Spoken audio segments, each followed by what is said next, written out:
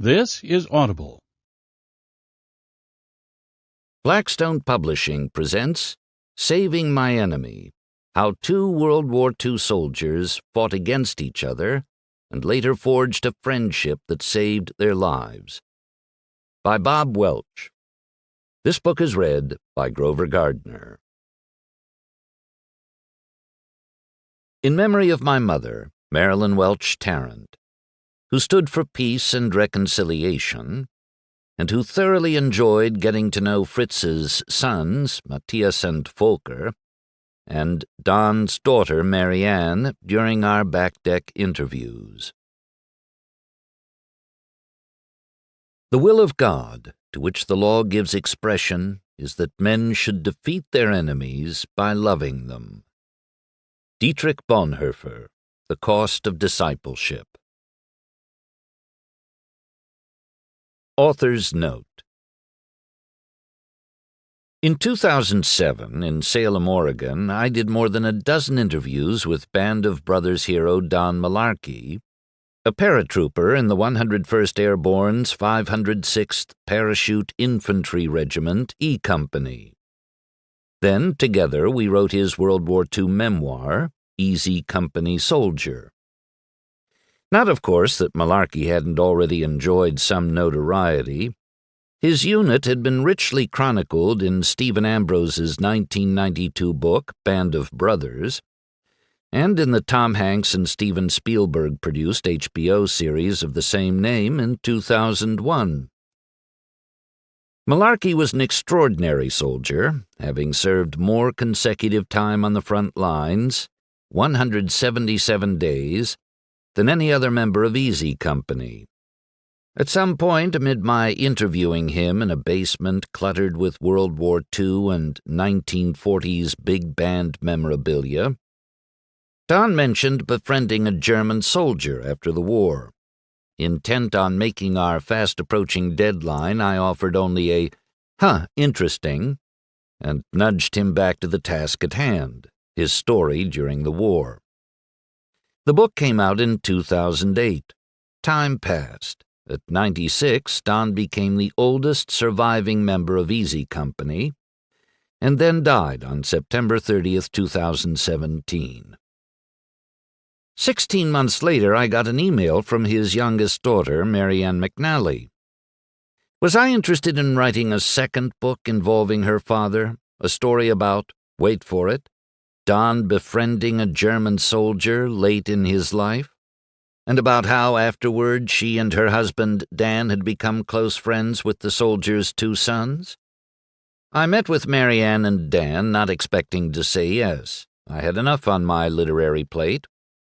And though the story was interesting, I wasn't convinced the subject could sustain an entire book. I was wrong, really wrong. The more I heard, the more I realized I should have listened to Don the first time around. As the author of a handful of books about men and women in war, I had never come across anything like this.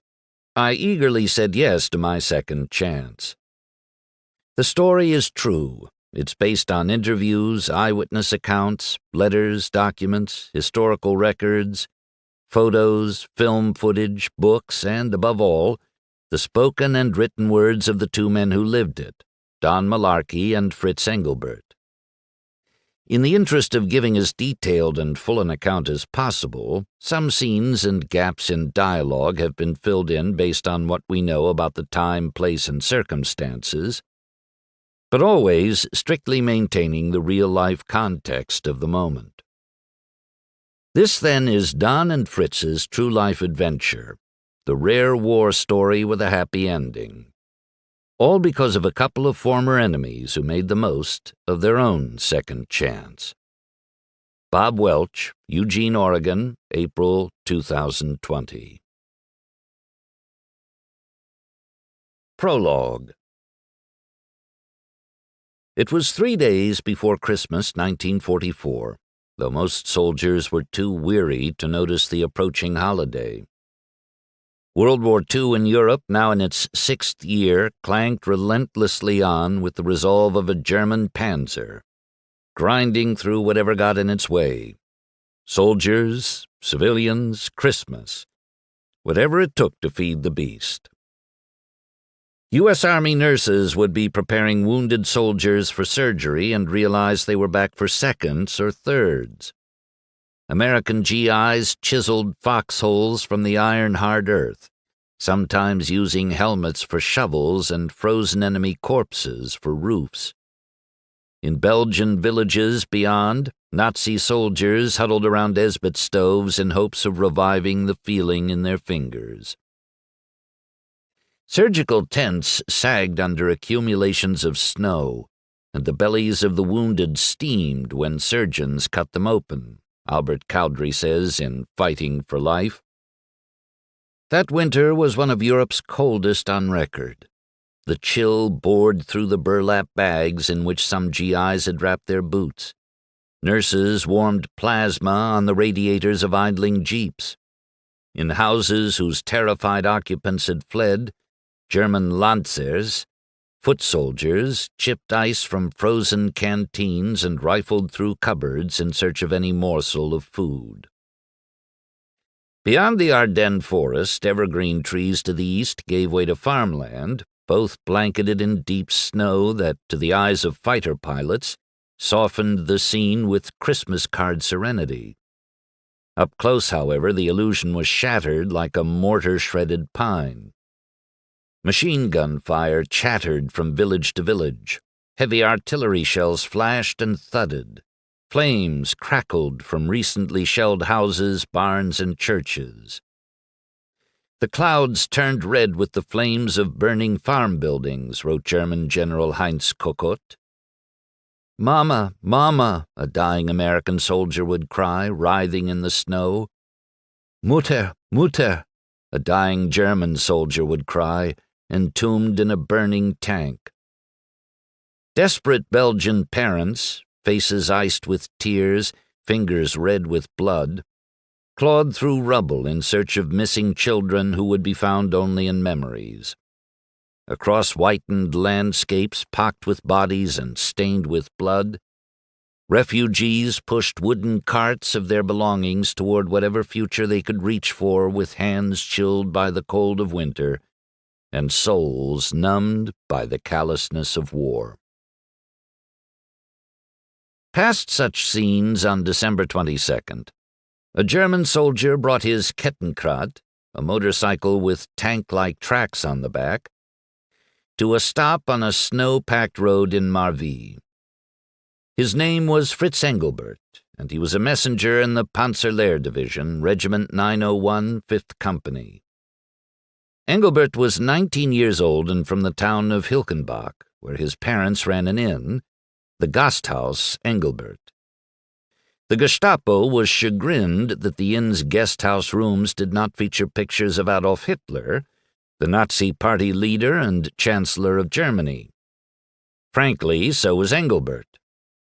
Nearly a decade in the Hitler Youth had fueled a hunger in him to become one of Hitler's elite Waffen-SS soldiers, but his father had refused to give his permission, so Fritz had had to settle for being part of the Wehrmacht, the regular army. In other words, he was an ordinary soldier, though an ordinary soldier who had just been invited into an extraordinary moment. Engelbert headed to a dilapidated command post carved out of an abandoned farmhouse on the eastern fringe of Marville, 2 miles southeast of Bastogne. As a Gefreiter, the lowest rank in the German army equal to a U.S. Army private, Engelbert would not normally be privy to high-level information about Germany's war tactics. But he knew something that many German soldiers, even a few German officers, did not: English, or at least some. He had learned it, along with Spanish, at Herr Handelsschule in Siegen, near his hometown. Engelbert greeted the battalion commander, a major, with his most fervent Heil Hitler. Beyond a makeshift desk, the Wehrmacht major squinted as if he was doubtful of Engelbert's capabilities, or wanted to remind the boy that he was a servant in the king's palace. "Stimmt es, dass Sie Englisch sprechen?" "Jawohl, Herr Major." The commander handed Engelbert what appeared to be a letter written in English. At the bottom it said, "The German Commander." No name, no signature. There was, the major told Fritz, disagreement about whether one particular line of the document was correct English. He pointed to a sentence midway through the short letter. "There is only one possibility to save the encircled USA troops from total annihilation. That is the honorable surrender of the encircled town." Bastogne, thought Engelbert.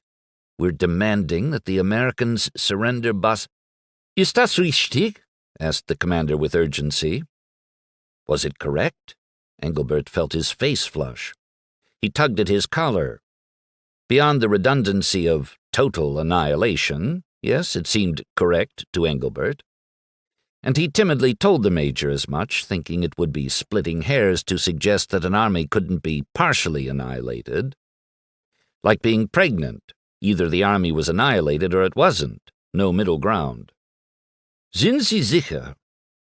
Yes, he was sure, Engelbert said, a bit flustered by the major's impatience. The major nodded. Fritz was dismissed.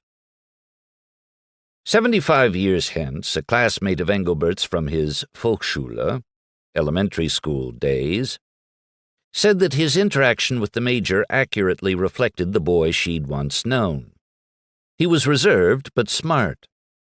Fritz never raised his hand to come forward during lessons, said Waltraud Min, who in 2020, at age 96, still lived down the street from Gasthaus Engelbert.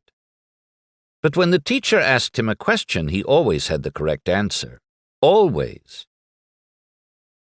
Now, as the December day deepened, Engelbert crunched his knee-high boots through the snow and felt the oddest temptation to smile, something that had never come easily to him. The Americans might surrender Bastogne? If so, could that lead to a German victory on the Western Front? He remained stone-faced. He was, after all, a soldier, even if, as the war dragged on, he had begun wondering why he'd been so eager to become one. Less than a mile away, the snow was still a deep crimson where his companion commander, Lieutenant Karl Neupert, had been killed the day before, his body shredded by shell splinters in an American mortar attack. Fritz's closest friend had died earlier in the month in France. Both men were right beside Fritz when they fell. But the message now arriving at the front from General Heinrich von Lüttwitz, the German commander, suggested that such defeats were small aberrations in what would soon be a big victory. In less than a week of fighting, the Germans' Ardennes counteroffensive, the general believed, was on the verge of bringing the Americans to their knees. The Vaterland would be saved, and Germany, after winning what historians would remember as the Battle of the Bulge, would continue its return to greatness. German troops had the Americans virtually surrounded at Bastogne, with the 101st Airborne Division the proverbial hole in the middle of the donut. In the 101st, an E Company of the 506th Parachute Infantry Regiment was one Staff Sergeant Don Malarkey. Aged 23, he was from Astoria, Oregon, where his father had run an insurance agency before going belly up, or in Don's eyes, before the man had given up. Malarkey was hunkered down in the snowy Bois Jacques, Jack's Woods, about 5 miles north of Fritz Engelbert's location in Marville, bracing for the inevitable battles to come. And meanwhile, shivering Don was quietly reciting the lines of his favorite poem, Invictus, by William Ernest Henley. It matters not how strait the gate, how charged with punishments the scroll, I am the master of my fate, I am the captain of my soul. In Marville, Fritz Engelbert watched as a group of 4 German soldiers climbed into a half-track, a hybrid vehicle that was part tank and part truck. The party consisted of 2 officers, a Major Wagner of the 47th Panzer Corps and Lieutenant Helmut Henke of the Panzerlehr Operations Section, and 2 enlisted men from the same 901st Panzer Grenadier Regiment of which Fritz was part, Henke carried a briefcase. Unlike the other Lancers who were watching, Engelbert knew the men's destination and their purpose. Geht jetzt nach Bastogne, ihre Kapitulation zu fordern, Engelbert whispered to a comrade.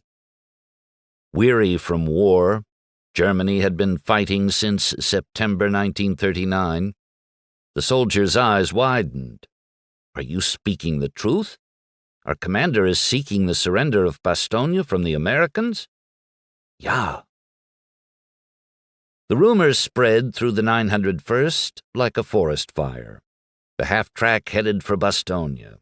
When the entourage returned later that day, however, Engelbert concluded from the dour looks on the men's faces that their mission had not been successful. And he was right. That evening, with a rare sliver of time on his hands, he wrote home to his folks, Fritz and Anna. Bastogne, he wrote, is encircled. Today our negotiators went over there. Surrender has been declined. Tonight Bastogne will be softened by heavy shelling. Tomorrow it will be taken. We are going through hard days and are sustaining many casualties. The day before yesterday our company was hit during an attack on our vehicles. This morning the rest of our company got into a mortar attack. Now there's just a handful of us left. Believe me, all these days I've been invoking God, asking for help many times. I'd like to come to an end now. I'm not in the mood for writing anymore. The situation here is too turbulent. On Christmas Eve, Fritz Engelbert and the rest of the men in Fifth Company passed around a few bottles of wine in the cellar of a 2-story stone house in Marville that had otherwise been decapitated by mortars. The Germans had won back part of the village, but for the second straight day the Americans had attacked with everything they had. For the second straight day the Germans had held them off, but the battle had taken its toll. Men were either dead, wounded, or completely exhausted. Engelbert sat on the floor, his back against a wall upon which a Belgian family's photo listed badly at an angle. The cellar smelled of wet concrete, damp wool, cigarette smoke, sweaty men, and the gaseous remains of their dinner-time pea soup, atop which fat had been swimming. "Engelbert?" The voice was that of his new commander, Lieutenant Johannes Jenningen, who had replaced the now-dead Neupert. "Bringen Sie diese Nachricht nach L'Outrebois." An urgent message needed to get to L'Outrebois, where another part of the 901st was hunkered down, about a mile to the south. Given the cellar's stench, Engelbert was more than happy to oblige. Any cold beat this. He took the dispatch case from the field officer, grabbed his rifle, a Karabiner 98 bolt-action, and walked outside.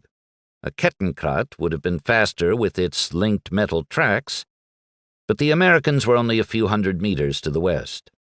Stay quiet, stay safe. Outside, the air was crisp, the temperature below 0 degrees Celsius, though feeling even colder to Engelbert because of a slight wind. He caught a whiff of dead bodies that were piling up, the frozen earth only grudgingly giving way to the unit's gravediggers. A half-moon peeked from behind scattered clouds, illuminating fields of white and the occasional burned-out hulk of an abandoned tank. The skies had finally cleared enough for the German Air Force, the Luftwaffe, to fly, and Engelbert could hear the buzz of planes and the occasional thud of bombs being dropped on Bastogne. Otherwise, all was quiet. He was enjoying the walk, enjoying the silence, enjoying the peace. Near L'Outrebois, in a grove of spruce trees cloaked in white, he crossed a small stone bridge, the water beneath it hardened like stone. That's when he saw it, the body. It was that of an American GI. It was glazed in ice and lying in the snow. A shiver shot down Engelbert's spine.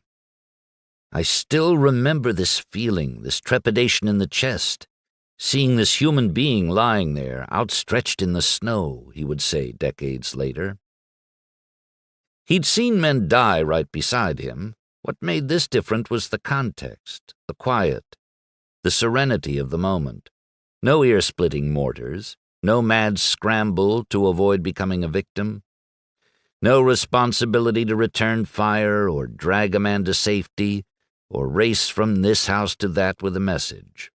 In battle, nobody had time to look at death, but now Engelbert had all the time in the world. It was just him and a dead American soldier. He knelt and looked at the soldier more closely in the moonlight. The dead GI looked almost like a mannequin, though he was twisted in the snow, eyes barely visible beneath eyelashes and eyebrows veiled in frost. The scene filled Fritz with Beklemmung, a tightness in the chest, a constriction in the heart. Later, Fritz would remember two distinct thoughts from the incident. First, that soldier could be me. It could be my parents who get the letter telling them that their son is dead. Would they miss me? Mother, yes. Father, perhaps, especially when he realized I wouldn't be taking over the inn so he could rest. And second, this soldier too had a family who will miss him no less than my family would miss me. The color of the uniform did not matter. Alas, he reminded himself, he mustn't grow soft and sentimental. Even amid the quiet of Christmas Eve, it was his job, in a sense his honor, to revel in the man's death. He was, after all, the enemy. On January 13th, 1945, Don Malarkey crouched behind an outbuilding on the edge of the village of Foix, about 5 miles north from where Engelbert had been walking on Christmas Eve. After weeks of waiting, the Americans were forcing the issue. They attacked. After crossing a snow-covered field, Easy Company took cover on the edge of a farm. Malarkey tucked behind an outbuilding. Chit-chit-chit-chit-chit-chit-chit-chit-chit-chit-chit. The German machine gunner fired at the structure as if reminding them that Malarkey and his E Company buddies had been spotted and soon would be dead. Single shots pinged here and there from a flanked position, apparently from a sniper in a barn. Exhausted, Malarkey breathed heavily, the air fogging with each exhale. He and the corporal next to him had seen a German soldier in a hayloft opening, a prime position from which to pluck advancing GIs. "He's mine," whispered Malarkey. "Sarge, you're in charge of this outfit," the corporal said. "I'll take the shot." Reluctantly, Malarkey nodded yes. It wasn't his preference, but, by the book, it was protocol. The corporal inched his head around the corner. Pfft! A bullet pierced the man's throat, a mist of blood turning to crimson crystals in the sub-zero air. The corporal crumpled to the snow, dead before he landed. Blood pooled in his mouth. Enough. Malarkey was at a breaking point, angry, cold, and tired. He'd been fighting for 8 months since parachuting into Normandy on D-Day. The blackberries on the Nehalem River back in Oregon were slipping further and further away into whatever memory of home he still had left. His weariness triggered a flash of nothing-to-lose bravado. He spun around the corner, spotted the German soldier partially shielded by the hayloft door, and opened fire with his Tommy gun. The sniper fell from his perch and splayed to the snow below. Malarkey moved forward, now shielded by the barn from other enemy fire. There at his feet lay the body of the German soldier who died from Malarkey's marksmanship, sprawled awkwardly, belly up, torso twisted so his face was half buried in the snow. Malarkey inched into the barn sideways. "Anybody else in here need killing?" he yelled. Except for the distant burst of machine gun fire and scattered solo shots, all was quiet.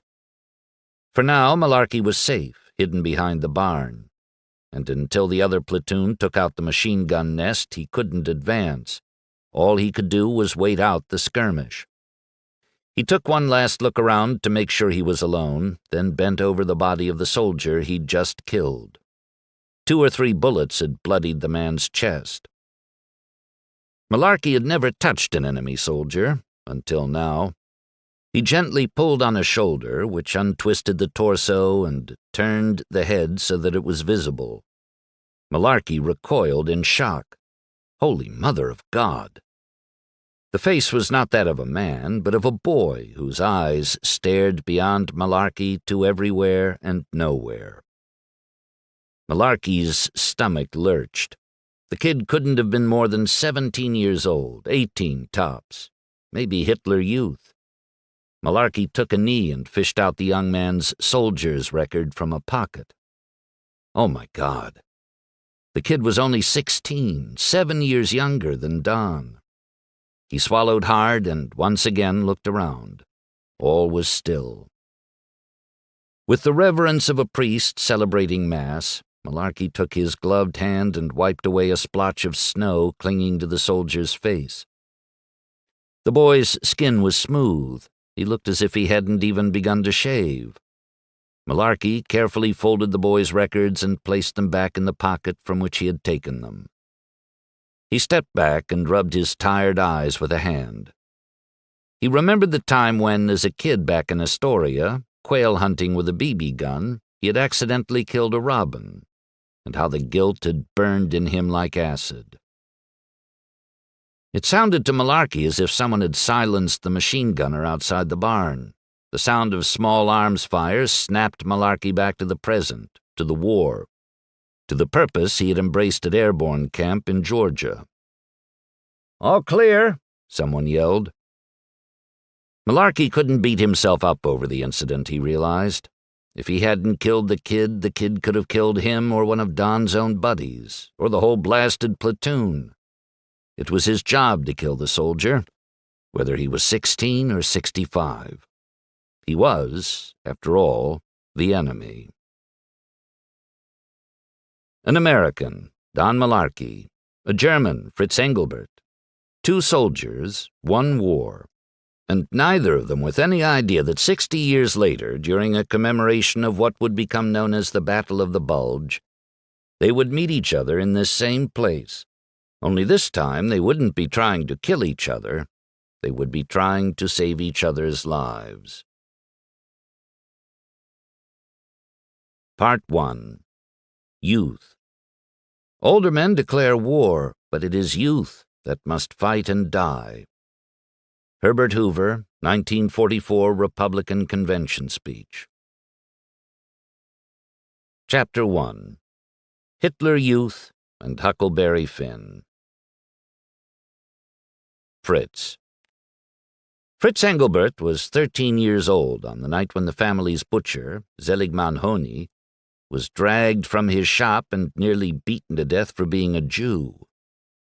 It was November 9th, 1938. The incident happened less than 200 yards from Gasthaus Engelbert, the inn that was frowned upon by Nazi party members because, among other things, its owner flew the old German flag, not the swastika, on national holidays. At the sound of breaking glass, Fritz awakened in his bed, above which hung a poster of a blond-haired boy superimposed over a headshot of Adolf Hitler. The placard punctuated with large, bold words. Jugend dient dem Führer. Youth serves the Führer. He rushed to the window. Though at 65 he was growing hard of hearing, Seligman too was awakened by the sound, which came from his shop directly below the apartment in which he lived alone, his wife having died 4 years before. He cautiously crept downstairs to investigate. What he saw sent shards of fear through him. 3 Nazi stormtroopers, guns drawn, eyed him like rabid dogs, having stepped into his shop from the window they had obviously just shattered. The trio stood in jackboots, brown shirts, and peaked caps, stitched with an eagle above a skull, their left biceps wrapped in swastika armbands. Seligman knew who they were. Members of Hitler's paramilitary wing, the Sturmabteilung, men whose job was to suppress and terrorize Nazi opposition, and a major reason why his son, Kurt, his son's wife, Hilda, and the couple's 4-year-old daughter, Alice, had already fled to America. The brown shirts smelled of liquor and looked pleased. The power and age imbalance were to their liking. "Wir haben gehört, dass es viele im Sonderangebot gab," said the leader, while the other two muffled laughter. "No," Seligmann told them. "There was no special tonight on tenderloin." Apparently they didn't appreciate his earnestness. "Dann kommst du vielleicht besser mit uns," the leader shouted. What was going on here? Why must he go with them? What had he done wrong? "Du wurdest als Jude geboren," the leader said. It was as simple as that, because he had been born a Jew. The other two grabbed Seligmann's arms and flung him forward through a jagged fin of glass that had survived the window's breaking. He stumbled onto the sidewalk and fell, his head bloodied by glass and cobblestones. The three spit on him, cursed, and kicked him. "Stinkender Jude!" The lead stormtrooper put the barrel of his rifle to Seligmann's head to frighten him and remind him who was in charge. Then he twirled the rifle and rammed the butt plate into the man's nose for emphasis. Blood gushed. At the sound of Seligmann's screams, Fritz opened his bedroom window. He could hear more than he could see. The laughter of soldiers, the man's groans, more glass breaking. Beyond Seligmann's place he saw flames, smelled smoke, heard screams. It was happening. It was actually happening. He had heard the rumors a few days ago at his home meeting, but now it was obviously taking place. Fritz Engelbert smiled ever so slightly. Hilkenbach was home to only 4 other Jewish families at the time, the Honeys, Sterns, Schaefers, and Hollanders. All were paid similar visits during the pogrom that would become known as Kristallnacht, Night of Broken Glass. Seligmann would be one of thousands of Jews whose blood would be spilled in the streets that night. Soldiers shouted, civilians screamed. Windows shattered, dogs barked. The bedlam seemed only to embolden the soldiers, fueled by hate, alcohol, and a license to destroy whomever or whatever got in their way. Blam! A dog barked no more. Jewish men were crammed into the backs of trucks and taken to concentration camps. Synagogues were burned, homes vandalized, shops looted, schools ransacked, family fortunes stolen, women raped, and children traumatized. Compared to some others, Seligmann was fortunate. He was being led to the back of a truck when Constable Schramm, not a Nazi, intervened. "As Hilkenbach's constable, I am well aware of this man's misdeeds," he said, shooting Seligmann a knowing glance. "I will arrest him and see to it that this menace finds a home elsewhere." The 3 Nazis looked at Schramm, then at each other. "Good riddance," the leader said. "For us, one less rat to dispose of." Soon after the Nazis left, the constable let Seligmann free. He knew and respected the butcher as a reputable part of the community. Across Germany, in 2 days of rioting, more than 30,000 Jews were arrested and 236 killed, shot, beaten, or burned to death by brown shirts carrying rocks, rifles, and grudges. Killed for the same reason the stormtroopers had given Seligmann: because you were born a Jew. The New York Times later editorialized that the nationwide riot had produced scenes which no man can look upon without shame for the degradation of his species. Fritz's reaction was different. When he was younger, Mr. Honey would often wink at him and slip him bite-sized pieces of sausage. He had liked the man, but he was a child no more. He was now in his 4th year of Hitler Youth. Why would the brown shirts, the very men whom Fritz had been taught to honor, to emulate, to aspire to be, attack without justification? In the last few years, as Fritz replaced his childish thinking with a growing understanding of the new Germany, He had become a tad suspicious of the butcher and those like him. He had begun wondering if Seligmann was more foe than friend. Perhaps the scales in the meat shop had been rigged to Seligmann's advantage. Perhaps he was overcharging his customers. If Fritz's Hitler youth leaders had said it once, they had said it 1,000,000 times. Die Juden sind unser Unglück. And the teenaged Fritz Engelbert had begun to believe it. The Jews were our misfortune. He had not always been so suspicious of others, but he had been born into a world, a place, a movement, a fear, that fed on suspicion. Just as a raging river sweeps away anything along its banks, so did this movement take the innocent and unsuspecting. As a little boy, Fritz Engelbert, like millions of others, was among those swept away by the Third Reich. He had been born in Hilkenbach, a village of about 6,000 people, 70 miles north of Frankfurt in central Germany. It sat on high-rolling plains in the most heavily forested county in Germany. The town's roots dated to 1292. A 13th-century stone castle's keep, a refuge of last resort should the rest of the castle fall to an enemy, was still standing on the town's fringe. Over the centuries, Hilkenbach had survived numerous wars, 2 major fires, and economic collapses, the latest a fallout from World War I. The biggest employer in town was the Lederwerke, which turned hides of cows and other animals into leather goods. Through a child's eyes, the world in Hilkenbach was not so dark. Fritz kicked soccer balls, cross-country skied, and ate ice cream. But the culture of his home was stained by the past, which portended a storm for the future. World War I had ended only 7 years before Fritz was born on May 10, 1925. Disabled veterans still wandered the streets regularly seeking handouts from Gasthaus Engelbert. More than 1 million orphans cried for dead or missing mothers and fathers. 500,000 women had become widows. Such pain was twisted in a twine of shame. The world blamed Germany for starting World War I, and the Treaty of Versailles was making the country pay for its aggression. Amid such darkness, people clung desperately to any sliver of hope, and many began finding it in an upstart Austrian-born leader named Adolf Hitler. When Anna Engelbert went into labor in May 1925, editors at the Franz Eyre Nachfolger Publishing Company in Munich were preparing the final galleys for a book the house would release in 2 months.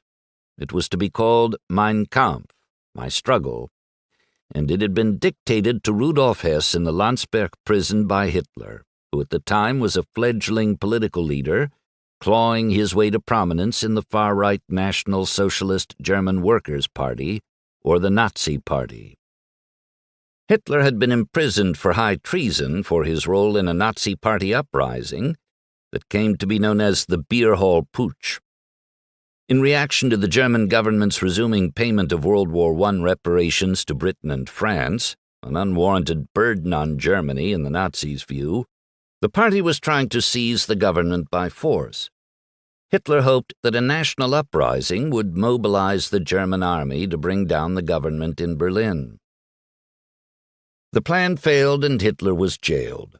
When he was released 264 days later, the New York Times predicted that he would return to Austria and retreat into private life. History remembers otherwise.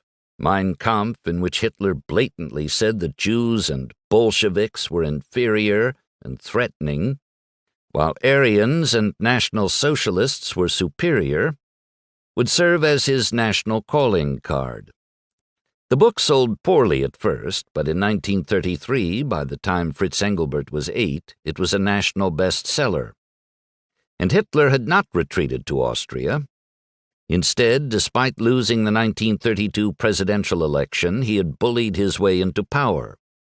President Paul von Hindenburg was so burdened by political pressure that, in January 1933, he had little choice but to appoint Hitler as Chancellor of Germany. Even before his rise to the top, he had launched Hitler Youth, Hitlerjugend, or HJ, in 1926, a year after Fritz had been born.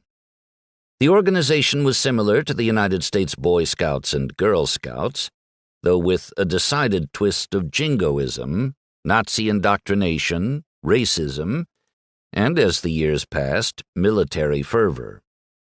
Not, of course, that it was sold to children as such. It was promoted as an invitation to excitement, adventure, and personal and collective power. It gave youth hope, power, and the chance to make their voices heard, wrote Susan Campbell Bartoletti in her book, Hitler Youth.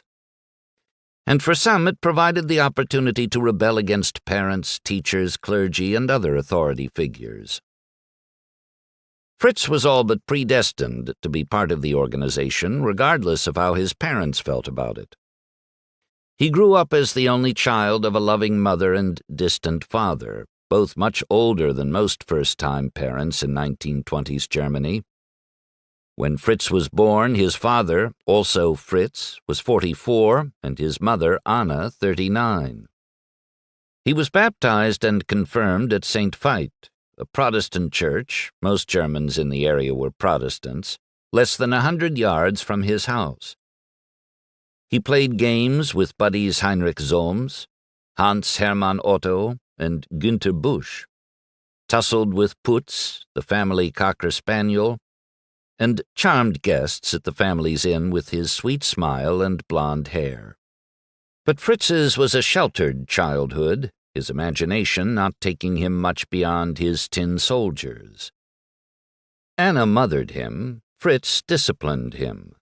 The man, though not abusive, was strict, serious, and among the few wary of Hitler. His parents' expectations were high. Among those expectations, Fritz was to be seen and not heard. And he was to think for himself, an honorable notion at the time, but when the Nazis took power, one with a dark side his father had not anticipated. From dawn to dusk, Gasthaus Engelbert pulled Fritz and Anna numerous ways. Beyond guest rooms, their business included a restaurant, a grocery store, a petrol station, a scale for weighing trucks, and even supplies for farmers. As his parents served customers this way and that, Fritz essentially raised himself. In the 1930s, most Hilkenbach residents were poor. World War I had splintered Germany's economy. Only a steady flow of American dollars was keeping the country afloat. But when the U.S. stock market crashed on October 29, 1929, a wave of devastation swept across Germany like an aftershock. In 1933, poverty and unemployment in Germany reached all-time highs. The Engelberts fared better than most. Fritz Engelbert Sr.'s decision to offer an array of services and products meant that despite small profits on each, the end-of-the-day receipts were substantial. The three-story Tudor Inn had been built in 1689 and purchased by Fritz's father around 1880. Fritz Sr. had been born there, and so had his son. Like virtually all of the structures in Hilkenbach, it featured steep roofs to more easily shed snow. Its white base was accented with brown decorative half-timbering, giving it a Bavarian look. The ground floor was the lobby, restaurant, and kitchen. The second floor, called the first floor in Europe, was where the guests stayed, and the third floor where the Engelberts lived. The inn was located in the center of the village, its front door opening to a cobbled commons that was popular for makeshift markets and fairs. In spring and fall, oak, beech, and birch trees added inviting dashes of color to the town. In the spring, snowmelt raised the level of Ferndorf Creek, a tributary to the river Sieg that ran through the town of Siegen and into the Rhine. Fritz took his studies seriously, did well in school, and tried, with limited success, to learn the violin. He was quiet, well-behaved, organized, easygoing, lovable. In a forest of animals, a relative once said, he'd be the koala bear. Not particularly threatening. And yet as he grew, the Hitler Youth toughened his soft nature, twisting his more innocent bent. Some saw Fritz as one of those children who was just born old. Not that he didn't embrace the innocence of youth when the opportunity arose. In particular, he loved to run, loved what was known then as athletics. When Fritz was 7, Germany beat only one of 10 nations competing in the 1932 Olympics in Los Angeles, winning 3 gold medals to the United States' 41. Hitler seethed. Still smarting from the defeat of World War I and from what the Nazis saw as unnecessarily harsh reparations demanded of the country after the war, many Germans had grown bitter about the country's falling from a world power to a world laughingstock. Hitler saw that as an opportunity. He plotted how he could gain power, how the Nazis could gain power, and how together they could Deutschland wieder großartig machen, make Germany great again. He reached out to a Germany battered first by war and then by the Great Depression, a Germany only too eager to follow someone somewhere for some elusive gain. He promised turnaround and triumph. He connived and lied. He blackmailed men who were above him and who obstructed his rise to the top. At times he even killed, or at least had his henchmen kill for him. And within a decade of being released from prison, in 1933 Adolf Hitler became Germany's new chancellor. The Third Reich had arrived, its new beginning soon announced by the sound of soldiers' hobnailed boots, as they goose-stepped, click, click, click, in vast courtyards for newsreels to be seen around the world. To further his cause, the new German leader turned to unlikely allies, millions of young people. "I am beginning with the young," Hitler said in 1933. "We older ones are used up. We are rotten to the marrow. We have no unrestrained instincts left. We are cowardly and sentimental. We are bearing the burden of a humiliating past and have in our blood the dull recollection of serfdom and servility. But, my magnificent youngsters, are there finer ones anywhere in the world? Look at these young men and boys. What material! With them, I can make a new world." Fritz Engelbert Jr. was among those magnificent youngsters. Initiation ceremonies for Hitler Youth were always held on the Führer's birthday. On April 20th, 1935, Fritz was sworn into the Jungvolk, Junior Hitler Youth. "In the presence of this blood banner which represents our Führer, I swear to devote all my energies and my strength to the savior of our country, Adolf Hitler," he pledged. "I am willing and ready to give up my life for him, so help me God." Before the weekly meetings, Fritz would stand proudly in front of the mirror, making sure he looked sharp. Brown shirt, dark shorts, black swastika armband. He took his involvement seriously. From day one, he had been told that he could help Germany rise from the ashes. As kids, we were raised to believe that since the end of World War I in 1918, Germany was surrounded by enemies, all of which were more powerful than us, said Fritz, looking back on his childhood. Under this impression, the rearmament after 1933 was not only accepted, but also welcomed throughout the country. Hitler Youth joined SA stormtroopers in a night of book burning, a warning to the population that a new world order was in place.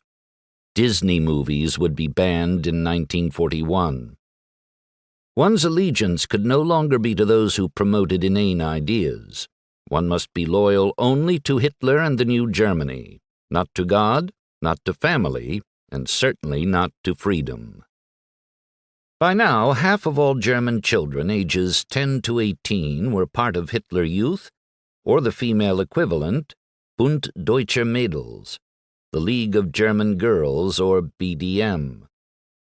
In July 1935, Time magazine reported that 9 million apple-cheeked wondering children had participated in summer solstice festivals through Hitler Youth, at which they were told by Hermann Göring that Adolf Hitler was performing God's miracles.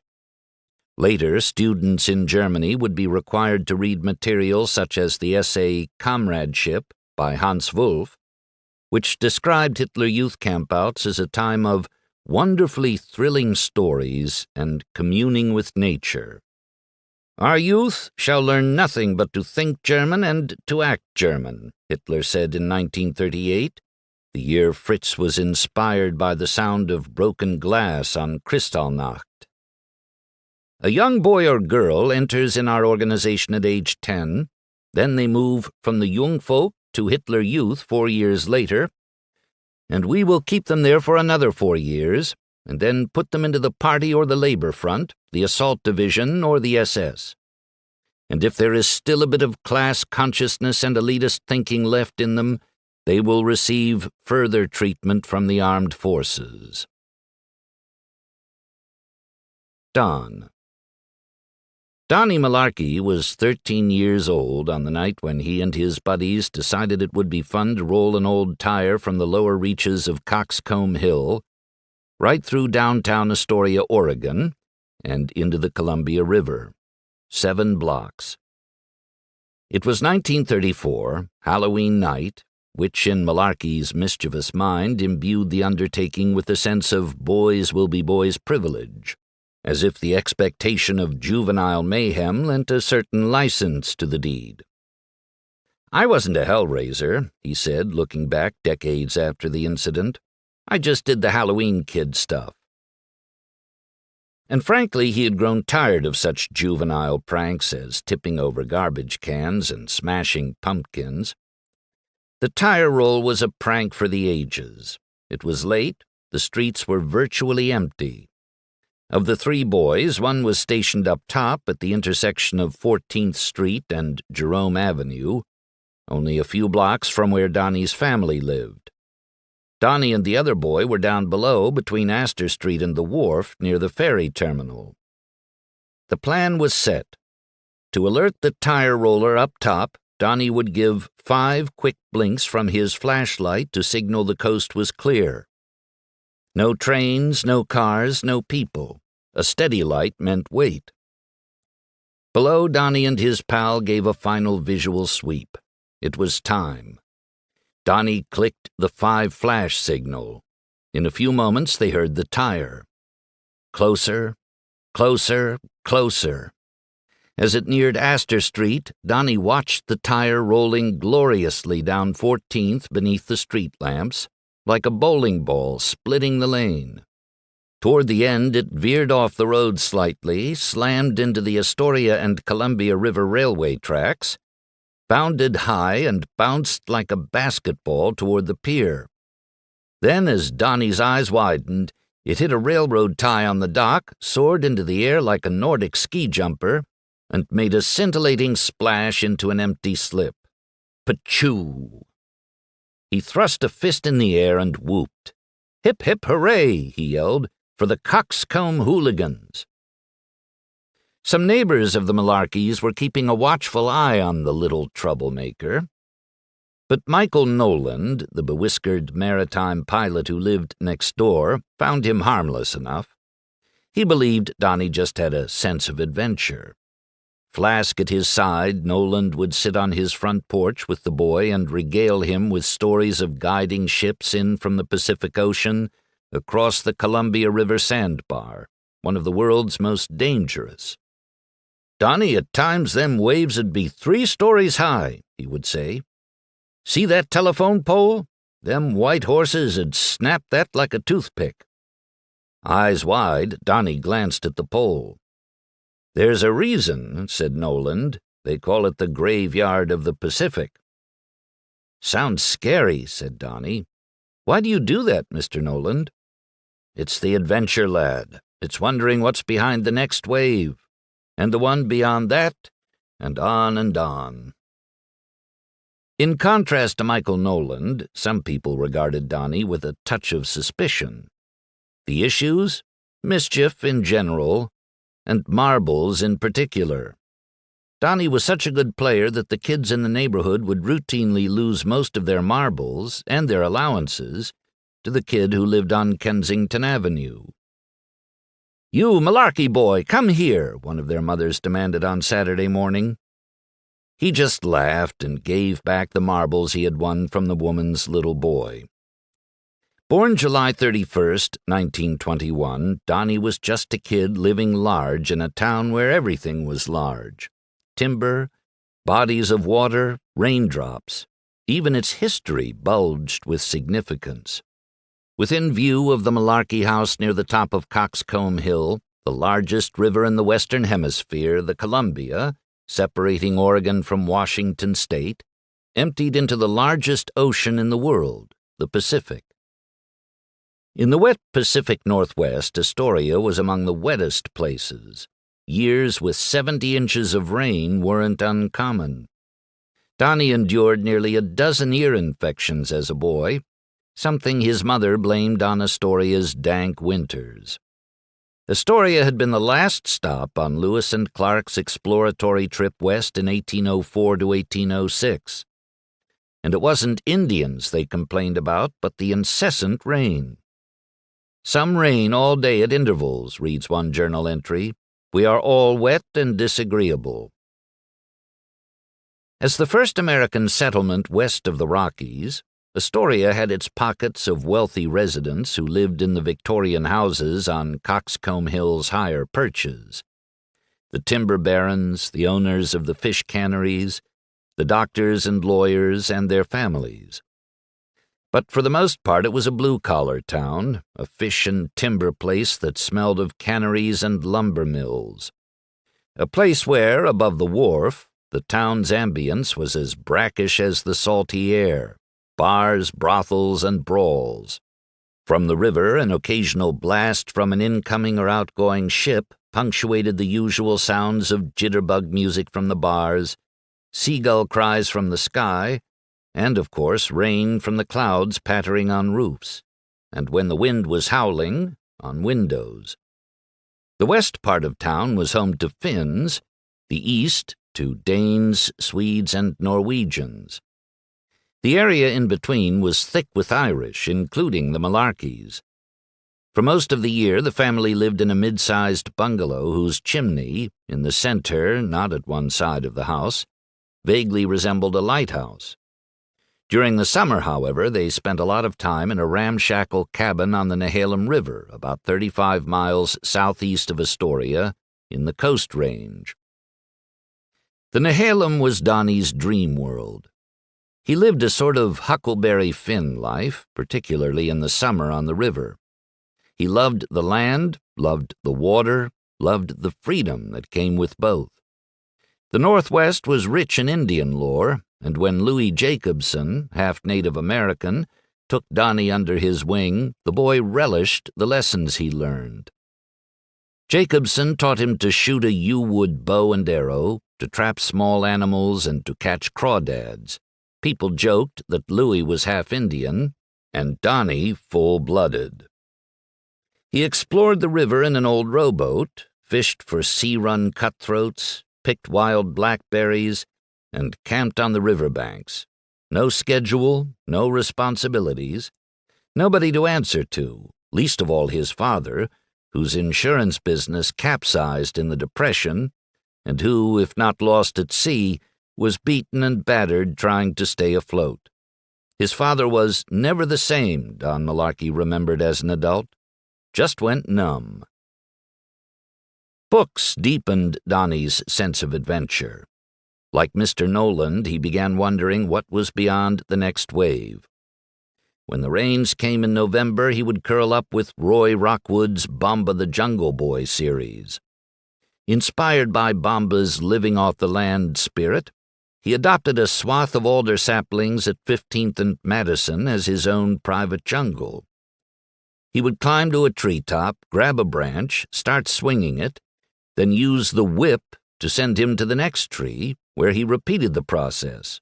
He could go an entire block without touching the ground.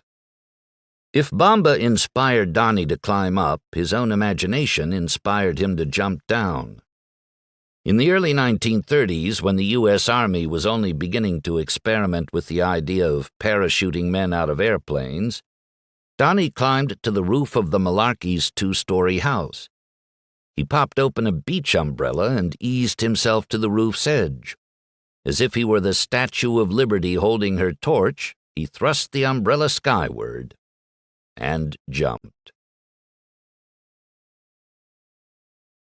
Chapter 2. Dueling Loyalties. Fritz. As Fritz Engelbert segued from boy to man, he imagined himself as an attorney. Fritz idolized his Uncle Fritz Pinkernile, who was a lawyer, and he deemed the legal profession, or any other profession, preferable to taking over the family inn. Alas, there was little encouragement for such a dream in 1930s Germany. His father made it known that his son was to grow up and run the family business.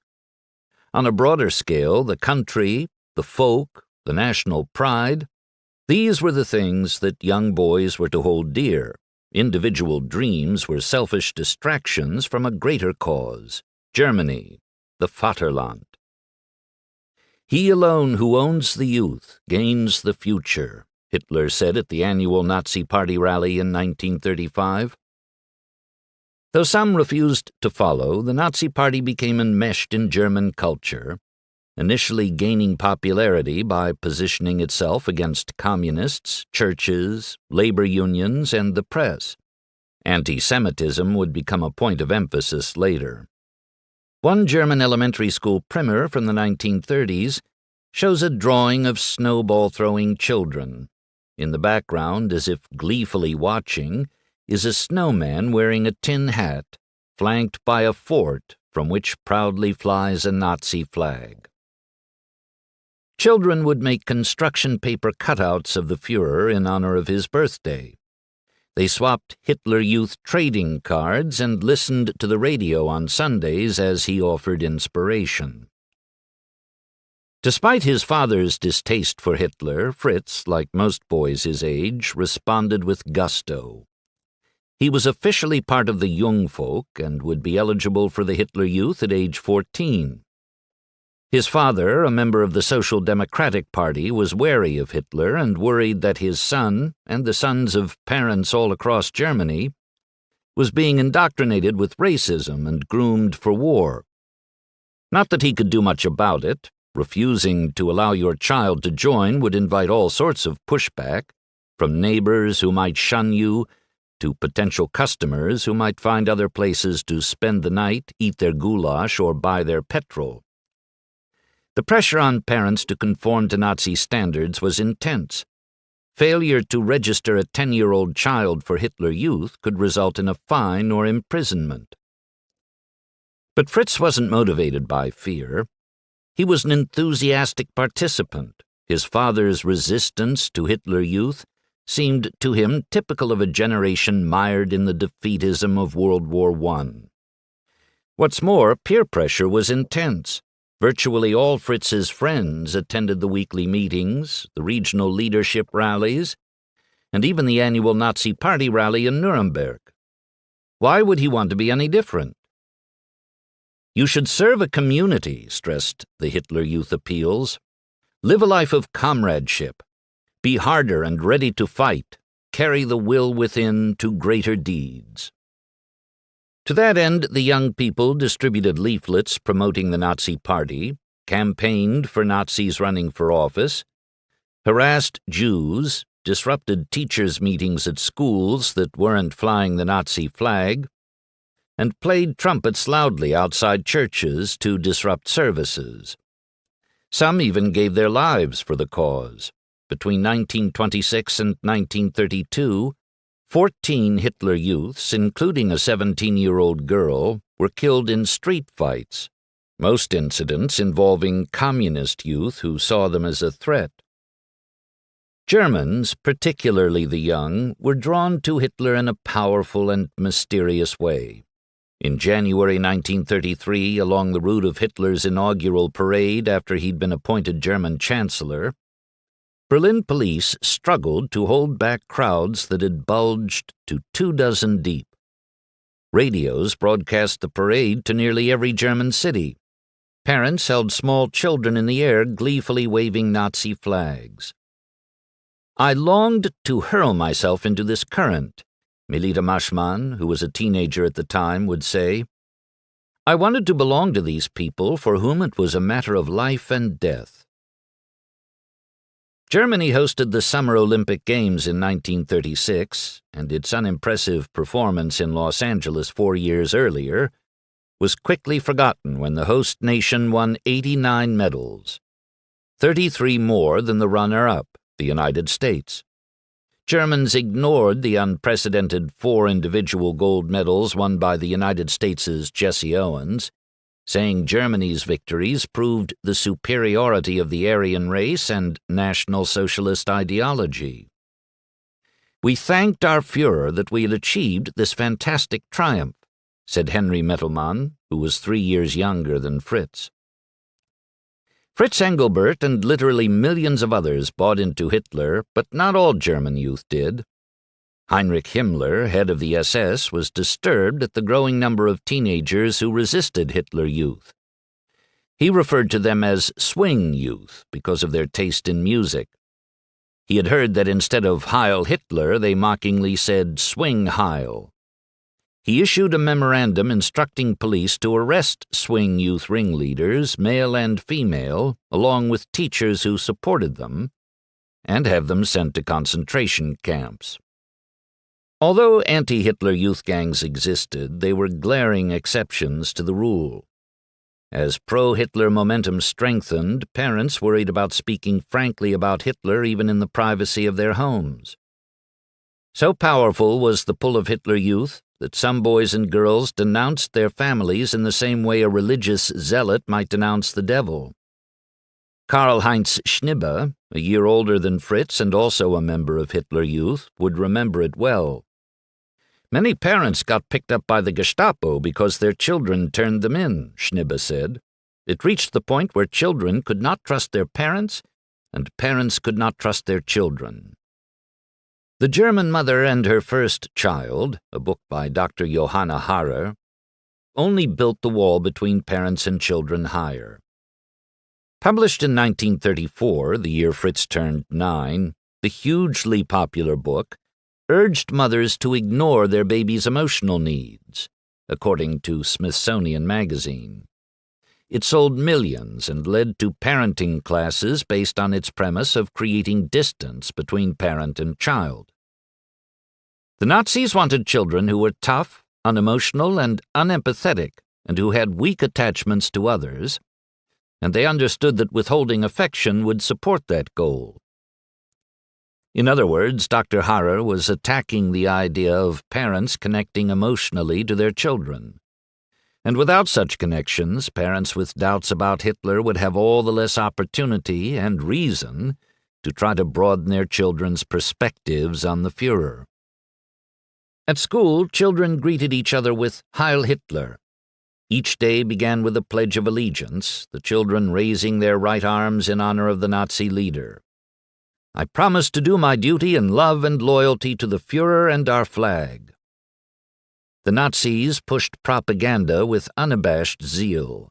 The back of Fritz's Spanish books listed red-letter dates for the Nazi Party, including Hitler's birthday, April 20th.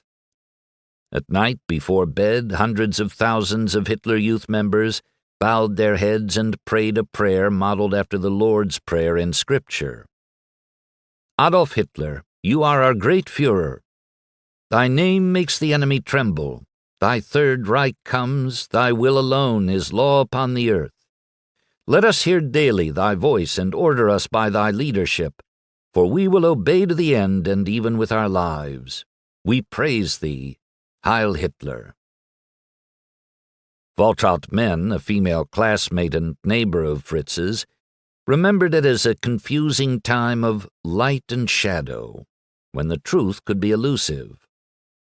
Her father was a member of the Nazi Party and, not incidentally, Fritz's teacher. He showed up for class each day in his full Nazi uniform. She asked her father about Arthur Hollander, a Jewish boy in her and Fritz's class who had disappeared. She has never forgotten his response.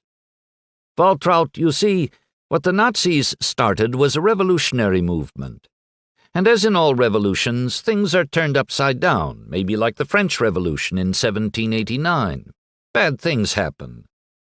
So with all the light shed by the Nazi movement, you will also find dark spots where things go wrong." All 7 members of the Hollander family would die in concentration camps, Arthur and his parents among others with Hilkenbach connections. Teachers not willing to go along with the Nazis had a hard time of it. Fritz's uncle Hermann was a teacher and wrote something in the school newspaper that the Nazis did not like. Brown shirts burst through the door of his classroom and beat and arrested him, right in front of his students.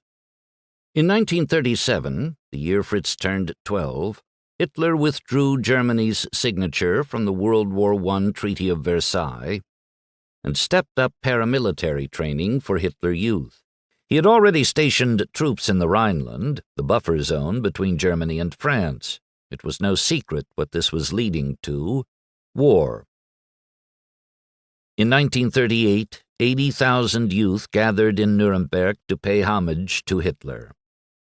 They marched in streets draped with swastikas, felt the pride when, unable to restrain their emotions, girls from the crowd would scurry out to plant kisses on their faces, and played war games. At week's end, for their grand finale, they marched in formation to spell out ADOLF-HITLER. Hitler came to the microphone. "You, my youth, never forget that one day you will rule the world." Alfons Heck, 3 years younger than Fritz, would never forget it. "From that moment on," he said, "I belonged to Adolf Hitler, body and soul." Members of the Hitler Youth learned how to shoot weapons, throw hand grenades, and physically attack an enemy soldier. Boys were expected to build their military skills in the organization, serve in compulsory labor service, and then join the Wehrmacht, Germany's armed forces. "Germany must live" was one motto hammered into the youths, "even if you must die." The political indoctrination was pronounced, and the anti-Semitism became ever more intense. "These people," the boys were repeatedly told, "are filthy swine." After Kristallnacht, Hitler Youth went double time on its message to boycott businesses run by Jews. Why would Germans want to help the very people who were hurting the German cause? It was the Jews, Fritz had come to believe, who had caused Germany to lose World War I and who had undermined the entire world by forcing the stock market crash of 1929. Though Jews comprised less than 1% of Germany's population, just over 500,000 people, they were somehow keeping Germany from being great again, or so said the Nazi party line. "You cannot with the same hand offer Heil Hitler to the Führer and reach out to the Jews," the young people were told. "And if you know people who are reaching out to the Jews, it is your patriotic duty to report them to the authorities, immediately." By connecting with boys at camps, rallies, and meetings, places where parents weren't allowed, Nazi organizers could more easily push their agenda on the youth. Hitler Youth meetings were called home meetings, but they were held anywhere but in homes, barns, empty buildings, cellars, always led by youth and away from adults. Young people who refused to join the organization were shamed at school by their fellow students and by teachers who might assign them to explain why I'm not in the Hitler Youth. Employers wouldn't offer apprenticeships to young men and women who hadn't been part of the organization. Hitler Youth had a monopoly on all youth athletic facilities and organizations. Its members were commanded to undermine churches in general and break up church youth groups in particular. For German boys who had known nothing else and who had little perspective on political or social issues, the organization was the normal routine of life, spiced with adventure. The younger boys were particularly smitten with the knives members were given, the older boys with their leaders' encouragement to engage in premarital sex. After all, it was an all-Aryan organization, a self-selected precursor to what leaders hoped would become the new purified Germany. The more the merrier, provided that the more came with the proper bloodlines. As 1939 dawned, Fritz Engelbert, now 14, was on the cusp of transitioning from knives to girls. For 3 years he had been part of German youngsters in the Hitler Youth, and in 6 months he would step up to Hitler Youth proper, a virtual minor league system for the German army. He was becoming more assertive with his parents, his father in particular, and more impatient with the Jews his Hitler Youth leaders incessantly painted in dark shades of distrust. If his parents lamented that their friend Seligmann was struggling to stay afloat amid the post-Kristallnacht boycott against Jewish businesses, Fritz did not. He looked at the world with a more jaundiced eye, believing that his parents' friendship with their neighbor blinded them to the insidious threat Seligmann posed as a Jew. When Fritz discovered an offense going on right beneath his eyes, his very own mother and father were sneaking cigarettes and food to Seligmann, he was stunned by their naivete. The Jew would even occasionally show up at the Engelberts' inn, something that sent Fritz's head swiveling in search of the Gestapo. If the transgression were found out, Fritz could be demoted in Hitler Youth, perhaps punished. How could his parents be working against the country they purported to love, the country that was preparing for a chance to regain its position of prominence in the world? His parents' betrayal was the very thing his leaders had warned him and the other boys about. His father thought Fritz dreamed too small. The man would prattle on about how proud he would be to have his only child take over the family inn, shop, and petrol station. That wasn't Fritz's dream. His dream was big and bold, to be an elite soldier and fight for his Vaterland, then settle down and become an attorney. Over the past 4 years, Fritz had been taught to love his country, and when you love your country, you need to stand up and defend that country, even if it meant reporting your parents to the authorities for helping the Jews. Don. As Don Malarkey segued from boy to man, he had survived that plunge from the roof with only a sprained ankle and a scolding from his mother. He too imagined himself as an attorney someday. But as the 1930s passed, it became clear that that dream was neither a soul-born passion nor a particularly practical hope. The Malarkey family, which had once been financially comfortable, was now struggling. Law school was virtually impossible. Don's father, Leo, was now disappearing for weeks on end, forcing Don to go to work to support the family. The depression lingered, clouding his future all the more. The Great Depression hadn't hit Oregon as hard as it had a lot of other states.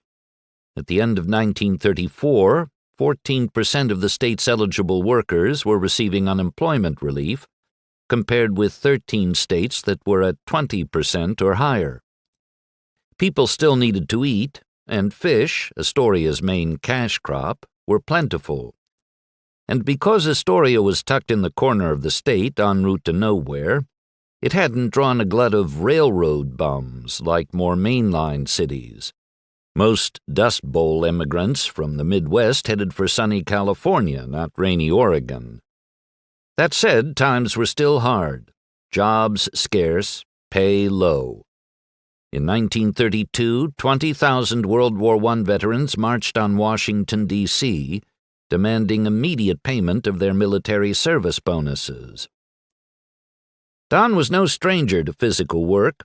At 12, he had joined a bucket brigade to save Ben Grinnell's farm from the largest forest fire in Oregon history, the Tillamook Burn. Later that night, the fire swallowed the Malarkeys' cabin on the Nehalem River. In some ways, the incident was his coming-of-age moment. He had arrived at the farm as a boy, but rolled into a sleeping bag that night as a man, hands bloodied, clothes wet, body whipped to a weariness he had never felt. At the same time, with the cabin gone, Don had lost his link to the river. His Huck Finn days were over. Another thing that marked the young man's shift from Halloween pranks to adult responsibility was going to work as a seiner on the Columbia River at the age of 16. People joked at the time that salmon in the Columbia were so thick you could walk from Oregon to Washington on their backs. A seiner's job was to help corral the fish, some the length of a man, in nets stretched out by a couple of tugboats.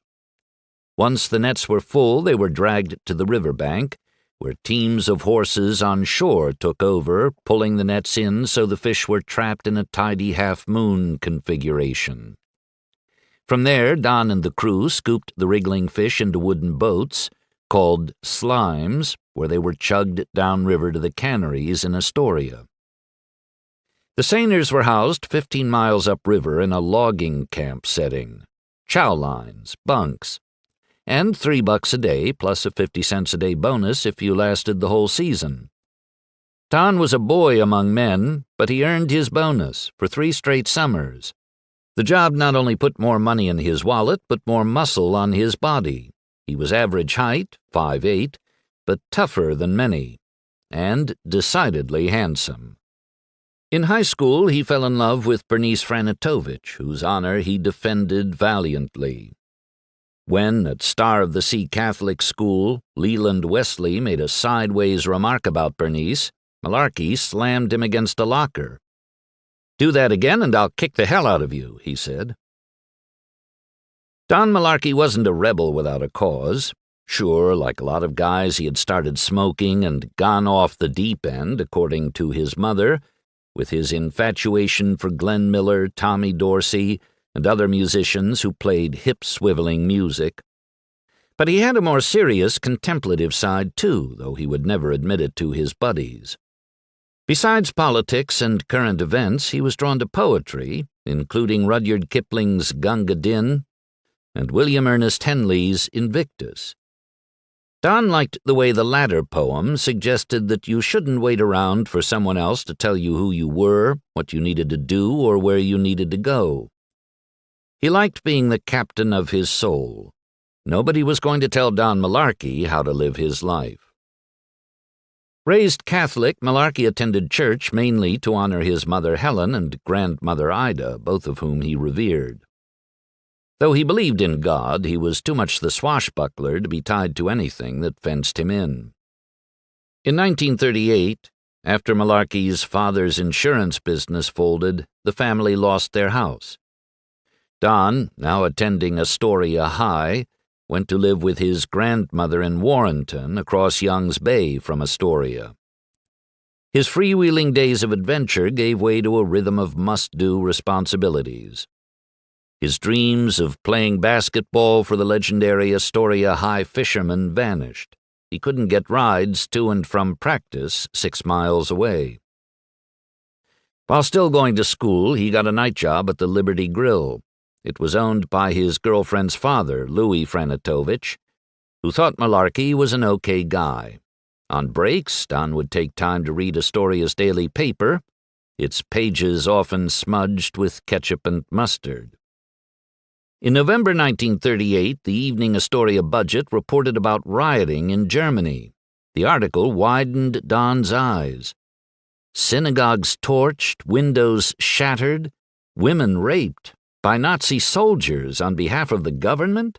What the hell was going on in the world? The news of Kristallnacht chilled many Americans. This was the German government attacking a segment of its very own people. "Mobs wrecked Jewish stores in Berlin," read a headline in the Chicago Daily Tribune. "Nazi mobs riot in wild orgy," reported the Los Angeles Times. President Roosevelt, who initially shrugged off the event as a State Department matter, ultimately condemned the act, saying he could scarcely believe that such things could occur in a 20th century civilization. But not everybody empathized with the Jews. Father Charles Coughlin, a Catholic priest in Boston whose anti-Semitic tirades could be heard on his popular radio show, took a "they had it coming to them" attitude. He wasn't alone, and even if a broader swath of Americans condemned the attacks on Jews, few took action. By now the Depression was all but over, and Americans were ready to feel good again. So were Germans. 2 months before Kristallnacht, German leaders had bullied their way to annexing German-populated borderlands from Czechoslovakia with the Munich Agreement. The next month, the German army occupied what they called Sudetenland. Hitler's ambitions to exact revenge for the humiliation of World War I weren't exactly hidden. As Don's teachers discussed rising concerns about Germany, he started to see where the situation was headed. The Third Reich, he realized, was a sleeping giant, and in the 1930s few Americans were eager to confront it. Even as the dark clouds of fascism roiled on the horizon, Americans were not eager for another war. The men who had survived World War I were now turning 40.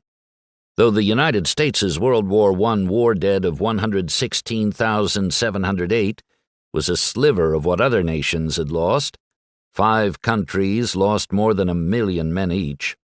The memory was still fresh, and it was their sons who would fight a second world war. Americans were ingrained with a deep sense of individualism.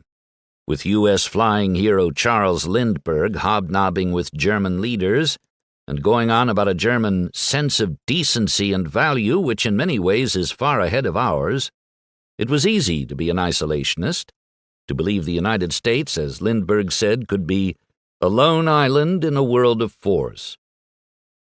Unlike European countries near Germany, America had 2 huge allies to protect it from enemy attacks, the Atlantic and the Pacific Oceans.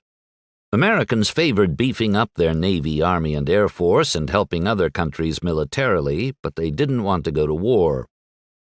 A 1938 Gallup poll showed 69% of Americans supported the statement that the United States should do everything possible to help England and France win, except go to war ourselves. Don was only 17 years old, but just as he'd assimilated into an adult work world, so had he matured in political thought. As he read more about Hitler's saber-rattling, his interest deepened. When Don was a senior at Astoria High, the teacher finished writing on the chalkboard and turned to the class. "Did any of you see the editorial in last night's paper?" Only one hand went up, Don's. "Good for you, Mr. Malarkey. And what was it about?" "The chances of Germany invading the Low Countries." "And what countries are those?" "Belgium, Luxembourg, and, the Netherlands." "Right.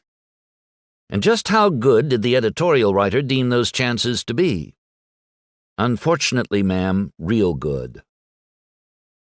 This was not the kind of conversation Don had at home with his grandmother, whose relationship with her grandson leaned more to the day-to-day logistics of getting him to and from school.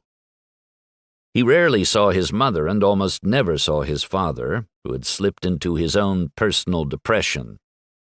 So the perspective he was developing on the war likely wasn't shaped by his parents. The biggest influences were school, peers, and, most notably, 2 dead uncles who'd served in World War I. Gerald, barely 19, had been killed by German troops in Château-Thierry in France on August 11, 1918. Bob had been gassed by Germans in the Argonne Forest and, with his lungs singed, never recovered. He died in 1926 at 31, when Don was 5. One evening, Noland, a Liberty Grill regular, saw Don at the restaurant. Nearby sat 2 men in suits, customers Don had never seen in the place. Suits in a place where half the people walked in wearing rubber boots and smelled like fish? "So what do you think, Donnie?" asked the bar pilot. "Germany gonna swallow France?" Don stopped wiping the table he was cleaning. "Mr. Noland, Germany's like the Notre Dame football team of Europe," he said with unabashed certainty. "Powerful. France is in trouble. So's all of Europe." He then backed up his opinion with detailed facts. Amazement lit up the bar pilot's face. The next day, Don's boss, Louis, warned him to be careful. "After you left, those 2 men were asking questions about you," said Louis in his Croatian accent. "They said they were with the FBI. Wondered how the hell you knew so much about the goings-on in Europe." Suspicion and fear were on the rise around the world. In America, people were still cool on the idea of involvement. A 1939 Gallup poll showed that 88% of Americans opposed going to war. On September 1st, 1939, Germany confirmed the world's fears. Hitler's army invaded Poland. German tanks headed east in a lightning war, or blitzkrieg, annihilating whoever or whatever got in their way: soldiers, civilians, and livestock. 2 days later, France, Britain, Australia, and New Zealand declared war on Germany. In the next week, Nepal, Canada, and South Africa did the same. Although the United States did not join in declaring war at that time, the world was at war. Hearing the news, Don's grandmother, with whom he still lived, recoiled in grief. She had lost 2 sons to World War I. She didn't want to have to grieve her beloved Donnie, too. Chapter 3. Off to War. Fritz. When Fritz showed up at Hitler Youth gatherings, it was always with a tinge of guilt. Not because of his involvement, but because of doubts about whether he was committed enough to the cause. He still harbored the secret that his parents were helping Seligman the Jew, and had been for nearly a year. His lack of courage grated on his conscience. By now he had heard the stories of others so much bolder than he. An 8-year-old girl who had marched home from Hitler Youth meetings and told her parents that she no longer belonged to them anymore. She belonged to Hitler. The student who had reported his teacher for refusing to have his students say their Heil Hitlers. The young man who had turned in his father for calling Hitler a crazed Nazi maniac. In that last case, the father had been sent to the Dachau concentration camp. The son? He had been honored with a Hitler Youth promotion in rank. Why couldn't Fritz do what he knew was right and report his parents to the Nazi authorities? Why couldn't he take action to back up the words he sang, "For the flag we are ready to die"? Die? He couldn't even muster the guts to file a report on his own parents.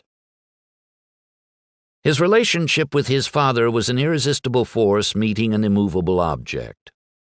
Fritz Sr. was like a boulder in Ferndorf Creek, Fritz Jr. like the current pressing against it, and by necessity going around it.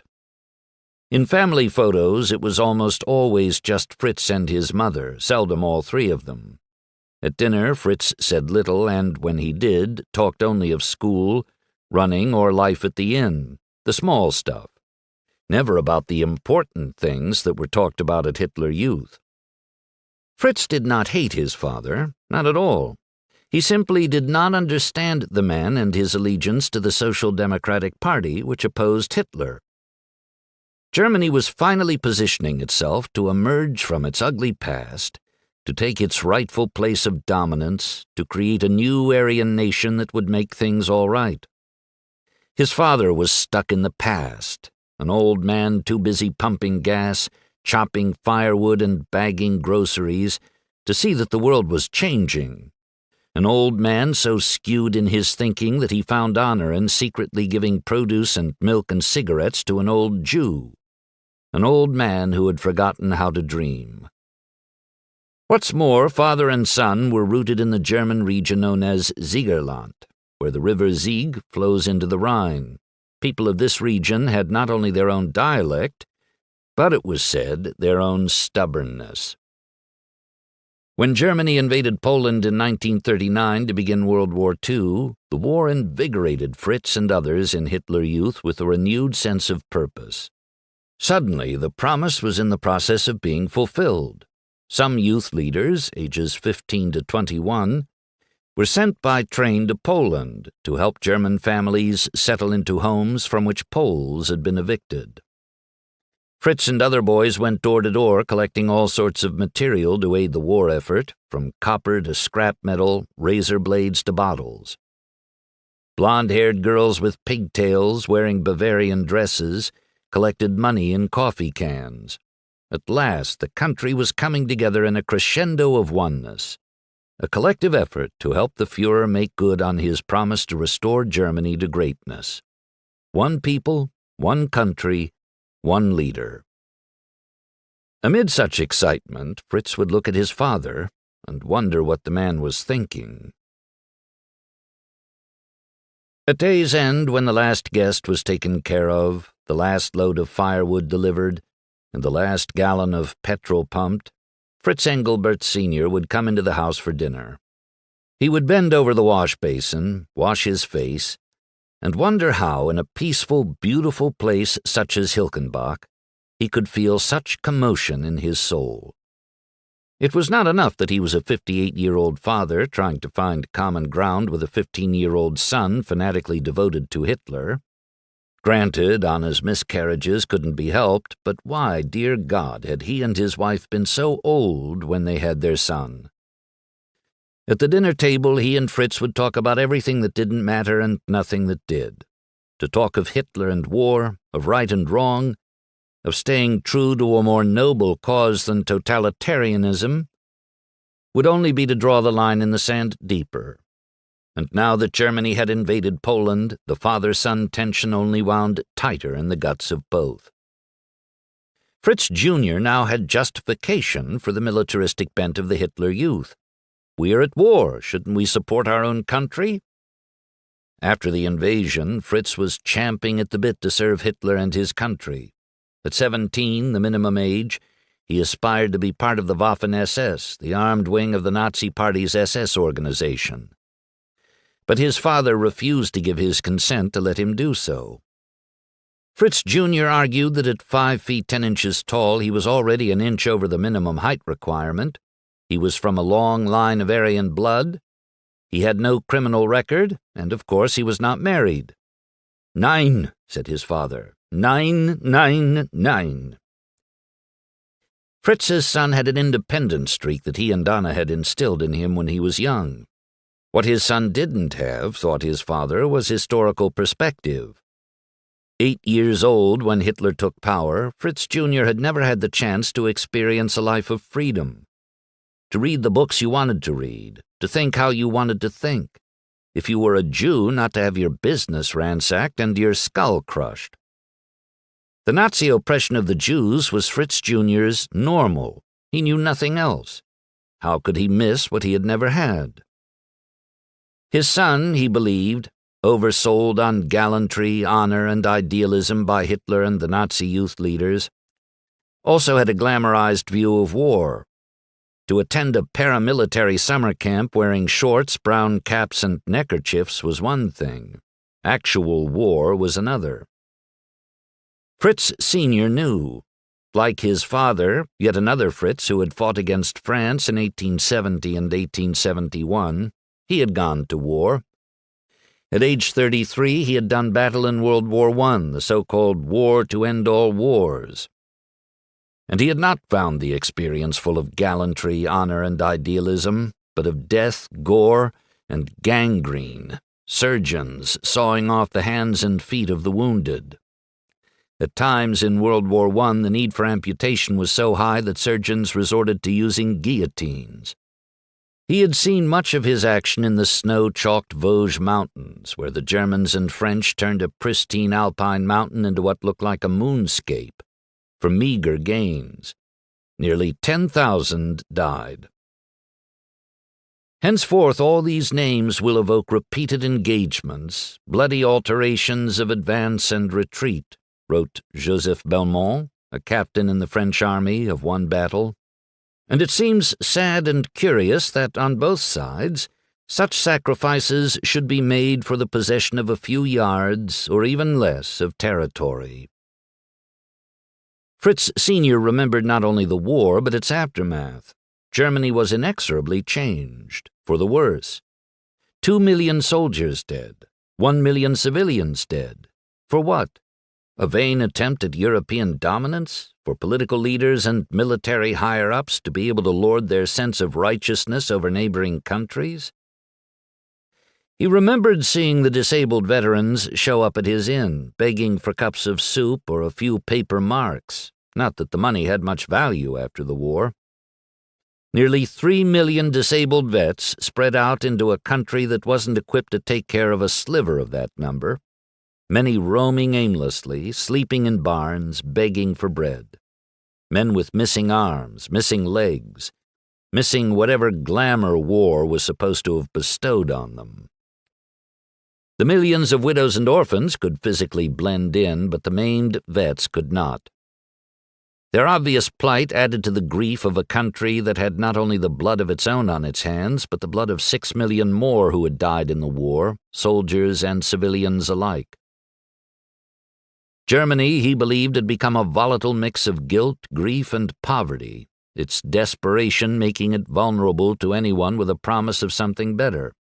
And into that vacuum, that insecurity, came a man to lead the easily led. In the 1938 election, more than 99% of Germans had voted for Hitler, but the very thought of the man made Fritz Sr.'s blood boil. He had heard what was happening to the Jews, the gold stars, the death camps, the thousands being loaded onto trains in big cities while most of the non-Jews paid little attention. Does nobody pay attention to history? Does nobody see the futility of the war we fought more than 2 decades ago?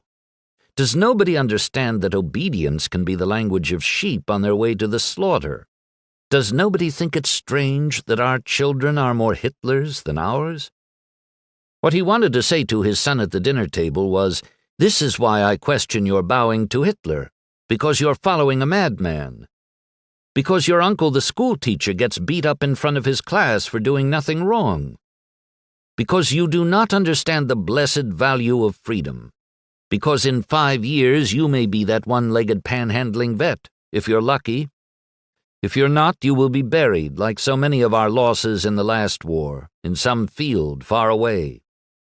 And your mother and I will die of broken hearts." But what he said instead was, "Kannst du mir bitte die Schweinshaxe reichen? Can you please pass the roasted pork hocks?" On April 1st, 1941, just short of his 16th birthday, Fritz entered an apprenticeship training program for a company just outside Hilkenbach called Ziemag, which specialized in machines that rolled steel and other metals into sheets. He impressed the company.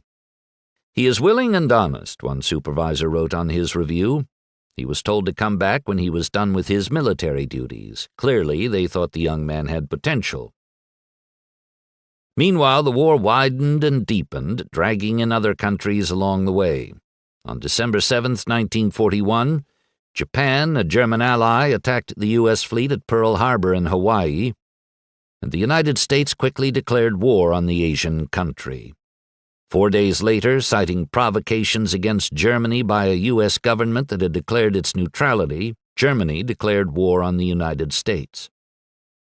As Germany invaded the Soviet Union, it used special mobile death squads called Einsatzgruppen to kill Jewish people. The civilians would be taken outside of town, where nobody besides the victims would be witness, and forced to dig their own graves. Then they were stripped, shot, and buried. Children watched their parents die this way. Parents watched their children die this way. From June 1941 to December 1941, the Einsatzgruppen killed nearly 500,000 Jews. But Hitler and his staff came to believe that this approach lacked efficiency. The Einsatzgruppen system was overly stressful on those doing the killing. And more significantly in their eyes, it wasn't lowering the reservoir of Jews fast enough. Jewish women were still having babies.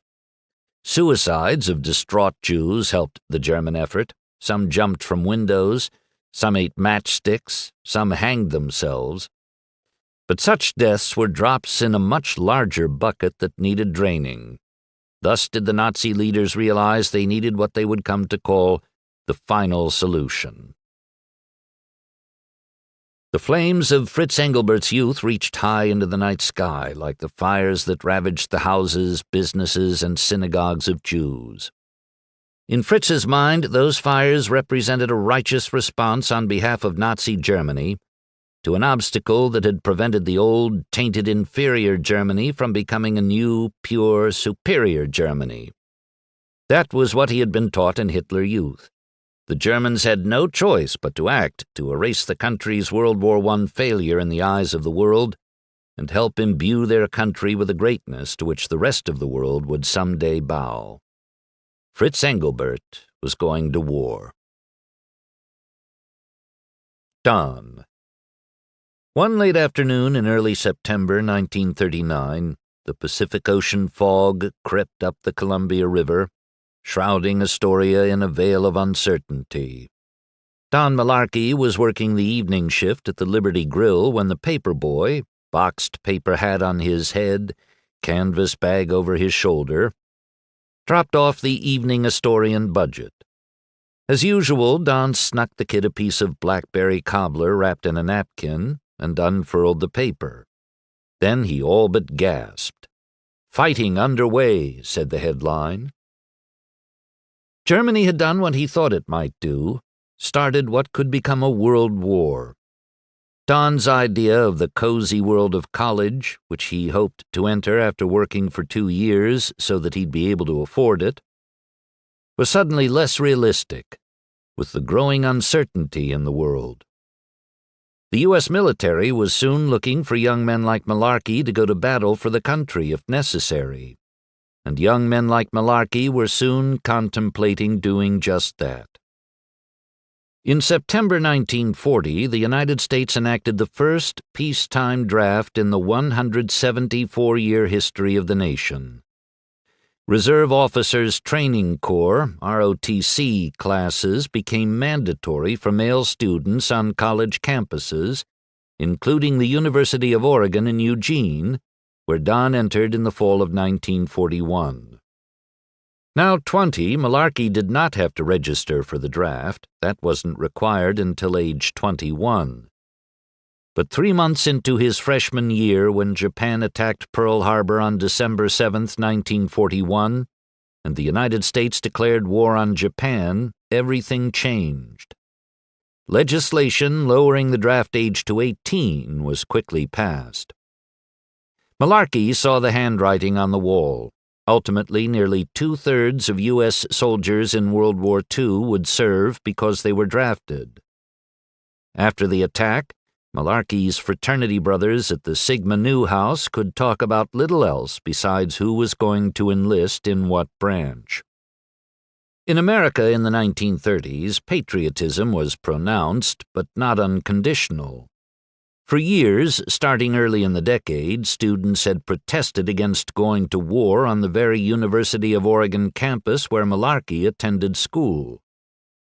And when his ROTC instructor flunked him for missing his final, he was sick and in the student infirmary, Malarkey didn't hesitate to argue the decision. "I couldn't be there," he said from across the man's desk. "That's not good enough. I had A's all fall. Can't I just take the test? I can prove that you'll need to repeat the course, Mr. Malarkey. Case closed." Don turned abruptly, walked back to the Sigma Nu house, grabbed his olive-drab army uniform, and returned to the office. The receptionist tried to stop him, but he blew by her like a sirens-on fire truck, ignoring a red light, dropped the uniform on the instructor's desk, and left. In other words, though Malarkey considered himself a patriot, enlisting wouldn't be about blind faith in authority. It would be about deeper things, among them his father and his uncles. Beyond adventure, he wanted to avenge the deaths of his 2 uncles killed by German soldiers. And he didn't want to be like his father, a quitter, which is why quitting ROTC had left him feeling less than satisfied. Leo Tick Malarkey had deeply disappointed Don. He had been a star football player at the University of Oregon and, after suffering an eye injury his senior year, served as an assistant coach, helping Oregon earn a bid to the 1917 Rose Bowl, where the Webfoots beat Pennsylvania. Leo's brother Bob, Don's uncle, played halfback. After marrying, Leo and his wife Helen raised 4 children, and Tick made enough money to provide them private school education and the family with a membership at Astoria Country Club. He was a life-of-the-party guy who often drank too much. Once, after one too many at a downtown tavern, he stumbled over to the Liberty Grill, took one look at Don bussing tables, and said, "There's my no-good son." When his insurance business folded in the Depression, so did Leo. Though he and Don's mother never divorced, he faded from the family picture. The house was repossessed, the family reconfigured. Don never forgot his father's no-good son comment, but what bothered him more was simply that the man had given up on his business, his family, his life. Malarkeys, Don liked to say, don't quit. His disappointment in his father only accentuated his reverence for his uncles, even though of the two he had known only Uncle Bob, and he had died when Don was 5. If his father wasn't going to be there for him, damn it, his uncles would be his heroes, even if they were dead. By now he knew his uncles' stories by heart. The scrapbooks about them were fixtures in the Malarkeys' living room. Don had all but memorized his grandfather's letter to his Uncle Gerald in France, written July 10, 1918. "I do not know when you will be at the front. However, I wish to state that were I your age, I would be there. Son, you are as much a crusader as any knight of old who wore the cross and went to battle with the slogan, 'God wills it.' Therefore, notwithstanding the tender heart of your dear mother, don't forget that we both want you to do your full duty and know that you will." Gerald Malarkey died a month after the letter was written, riddled by shrapnel from a German shell in eastern France. He had just turned 19, a year younger than Don was now. Back home, Astoria's mayor requested that businesses close for an hour before Gerald's funeral service at Ocean View Cemetery. Virtually all did. 8 years later, Bob Malarkey, 31, was laid to rest beside his brother Gerald at Ocean View. He had struggled for nearly a decade from the effects of having been poisoned by mustard gas fired by the Germans in the Argonne forest. He had been gassed in France not far from where Gerald had died. Now, above the vast Pacific Ocean, they were back together for good. The Evening Astorian Budget editorialized them under the headline, "Two Graves." Today, the tired, battle-scarred, pain-racked body of Robert Malarkey is laid to rest amid the peaceful dunes of Ocean View. The new-made grave close beside an older one, beneath whose mound there lies in sleep his eternal younger brother, Gerald, who died on the field of Château-Thierry. In those graves lie the broken bodies of 2 young heroes, and there, too, the broken hopes of a father and mother. There is grief and sorrow there, but there is pride and joy, too. And there is victory and triumph and glory. But there must be something more than this if the dead shall know that they have not fallen in vain, and if the mourning parents shall know that the big price they have been called to pay is not wasted.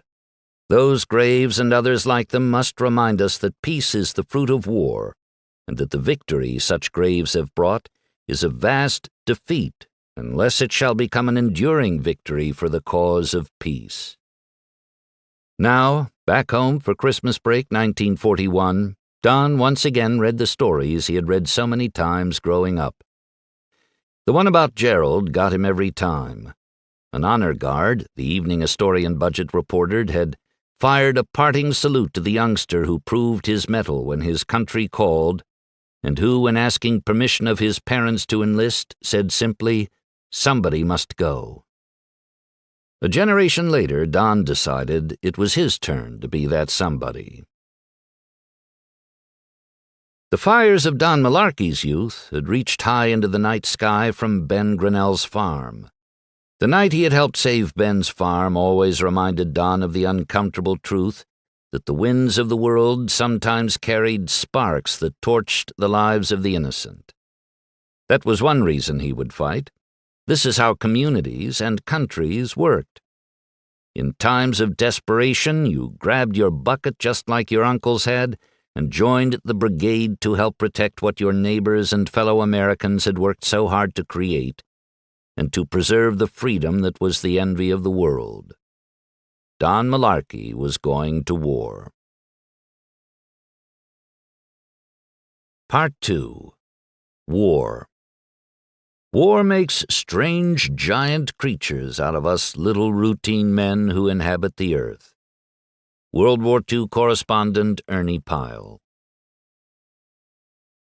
Chapter 4. Into Battle. Fritz. In May 1943, as the winds of war blew across the world, the Nazi military sent Fritz Engelbert to Austria to serve as a leader of a Kinderlandsverschicgung, KLV, camp for German children who had been evacuated because of Allied bombings. He had already been drafted. After his stint in Austria, Fritz would return to Germany for basic training. The higher-ups liked his eagerness. They liked his sense of commitment to the cause. Had his father not refused to allow him to enlist early, the young man might have become one of Hitler's elite. And of course they liked his Aryan blood. Now 18, Fritz was 6 feet tall, blond, and sturdily built. The Hilkenbach train station near Ferndorf Creek buzzed with people coming and going. Soldiers headed to military training, Hitler Youth en route to assignments, children on their way to KLV sites, and Europe's Jews being herded like cattle to death camps. Germany's railroads had never been busier. Fritz purposely strode ahead of his parents as if he couldn't check his luggage and board his car soon enough. As if he didn't want to be embarrassed in front of the other Hitler Youth boys by not leaving for camp on his own. As if his parents were holding him back. It wasn't anger at his father that drove him, though Fritz still hadn't forgiven the man for standing between him and his desire to join the Waffen-SS. It was simply the passion of a young man anxious to test himself in adventures, to be on his own, to do his part for the Führer.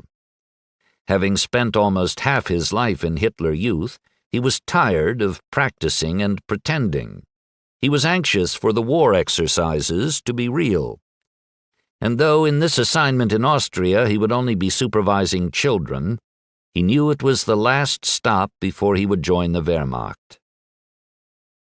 Fritz Sr. trailed his son and wife. Now 62, he was both physically and emotionally weary. He had won the battle to prevent Fritz Jr. from joining the Waffen-SS, but he had lost the war. One way or the other, it was obvious his son was going to wind up on some front line somewhere. Fritz Sr.'s anger was a quiet anger, a brooding that rarely exploded but seethed just beneath the surface. It was fed by Hitler's Sunday radio speeches, as when the Führer had said, "When an opponent declares, 'I will not come over to your side,' I say calmly, 'Your child belongs to us already. What are you? You will pass on. Your descendants, however, now stand in the new camp. In a short time they will know nothing but this new community.'" How dare he? Anna, as always, found herself caught between her son and her husband. On one hand, trying in vain to keep up with her son's long strides, on the other, trying not to allow herself to be swallowed by the defeatism that was suffocating her husband, and as always, serving as a buffer between the two. She was now 57. In the 8-year war between her husband and their son, she had long ago given up any hope of surrender by either side. Meanwhile, even if the battles were quiet, they were battles nevertheless, and she was tired of being caught in the crossfire. They parted politely on the platform, Fritz offering a quick hug to his mother and an even quicker handshake to his father. The whistle blew, steam filled the sky.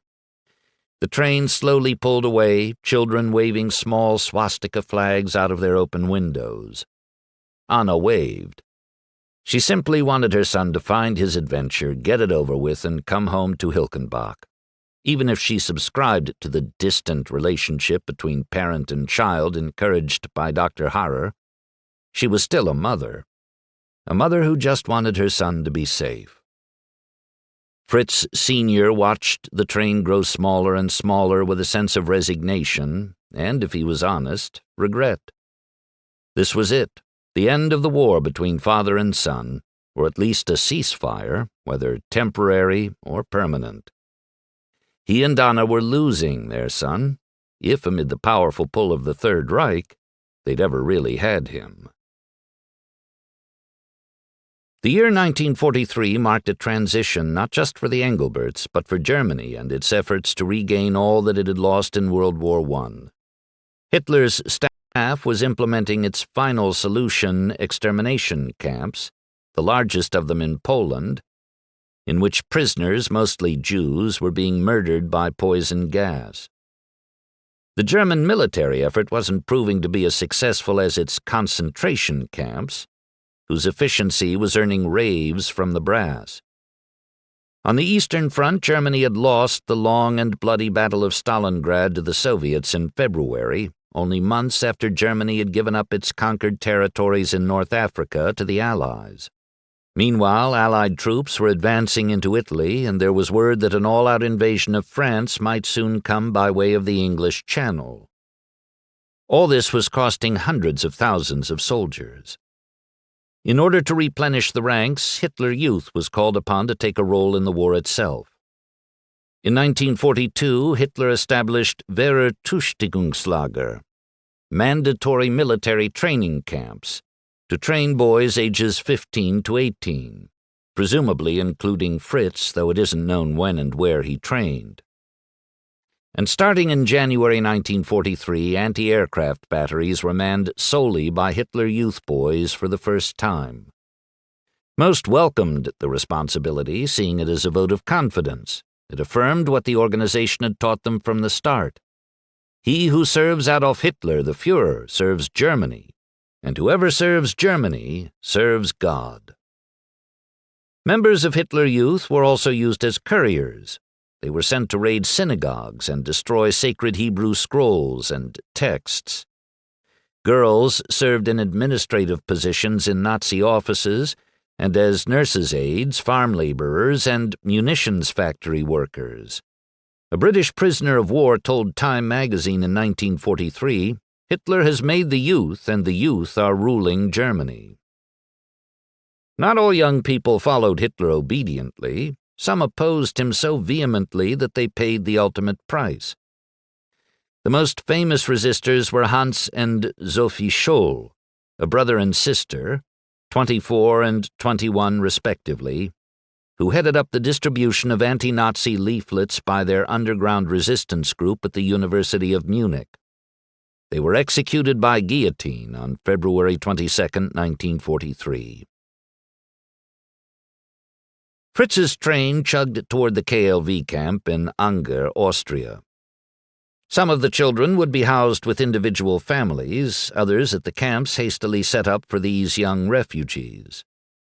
Fritz's train had been packed with such children, little boys and girls with cardboard identification cards around their necks, names stitched on their clothing, and sad looks on their faces. It was not easy leaving their mothers and fathers, especially for those still in diapers. But despite pushback from parents, Nazi leaders deemed it necessary, with Allied bombs dropping. Between 1940 and 1945, nearly 3 million young people were sent to camps in places such as Austria and East Prussia.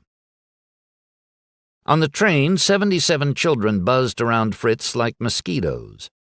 With only a few toilets, some of the younger children had wet themselves, soiled themselves, or both. The ones that wouldn't stop crying were given sugar cubes laced with egg liqueur to make them drowsy. Finally, as they neared their destination, calm settled in. Fritz, who had never had a sibling, was far more at ease with a rifle in his arms than with a child. But he found himself sitting across from one little girl whose sad eyes and tear-stained cheeks touched something inside him that he hadn't known was there. Her blue eyes were framed by pigtails the color of winter wheat. She looked to be about 8 or 9 years old. Her lips were quivering. "Schokolade?" he asked, offering her a piece of chocolate in a paper wrapping. She dropped her chin as if she felt unworthy of the offer or afraid of the one offering it. He widened his eyes to encourage her. Tentatively, she reached out, took the candy, bit into it, and smiled a slight smile. "Danke," she said. "Hast du Angst?" She nodded. He told her not to be afraid, that he would be her Schutzengel, guardian angel. She smiled big.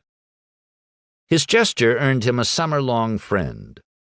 Once they arrived at the camp, the girl followed him each day as if he were the train and she the caboose. Wherever he went, she went. "Wie ist dein Name?" he asked. "Gerda. Ich bin Fritz." In what was otherwise a frustrating experience for Fritz, too many children, not enough leaders, Gerda was a bright spot. She sat next to him at lunch. He taught her to play jacks. She would come up behind him, tap him on his elbow, and run, giggling. He would pretend he didn't see her when she knew he did.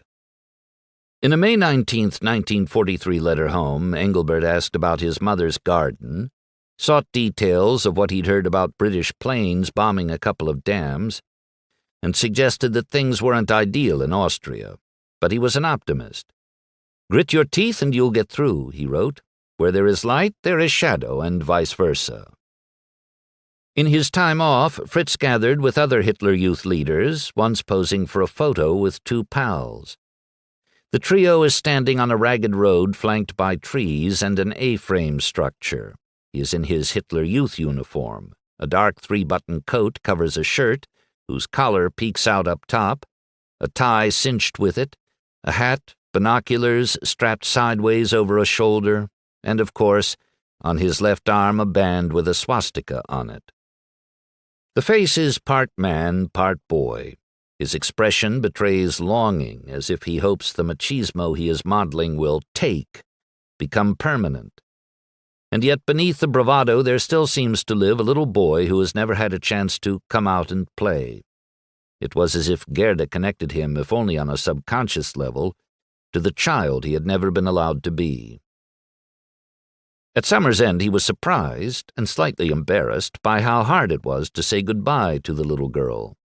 His summer in Austria had allowed for a brief return to the childhood he'd never had. But now it was time to put that childhood permanently to rest. After his stint in Austria, Engelbert was sent north to Kassel, Germany, for basic training. It was a highly choreographed process to separate the wheat from the chaff, and, if a man proved he was the right stuff, to decide where he best fit. Serving in the German armed forces, Wehrmacht, had been compulsory since 1935. But with few exceptions, Fritz and the others arrived wanting to be there. For the young men who had been funneled into Hitler Youth at age 10, life in the military had become not only an expectation, but a highly anticipated honor. Soldiers were held in high esteem, civilians tipped their hats to them and cut them slack. Women sidled up to them at pubs. People thanked them for their sacrifices, for helping Germany rise from World War I's ashes. Thus, for the majority of young men who arrived in Kassel, this was the fruition of a dream. Any individualism had long been scrubbed from them like lice. "You are nothing.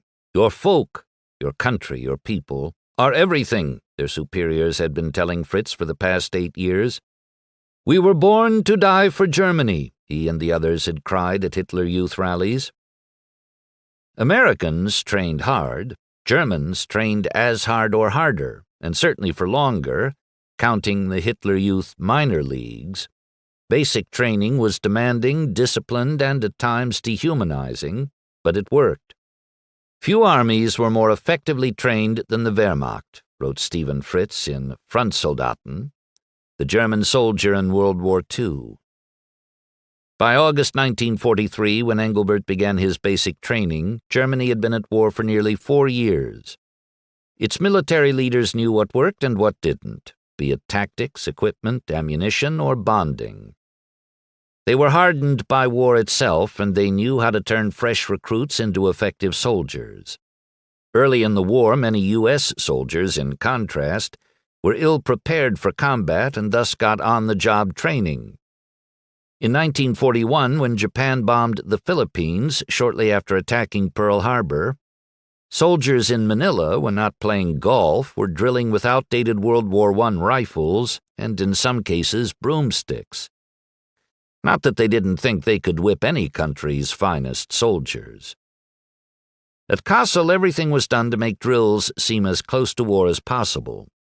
Ammo was live, physical challenges exhausting, and weather ignored. Germany accepted the 1% fatality rate suffered in training as the necessary price to pay for saving more soldiers' lives later on the battlefield, according to the German soldier in World War II. American officers were often funneled from colleges and ROTC. The German army was more open-minded about choosing its officers. What mattered wasn't the past, but the present. Who was sharp, who was fit, who was dedicated. The sense of belonging was overwhelming. I soon felt really at home, wrote a soldier named Martin Poppel. Accepted into that special circle of men. From the officers down to the last driver, we have become a family. 4 weeks of basic training had prepared Fritz to fight, but what fueled him was his allegiance to the Führer, his love of folk, and his respect for his comrades, some of whom weren't even as old as he was, 18. On the brink of war, nothing reflected the discrepancy between German men and boys in the military as much as the items each received as rations. The older soldiers got cigarettes and alcohol, while those Fritz's age and younger, young men who would soon be putting their lives on the front line, were given candy. On September 5, 1943, Fritz Engelbert was sworn in as a Wehrmacht soldier. It was very moving, he wrote to his parents. After the announcement by our company leader, Lieutenant Andra, the battalion commander, Major Hüttelbeck, by the way a great guy, walked off the front. Then the band played We Are Going to Pray. 6 comrades came forward, 1 from each platoon. They swore on a lieutenant's saber. The battalion's adjutant read the oath formula. We raised our right hand and took the oath. It reads, I swear this holy oath to God that I shall unconditionally obey the leader of the German Reich and of the German people, Adolf Hitler, the supreme commander of the Wehrmacht, and be willing to commit my life to this oath at any time. Fritz liked the feeling of being part of something beyond the humdrum family back home. Unlike his father, these men lived in the future, not the past. And their spirit invigorated him. Though shy, he won favor among the men for his commitment, strength, and smarts. Fritz made a handful of good friends, foremost among them Fritz Düring, just a year older than he was. The two had known each other back home because, although Düring was from Siegen, about 10 miles from Hilkenbach, they had attended the same school, Höhere Handelsschule. They had been in the same Spanish class. Wir müssen immer zusammenhalten, Düring said on their final day at camp. Engelbert slapped a hand on Düring's shoulder. Ja, immer. Yes, no matter what, they must stick together. Friends for all time. Over the next year, the German military did no favors to Fritz Engelbert as a young man eager to fight. He trained, he was transferred. He trained, he was transferred. First to Orléans in the south of France, country the Germans had occupied since Fritz's 15th birthday, May 10, 1940. He had heard word of the occupation as a teenager. He'd been filled with regret, as he would say later, at not having been one of our victorious soldiers. And more than 3 years later, his experience in Orléans was as sour.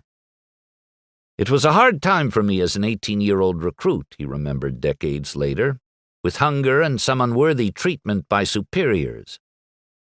He was forced to lie down for hours, made to clean toilets, and treated like a dog. He was relieved to be transferred to Brittany near picturesque Mont-Saint-Michel, a castle that rises from the northern coast of France like a sand structure made by a child at the seashore. But there he became jaundiced, apparently as a lingering result of the poor nutrition in Orléans, and he was sent to a military hospital near Rennes for a month. Meanwhile, his unit shipped out for Italy. Because of his illness, Fritz was left behind.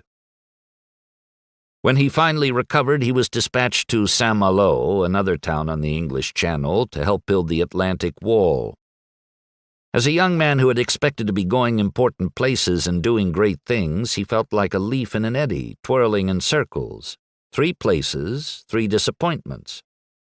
The Atlantic Wall was an extensive system of coastal defense and fortification. The goal, said Field Marshal Gert von Rundstedt, must be to meet the enemy on the same day he lands and throw him again into the sea. Germany had been fighting on the Eastern Front since 1939 and in North Africa and the Mediterranean and Middle East theater since 1940. When the war turned against Germany in the Mediterranean in 1943, the chances of an Allied invasion of Western Europe went from a likelihood to a certainty. With military personnel able to be spread only so thin, such fortifications were deemed necessary to deter and defend attacks from the sea. But there was a lot of coastline to fortify, nearly 3,000 miles, most of it in France, whose proximity to England across the English Channel made that stretch the most likely point for an Allied landing. And so German soldiers went to work. Fritz Engelbert was an anomaly. Those working the wall tended to be soldiers at least 36 years old, Indian prisoners taken in the North Africa campaign, or men captured in the fighting in Eastern Europe, Armenians, Ukrainians, Cossacks, and the like. This wasn't what Fritz had signed up for. There was no heroism in pouring concrete. 17.6 million cubic feet would be used on the wall, or helping drive Rommel asparagus logs into the sand to rip the bottoms off landing craft. He was happy to be transferred to a small town near Paris, and happier still to learn that he had been given a 4-week leave. The fact that Fritz chose to return to Hilkenbach suggests that if his relationship with his father was strained, the two had not cut ties.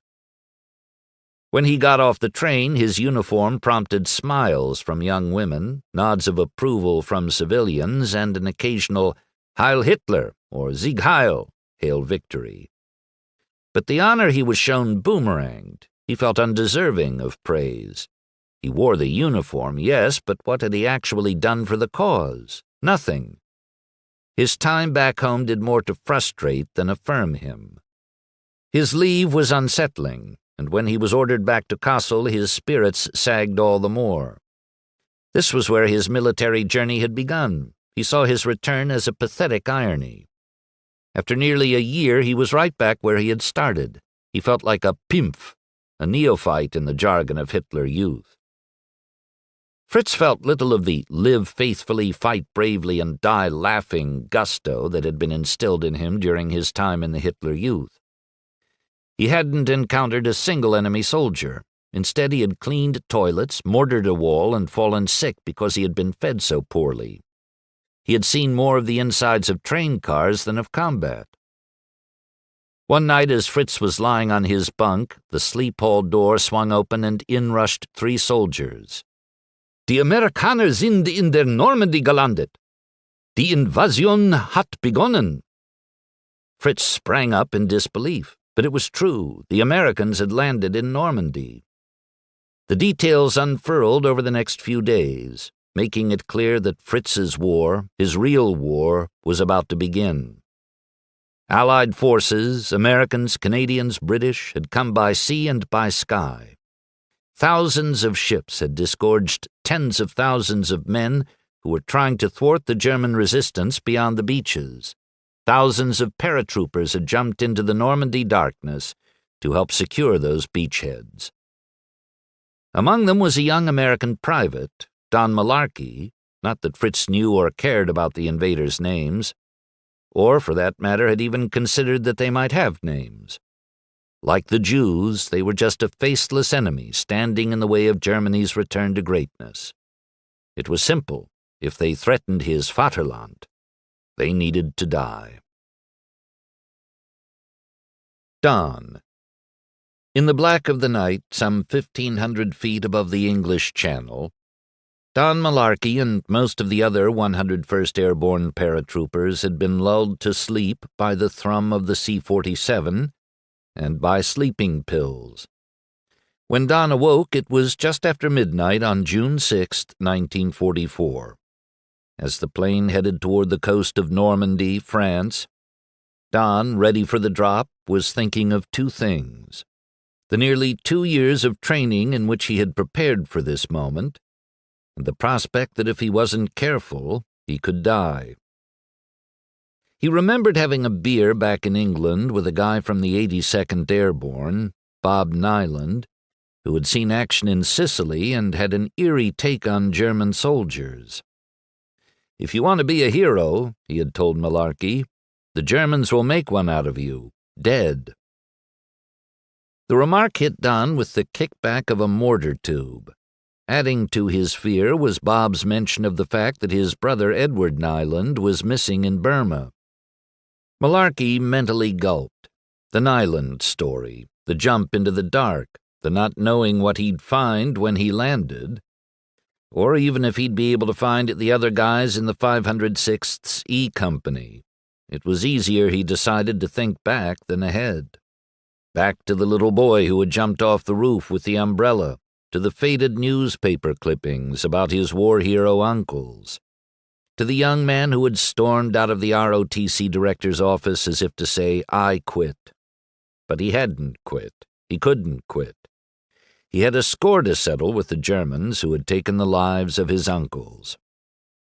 He had chosen Army Airborne after kicking the tires of a few other branches of service and reading an article on paratroopers in Reader's Digest. The Russians and Italians had tried using military parachutists in World War I, and Germany had already used them in World War II.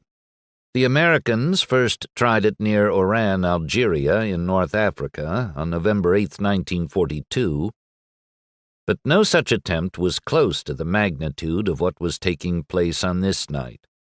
More than 13,000 American paratroopers from the 101st and 82nd Airborne units were jumping behind the enemy lines on the Normandy coast. Among their objectives, take out the German artillery that would be hammering the 5 beaches where 150,000 Allied soldiers would be storming ashore. After the attack on Pearl Harbor, when Malarkey had told a friend from Astoria about his decision to become a paratrooper, the friend had said, "You're jumping out of a friggin' airplane going a couple 100 miles an hour, right into enemy territory. It's a death sentence, Malark." His grandmother Ida, with whom Don had lived for 2 years, didn't like the idea at all. World War I had taken 2 of her 3 sons. Because of his eye injury, Malarkey's father had served stateside in an Oregon lumber mill shaping wood for gliders. "If anything happens to you, Donnie Malarkey," she said, "it'll be the end of me." Pearl Harbor had changed everything. On the University of Oregon campus, where Don was going to school, men were enlisting right and left. Women began finding themselves outnumbering men in classes, and Japanese Americans were being rounded up and shipped to internment camps. Tom Hayashi, a good friend of Don's from Astoria, was among them. He too had been attending the University of Oregon, but had received notice that he had to leave. Back home in Astoria, he told Don, people were throwing rocks through the window of a store his family owned. People on the West Coast were panicking, afraid of an aerial attack from Japan. Civilians volunteered to man lookouts over the Pacific Ocean. Oregon State's Rose Bowl game against Duke in January 1942 was shifted from Pasadena to Durham, North Carolina. Malarkey looked down the line of his stick, the guys in this particular load of paratroopers, among them Bill Guarnier, Buck Compton, Salvatore Bellino, Joseph Lesniewski, DeWitt Lowry, Rod Bain, and Joe Toy. Guys from all over the country, everyday guys. He had been with these same young men now for nearly 20 months. He had thought he'd been tight with his Sigma Nu fraternity brothers at the University of Oregon in Eugene, but preparing for war, he had found, bonds men in a way that preparing for the fall all-fraternity chorus sing-off does not. Part of it was attrition. 2 out of 3 men wouldn't make the grade. Those who did took pride in it, pride they had in common with the others. Easy Company, as the 140-man E Company was known, had bonded on 6-mile runs up and down 1,736-foot Mount Currahee at Camp Toccoa in Georgia, on a 118-mile hike from Toccoa to Atlanta, on their first jumps above Fort Benning, and over a shared distaste for a certain Captain Herbert Sobel. It wasn't that Sobel was too tough. Every U.S. Army captain was tough. It was that the men thought he was unfair. He would revoke passes for the slightest of deficiencies, a rusty bayonet, lint on a chevron. He would reward the men with a big dinner and then halfway through it tell them to get your asses up Currahee now. He got a thrill from ridiculing a soldier in front of the other men. But more than that, the men were afraid that Sobel was just bullheaded and plain stupid enough that he was going to get some of them killed in the war. He didn't seem blessed with an ounce of savvy when it came to tactics. Once in a war game, he made an error that led his unit right into enemy hands. He looked at maps as if he had never seen one before. He made decisions out of an obvious enjoyment of lording power over his underlings, rather than from logic. Malarkey cut Sobel more slack than most. Don thought, as tough as the man was, Sobel's standards for excellence might be the difference between life and death for some soldiers, himself included. Skip Muck, a new friend of Malarkey's, disagreed. "The guy's the devil in jump boots," Muck told Malarkey one day, blowing smoke rings from a Lucky Strike cigarette. Malarkey and Muck were as close as any 2 men in Easy Company. Though they couldn't have grown up farther apart, Oregon and New York, they were happy-go-lucky guys with a lot in common: their Catholic backgrounds, their shared love for big band music, especially Glenn Miller and Benny Goodman, girlfriends back home, though Skip's was the more solid bet for marriage, families that had been turned upside down by the Depression, fathers who had bailed on those families, and a love for adventure. Every crazy story Don could tell about rogue ocean waves and salmon the length of ironing boards, Skip could equal or exceed. Don's favorite was how Skip had swum across the Niagara River just above the falls, at night. They decided each would experience the other's world when the war was over. Don would take Skip salmon fishing in the Pacific, and Skip would show Don where he had crossed the Niagara. On the 3-day march to Atlanta, Malarkey developed shin splints and blisters. When the unit camped at the 80-mile mark, he needed to crawl to get his food. Muck saw him and cringed. "No friend of mine crawls anywhere," he said after fetching Don's dinner for him. "That's just the kind of guy he was," said Malarkey decades later. "In some ways, I was closer to Skip than to my own 2 brothers." In England, before the paratroopers left for France, Sobel was replaced as Easy Company commander by First Lieutenant Tom Meehan. And Don and Skip made a vow. "Friends, no matter what, right?" said Muck. "No matter what," said Malarkey. Once the plane got beyond Guernsey Island, it started taking the first tattering of enemy fire. Nothing serious.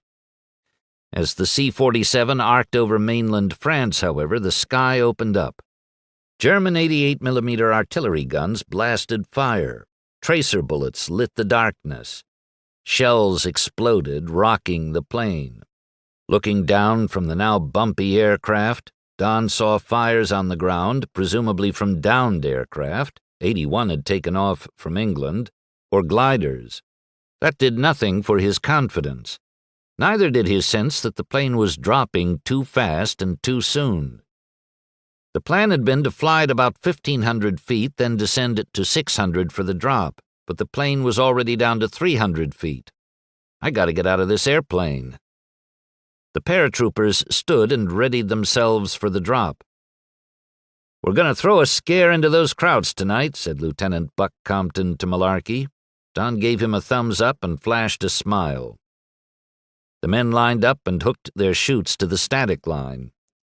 If everything to this point had had a veneer of the surreal to it, that click triggered something in Malarkey.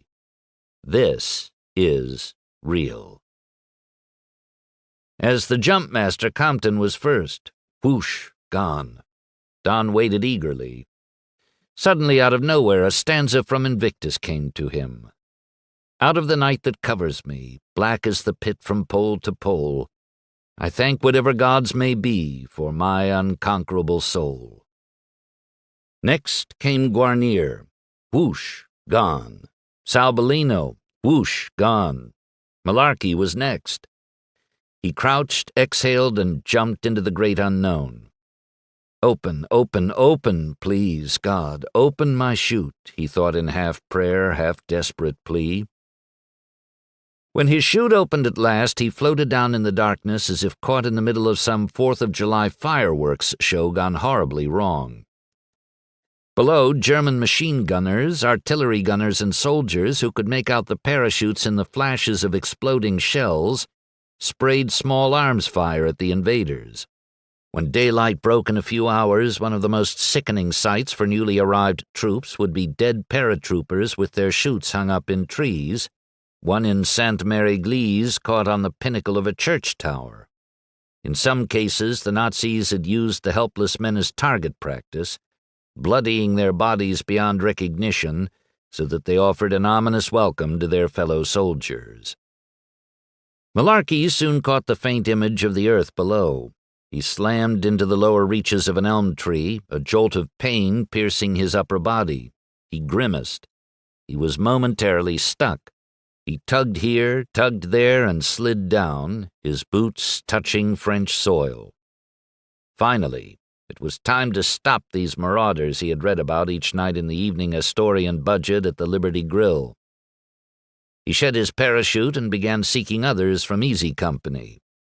It was time to go after these faceless enemies daring to spit in the face of freedom and human dignity.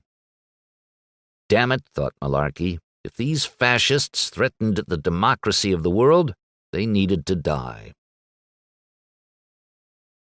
In Le Grand Chemin, a small patrol of D Dog Company soldiers led by First Lieutenant John Kelly discovered a German machine gun position protecting a battery of 4 105mm German guns poised to hammer troops coming ashore at Utah Beach, and reported the find. Lieutenant Dick Winters had arrived that morning with a mixed bag of about 3 dozen paratroopers, who were mostly from Dog Company, but included Don and about a dozen other Easy Company men. Winters had been charged with knocking out the cannons. Against a German force that Winters estimated to be about 45 men, the initial assault would be made by 14 troopers who would later be reinforced by 11 more. The cannons boomed, reloaded, boomed, reloaded.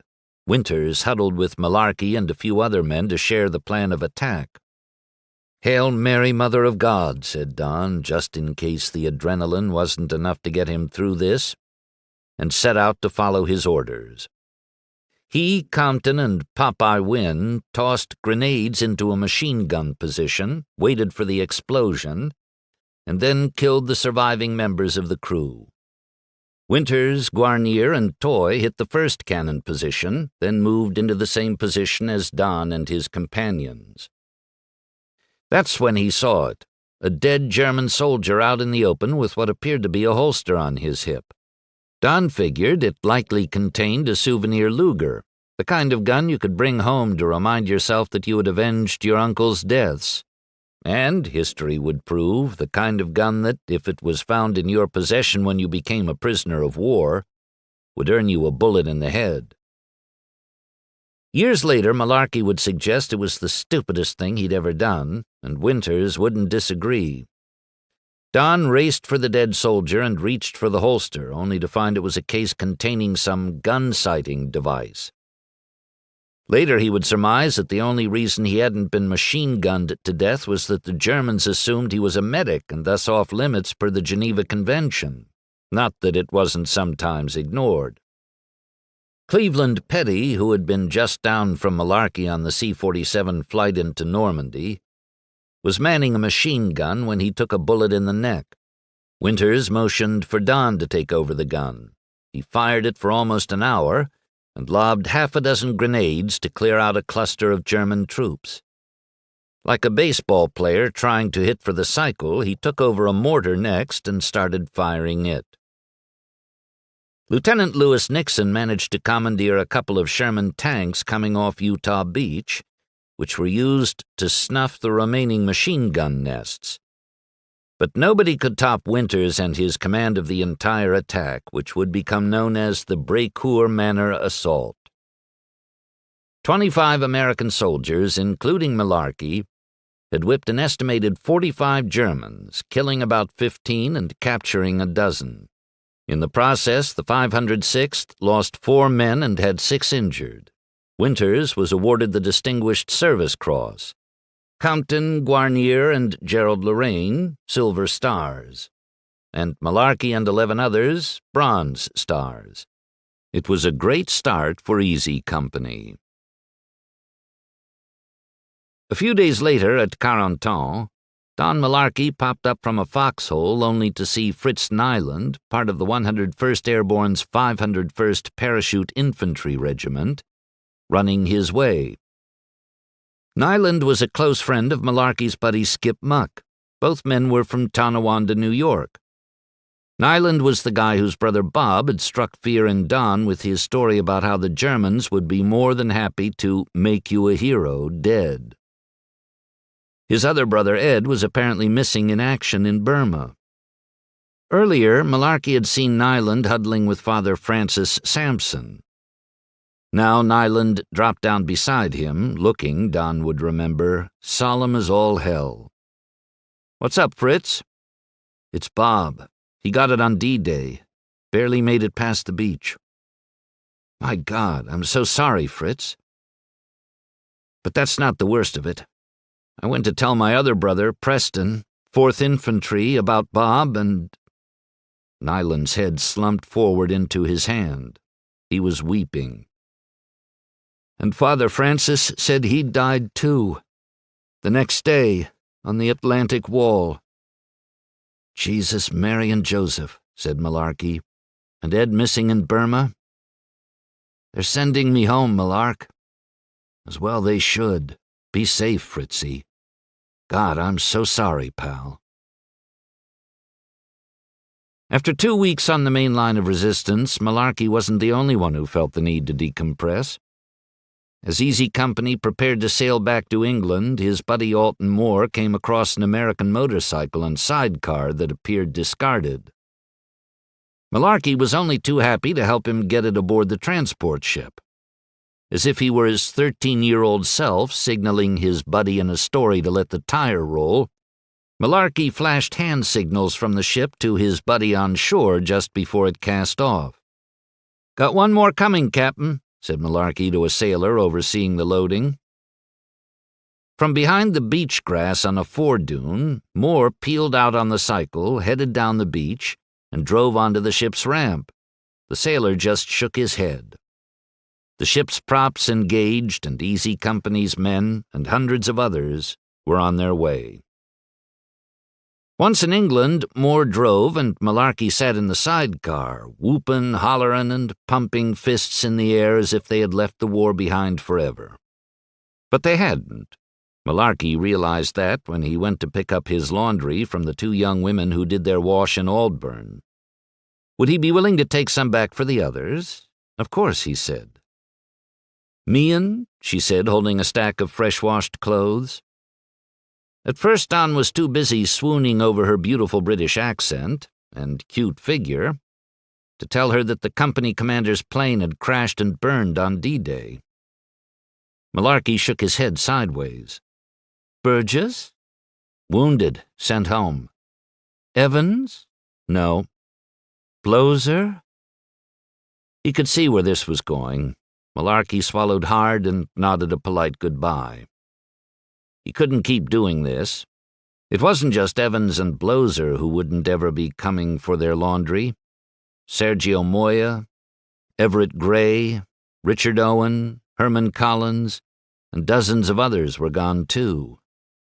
140 Easy Company officers and soldiers had jumped from those planes on D-Day.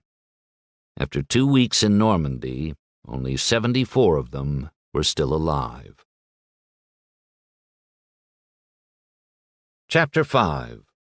The Horrors of War. Fritz. Sie sind verhaftet!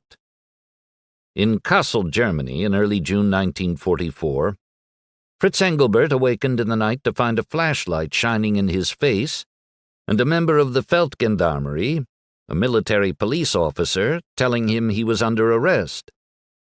Hast du mich gehört? Du bist verhaftet! Engelbert was discombobulated. After nearly a year of bouncing around France and Germany like a pinball, he had learned the previous day that he was being sent to fight on the Eastern Front in Romania, where war was being fought with unremitting harshness. It was essentially a death sentence. 8 of 10 German military casualties in World War II, 5.5 million, came on the Eastern Front. The clash between Germany and soldiers of the Soviet bloc, Romanians among them, was the largest military conflict in world history. Fritz had already been issued a new uniform, including new boots, and they had already been swiped from where he had tucked them near his bunk before going to bed. He reported them stolen the next morning. Now he was being arrested? For what? He asked. For not reporting the theft of his boots in a timely manner, he was told. But it happened only last night, he said. I waited until this morning to make sure a comrade wasn't simply playing a joke on me. How did they even know they'd been stolen? Was this some sort of setup? Mitkommen, jetzt! But aufstehen, sofort! He got on his feet as instructed. He threw on his uniform. He would spend 3 days in jail for this offense, all the time muttering to himself about the injustice. When released, however, he learned that while he had been incarcerated, his unit had shipped out to Romania. Had he not been detained, his chances of surviving the war would have been far slimmer. Rather than face the bloodbath of the Eastern Front, he was being transferred to Erfurt, southwest of Berlin, away from both war fronts to the country's interior. It was yet another strange twist in what was beginning to look like a conspiracy to keep him from what he wanted most, to fight. It was only later that he learned the reason for his new orders. Since 1943, a group of conspirators, Wehrmacht generals and officers in key positions, had been developing a plan to assassinate Hitler and establish a new German regime that would immediately seek accord with Allied forces. If successful, Operation Valkyrie would put the conspirators in control of the Wehrmacht and in a position to give orders to subdue and overwhelm the Waffen-SS, Gestapo, and Nazi Party leaders who were sympathetic to Hitler. Fritz and the rest of the 901st were being positioned to implement such orders. In Fritz's case, to become an unwitting turncoat and help defeat the Nazi Party to which he had been loyal since age 10. Not that he and his comrades knew it at the time. Had he known, Fritz would have been livid. How dare Germans conspire to kill the very man who had finally given hope to their hopeless country? But it never came to that. On July 20th, 1944, Klaus von Stauffenberg and an inner circle of co-conspirators arranged for a bomb to go off in a meeting the Führer was attending. Hitler, however, was only grazed by the blast, whose masterminds paid the ultimate price. SS and Gestapo personnel arrested 7,000 people in relation to the assassination attempt. Stauffenberg died at the hands of a firing squad the next day. Ultimately, 4,980 people were executed in connection with the assassination attempt. The next night over the radio, Hitler assured the German people that he was fine. "I take this as confirmation of the mandate of Providence," he said, "to continue to pursue my goal in life as I have done so far." In an attempt to show the solidarity of Hitler and the Nazi Party despite the assassination attempt, the Wehrmacht, Fritz among them, marched through the streets of Erfurt. Knowing their leader had almost died, the soldiers' goose steps were crisper. Their arms snapped Heil Hitler with an enhanced sense of admiration and gratitude for the leader they had almost lost. Meanwhile, Germany's war had gotten more complex. On top of their vain attempt to stem the Soviet advance toward Berlin from the east, German troops now had to meet the formidable threat from the Western Allied forces that had landed in Normandy 6 weeks earlier. Some of Germany's best military minds considered this the beginning of the end. Hitler believed otherwise. He would fight to the finish. New orders arrived for Fritz Engelbert. He would be joining the Panzergrenadier, armored infantrymen, in the Panzerlehr Division. The assignment excited the 19-year-old soldier. The Panzerlehr was an elite unit, the only Wehrmacht panzer division to be fully equipped with tanks and half-tracks, vehicles that were part tank, part truck, to transport its mechanized infantry. Many of its men, unlike Fritz, were experienced warriors, having won honors for bravery fighting on the Eastern Front or in North Africa, Sicily, or Italy. Engelbert felt honored and a bit intimidated to be included among such soldiers. But after a year in limbo, he was eager to do his part and excited to experience what he had waited a lifetime for: war. As instructed, he took a train as far west as possible at the time, Versailles. The rail system was in such chaos that it took him 14 days. Along with 9 comrades, he posed for a light-hearted photo in Place d'Armes, around which wrapped the largest castle in Europe. It would be the last time he would laugh for a long time. The 901st's replacements were to be trucked from Versailles to the venerable town of Argenton, France, south of Caen, and about 100 miles inland from the English Channel.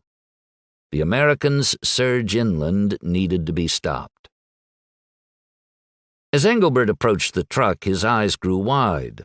Among the German soldiers there to meet him and the other replacements was Fritz Düring. "Well, if it isn't my favorite pal from Spanish class," said Düring, tossing Engelbert's duffel in the back of the truck. Bienvenido, viejo amigo." "I can't believe it's you, Düring. And just where in the hell have you been since Kassel? Heard you'd been sick." "Where haven't I been?" Engelbert made a quick visual sweep of the train platform to make sure no officers were lurking. "I find my quarters, open my duffel bag, then it's 'Come, Herr Engelbert. We're sending you to Orléans, Mont-Saint-Michel,' and on and on. I even got kicked back to Kassel. Felt like I was back in Volksschule." "Well, glad you finally rejoined the outfit. Remember, we're sticking together." "Friends for all time," said Engelbert, slapping him on the back. They got into the truck and sat across from each other on the metal benches. "So how's it been?" said Engelbert. "Heard we're getting hit hard." Düring lit a cigarette, blew the smoke, and looked off to the distance. "You don't want to know." "That bad?" "Worse." Corpses. Engelbert hadn't been out of the truck for more than 10 seconds when he saw them. Hundreds of them. Bodies of German soldiers scattered across the fields, around the farmhouses, along the road. The graves registration soldiers, bandanas across their faces, were fighting a losing battle, a more macabre version of shoveling snow in a blizzard. Engelbert's gut was fighting a losing battle too. Stomach roiling, he leaned over a mangled tractor and puked. "Here, the charred remains of a tank crew that had been trying to escape. There, the bodies of French civilians alongside a road who had been fleeing from Argenton after Allied planes shelled the village. Sprinkled among them, the bodies of horses and cattle full of maggots in the August heat. Fritz had never imagined such horror. He covered his mouth and nose. The smell was overwhelming. The waves of horror kept coming. The bodies of mothers, fathers, children, dogs, and cats among crumbled houses. Lives silenced by war. The moans of the wounded in a makeshift hospital only deepened his despair. "The spirit I encountered here was different from anything I had experienced before," Engelbert would write decades after the war. Those in the 901st who'd survived the aerial and artillery shellings were bloody, tired, and beaten. Commander Fritz Bayerlein of the Panzerlehr Division had used a single word to describe the status of his outfit after the attack: annihilated. U.S. General Dwight D. Eisenhower, after observing the scene a week later, would put it more graphically. "The battlefield at Falaise was unquestionably one of the greatest killing fields of any of the war areas. I encountered scenes that could be described only by Dante. It was literally possible to walk for hundreds of yards at a time, stepping on nothing but dead and decaying flesh." Some of the dead had perished in Operation Cobra, an all-out American aerial attack during the breakout from Normandy in the last week of July. Others in the Battle of Falaise Gap that followed.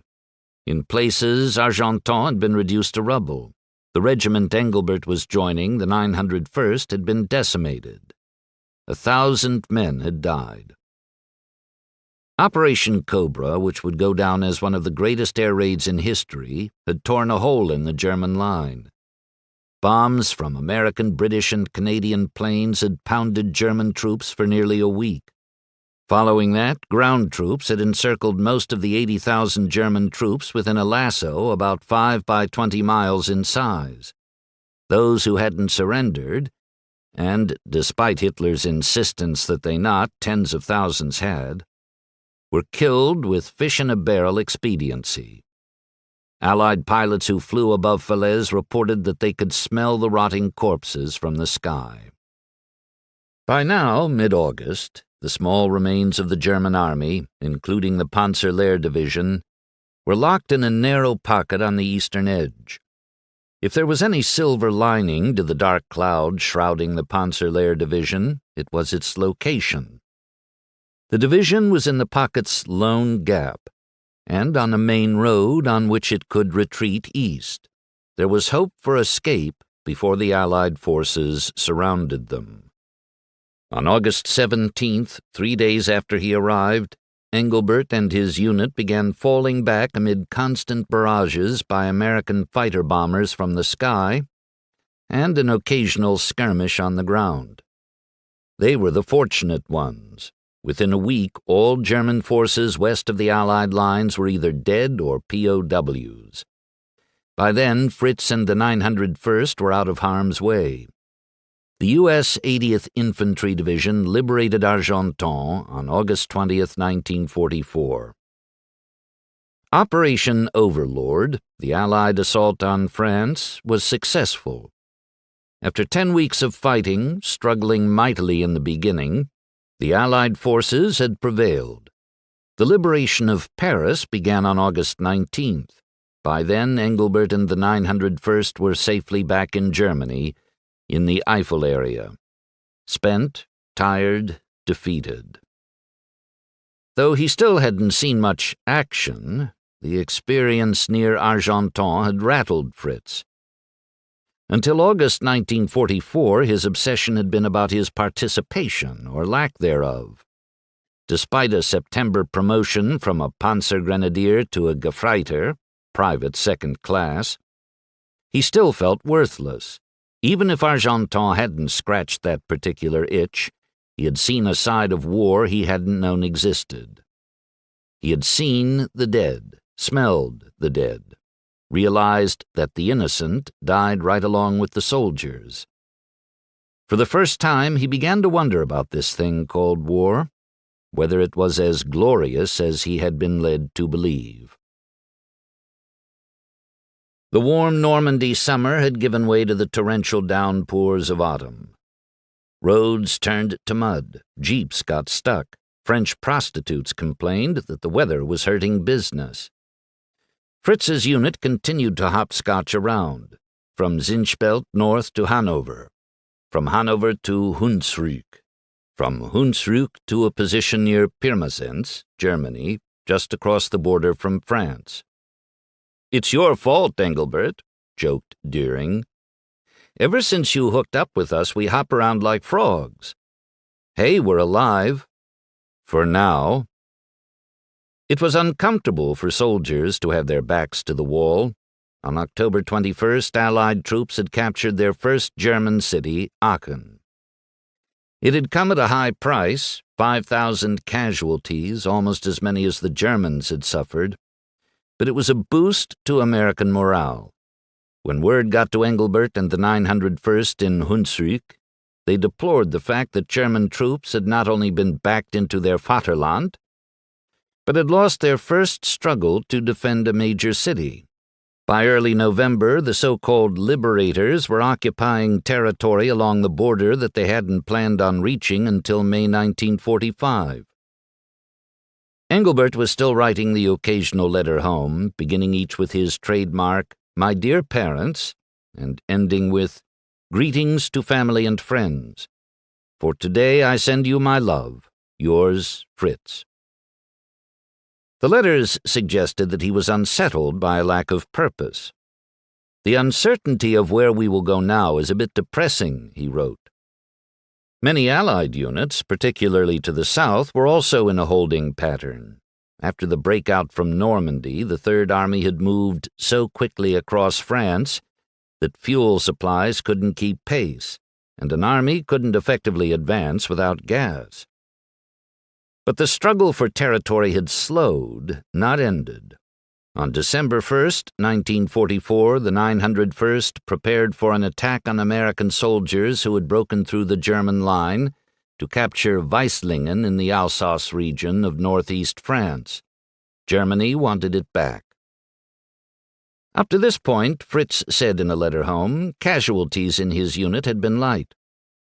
That was about to change. 2 platoons, 20 men in trucks and half-tracks, eased to the outskirts of the village.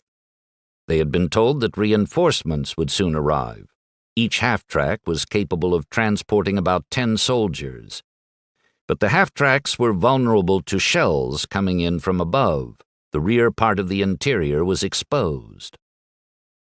At 3 a.m., a quarter moon shining through the clouds washed the farmland in just enough light that Fifth Company could see the scattered houses, barns, and church spire in the village. Recon suggested that the Americans suspected nothing. 10 men, including Fritz, dismounted from one half-track. They set up a command post in an abandoned house far from the main village. Fritz would work as a messenger from there, but be ready to join the attack if needed. His stomach lurched, as he would write to his parents, "We look forward to the dawn of the day with some concern." Deering noted Engelbert's nervousness. He leaned against the half-track and crushed his cigarette. "Geht es dir gut?" Engelbert nodded, though tentatively. "Ja, mir geht's gut." Or at least he was pretending to be all right. Up ahead, the platoon leader nodded toward the first house they would attack. He crossed a cobbled path, his head swiveling left and right. Once at the house, he shattered a window with a well-placed kick and tossed in a stick grenade. Kaboom! The battle was on. It turned out that the Americans had been cloistered in cellars and attics. There was shouting, panic, finally gunfire. Soon the village was alive with a maddening medley of machine guns, small arms, grenades, bazookas, and an occasional scream and moan. Engelbert was quickly ordered to join the fight. Some houses were smoked out with hand grenades, machine guns, and bazookas, he would write to his parents. It was a mad shootout. The German patrol leaders knew they didn't have enough strength to take the entire village, so they concentrated on one section, still expecting the reinforcements to arrive soon. The crack, crack, crack of a carbine sent one of Fritz's comrades twisting to the earth, his gun flying. He screamed in agony. Blam! Blam! Another German, Staff Sergeant Rudolf Schrader, was dead before he hit the ground. It was the first time Engelbert had seen a man die. Wit, wit! A platoon leader whistled to Engelbert, signaling to him to move forward and take cover behind a half-track. The leader's hand signals indicated where to fire and how many Americans might be inside. Fritz wheeled around the edge of the half-track and fired, then jerked back, the rush taking the edge off his nerves. But it seemed that the Americans were too well hidden for him to get a good shot. The battle raged on. 1 hour, 2. A hint of morning light began to slowly steal the Germans' cover. The radio squawked. The company commander was to report to the battalion immediately. He fell back. Engelbert didn't like the look of things. 1 soldier dead, 1 wounded. The company commander gone. Their cover of darkness disappearing. And the promised reinforcements nowhere to be seen. He glanced at the other helmeted men in gray coats to his left and right, behind the cover of rock walls, outbuildings, and haystacks. The return fire from the Americans was relentless. Fritz exhaled. Another squawk from the radio. A whisper. Engine noise. Middle of village. Our foreboding had been confirmed, Fritz would say in a letter home. Soon an American tank rolled through the early morning mist like a pirate ship, its snout swinging left and right as if it had eyes. Engelbert bristled with fear. A shell shattered the earth nearby, showering him in dirt, gravel, and a gray-coated arm. His stomach lurched. When it got light, hell was going on, he would write to his parents. The Germans had underestimated the size of the American unit. The half-track that had been an asset was now a liability. The Americans had clearly zeroed in on the cluster of soldiers in and behind it. Engelbert fired a few shots, then scurried to cover behind a cluster of wagons. At first everything was quiet, then suddenly the tanks unleashed 3 shots in a row. At each one of our half-tracks exploded. Shortly thereafter, wild infantry fire lit up the whole village. Had Engelbert stayed, he would have been torn to pieces. The enemy fire only increased, bullets whizzing left and right. Grenades exploded. Men yelled. It was sheer madness. Fritz's chest heaved with anxiety. His neckerchief was soaked in sweat. The platoon leader barked a panicked order. Jeder für sich! Every man for himself. Men left their positions and ran. The gunfire spiked to an even more intense level. Engelbert looked across at Düring, who pointed to a grove across a field. Fritz nodded. Together they fled. Amid the panic, a memory flashed back from basic training. If you must run from the enemy, be the ship with a submarine on its ass. Never go in a straight line. I jumped in a zigzag like a rabbit, he wrote to his parents. The bullets were whistling around my ears. Düring tilted his head back, his teeth clenched, no less desperate than his friend. For just a moment, Engelbert was back in Hilkenbach, and Düring was his rival, the boy to beat to win the town cup. He dug deeper. His pace quickened even as he jutted left, then right. He was leaving Düring behind. His lungs heaved. His legs ached. It was just another 100 feet to the grove. Fritz had never felt such panic, such fear, such vulnerability. His legs and arms pumped madly, fueled by sheer desperation. To his left and right he made out the jiggling blurs of others fleeing and falling. Crack, 1 man dropped. Crack, crack, 2 more. 50 feet. Ch-ch-ch-ch-ch. An American machine gunner had joined the shooting gallery. Engelbert waited for the bullets to hit his back. None came. Instead, he heard a voice behind him. Oye, hombre! It was Düring. He hadn't given up. The two were soon even.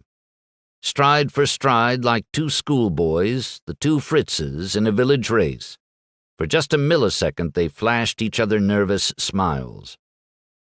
A flurry of bullets tattered the ground, left, right, behind, and beyond. The two ran harder. 25 feet. Out of nowhere, a lifetime of buried emotions rose deep within Engelbert. He could see them in the woods, reaching out for him, and despite everything, he reached too. Mutter, Vater, Fritzi. Crack. It wasn't the sound of the rifle shot that shocked Engelbert. He had been hearing gunfire for hours. It was the realization, with a frantic glance to his right, that Düring had been shot. His friend's face contorted in a collage of shock, pain, and helplessness, as if he desperately wanted to stay with Fritz but could not. He dropped like a drowning man sinking into the sea. Fritz crashed through tall brush and into the woods, safe, for now. He bent over, wheezing, hands on his knees, face drenched with sweat. He glanced back to see if Düring was still alive, if he could go back, rescue him, drag him. "Quick, in the half-track!" yelled Staff Sergeant Hubert Zolka. "But Düring, the other—" "Now!" Fritz piled in along with 3 other soldiers. The vehicle rumbled away. Where was everybody else? He peeked above the armored sides of the half-track. Scattered across the field were his comrades' bodies. "Down, Engelbert!" yelled Zolka. "You'll get your head shot off!" The 901st rolled back to Pirmasens. On the way they were met by their company commander, Lieutenant Karl Neupert. Engelbert had great respect for Neupert, a man committed not only to the cause but also to his men. He was 31, 12 years older than Fritz, who saw him as not just his commanding officer but his mentor, too. Neupert grieved at what he saw, a single half-track with only 4 men in it. "Sir, 4 armored vehicles lost," said the only platoon leader still alive. 16 men dead, captured, or missing. Neupert looked down and rubbed his brow with his hand. Writing home to his parents, Engelbert remembered. Tears came to his eyes. The only thing he said was, "My beautiful company." The lieutenant buried his face in his hands. Back in Hunsrück, Fritz could think of little beyond the war in general and the death of Düring in particular. Always a quiet young man, he now turned silent. Even if he had wanted to talk, there was hardly anyone left in his platoon. "Our division is heavily shattered," he wrote. The Weislingen debacle had been a heavy blow. With every new experience since basic training, Fritz's illusions about war and honor had unraveled. First the inhumane treatment by his superiors in Orléans, then mass death in Argenton, now the decimation of his platoon and the death of a close friend. One moment he and Düring were together stride for stride. The next, his friend was gone. By this point in the war, 1 of every 3 German soldiers had been wounded or killed. For a young man who had pined for war, Fritz Engelbert was ready to be done with it. "Christmas is in 2 weeks," he wrote to his parents. "Let's hope and pray that it's the last Christmas in the war." Winter was deepening in Germany's Eifel region. The first snow fell. One afternoon, Neupert placed an Iron Cross second-class pin in Engelbert's hand. "For bravery in battle," he said, "at Weislingen." Fritz didn't think himself worthy of such honor. Why should he be lauded because an American soldier targeted Düring's back instead of his? Because Fritz had, in his desperation, survived?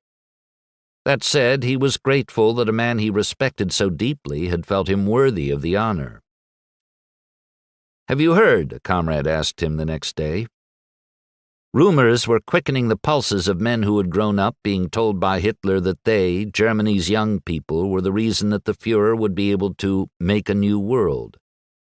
Hitler had no intention of surrendering. On the contrary, Germany was planning a surprise counteroffensive, a gallant do-or-die effort to reverse the results of the war.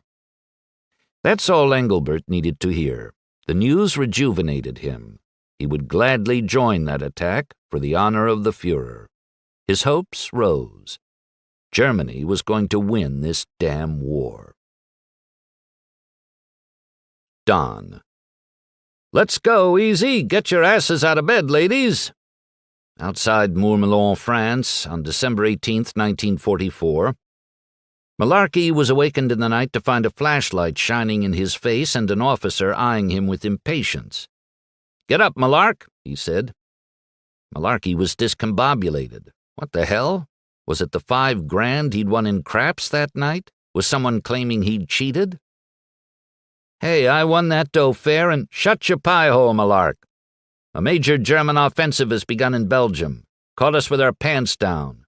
Already put a hell of a dent in our line.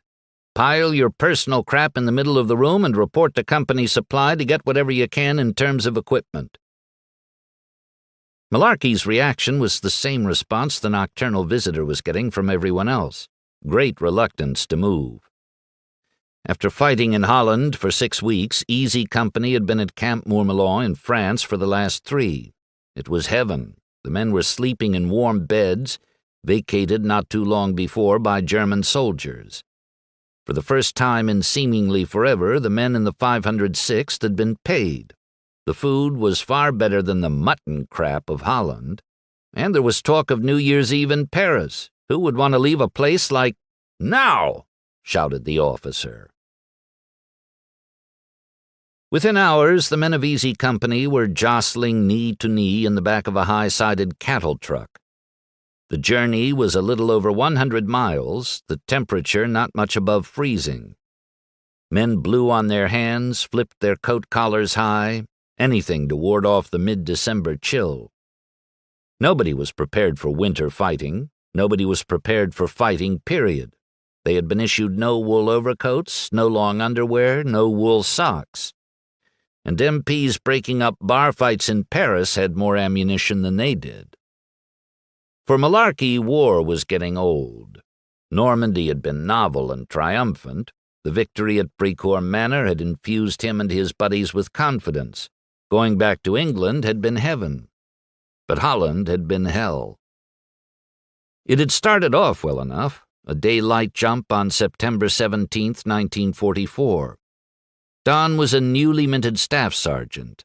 The Dutch people showered the liberating forces with food, beer, and kisses. But if the game was off to a great start, war batted last.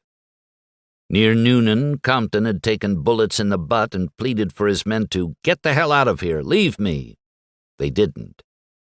At 220 pounds, he had played for UCLA in the 1943 Rose Bowl. Compton was tough to carry, so the men ripped a door off a farm outbuilding, lashed him to it, and dragged him to safety.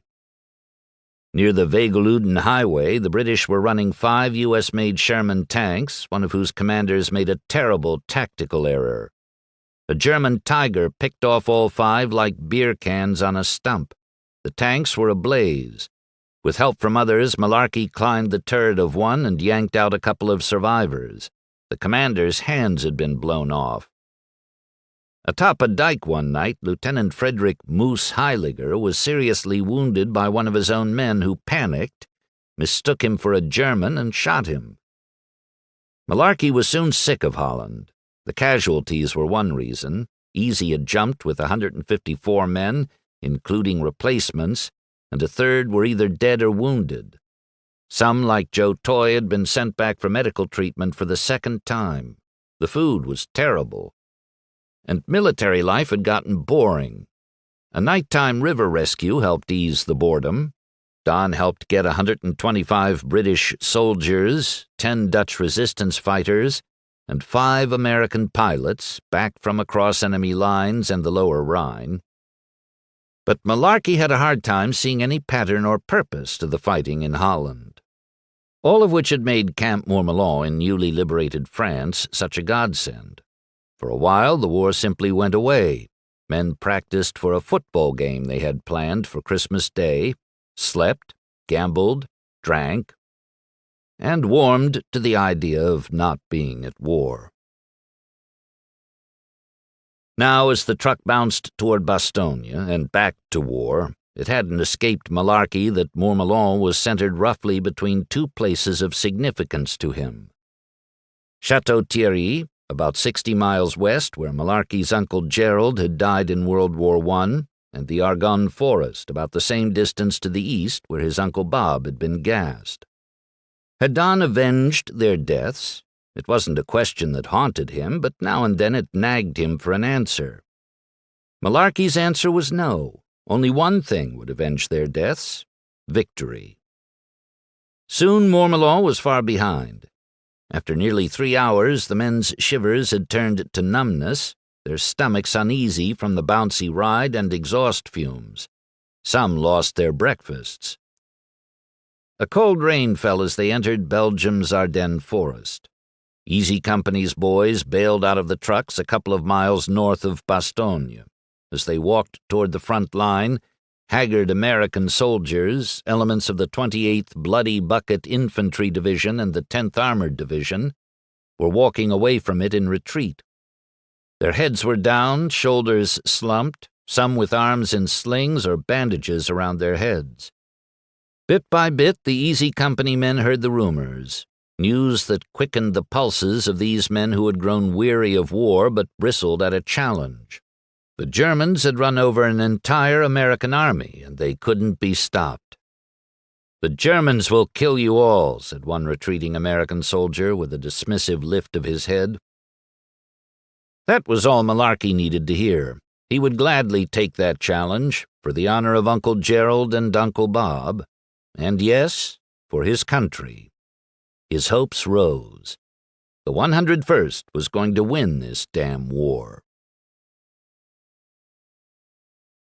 Chapter 6. Casualties and Chaos. It was the not knowing that quickened the heartbeats of Private Fritz Engelbert and his comrades in the fog-shrouded grove of pines, that made their mouths go dry as they waited to make the attack, that whispered possibilities of disaster amid hopes of victory. At times a man in the 5th Company of the Panzerlehr Division, Regiment 901, would hear something from the Americans in the village, a jeep or tank rumbling to life, and wonder if the forest-protected Germans had been seen. For now, amid the stillness of bone-chilling cold and dark, was the waiting, anticipation, worry. It was the morning of Wednesday, December 20th, 1944, the 4th day of the German counteroffensive.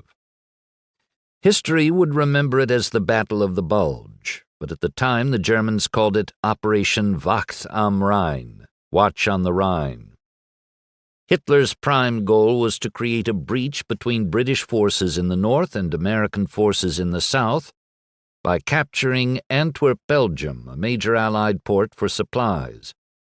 Taking Bastogne, a key transportation hub with 7 major roads running through it, was a means to that end. Nearly 1 million troops were fighting on the 70-mile-long line, with Germany holding an initial advantage in troop strength. The Germans had all but surrounded 4 Allied armies. General Heinrich von Leutwitz was considering sending an ultimatum to the Americans in Bastogne demanding surrender of the town. Otherwise, he would threaten, Germany would massacre the trapped soldiers. The previous week, hearing of the Germans' surprise attack, U.S. General Dwight D. Eisenhower had decided to defend Bastogne at all costs, and the U.S. 101st Airborne Division was ordered there. The German encirclement of the 101st and Don Malarkey would be complete before day's end. Wounded soldiers needing medical attention wouldn't be able to be transported out, and food, ammunition, and medical supplies wouldn't be able to be transported in. Meanwhile, a heavy cloud cover was making it unsafe, if not impossible, for airdrops of supplies. Although the Germans had lassoed the Americans, they still needed to split the front and take Bastogne, whose last defense to the southeast was Marville.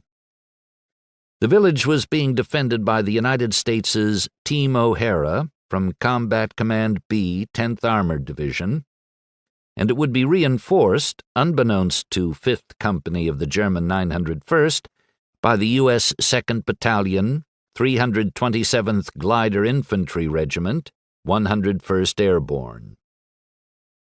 Taking Marvi would put the Germans on Bastonia's front porch, and 5th Company was confident it could be done.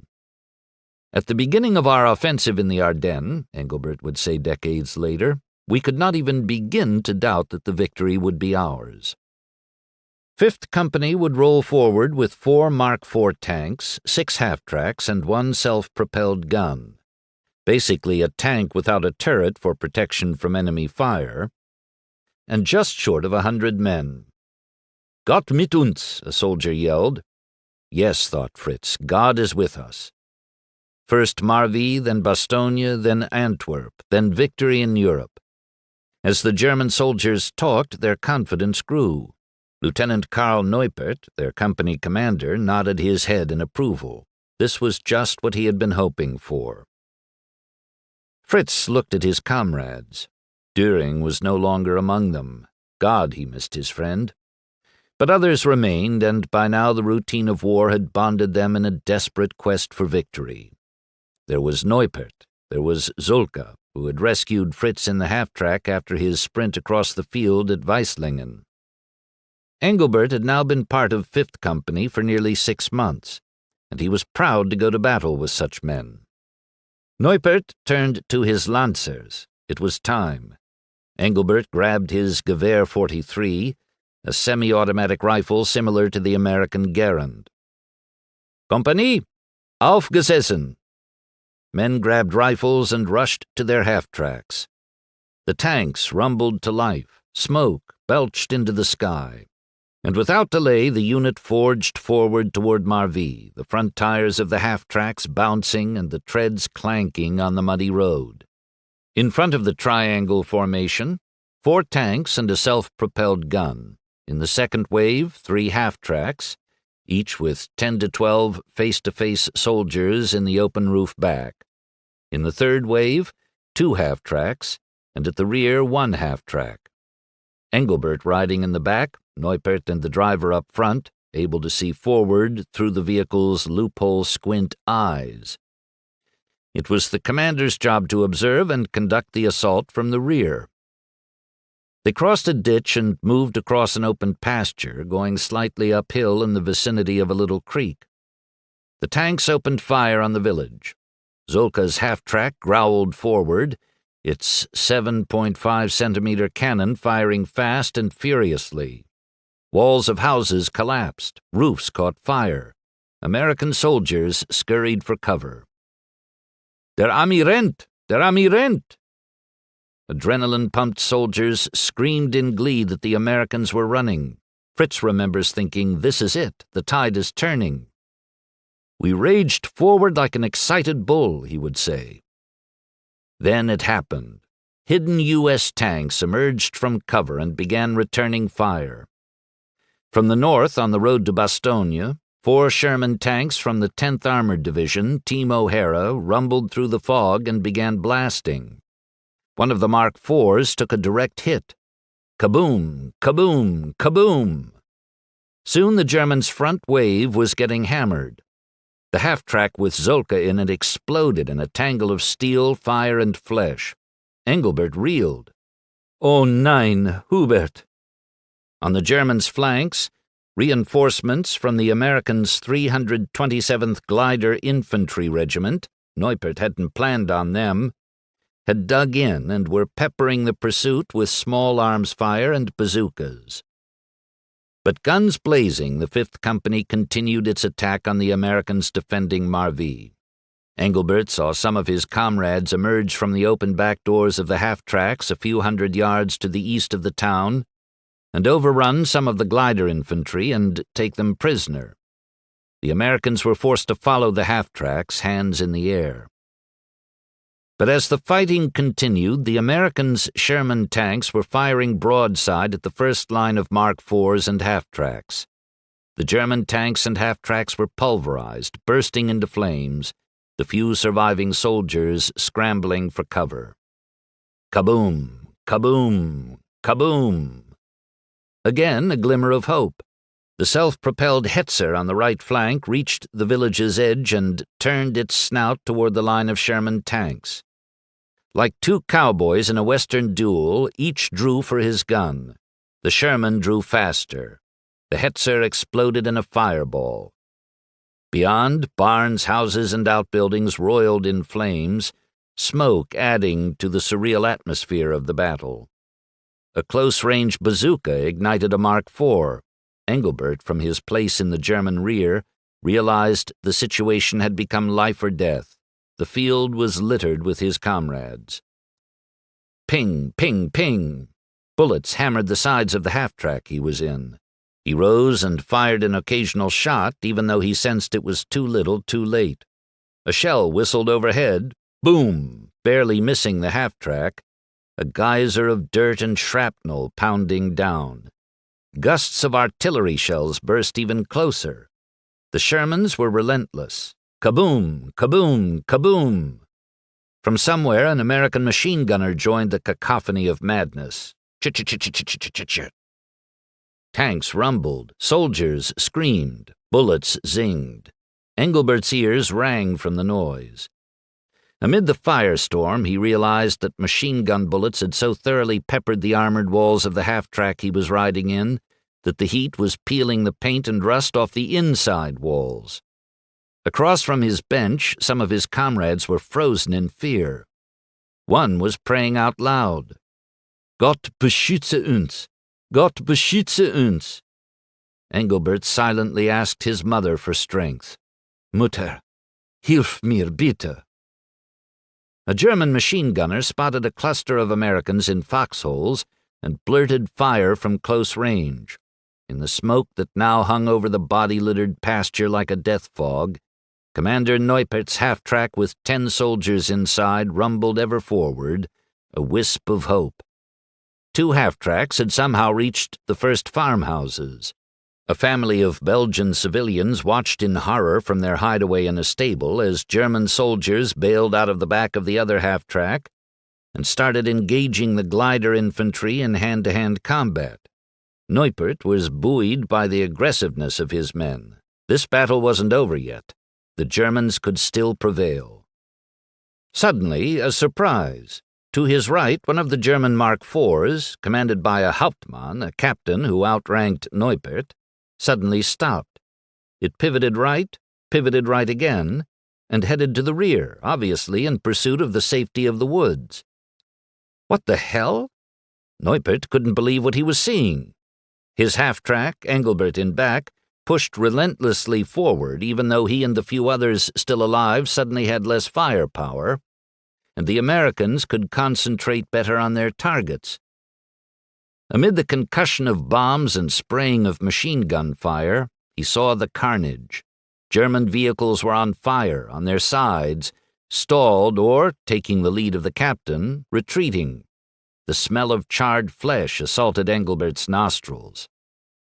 Lieutenant Neupert, in a front-row seat, had seen even more than Fritz had seen, and it had sickened him. He swiveled his head to the pale faces of the 10 young men in the back, the 901st's last best hope. Some were barely half his age. The plan was to have them deploy from the half-track, taking cover in the barns, and fight. But in the last 15 minutes, the Mark IV's retreat had sounded a death knell. For the Germans, the challenge was now like trying to kill a bear with a pocket knife. "Kehrt marsch, marsch!" he barked to the driver. Amid the flashes and booms, it wasn't a call he wanted to make, but retreating at least gave his men a chance to regroup and live to fight another day. This battle was lost. The half-track turned crazily in an arcing about face and headed for the woods, shells dogging it. 2 hours after they had attacked, the last of 5th Company limped back to the woods. Only a handful of soldiers were still alive. Safely in the grove, Fritz leaned against a tree in bewilderment. "I'd never been in a battle with such fury," he would say, nor had he seen a retreat like that. It was another crack in his Third Reich armor. Maybe the men around me aren't as deeply committed to the cause as I thought. Lieutenant Neupert flew to the captain of the retreating tank in a rage. "Sie Feigling! Sie haben uns im Stich gelassen, he shouted in his face. I promise I'll never attack side by side with your tanks. Engelbert was stunned at his commander's nerve. The captain was 2 notches above Neupert on the military pecking order. This was like a student rebuking his teacher. In the German army, men were sometimes shot on the spot for insubordinate behavior. But Neupert wasn't through. Sie sind ein Feigling. You are a coward. The captain's face went from anger to, oddly, acceptance. Or was it shame?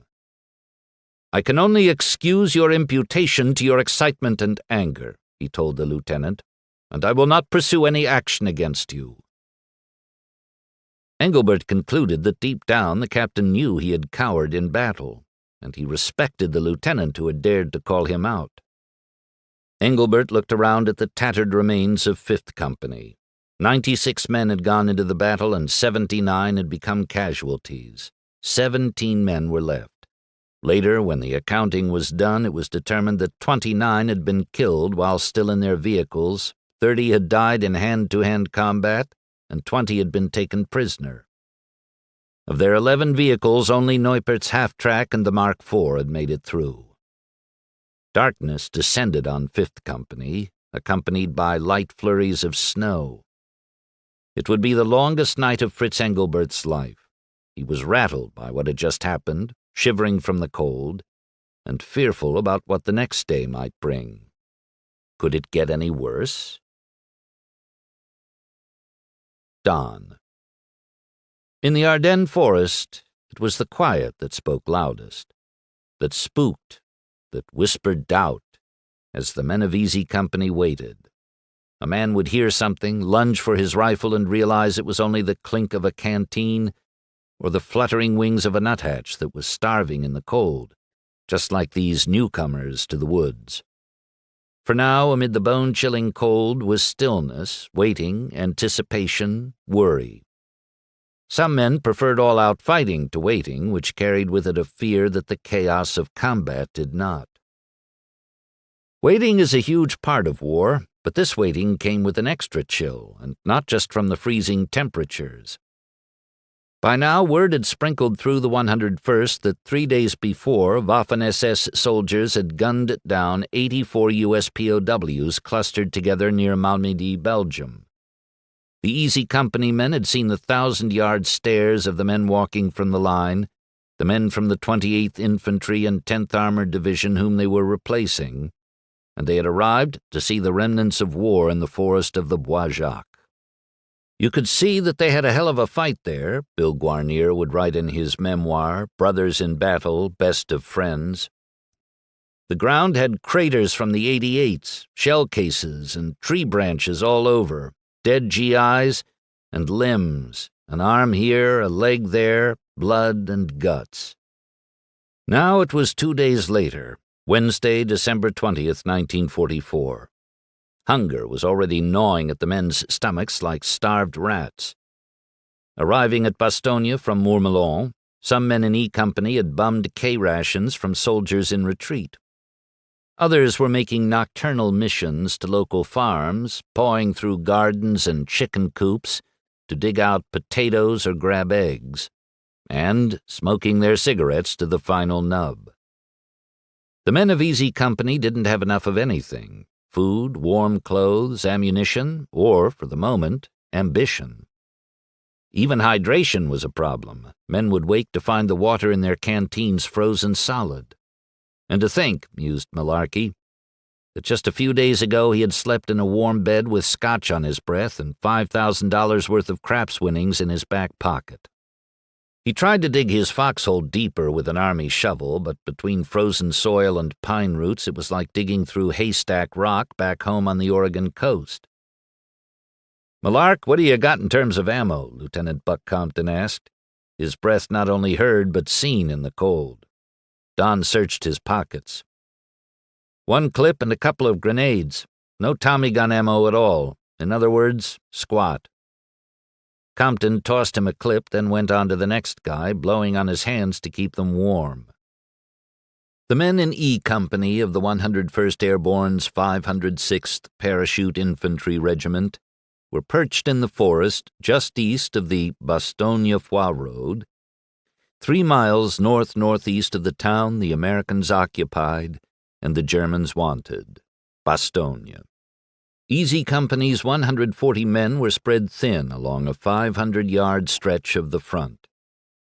5 miles south, the church spire in Marville rose above the trees near where the 5th Company of Panzerlehr Division, Regiment 901, had awakened that morning. If Bastogne was the center of a round clock, Malarkey was at 1 or 2 o'clock and Engelbert at 4 or 5 o'clock, each fighting a different battle. Compton was distributing ammo to his men. He had heard that the Germans had nearly encircled the Americans, which would make the 101st the proverbial hole in the donut. To the northeast, beyond the Bois Jacques and beyond the fields, lay the village of Foix, temporarily home for an ever-increasing number of German troops. With their field glasses, scouts from the 101st in the outpost position, OP, could see the armored vehicles in the villages, their numbers growing each day, the German soldiers scurrying about in white camouflage to blend in with the snow. Presumably their heavy artillery was tucked behind outbuildings or trees. Each day the GIs would watch with envy as trucks and tanks rolled in with more supplies. Not that all German units had it so good, but in Foix smoke curled from the chimneys of Belgian homes that the toasty, warm Lancers now occupied. To the 101st it looked like a spoil of riches. Malarkey was wrapping his boots in burlap bags to keep his feet from freezing. Some U.S. soldiers were wrapping themselves in Belgian bed sheets for camouflage when making forays across snow-covered fields. And at night the Americans were curling up in foxholes, not in houses with fireplaces. With their supply lines cut, E Company had no way of getting the food, water, and ammo it needed, and it effectively had but a single piece of artillery to cover the entire Foix area. What the Germans couldn't have known was that every day that the 101st repelled an attack, every day the Germans weren't able to punch a hole in the line, was giving General George S. Patton and his huge Third Army time to advance from the south, and America's flyboys an opportunity for the skies to clear so they could get their birds in the air, allowing the now grounded aerial attack to resume. The question was, how long could the 101st hold on? What the Americans lacked in resources, they made up for in resolve. When Staff Sergeant Malarkey took a jeep into Bastogne to pick up what limited supplies he could, he learned that the Germans had completed the circle. The 101st Airborne was officially surrounded. There was no way out except by fighting their way through the enemy, which, against huge odds, they were just cocky enough to believe they could do. "They've got us surrounded," said a 101st medic while giving a wounded man creme de menthe for pain because they were out of morphine. The poor bastards. On Thursday, December 21st, snow began falling, beautiful, swirling, mesmerizing snow, flakes the size of poker chips. A few skirmishes broke out, though nothing serious. It was a chess game, the Germans probing here, the Americans probing there. The unknowns kept everyone on alert. Easy Company might have guys up front on patrol, but there was no guarantee that a German patrol couldn't slither through, or for that matter that the Germans wouldn't start lobbing 88mm shells from the villages below. The next day, December 22nd, snow fell even harder, almost a foot deep in some places. Shivering in his foxhole, Malarkey recited Invictus to himself to keep his mind off the cold. The stubble on men's faces grew, the impatience deepened, the stalemate continued. The Germans must have suspected that the 101st was in no position to mount an all-out assault on the villages below. They didn't have enough ammo. Or perhaps they were banking on the Americans surrendering. the German lines were rife with the rumor that any day an ultimatum would be made to the Americans: surrender Bastogne and live, or keep fighting and die. Meanwhile, Malarkey and the others went on patrols, dug their foxholes deeper, and shivered. GI field shoes weren't waterproof. Across the entire line, trenchfoot was felling soldiers by the thousands. It got so bad that some developed gangrene and had to have one or both feet amputated. Between November 1944 and April 1945, 45,000 American soldiers were hospitalized for trenchfoot. The other type of injury that medical personnel were getting in droves was shock, psychological wounds. For every 3 men killed or wounded, 1 was hospitalized for combat exhaustion. A few took their own lives, or tried to. Others intentionally shot themselves in the foot so they'd be unable to keep fighting and might get a ticket home. It was the coward's way out. Then again, it was a way out. Besides Skip Muck, Malarkey's closest E Company friend was Joe Toy. Malarkey thought Toy was the toughest man in Easy Company, despite his softer side, which came out when he sang guys to sleep with off-key Irish ballads, or his favorite, I'll Be Seeing You. Joe hailed from a coal mining family in Reading, Pennsylvania, his rough-hewn personality hiding insecurities known to few beyond Malarkey. Toy hadn't finished high school. His vocabulary was straight from the coal mines. He wanted to play college football, but his father forbade it. You belong, he said, in the mines. Back in England, Joe had had one too many one night, and Malarkey had to talk him off the roof of a hotel atrium. When Malarkey calmed him down, Joe broke down about feeling like a failure.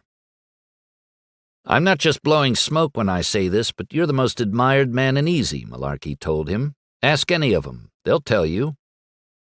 Not long after that, when a drunk Easy Company soldier pulled a knife on Malarkey, it was Toy who pinned the guy to a wall and threatened to kill him if he laid a finger on Don again.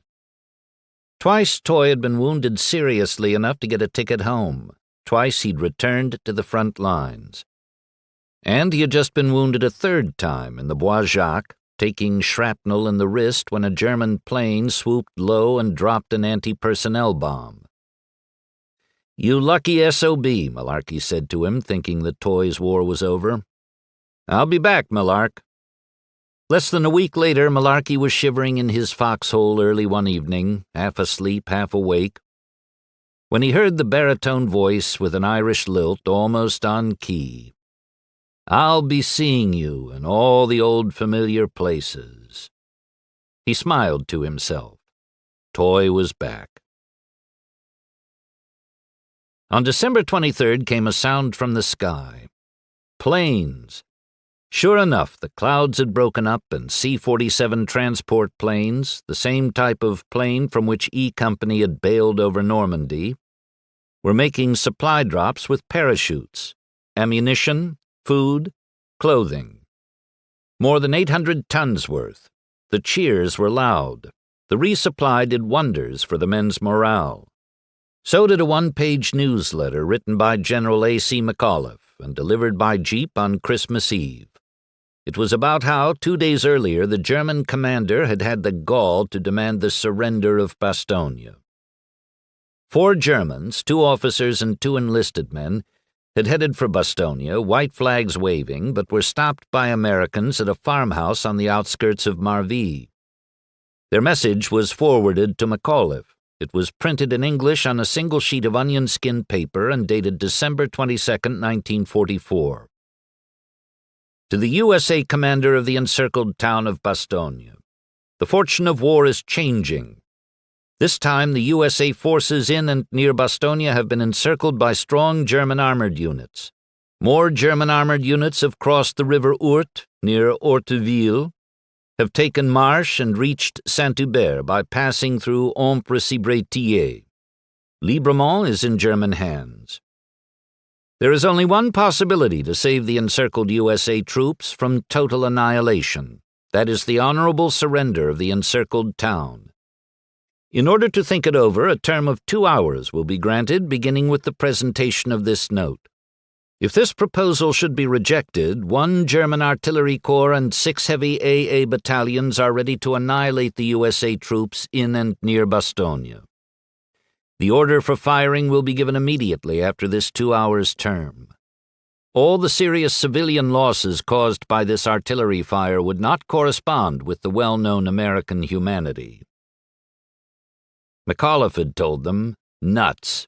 Shove it. Go to hell. No."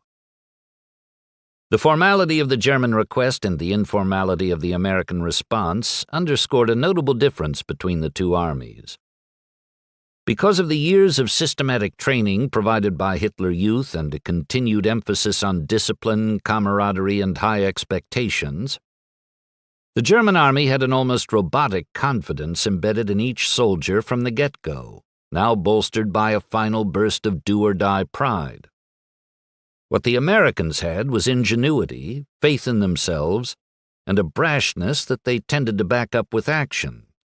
On paper, they were already beaten, but how do you measure bravado? The against-all-odds confidence that you will prevail no matter what. On Christmas Eve, Winters was trying to keep his men's spirits up. "Hang tough," he'd say, going from man to man. Temperatures dropped, the wind picked up. Malarkey and the others huddled in their foxholes, knowing that the Germans were out there in the dark, waiting. They sang Silent Night, the Luftwaffe bombs over Bastogne adding uneasy percussion. Christmas Day brought gloriously blue skies for flying, and the American thunderbolts rocked German troops, and unfortunately civilians, in dozens of villages surrounding Bastogne. The next day, when Patton's Third Army punched a hole in the southern edge of the loop that was threatening to strangle American troops, the 101st had a way of getting supplies in and the wounded out.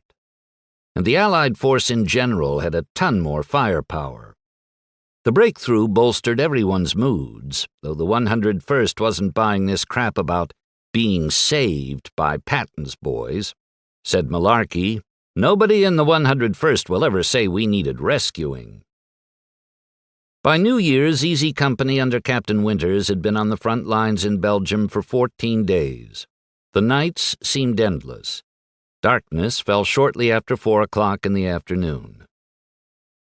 Meanwhile, the back and forth with the Germans became a deadly game of Russian roulette. Late in the afternoon on January 3rd, light was beginning to fade and Easy Company was returning to its positions in the woods after yet another probe north to test the Germans and see where a weakness might be exploited. Suddenly, German 88mm shells started exploding around the troops. "Incoming!" yelled Winters. "Take cover!" Kaboom! Kaboom! Kaboom! The forest shook. The noise was deafening. Men fell on their faces in the snow and scurried toward foxholes that didn't always exist. The attack was like a storm. The rockets howled like the wind. It was harrowing enough being shelled by the 88s, but worse in a forest. The shells were designed to explode on contact, and they would often hit high up in the trees, detonate, and create tree bursts that flung shrapnel and knife-like splinters of wood in all directions. The trees themselves had become weapons, snapping and falling to compound the chaos. Kaboom! Kaboom! Kaboom! Nothing in Malarkey's 100-plus days of battle had been as intense, as loud, as incessant as this. He would say the barrage made his head reel, ears pop, and his heart stop beating. He found a foxhole. Through the smoke, he saw someone curled in a fetal position. Noise pounded. Kaboom, kaboom, kaboom. The concussion threatened to shatter Malarkey's eardrums. He could hear only faint voices, instructions, warnings, fear. Kaboom, kaboom. The shells thundered down in relentless pursuit, as if each man had one with his name on it. Each shell packed 32 pounds of metal and high explosives. The bombs ripped through the snow, sending dirt, hot metal, and wood fragments into the sky and then raining down in chaos. "I'm hit! I'm hit!" The voice sounded familiar to Malarkey. Oh, God, no. Please, no. Joe, is that you?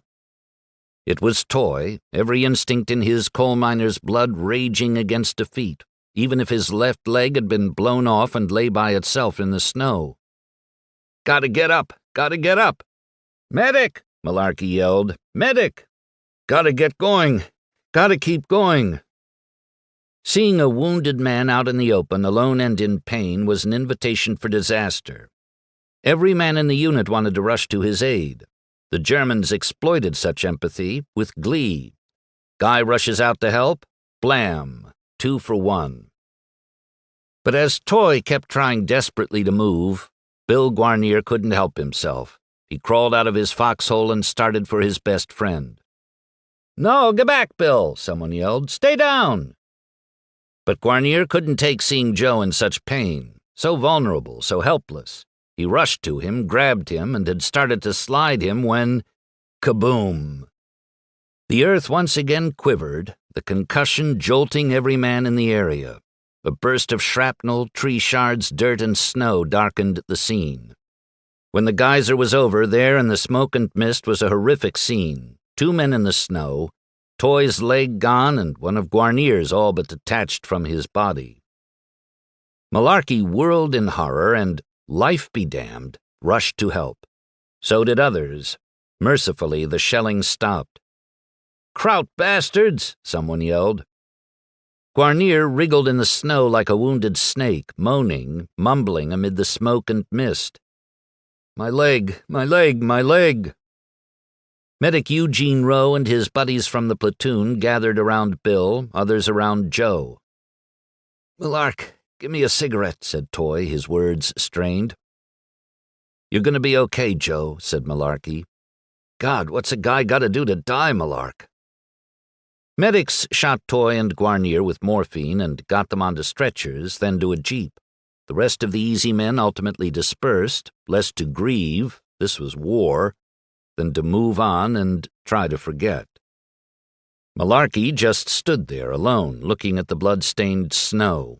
It had been like looking at horrific Viewmaster slides. Click, Toy lying alone in the snow minus a leg. Click, Guarnier mangled.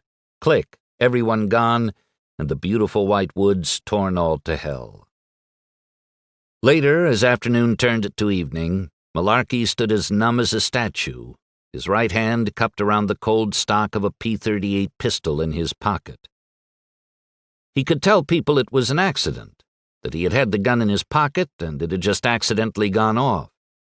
A man with a bullet in his foot was a liability to his unit. He would be sent to England, and he'd be out of this cold, bloody, hopeless hell. Malarkey looked around at the tattered remains of the 506th E Company. Then he looked at the remains of himself. His feet were numb, his stomach empty, his spirits as shattered as 100 tree bursts. Could it get any worse? Chapter 7. Hidden Wounds. Fritz. Snow fell across the Ardennes, blanketing the woods and rolling farmland in a beauty that belied what lay beneath it. Bodies.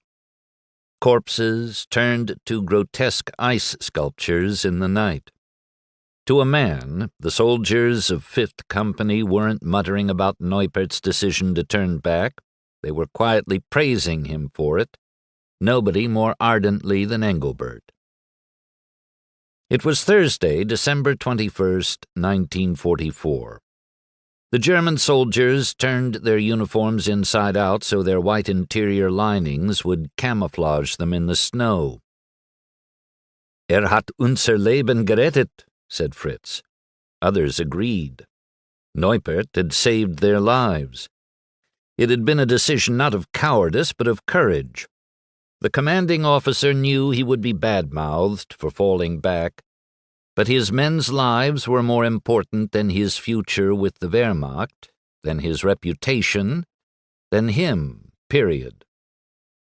The day after their horrible defeat, Neupert informed his tattered bunch that this would be a day to rest and recharge, wait for reinforcements, get wounds patched in the battalion medical station, keep a close eye on the village, and figure out a plan.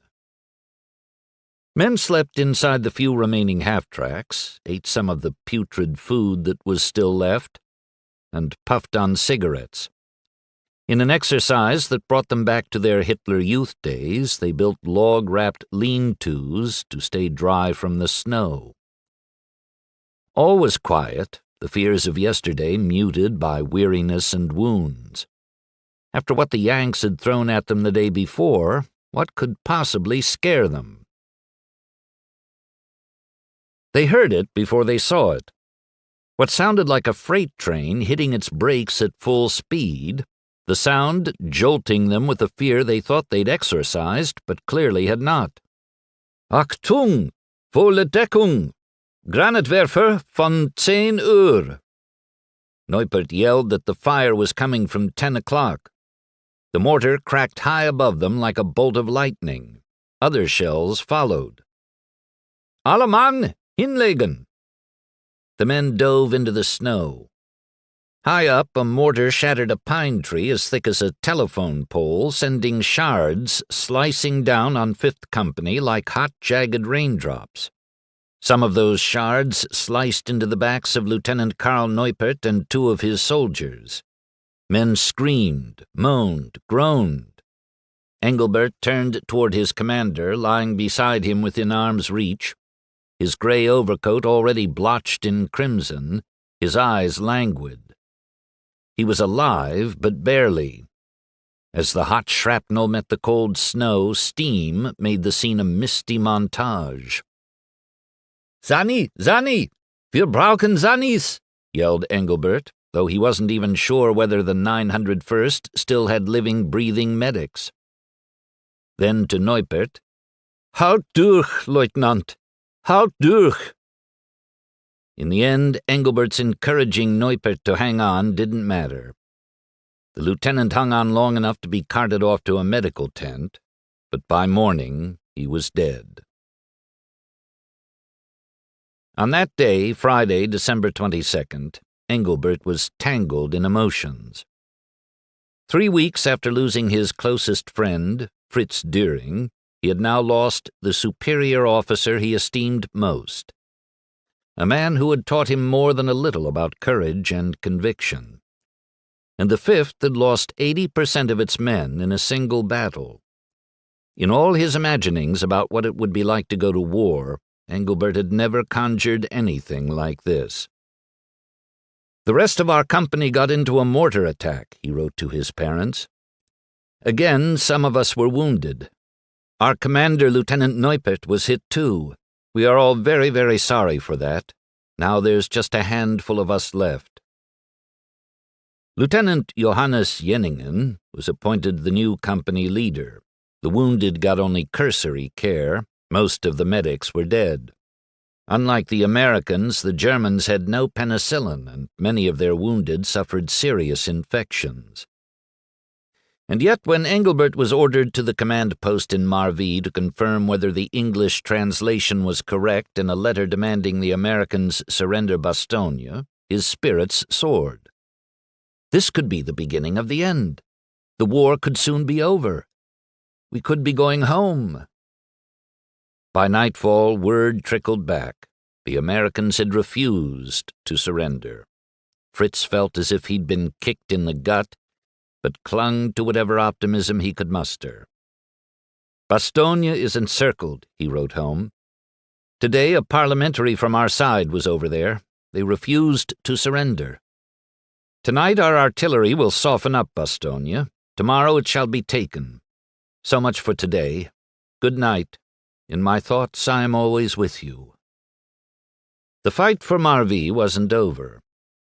With reinforcements arriving, Lieutenant Jenningen sounded the cry from on high to take Bastogne, and taking Marvi was a means to that end. On Saturday, December 23rd, the weather cold and crisp, the 901st attacked from the south instead of from the east as in its previous attempt. By midday, the Germans had taken nearly half the village. The open field battle turned into house-to-house fighting. Engelbert was in a command post in a farmhouse to the south of the village. At one point, the Germans sent their self-propelled gun charging toward the Americans. A medium tank fired on it. Direct hit. The vehicle became a virtual blowtorch. When a nearby loft filled with hay caught fire, the heat was so intense that the Americans were forced to retreat. The battlefield was once again tinged with thick black smoke.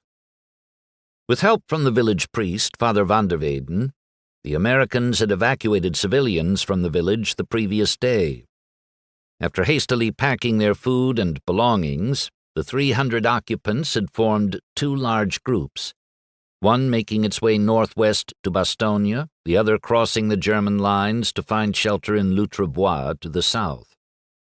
A fierce battle raged in the snow-tinted village, hour upon hour, both sides suffering heavy losses. The main road through the village was blocked by an American half-track that had been accidentally destroyed by friendly fire, the silver lining being that it would slow any German advance into Bastogne. Day became night, night became day. The fighting continued. Hunkered down in a farmhouse, Engelbert had little idea that the outcome stood on a knife's edge. On his Kettenkrad, its tracks giving him grip in the snow, Engelbert delivered messages from one commander to the next. Meanwhile, soldiers, many fresh-faced replacements younger than Engelbert, holed up in the farmhouse, tired, freezing, frightened. The only things that lifted spirits were the small treasures left behind by the Americans. Chocolate, cookies, flashlights, even a postal bag of Christmas presents. With roads choked by ice and snow, it was getting harder for the Germans to get food, ammunition, and fuel to the front lines. "We felt as if Christmas had already arrived," Engelbert would report in a letter to his parents. Just when the tired, freezing, and fearful soldiers were finding warmth and rest in the cellars, officers burst through the door brandishing pistols. "Raus, ihr faulen Bastarde! Kämpft! Out, you lazy bastards! Fight!" On Hill 500, German troops encircled an outpost from the Glider Infantry's Company F and killed them all, but the Americans held the line. By Christmas Eve, both sides had taken shelter in the cellars of whatever was left of this house or that. Still holed up in the cellar of the command post, Fritz was more than happy to receive orders to take a message to Lutrebois. As he walked alone in the snow, he gradually shed the noise and madness of war. "It was magnificent outside," he would later write home. "The fir trees were so beautifully covered with snow, just like home." The scene drew him back to Hilkenbach. "In my mind I was at home with you," he wrote. "I had to think of former times, and of the future. I felt that you were with me in your thoughts." Seeing the dead American had touched him, but he had to remind himself, "You mustn't be touched. You are a soldier." On Christmas Eve, the Belgian parents in Lutrebois had their children sleep in their clothes in case the bombs should come in the night. When Christmas Day arrived with blue skies, it wasn't a present but an omen of doom. The Americans would have their thunderbolts in the sky, and the Germans' Luftwaffe, or whatever was left of it, would have no answer for them. Having seen no signs of the aerial invaders by noon, however, soldiers and civilians lined up in the street, anticipating a special Christmas dinner to be fixed by the German field kitchen. Soldiers would be fed first, civilians would get leftovers, if there were any. But what happened next made that a moot point. It was hell from on high in the form of American thunderbolts. Kaboom! Kaboom! Kaboom! Debris shot into the air, then rained down terror in the form of brick, rock, dirt, and splintered wood. People screamed, walls collapsed, dust billowed. "In Deckung gehen!" yelled German officers, imploring their men to take cover. "Enzo, Alexia, c'est papa!" yelled a Belgian father in search of his missing children. It was chaos in two languages, German and French. Everywhere, panic. Civilians and soldiers ran, dove for cover, prayed. Kaboom, kaboom, kaboom! The deafening thud of bombs pounded. Fires broke out. Smoke smudged the sky and tainted the snow with soot. Everywhere people hunted frantically for shelter. Engelbert found it in the cellar of a house. 50 meters away, more than a dozen found it in the village's chapel.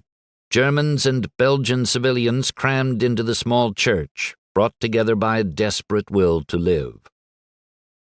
German soldiers could be cruel to Belgian civilians, but perhaps Christmas softened their hearts.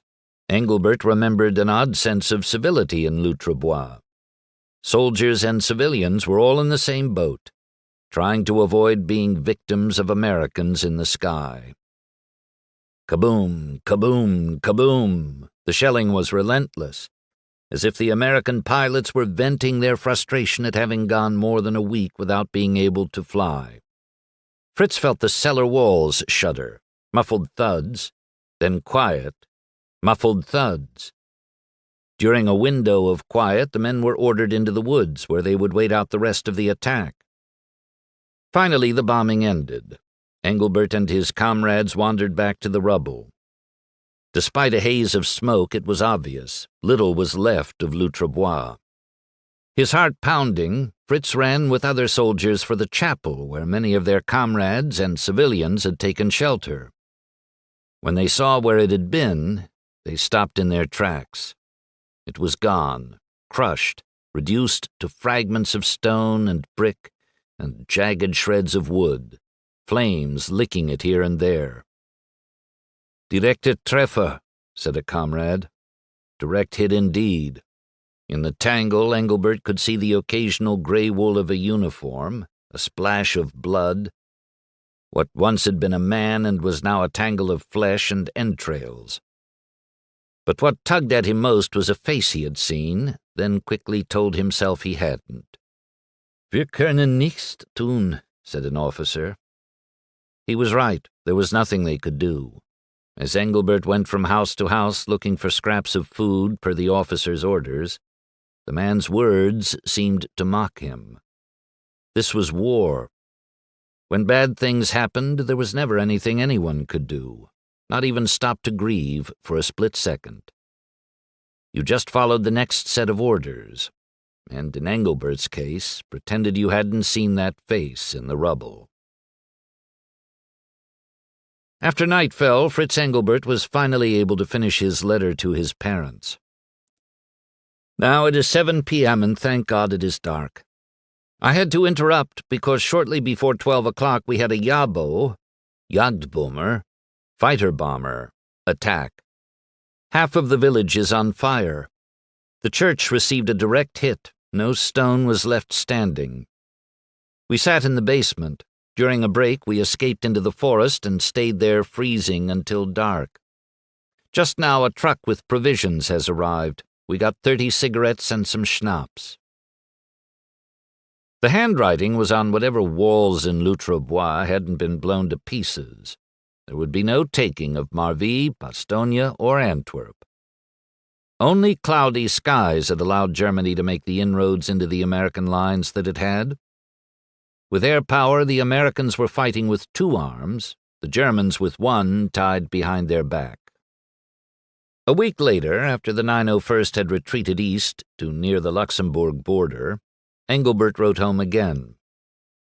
"Today, on the last evening of the old year, I am especially with you in my thoughts," he told his parents on December 31st. "From the bottom of my heart, I send you my good wishes for the new year, all the best, and God's blessing. Yes, the year 1945 will begin in 2 hours. What will it bring for us? Hopefully the peace. I will stay up till midnight to hear the Führer's speech." Hitler gave 2 New Year's speeches, one to the public at large and one to soldiers in particular. Both brimmed with optimism and bitterly blamed the Jewish international enemy of the world for Germany's misery and the Allied bombings for the defilement of culture, which he called shameful. Germany, he vowed, would not lose the war. Like a phoenix from the ashes, so the strong German will all the more rise up anew from the ruins of our cities, he said. Once this time of suffering is over, every German will be incredibly proud of being allowed to be a member of such a folk. He told the soldiers, I cannot close this appeal without thanking the Lord for the help that he always allowed the leadership and the folk to find, as well as for the power he gave us to be stronger than misery and danger.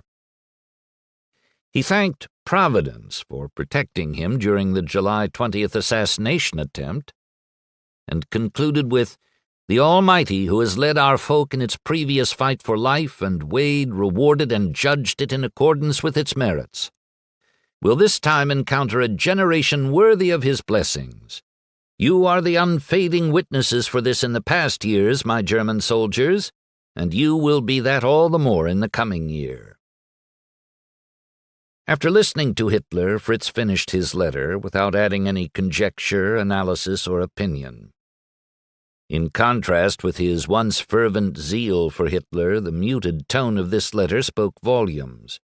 In fact, for the first time, Hitler's words had raised doubt in Fritz. The Führer, safe in his bunker in Berlin, seemed completely out of touch with the reality of the war, which clearly was not going well for Germany. It was as if Hitler believed that he could will Germany to victory with grand rhetoric. The carnage that Fritz had just endured in Bois and Marville suggested otherwise. Germany was losing the war. Not that he would share these doubts in his letter. The speech is over, he wrote. You will have heard it too. In this hour I have just one wish. May the good Lord give his blessing and support this year again to us, our sorely tested German homeland, to you there at home, and to us here at the front line.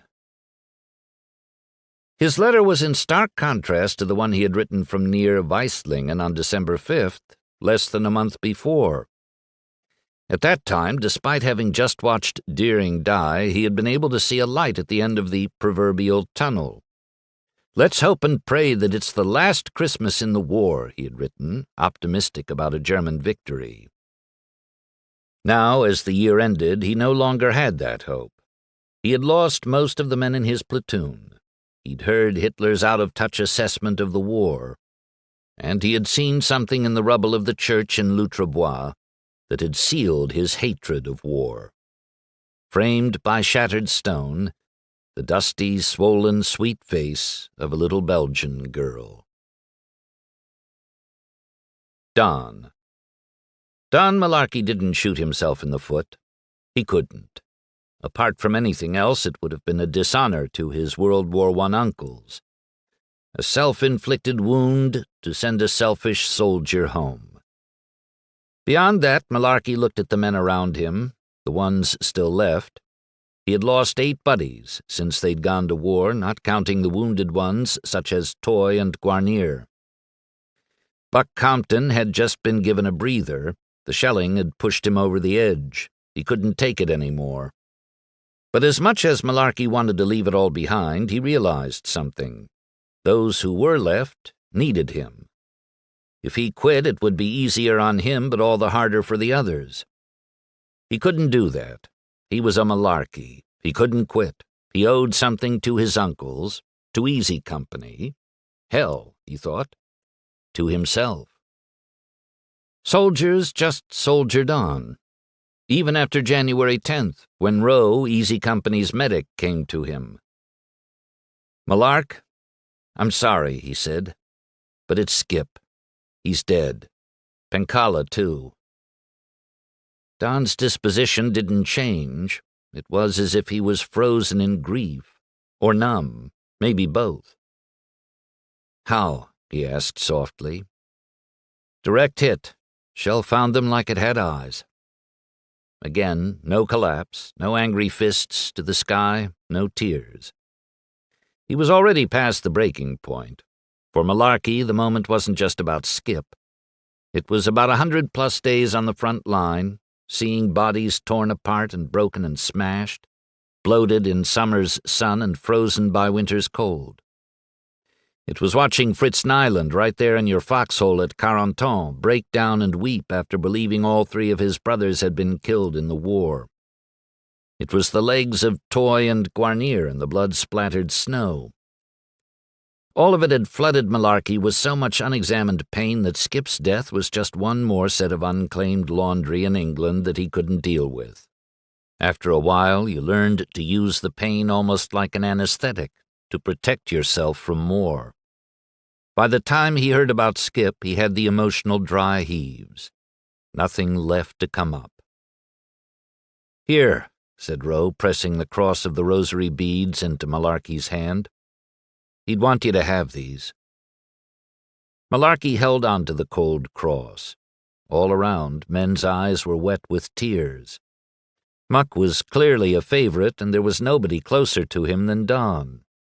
Winters noticed that Malarkey had the 1,000-yard stare. He offered him a break at the rear. "Thanks, but no thanks," Malarkey said. Every man still left in Easy Company was at a breaking point, and there were no time-outs in war. You couldn't stop and talk about the death of your best friend, the guy who had wanted to introduce you to his fiancée and show you where he had swum across the Niagara, the guy you were going to take salmon fishing over the Columbia River bar and treat to dinner at the Liberty Grill afterward. For all practical purposes, the Battle of the Bulge was over. Between Foix and the town of Noville, airborne soldiers on graves registration duty worked overtime.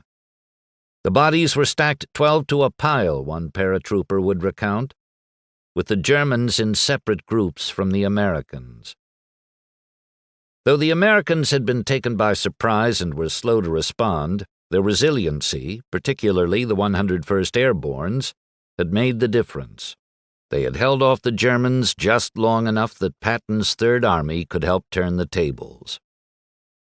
The cost was great. U.S. casualties in the Battle of the Bulge exceeded 87,000. German casualties, 68,000. More than 3,000 civilians died, and 50,000 soldiers were simply never accounted for, buried in rubble, ground into the earth by tank tracks, obliterated by shells, lost in plane crashes, spirited away in ways that only war can imagine. 50,000 men vanished. And there was never a statistical category for the other casualties, those with hidden wounds, wounds buried deep, like the ones already infecting the souls of Don Malarkey and Fritz Engelbert. Not flesh wounds, soul wounds. Chapter 8. The End of Battle. Fritz.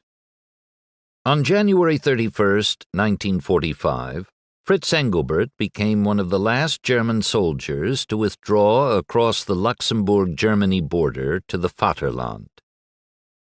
For the 901st's 5th Company, it had been a month of fighting and falling back, fighting and falling back.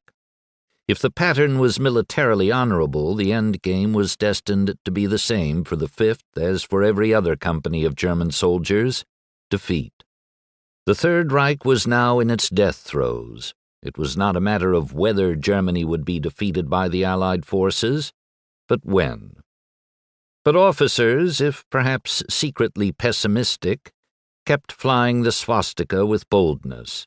In the German army, after all, it was not uncommon for openly defeatist soldiers to be executed.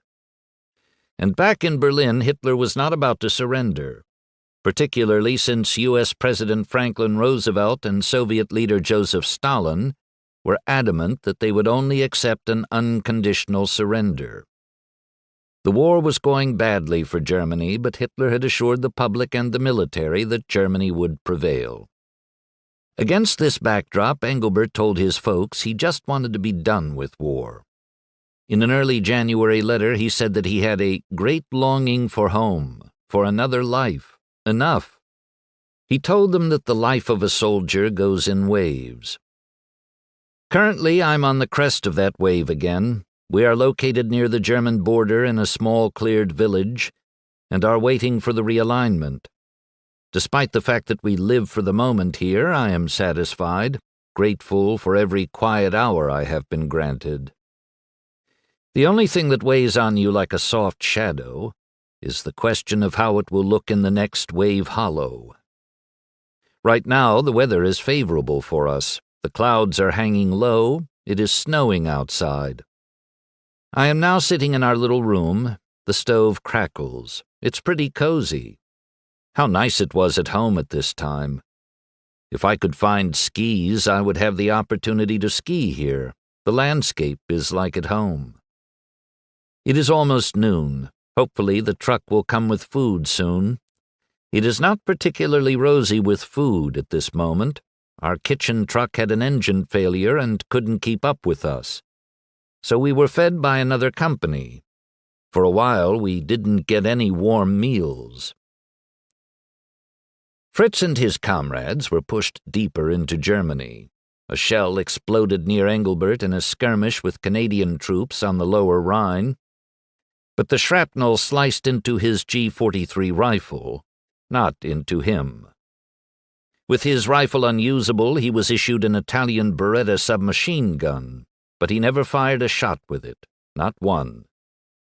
The 901st was constantly on the run, frantically on the run, from the Allied forces advancing from the west. On February 19th, Fritz's commander, Lieutenant Jenigen, was killed in action. Engelbert was now serving under his third commander in 6 months. Beyond his roiling stomach, he had learned that combat messed with his digestive system. Engelbert worried about lots of things, as his letters home suggested. Among them, that enemy planes were bombing in the region of Westphalia, of which Hilkenbach was part, perhaps putting his parents in danger. And that his own unit could be bombed. They were staying in a house whose basement provided insufficient cover. When the 901st did travel, they would go by night, otherwise they were prime targets for aerial attacks. This on-the-run pattern continued for weeks, though the 901st scored occasional small victories. Fritz's unit attacked the American-held village Schiefbahn at night with tanks. 23 Americans were taken prisoner, and Engelbert was ordered by Lieutenant Jenigen's replacement to escort them to the back of the line. Taking nearly 24 prisoners to the rear lines wasn't a responsibility Engelbert had had before, and he made the most of it. He was, after all, within earshot of his commander. Perhaps the man would be impressed with Fritz's English. He couldn't resist. "For you boys," he said, looking at the American GIs, "the war is over." A few of the soldiers looked puzzled. A Kraut speaking English? Decades later, Fritz said the Americans were surprisingly friendly. "Cigarette?" one asked, offering him a smoke. The tables turned the next day. Engelbert and 2 of his 5th Company comrades found themselves holed up in a barn. Through the window, a comrade of Engelbert's reported more than half a dozen GIs approaching, intently, as if they'd seen the Germans scurrying to their hiding place. Fritz and the other 2 would be fish in a barrel. "Wir müssen die weiße Fahne hissen. Kapitulation," said Engelbert to his comrades. "We must wave the white flag, surrender." Had he just said this? Was he turning his back on his beloved Hitler and bowing to the Schwein Americans, taking the way out of a coward? "Bist du sicher?" said another. "Yes, he was certain," said Fritz, as if saying it might convince himself. According to Gerald F. Linderman in World Within War, the soldier's worst fears were that he would be wounded, would remain alone and unaided, and would die a forlorn and solitary death, and that if taken by the enemy he would be killed rather than held captive, or that if made a prisoner he would be treated with cruelty. Though he was only 19, Engelbert had 7 months of combat under his belt and was the most experienced soldier of the bunch. The 3 quickly hashed out their options in nervous staccato statements. The Americans, Engelbert said, were not the Soviets, who often killed POWs on the Eastern Front. Surrendering to the Americans was, they quickly agreed, the best hope of survival. The men frantically leaned their 3 carbines together to form a tripod, barrels pointed skyward. A piece of bedclothes atop the summit signaled their intention to surrender. Standing outside, they figured, would likely mean getting shot on sight. Huddling in the barn with the surrender sign out front offered them a chance. A GI soon kicked in the barn door, and more than half a dozen rifles were suddenly pointed in their faces like the backside of a porcupine. "Capitulation," said Fritz, nodding his head in his eagerness. "Capitulation." His 2 comrades nodded their heads too. Wait, what was Engelbert doing? He knew a little English. "We want surrender." The American soldiers laughed. "Hey, the guy must have played shortstop for the Yankees," said one GI. "And his cousin's Mickey Mouse," said another. "Shut up," said the GI in charge. "Let's get them out of here." The 3 Germans were loaded onto a tank, at which point Fritz started to light up a cigarette. "Don't smoke, Kraut," said one of the GIs. Engelbert and his comrades represented one tributary flowing into the surging river of POWs that was swelling like the Rhine after spring snowmelt. In March 1945, an average of 10,000 Germans per day were taken prisoner. By April, the total would soar to 1.8 million. Engelbert was transferred to a prison camp in Attichy in northern France, about 270 miles southwest of where he had been captured. Later, he would be sent to Amigny-Rouy and finally to Laon, all 3 just northwest of Reims, France. He was POW number 646130. In Berlin, Hitler celebrated his 56th birthday on April 20th by making a rare appearance outside his Berlin bunker to pin medals of honor on Hitler Youth boys. 10 days later, with the Soviets nearly having reached his bunker from the east, he committed suicide. Many Germans reacted much like Americans would when President Kennedy was shot. Lothar Löwe, who was a 16-year-old German soldier at the time, would explain, "It was like the whole world collapsing. Adolf Hitler's death left me with a feeling of emptiness." Fritz's reaction was different, and surprising even to himself. He had loyally served Hitler for the last decade, half his life. But he had begun doubting the greatness of the man. He had begun wondering if he and his comrades had been pawns in a game in which the Führer made promises that he could not keep.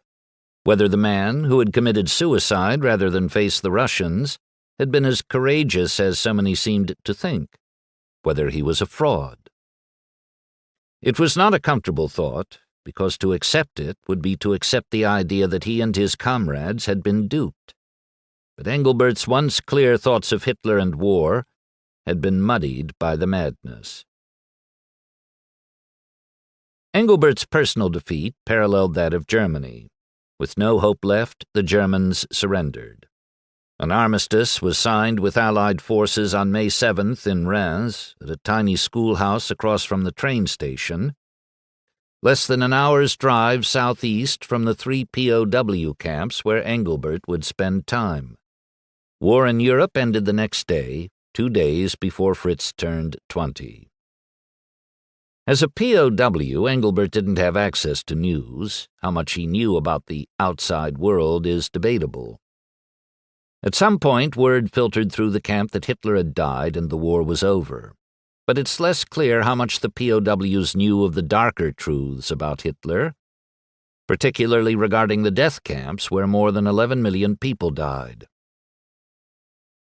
At the prison, we talked of where our homes were, what we would be going back to, who we missed, said Armin Meisel, a fellow POW and close friend of Engelbert's. But we knew nothing of the Holocaust. The only hint that Engelbert got was an October 1946 letter from his mother in which she wrote at the end, "Jews have not yet come back." In hindsight, that may seem incredible. The almost year-long Nuremberg trials, in which 24 German Nazi leaders were tried and convicted for their part in the Holocaust and other war crimes, took place while Engelbert and Meisel were POWs, but decades later both men claimed not to have known about the atrocities. Neither would complain of mistreatment, this despite post-war controversy about how the Allied forces treated German prisoners in Europe. Some believe Eisenhower broke Geneva Convention agreements by giving the prisoners too little food and incarcerating them for too long. Few were allowed to leave within 1 month of the end of the war, as convention rules required. The theory is that Eisenhower had prisoners redesignated as disarmed enemy forces to skirt such regulations, in part to appease the French, who wanted payback for the Germans' brutal treatment of French citizens during the occupation. Whether or not Eisenhower was behind the extended stays, Engelbert spent 2 years as a POW, all but 2 months of it after the war ended. Decades after his experience as a POW, Fritz would say that food had been scarce, but he had never felt as if prisoners were mistreated. Food had been scarce when he'd been fighting the war, too. Europe was in ruins, farmers among the victims, too. Engelbert was among the younger prisoners, but when his section of the prison had to choose someone to entrust with their food, they unanimously chose him. Meisel, who would remain a close friend of Fritz's and of the Engelbert family for life, would explain, "He would have starved first before taking any food that belonged to anyone else. Honor, integrity, that was Fritz Engelbert." Fritz Copenhagen, a fellow prisoner, became almost a father figure to Engelbert and Meisel. 40 years old, Copenhagen was roughly twice the age of the young men. The three of them wrote and printed a weekly newsletter, and they worked together in the woods each day. Forced labor was allowed by the Geneva Convention, and prisoners were sent on work detail into the forests of France's Champagne region to fell and split timber. "Be thankful," a guard told Engelbert. "In other camps, your comrades are clearing minefields." Work as a lumberjack was demanding, all day, every day. Engelbert's hands were blistered, his back sore, his stomach incessantly empty. But then, on your return to the camp, the French women, the mothers, would see us, and when the guards weren't looking, sneak us loaves of fresh-baked bread, he said. Telling the story decades later, his eyes would inevitably begin to mist. "They must have felt pity for these famished young men," he told an interviewer, "and put aside that they were German enemies. I was always touched by this act of humanity." The combination of physical labor and little food turned prisoners into sacks of bones.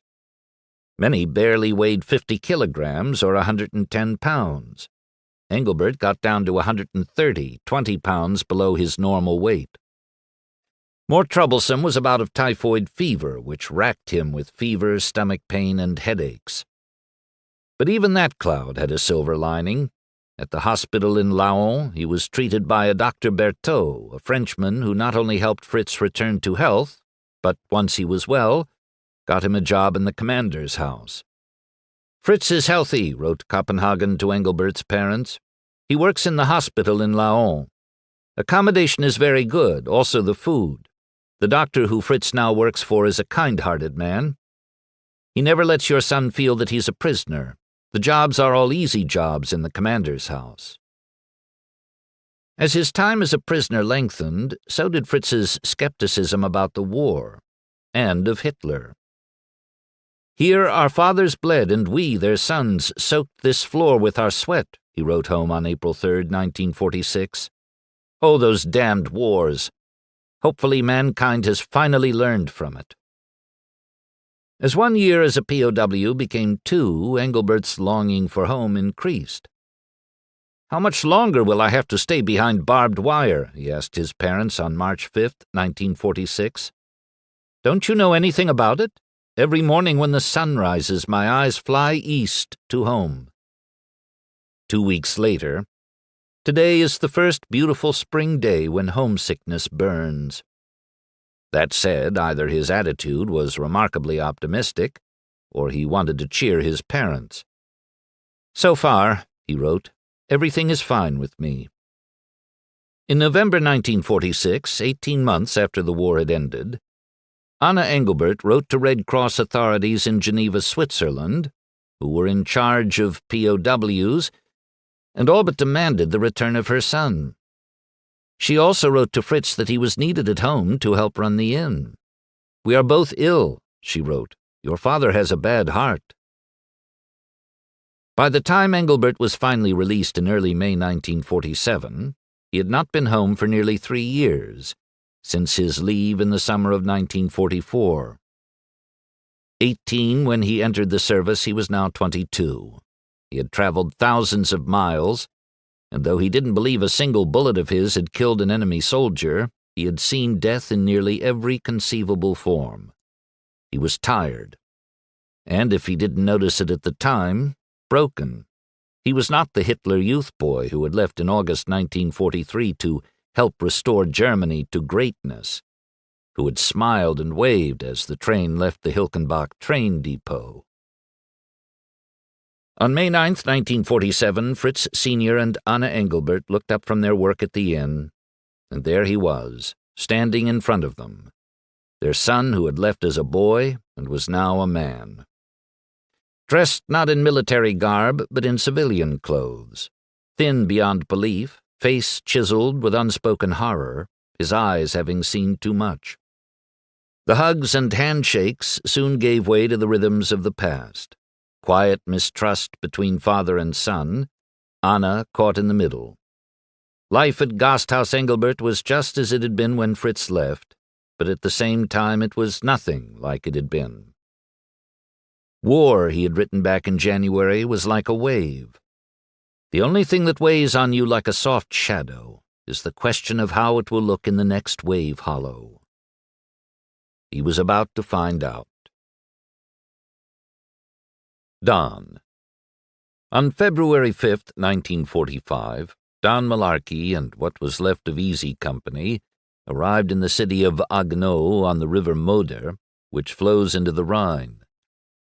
By now it was evident to any soldier carrying a gun that the Allied forces would win the war in Europe. What lay ahead was mop-up work, fight through an occasional skirmish with the Germans, take yet more POWs, and get the hell back home without getting killed. But if a German surrender was expected soon, and Don had a future to look forward to again, why couldn't he quit thinking about the past?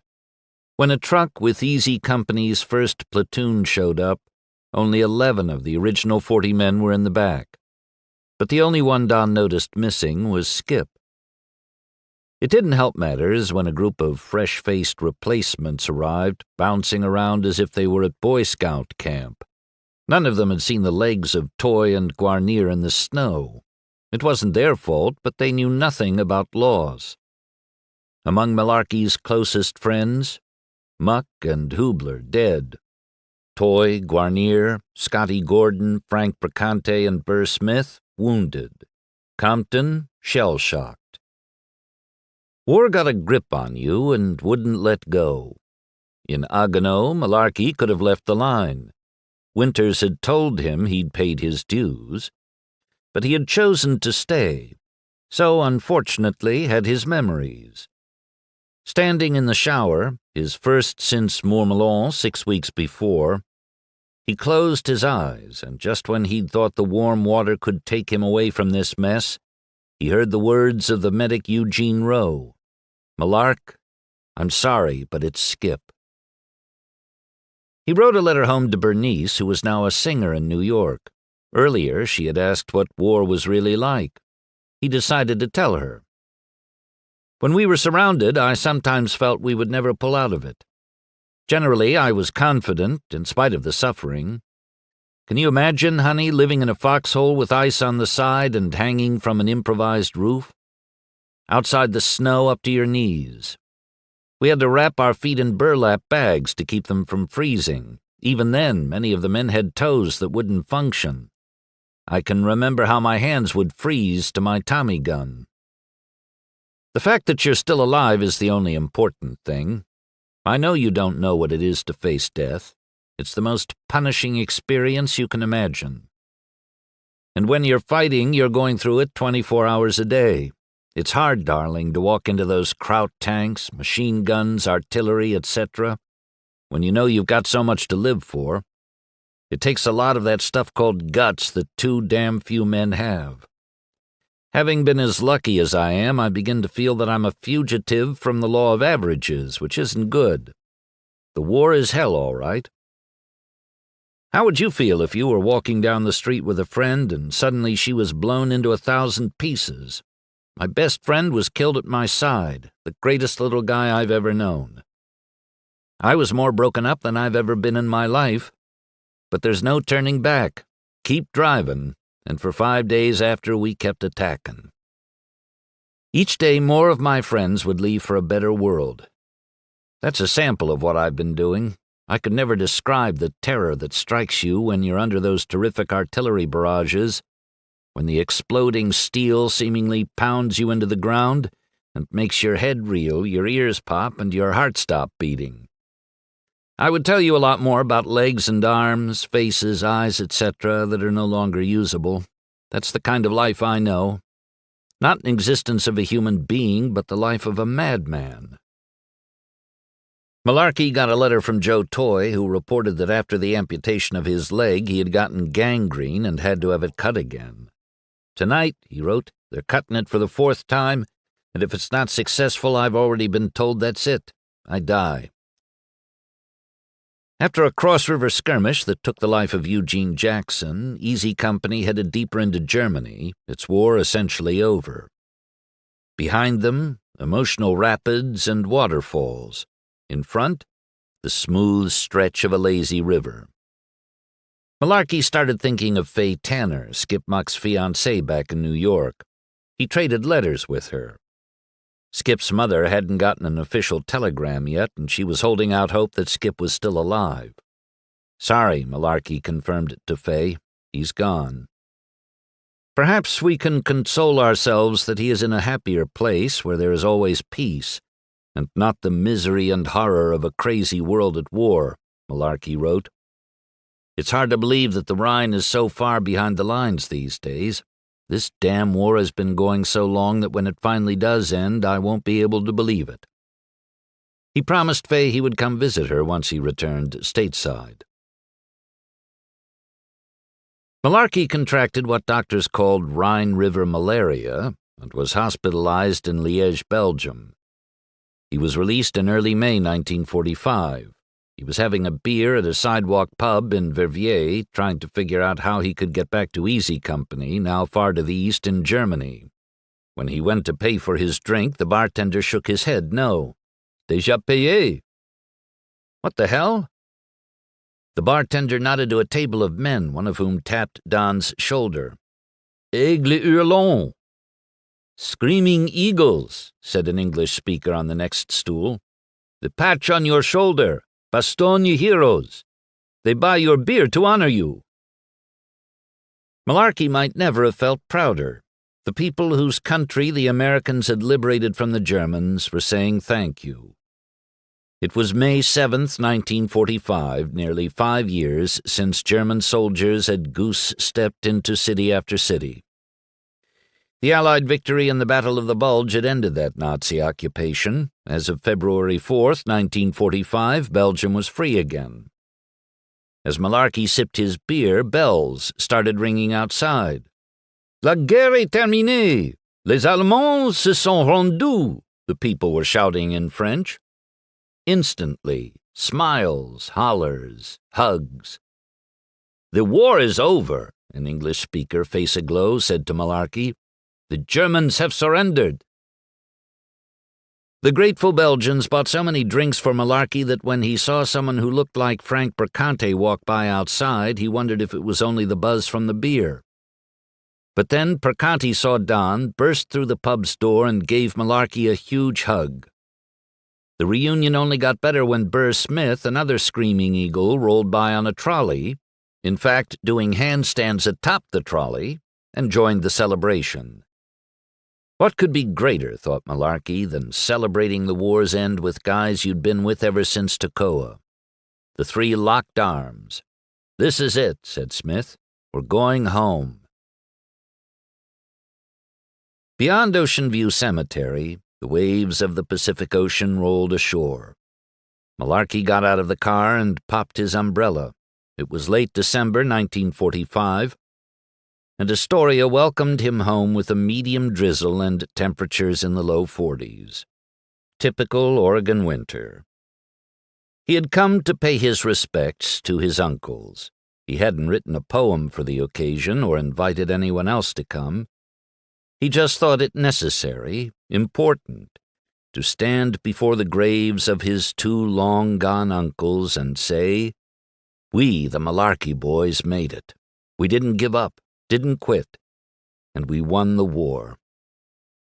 It had been a wild month since his arrival in New York on November 29th. He had seen Bernice, but both had said goodbye with uncertainties about their future together. He had decided not to go see Skip's girlfriend in upstate New York, for fear that he might fall in love with her and forever feel as if he were taking someone only Skip had deserved. He'd found himself in an elevator with Lawrence Melchior, the premier tenor of the New York Metropolitan Opera, who had seen Malarkey's screaming eagle patch and said, "Sergeant, I salute you." His arrival home in Oregon had been nice. It was Christmas time. His mother, aunt, uncle, and cousins had bear-hugged him at the train station in Portland. His father had shaken his hand. As Don would say, it was as if he hardly knew me. Ida Malarkey, the grandmother who had said that if Donnie died it would be the end of me, had passed away. On June 6, 1944, after hearing about the D-Day landings, she had gone to bed and died in her sleep. Malarkey looked out at the Pacific, or as much as he could of it through the clouds. In its vastness, he didn't see endless possibilities, only uncertainty. In its winter wildness, not beauty but rage. In its frothy swells, not answers but questions. What was it the bar pilot Noland had told him once when he'd asked him why he went to sea? "It's the adventure. It's wondering what's behind this wave and the next one and the next one."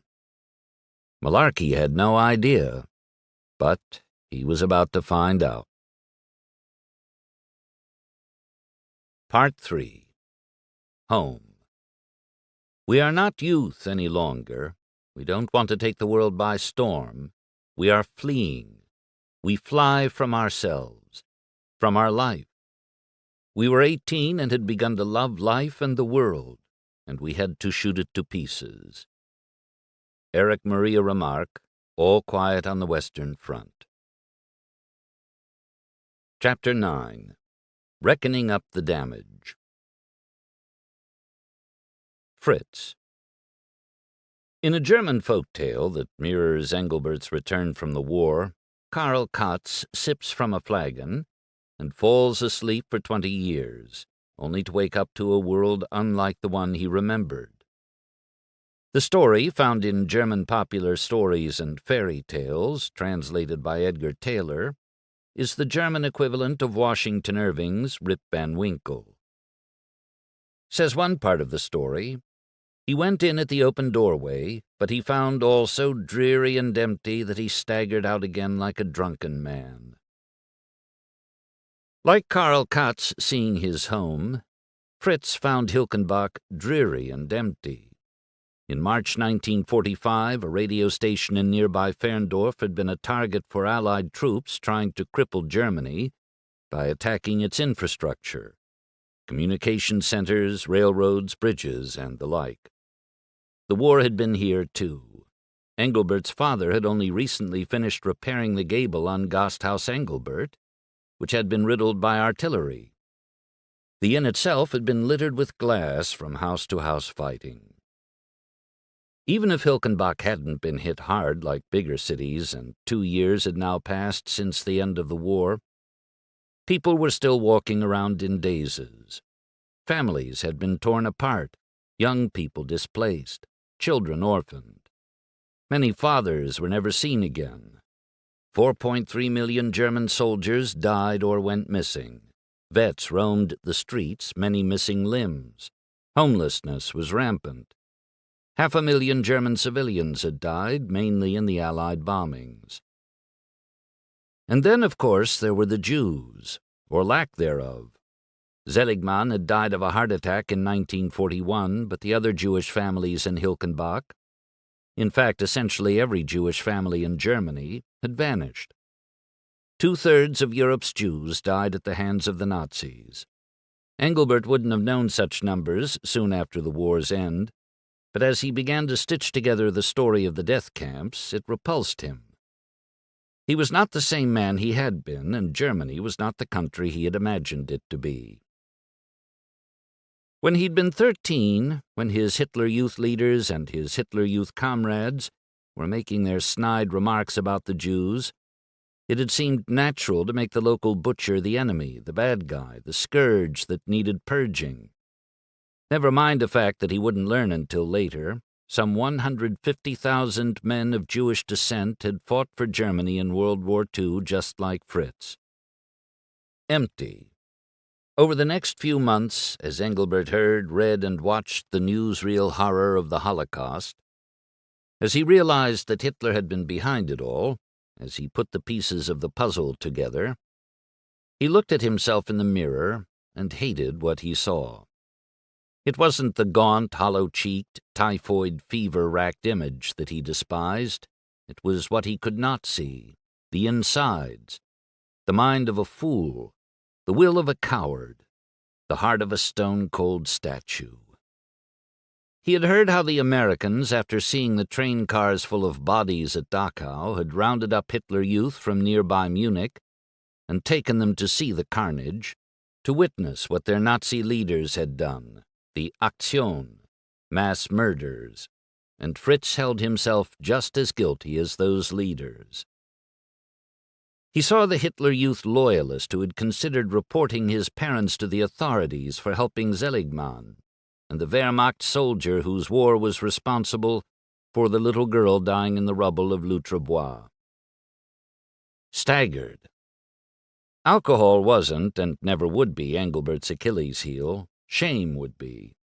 If, in his reintroduction to civilian life in Germany, he reeled, wobbled, floundered like Karl Katz, it wasn't because of inebriation, but because his world had been upended by his realization that all he had thought was good, pure, and honest was evil, sullied, and dishonest.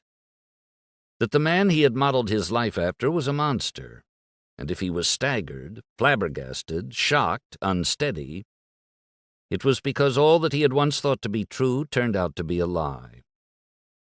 At the time, that's how it seemed, a sudden, surprising turnaround. Looking back years later, however, he realized that it had been gradual. First, seeing more death than nobility in war. Second, being pushed back by the Allied soldiers in a defeat that shattered the myth of German superiority that he had been fed since he was 10, and which Hitler was still crowing about on New Year's Day 1945. Third, the news that Hitler had taken the coward's way out and killed himself. And finally, with his return to Hilkenbach, the realization that the Jews were gone, not just 4 families in his hometown, but millions of Jews murdered by Hitler's henchmen, of which he might as well have been one. It was, he would say years later, a gradual process over time based on what I'd experienced and what I'd learned, but it happened. For the first time, I understood the man for who he really was. Another line from the tale of Karl Katz. A crowd of women and children soon flocked around the strange-looking man with the long gray beard, and all broke upon him at once with the question, "Who are you?"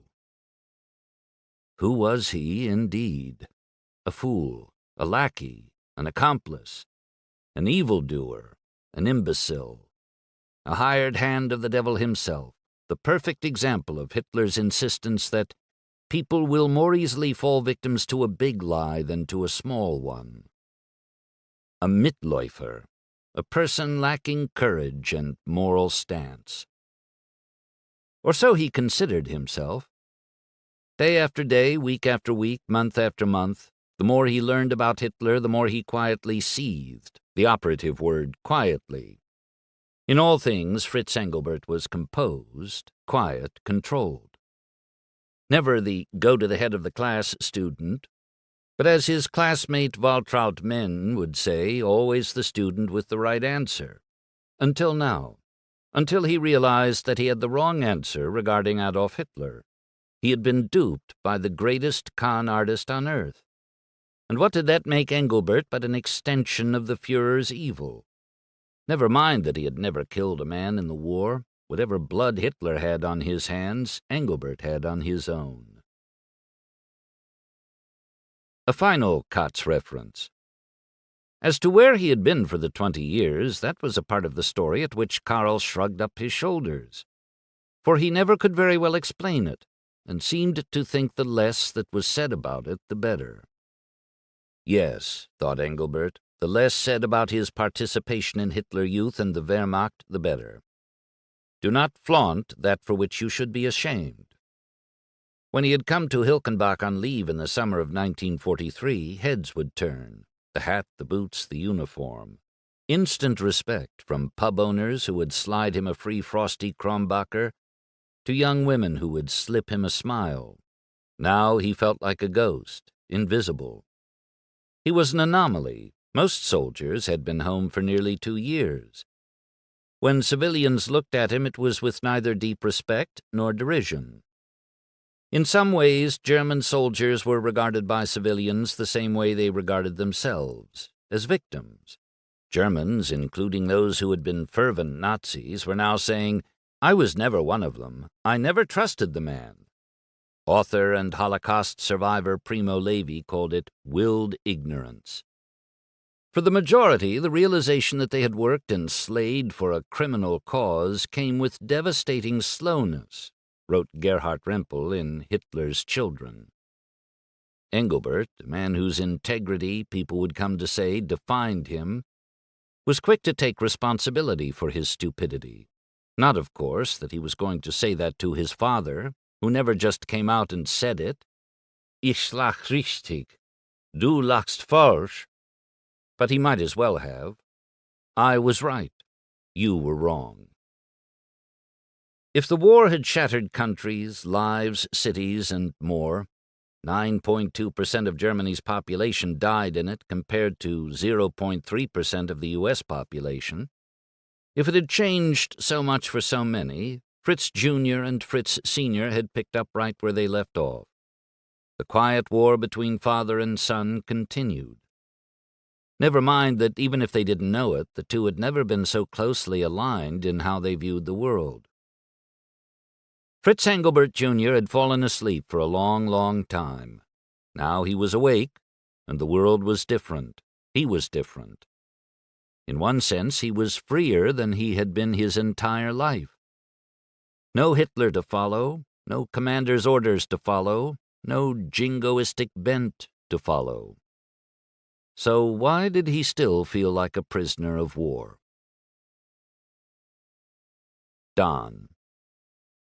On the sleeping porch at Sigma Nu House at the University of Oregon, Don Malarkey was wide awake. The reason wasn't the sweet serenade of trumpet snoring and tuba farting coming from his fraternity brothers. It was the war. Easy company. He got up, grabbed a photo, found a pen, and, in T-shirt, pajamas, and slippers, padded down the basement steps. There on the couch he looked at the group shot from Toccoa. 117 men of E Company, 506th Regiment, 101st Airborne Division. A couple dozen having missed the photo session. Taking out a pen, he went to work. If a man had been killed in action, he wrote KIA on his chest. If he had been seriously wounded in action, he wrote SWA. When he was finished, he went to add up the two numbers, but couldn't. The tears had blurred his vision too badly. When he had sufficiently wiped his eyes, the total came to 91, all but 26. Only 1 in 5 of the original Easy Company men had made it home unscathed.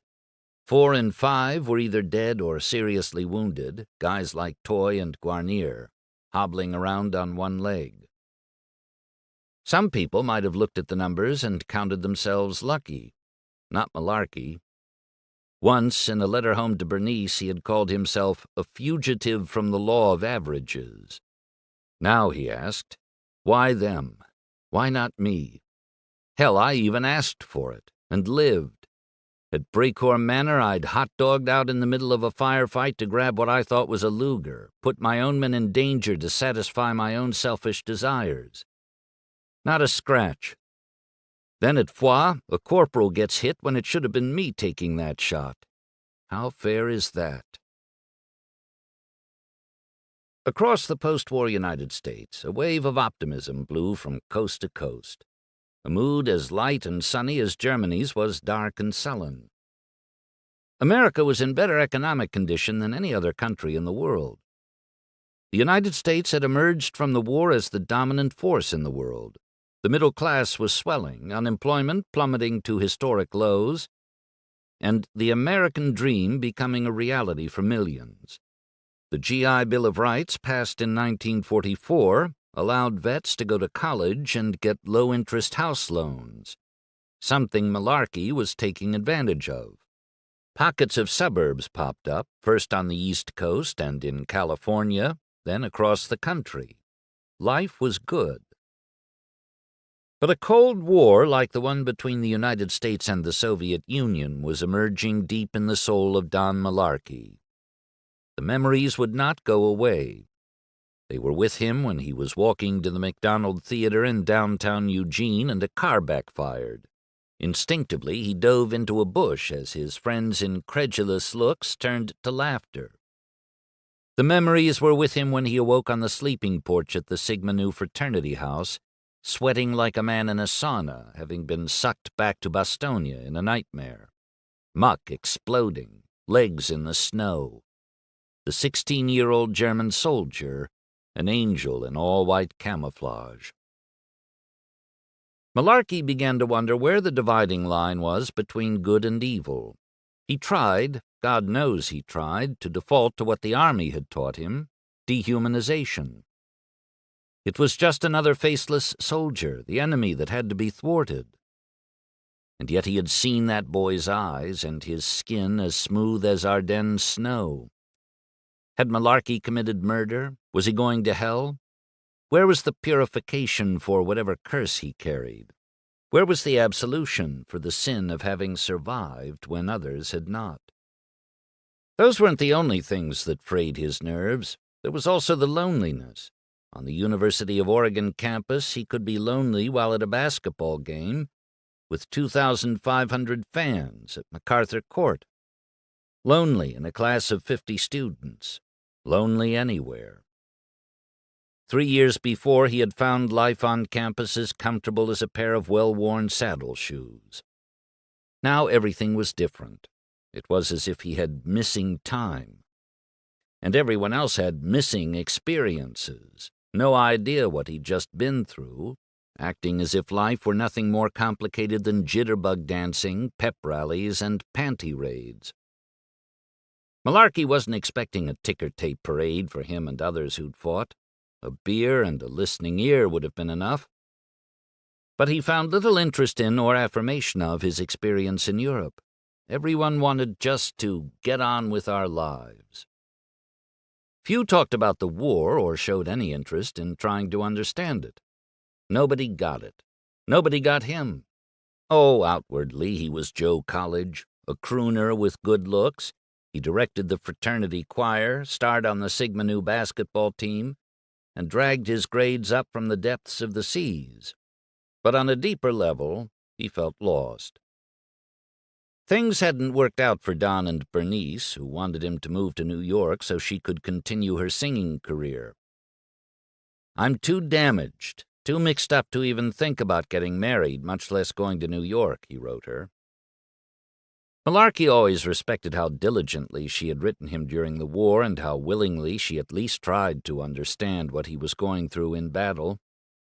Nobody on campus seemed to care. How do you explain the shellings in the Bois Jacques to a fraternity brother who thinks pressure is not being able to find a date for the homecoming dance? In November 1947, Don met Irene Moore, a blonde Gamma Phi Beta. They had cokes at the College Side Inn. She had brown eyes you wanted to look at forever, he would say. Her family was out of Don's league. She was from Portland, where her father was a member of Waverly Country Club. Don, meanwhile, had worked the seining nets, flipped burgers at the Liberty Grill, and worked the cash register at Spudnuts Donuts in Eugene. During the Depression, his father had blown away like a kite on a busted string, and Don was still dragging a war behind him like a ball and chain.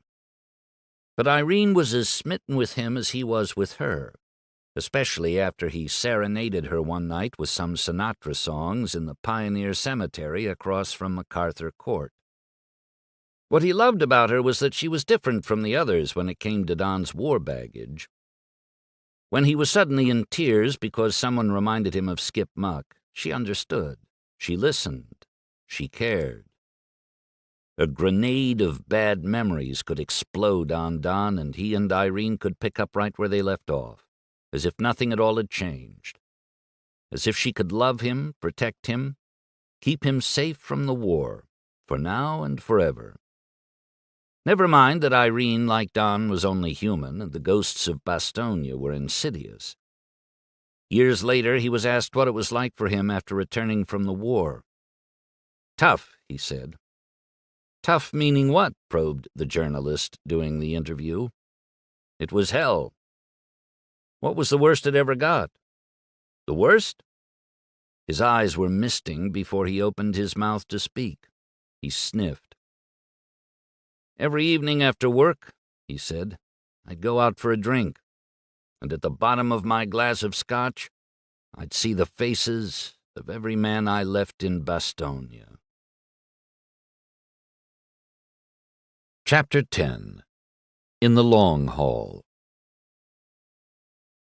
Fritz. The plan, at least in his father's mind, had always been for Fritz to take over Gasthaus Engelbert. Not that his son had the slightest interest in doing so. Since he was young, Fritz had wanted to be an attorney, the profession of his uncle Fritz Pinkerneil, whom he admired deeply. When he arrived home from the war, however, he saw for himself what his mother had shared in letters to him at the POW camp. Both his parents were ailing. The war, their age, and the years of non-stop work had caught up with them. Fritz Sr., nearly 66, had heart problems and tired easily doing the simplest of physical chores. Anna, 61, was in better condition but weary. If the inn was to stay in the family, where it had been since 1870, it seemed that Fritz would need to operate it. If he didn't, it would have to be sold. And then he would have not only the shame of Hitler on his conscience, but the shame of ending generations of family ownership. That was a 1-2 punch he wasn't willing to absorb. At least, not now. So, reluctantly, he took over. It was not difficult work. It was just not work that Fritz had the slightest affinity for.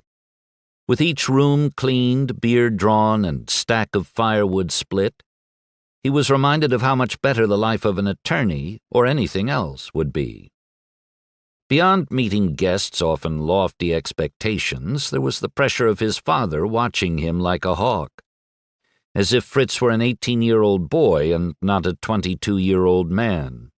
The pressure tightened Fritz's nerves like violin strings, and each day, it seemed, the tuning pegs were twisted ever so much more, making the strings tauter. String 1, a job he did not want or like. String 2, what the job was preventing him from doing, building any sort of life to speak of, meeting women, challenging himself with school or a career, finding adventure. String 3, the quiet disapproval of his father. Nothing done by Fritz at the inn being done as well as the old man would have done it. And finally, String 4, the war shame, the bow drawn discordantly across the strings in a screeching rage at Hitler's betrayal. 40 years later, as I sit and look at these notes I wrote then, I can only shake my head in wonder at the way our young people were so inspired, another German soldier, Martin Pöppel, said after the war. Pöppel, too, had been caught up in the Hitler Youth fervor and gone to war. His words could have been Fritz's. Hitler ripped us out of our childhood and placed us in a struggle for our life, said an anonymous German soldier in the summer of 1944, as recorded in Stephen G. Fritz's Frontsoldaten.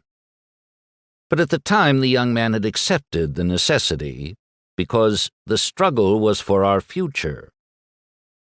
In the post-war years, as Engelbert's perspective on the war grew, he realized the casualty count was beyond comprehension. Between combat, genocide, massacres, bombings, disease, starvation, and civilians caught in the middle of it all, historians say Germany's decision to invade Poland in 1939 ultimately led to 75 million deaths, 55 million of those civilians. 6 million Jews had been systematically murdered, and another 5 to 6 million ethnic Poles and Slavs, including Ukrainians and Belarusians, were killed too. More than 1.1 million German civilians had died in World War II. One of Engelbert's first questions after returning to Hilkenbach had been, "Where are the Jewish families?" The people knew, but nobody wanted to say.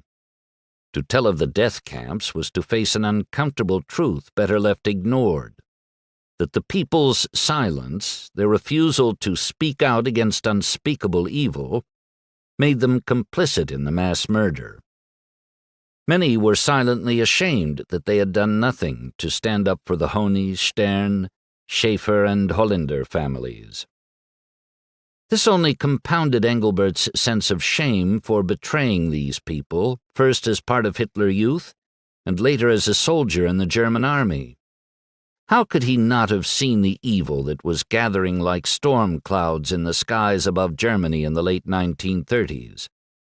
Because, as his father told him, your Hitler Youth leaders would not allow you to look up, to look beyond them and the Führer.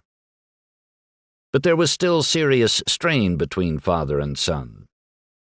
Their relationship, Fritz's younger son, Matthias, would say, was never dominated by love. The connection had been stretched to its limits by each man's pride. Fritz Sr.'s had been bolstered by Fritz Jr.'s disillusionment with Hitler. Fritz Jr.'s had been wounded by that same disillusionment. He realized that his boyhood hero had betrayed his country for his own selfish gain. Not that father and son ever talked about it. Theirs was a cold war, the salvos lobbed in silence. Seeing his country in shambles made Fritz's shame all the more unbearable. Hilkenbach itself had been spared, but more than 160 German cities had been leveled by Allied bombing. 80% of Berlin's historic buildings were in ruins. At war's end, the Allied victors, the United States, the Soviet Union, France, and Great Britain, had divided Berlin into 4 occupation zones to try to help facilitate rebuilding, but there were huge obstacles. The European economy had collapsed. No central government existed. Refugees, Jews who had survived the death camps and POWs among them, wandered through the streets on foot with nowhere to go. Surviving German soldiers did what they could to stay alive, cleared rubble, patched holes in the roads, stitched the trousers of Allied soldiers against whom they'd just fought. With so many German men having died in the war, soldiers and civilians alike, millions of women were widowed, many with children to care for. Food and water were scarce. Women sold sex for loaves of bread. Some were raped, at times, by Allied soldiers from the occupying forces who, with no law enforcement to speak of, feared no repercussions. Disease ran rampant, with survivors of the war succumbing to dysentery, typhus, and diphtheria brought on by the city's destroyed water and sewage systems. Hospital space and medicine were in short supply.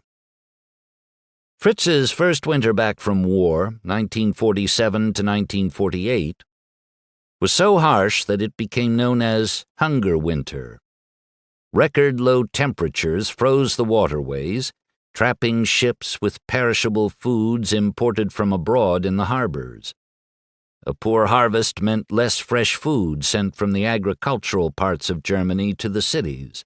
Food was rationed. A coal shortage meant people had trouble heating their homes. Cold, starvation, and disease killed hundreds of thousands. The Engelberts were among the fortunate ones. Fritz tried to remind himself of that when running the inn became particularly frustrating.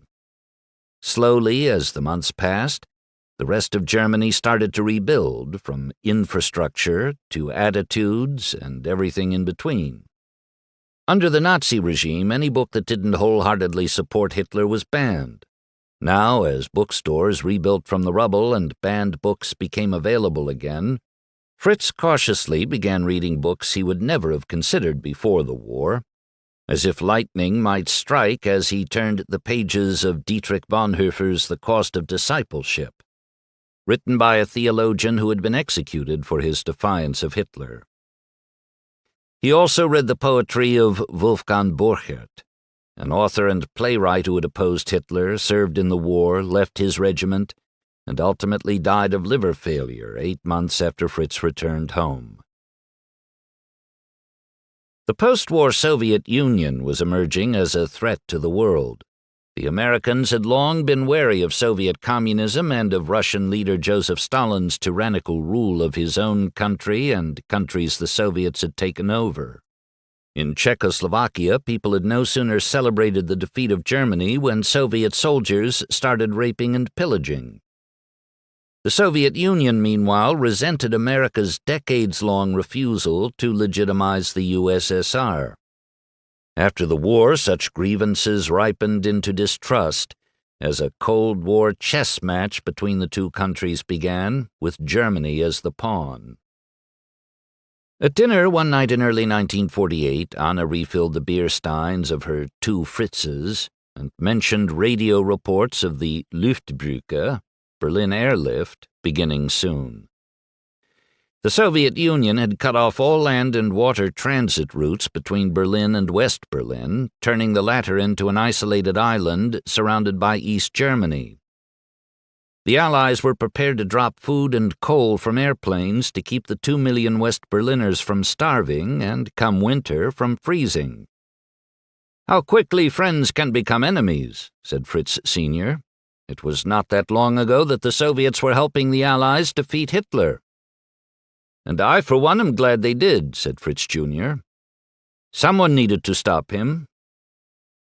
His father leaned forward in disbelief. His mother's eyes widened. His father dabbed the corners of his mouth with a napkin. "And you are serious, son?" Fritz nodded, surprised that he had spoken his mind as he had.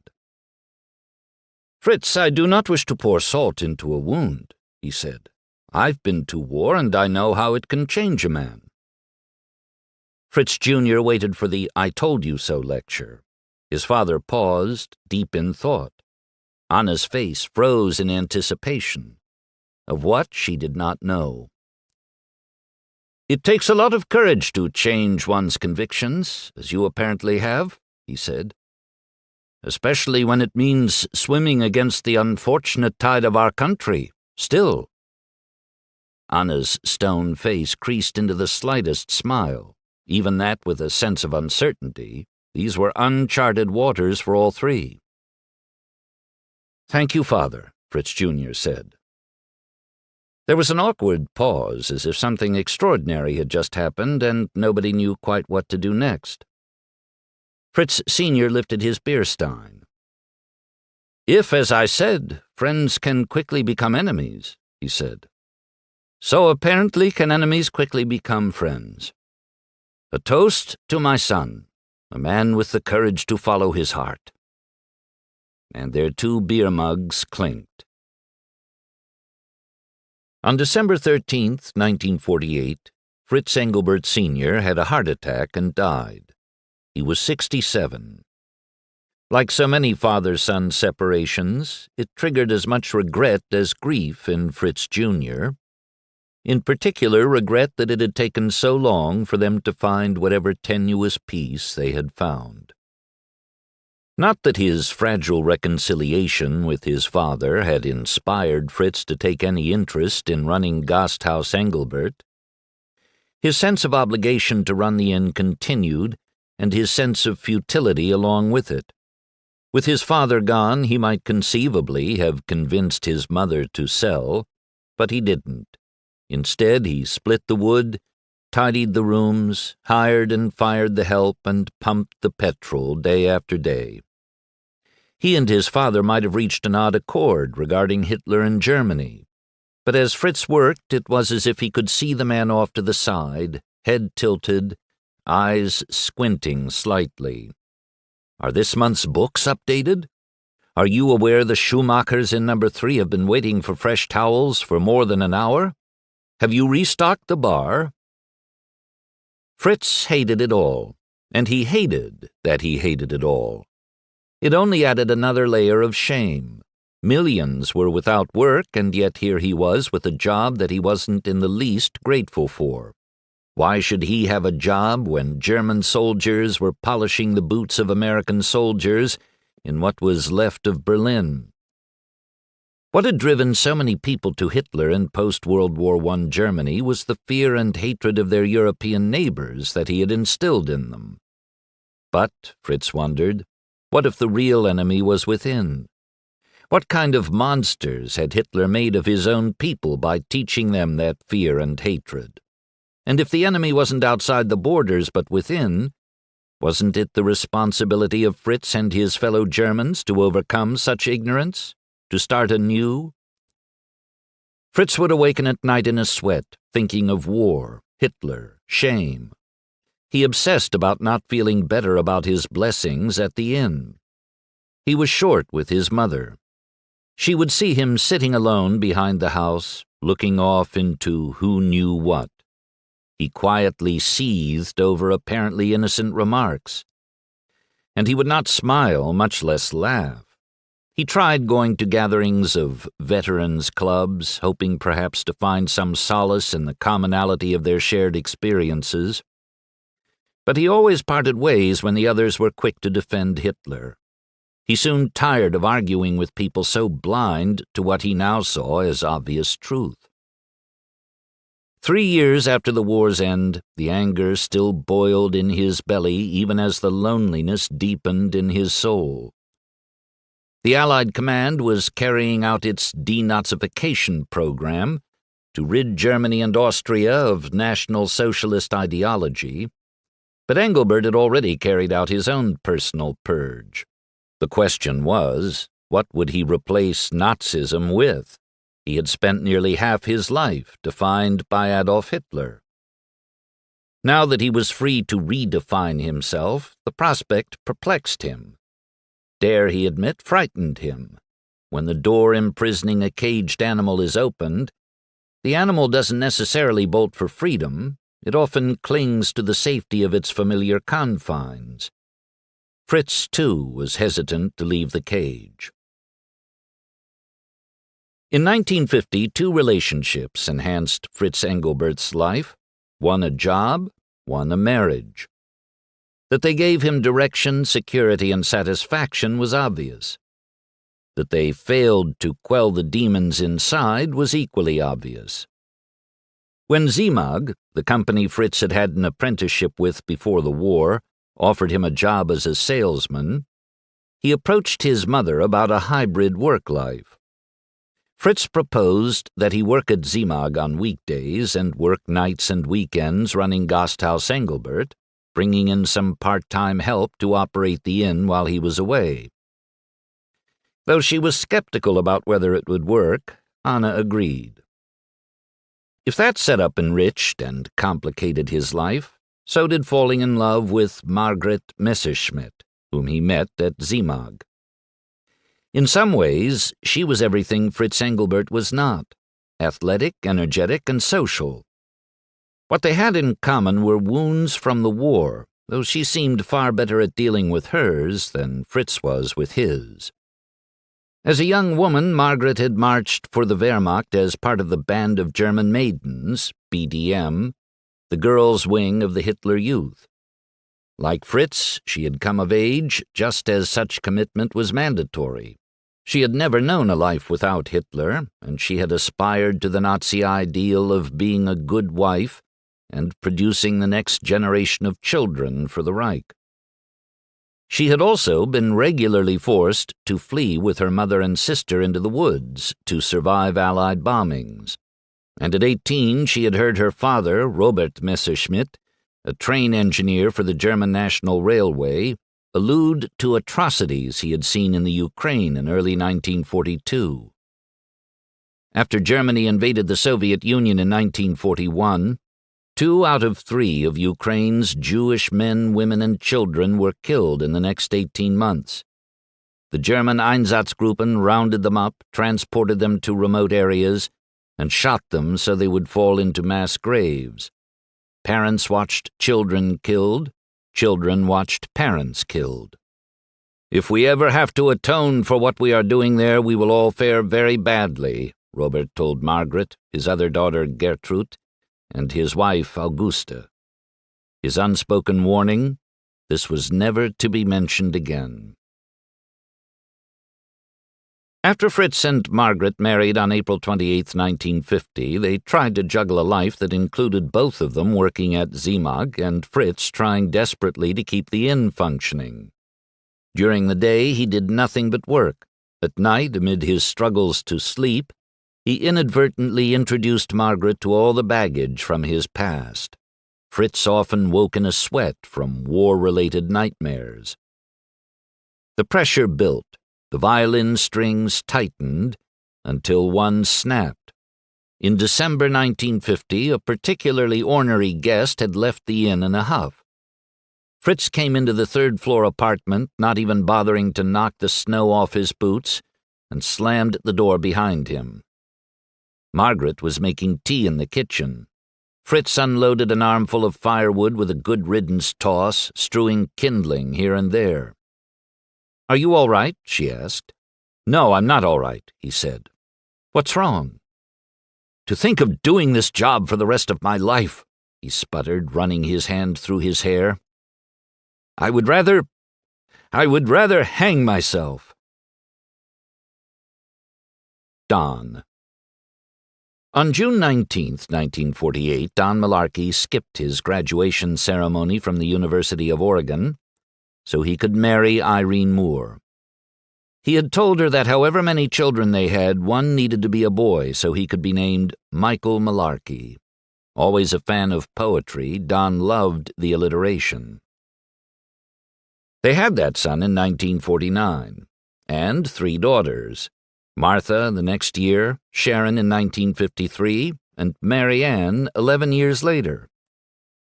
"Our dangling participle," Don called her. Age 27 when he married Irene, Don felt he was too old to go to law school. They began married life in Don's old hometown, Astoria, where he sold cars. But after doing that and serving as an elected county commissioner, he decided neither was for him. He moved the family to Portland, where he got into real estate. Don could be utterly charming, the life of any party. He was handsome, bronzed up well when Oregon's sun allowed, and stayed lean and taut, swimming early morning laps. In some ways, he was straight out of Hollywood. Once, when Sharon was fishing with him on the Deschutes River, he saw something to her side, told her, "Don't move," pulled out a pistol, and shot a rattlesnake. He sang some great Sinatra, flirted shamelessly with younger women, and preferred what he called 40s girls: thin waists, shapely legs, high heels. He was never short on confidence, at least outwardly. It wasn't uncommon for him to tell people, "I was the best-looking guy in easy company," And he had no patience for liberal politicians. Malarkey was a slim Archie Bunker. Each evening, Irene delivered his dinner on a tray as if she were his own personal waitress, and sometimes a second dinner for their neighbor Ralph, who often joined him. He favored shows that made him laugh: The Three Stooges, Carol Burnett, The Honeymooners, and yes, All in the Family after it debuted in 1971. He also watched the news. As a staunch conservative, he felt that Richard Nixon won the September 1960 Nixon-Kennedy debate. Most disagreed. But Nixon had been vice president for Dwight Ike Eisenhower, and he was a Republican. That was good enough for Don. When John F. Kennedy became President of the United States in 1961, Don was disappointed. The only thing he liked about the man was that, like Don, he was Catholic. Of course, he was saddened when Kennedy was assassinated, but he never warmed to JFK and his family. In 1964, when Irene was pregnant with her fourth child, a grocery store checker who knew Don asked if they had any names picked out for the baby. "Jacqueline is one we like," he said. "Oh, wonderful, after Jacqueline Kennedy." Don hadn't thought of that. Jacqueline was a dear family friend. He came home and promptly told Irene their daughter was not going to be named Jacqueline. When she was born on August 3, 1964, they named her Mary Ann. Don prided himself in his conservatism, but the Vietnam War brought out another side of him. Though he seldom voiced his opinion, he thought it was a mistake for the United States to be fighting what he saw as an unwinnable war. His son Michael would turn 18 in 1967 and thus be draft eligible. The two had never had a strong relationship, the chasm between them dug not by their differences but by their similarities. Both brimmed with pride and stubbornness. However, when it appeared likely that Michael would get drafted and be sent to Vietnam, Don started working the phone. It wasn't as if he had a lot of political clout, but he knew people who knew people. The Malarkeys had lost 2 young men to World War I, he explained, and nobody in easy company had served on the front lines more days than Don. Word climbed the command chain that the Malarkey family had, in essence, given enough. When Michael was drafted, he was stationed in Germany and never saw combat. As the war still festered within him, Don found peace in blackberry picking. He and Irene favored wild Pacific blackberries, Rubus ursinus, as opposed to the introduced and common Himalayan, called Armenian blackberry, Rubus arminiacus, or the introduced but less common evergreen, Rubus laciniatus. He was fussy about that, his friend Dale Shank would remember. He believed the flavor of the native blackberry was the best. Don took the family to the Nehalem River of his youth, showed the kids how to dig clams on the Oregon coast, and cheered the athletic teams of his alma mater, the University of Oregon. Every now and then he would take the family to eastern Oregon, the high desert, where they would help his friend Jack Collins on his ranch. Meanwhile, he bumped from job to job, finding it hard to settle into anything that satisfied him. But he could always find a bar, especially in December and January, the dark months, the Battle of the Bulge months, the I made it back and the others didn't months. He liked whiskey from Scotland, Johnny Walker in particular. He drank to forget 2 things: family finances and war. Though on a deeper level both might have been indexed under the category Don's inability to cope with. The war wasn't going away for him. He slept with a gun. He had nightmares. Irene would hear rustling, awaken, and find that he'd had a bad dream and was curled up underneath a desk. As the years passed, money became an issue. Don's drinking got worse and the family's financial situation more desperate. Near the end of the month, it wasn't uncommon for Irene's well-heeled folks to slip her some money to help the family get by, which, of course, did nothing for Don's pride when he discovered it. Neither did Irene's going to work at a men's clothing store. I parachuted into France and helped take out 4 artillery placements all in the same day, but can't keep my family financially afloat. One night Irene heard a knock on the front door after midnight. It was the police bringing Don home because he was too inebriated to drive himself from the bar. Again. The officers knew Malarkey's address by heart. Neighbors would call. Don had showed up on their porch again and needed some help getting home. I remember walking down the stairs for breakfast one morning, and there was a piece of trim from our car on the dining room table, his youngest daughter, Mary Ann McNally, would recall. "What's this?" she asked her mother. "Your dad pissed off someone at the bar again," said Irene. "They rammed our car in the parking lot over and over." The car couldn't be driven. While it was being repaired, it was the family's lone vehicle. They had to get around by bus. Irene was at her wits' end. Her husband barely made enough money to keep the family afloat, and now this.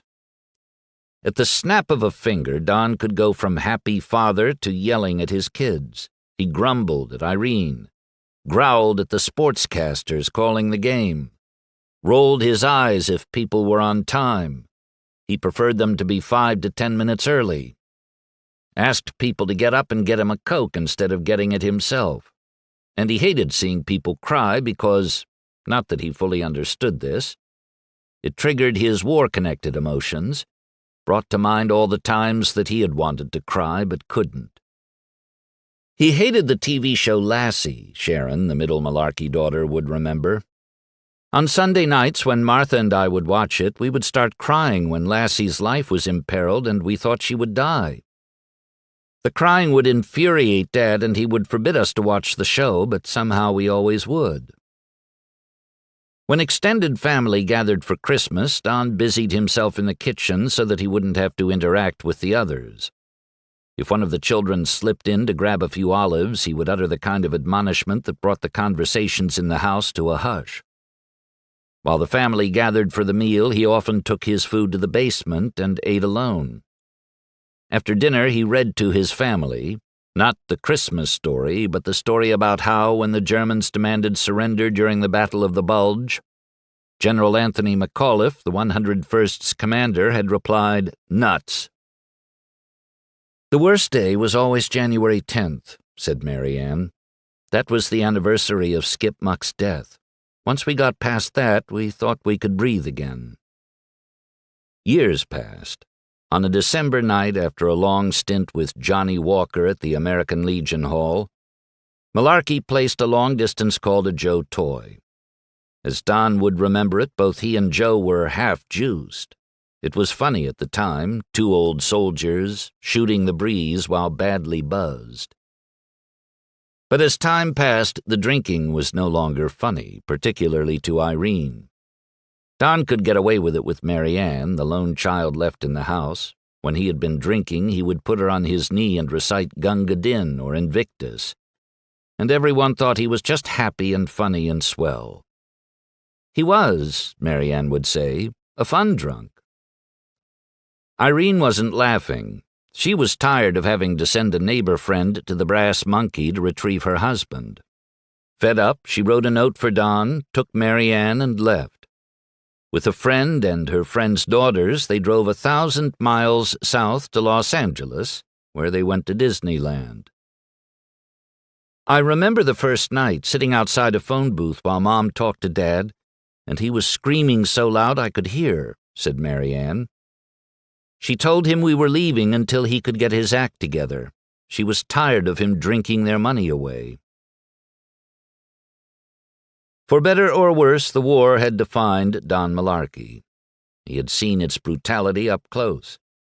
He wrestled not only with painful memories, but with a conscience that seemed to feed off his pain. Was he a good man? Was he a worthy man?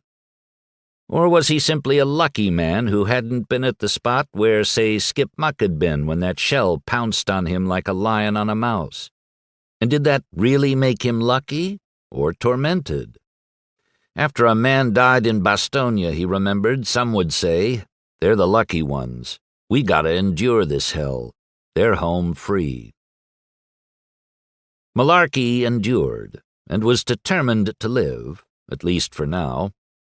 He was fanatical about taking medicines and vitamins, in part because he didn't want to die. He was convinced that he was going to hell because of all the German soldiers he'd killed, Marianne would say, and though nobody suspected it at the time, he was in the clutches of depression. Though his marriage to Irene stayed together, things got worse for Don. One December night after work, he stopped at the captain's corner for a drink, or 3. This time, however, when it was closing time, he didn't go straight home. Instead, his mind swimming crazily, he headed the car east from Portland on Highway 26 toward Mount Hood. At 11,250 feet, it is Oregon's highest mountain, the highway carved into the base of its snowy southern flank, Douglas firs towering beyond the twisting road. He had no business driving after the amount he had had to drink, but his mind wasn't attuned to precautions. He was back in the fog of war, trying to find some relief for the pain that wouldn't go away. He had survived being surrounded by German troops, in temperatures so cold that his hand had frozen to his Tommy gun. But try as he might, he couldn't figure a way out of this one. Some 25 years after the Battle of the Bulge, he was surrounded once again, only this time not by German soldiers, but by memories that wouldn't go away, faces that couldn't be forgotten, regrets that shouldn't have lingered but did. And so he had decided to choose the only option he felt he had left. He already had the curve picked out, above a drop-off, no guardrails. Chapter 11. Walking Wounded. Fritz. Fritz Engelbert did not abandon Gasthaus Engelbert out of despair or for his own selfish ambition. Instead, taking a snowy walk after storming out of the apartment on that night in December 1950 and brooding on the problem, he came up with a solution that satisfied him, Margaret, and Anna. The family would continue to own the inn, preserving the multi-generation tradition, and they would continue to live there, but they would lease it to someone else to operate, and he would be able to focus on just one job at WWII. Meanwhile, Margaret would quit work to stay home. She would soon be giving her attention to another new twist in their lives, a son, Volker, born in 1952. In a letter written that same year, Engelbert told a former POW mate, Fritz Copenhagen, about his compromise. As he explained, his sense of honor required him to consider his nearly 66-year-old mother, and his wariness of materialism and blindly pursuing money made the choice to stay at the inn easier. Copenhagen, a teacher, applauded his friend's decision. In an April 6th letter, he wrote, "Through your letter, which let me take a very insightful look into the inner and outer design of your life, there is a good clear line to which I can only congratulate you. If God shaped our life for us so that we would have to deal with the management of material possessions in the course of our life, then he might have intended to give us the opportunity to learn how I, as a human being, stand on the matter. The question of whether you should give up your family life, your wife's health, or even your mother's well-deserved retirement is quickly answered. In any case, the person who can be made a slave to his property will never be happy with his life." Fritz loved his job at WWII, perhaps too much. There, Fritz did not have to serve guests who treated him like a butler, did not have to reckon with his father's criticism of every decision from beyond the grave, did not have to be pulled this direction and that. He simply had to convince people to buy enormous amounts of metal. He liked what he did, and WWII liked him. They made him the company's purchasing manager at age 29, though some in upper management questioned whether someone so young could handle such responsibility.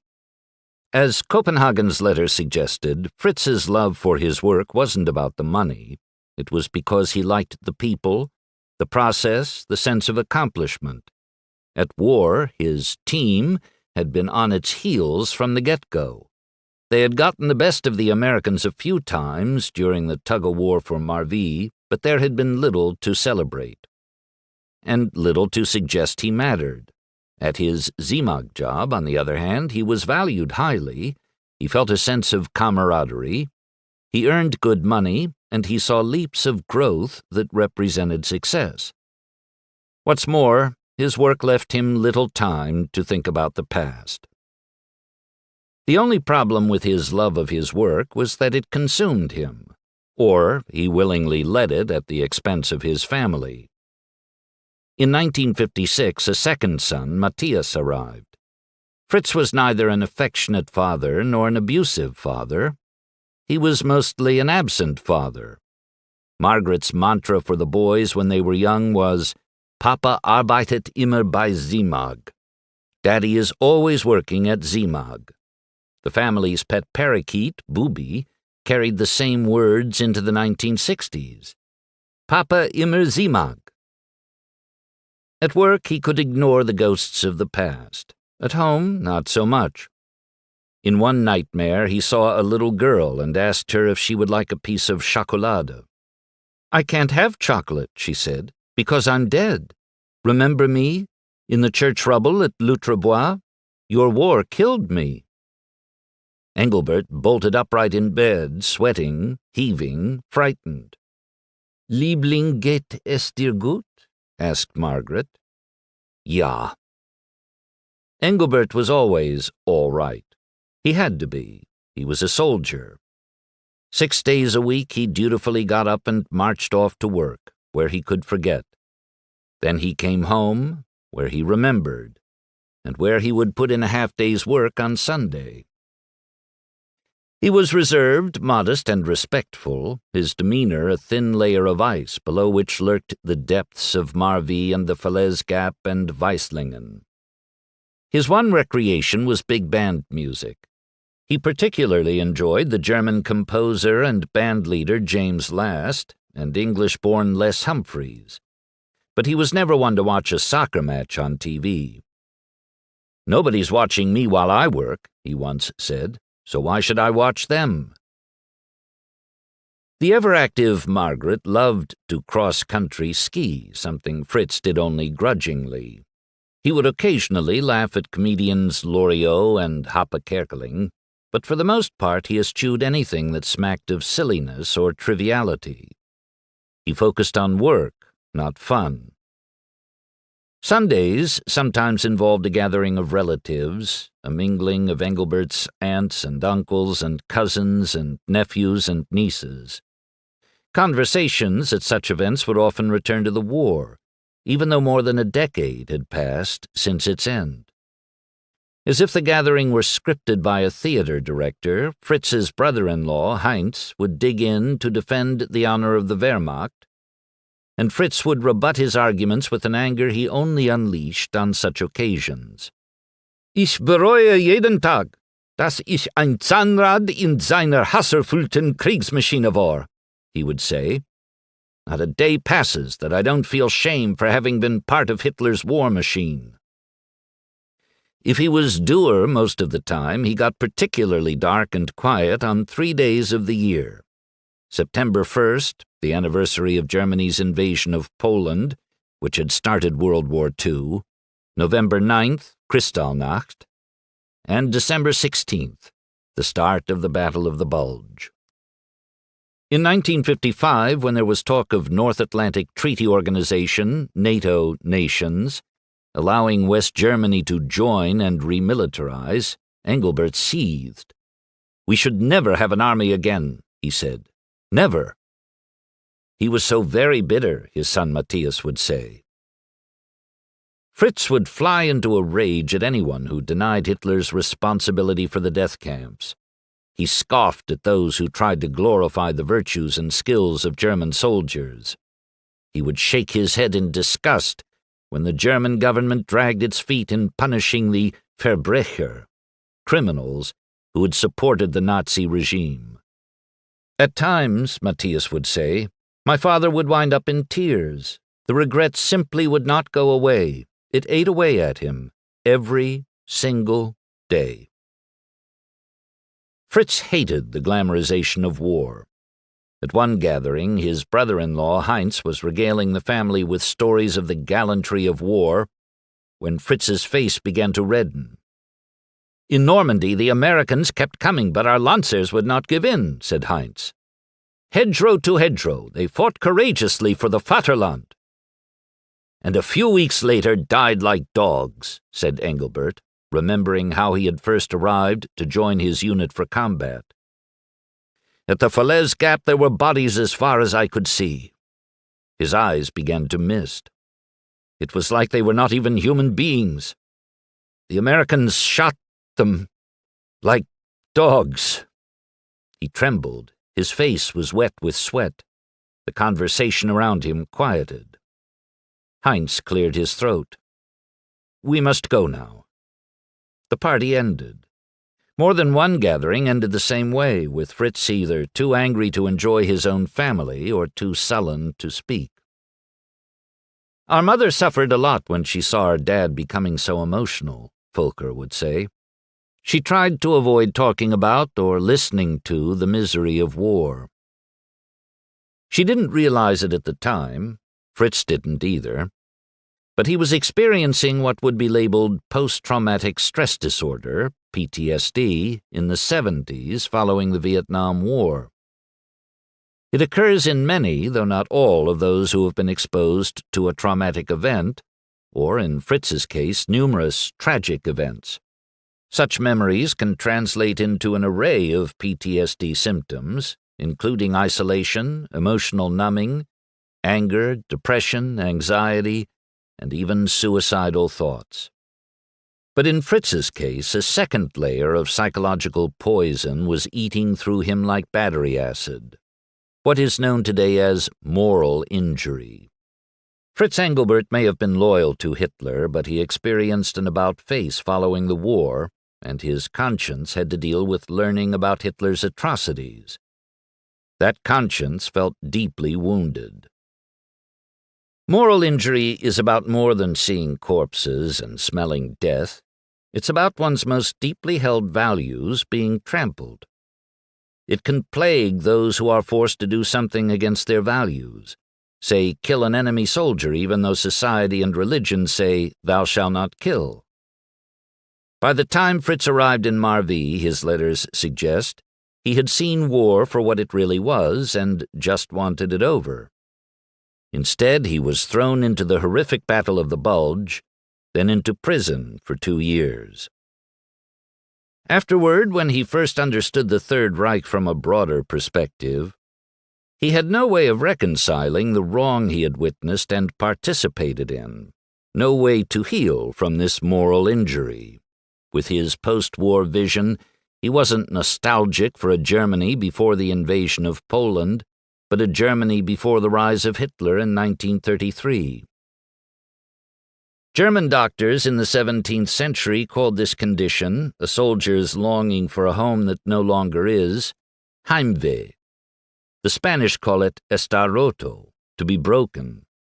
After the Civil War, Americans used the term soldier's heart, an indication that a soldier's deepest parts had been changed by war.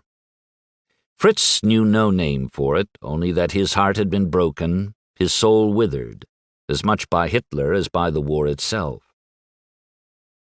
Modern warfare damages and destroys the youth and his character, and threatens him with annihilation at the very time rites of passage are supposed to mature him in psychologically nurturing, socially useful, and spiritually enlightened ways, wrote Edward Tick in War and the Soul.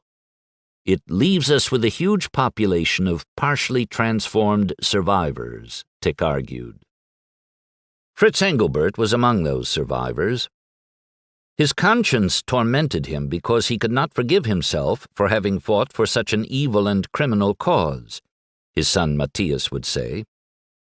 But there was nowhere to go where he would be understood or where such feelings might be alleviated. and so, like many former soldiers, he suffered alone. Just Fritz and his conscience. The most profound experience of the self is the experience of the conscience, wrote Tick.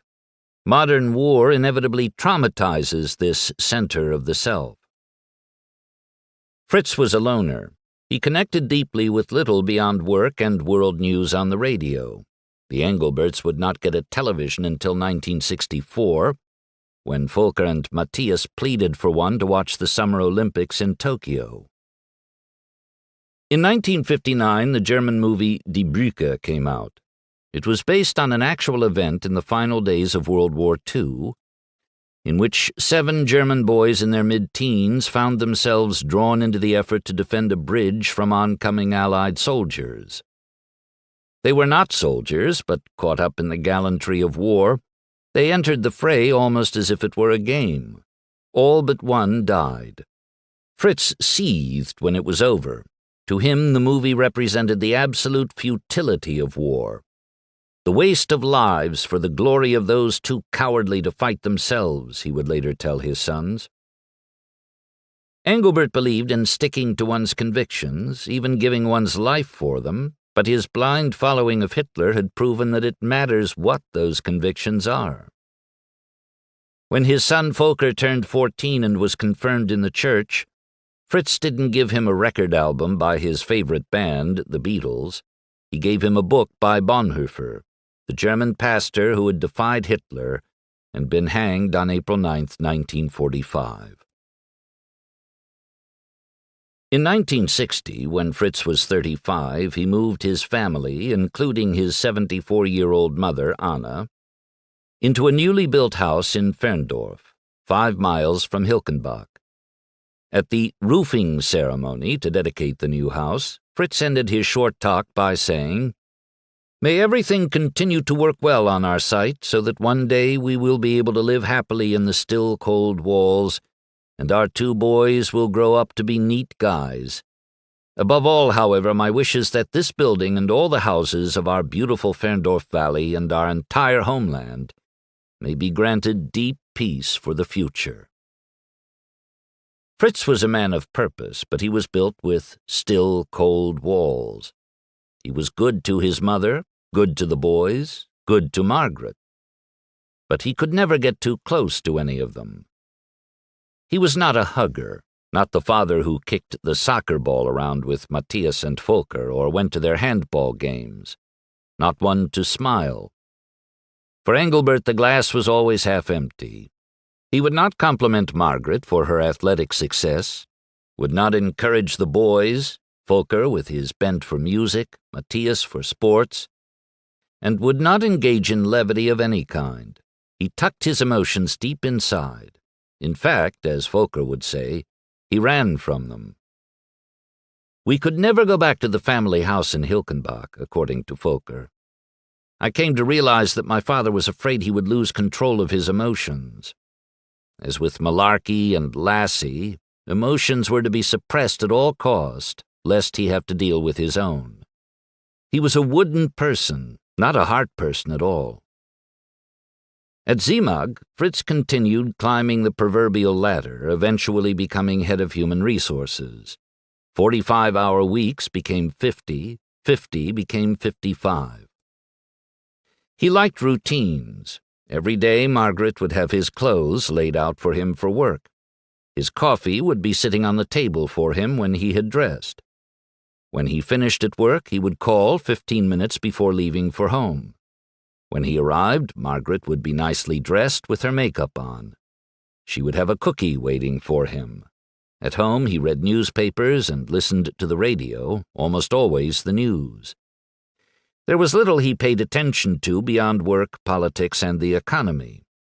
Those who knew him said he was brilliant, stubbornly independent, enigmatic. In 1960, when John F. Kennedy was elected President of the United States, Fritz reveled in his victory. He loved JFK. If anyone could stand up to the communists and prevent World War III, Kennedy was the man. Many Germans felt the same way.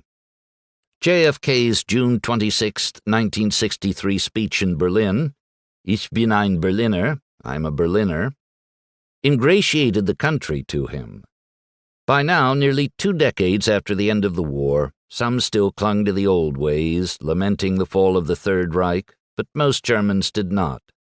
Eisenhower, whom Kennedy had succeeded, had been a World War II general and, at 70, was the oldest U.S. president ever up to that point.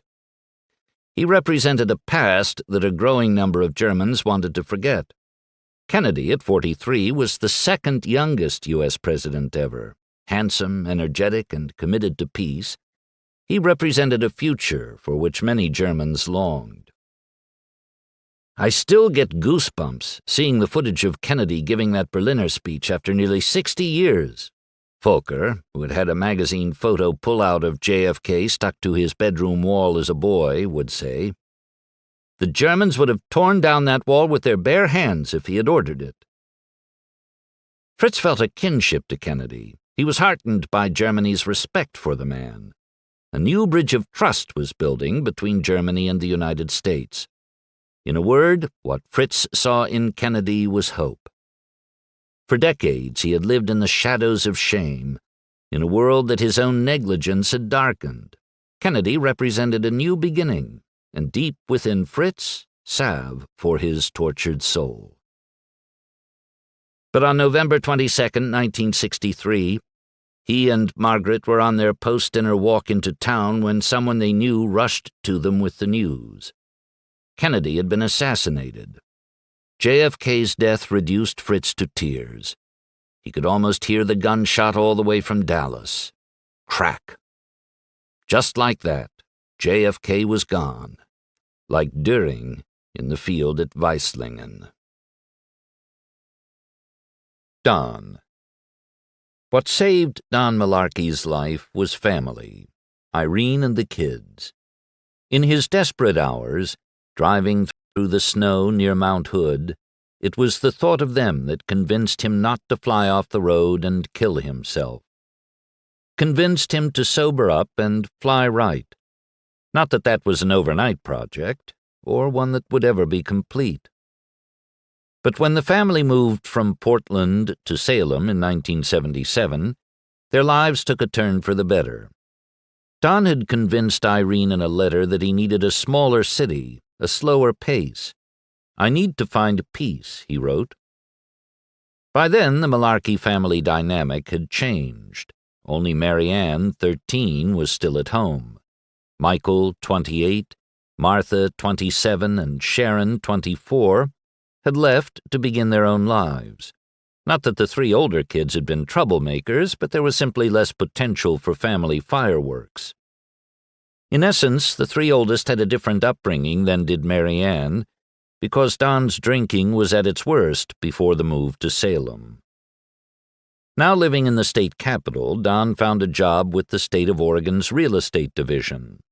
The family moved into a 1938-built bungalow in southeast Salem. In the basement, Don carved out a precursor to the modern-day man cave. Shelves stacked high with big band albums, a touch of World War II memorabilia, his own black-and-white TV, and a comfortable couch on which to relax and watch it from. Don found a home away from home. The cue ball, an old-fashioned alcohol-free pool hall where the smoke was as thick as Astoria fog. The regulars were an eclectic bunch, motley, Marianne would say, including Jim, the owner who called himself Don's babysitter, Terry, a real estate salesman who doubled as a forest fire crew cook, Leonard, a Chinese-American computer geek, Henry, a Japanese-American and lifelong Salem resident who had been sent to Japanese internment camps during the war, and Dale, a photographer and environmental consultant who was a Mennonite, married to a doctor, and had been a conscientious objector during the Vietnam War. If what drew Easy Company together was a sense of patriotism and a fight against the Germans, what the cue ball boys shared was escapism, pool, and shooting the bull. Sarcasm was honored. "Tree hugger," Don would say to Dale Shank. "Redneck," Dale would fire back. They seldom talked of war and politics. Malarkey would joke with Dale about Don's commanding officer, Dick Winters, being Mennonite, and one hell of a fighter. "Why bother to vote?" Don once said to Dale. "You and I are just going to cancel each other out on every candidate and every issue." Years passed. If spending time at the cue ball was cathartic, if work was going better, if family friction had abated, the nightmares didn't stop for Don. December and January didn't get any less cold or dark. The faces were still there in the bottom of his glass of scotch. No turning back. Keep driving. Keep attacking. In the mid-'80s, a few years before Don's retirement, he and Irene joined their second youngest daughter, Sharon, and her husband, John Hill, at an oceanfront house at Cannon Beach, about half an hour south of Astoria. John's twin brother Tom and his wife Linda were also there for the weekend.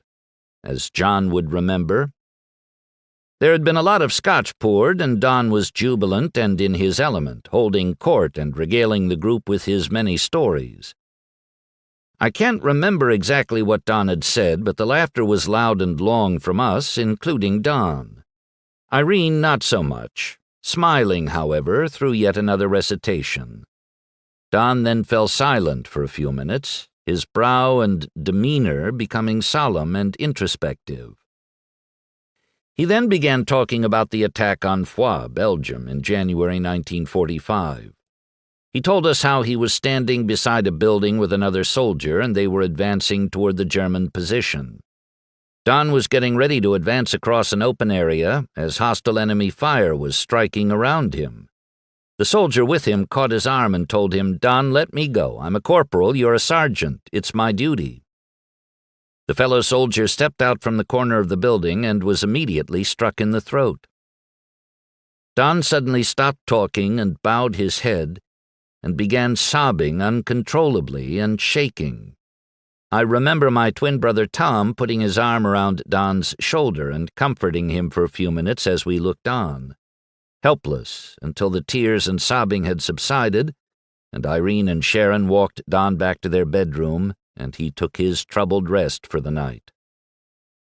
For those who have never been in combat, it may be difficult to understand what Malarkey was going through. His wounds were not the kind an X-ray, MRI, or stethoscope could detect. "Let me tell you what it's like," said a soldier quoted in Edward Tick's War and the Soul. "You can feel the connection between your body and your soul when it starts to break. It's like a thread that starts fraying. I tried so hard during the long nights, the earth shuddering, my hands over my ears. I concentrated to keep that thread from snapping, but I could feel it getting thinner and thinner." When someone, a soldier in this case, is in danger, the brain secretes stress-responsive substances that alter the functioning of the brainstem, the limbic system, and the frontal lobes. The brainstem and limbic system serve to mobilize the body to respond, fight, flight, or freeze, while the frontal lobes and other cortical areas evaluate the situation and determine the best response. After the stressful event is over, some people are able to return to their normal state. Others can be so overwhelmed that it alters how they physically respond to trauma.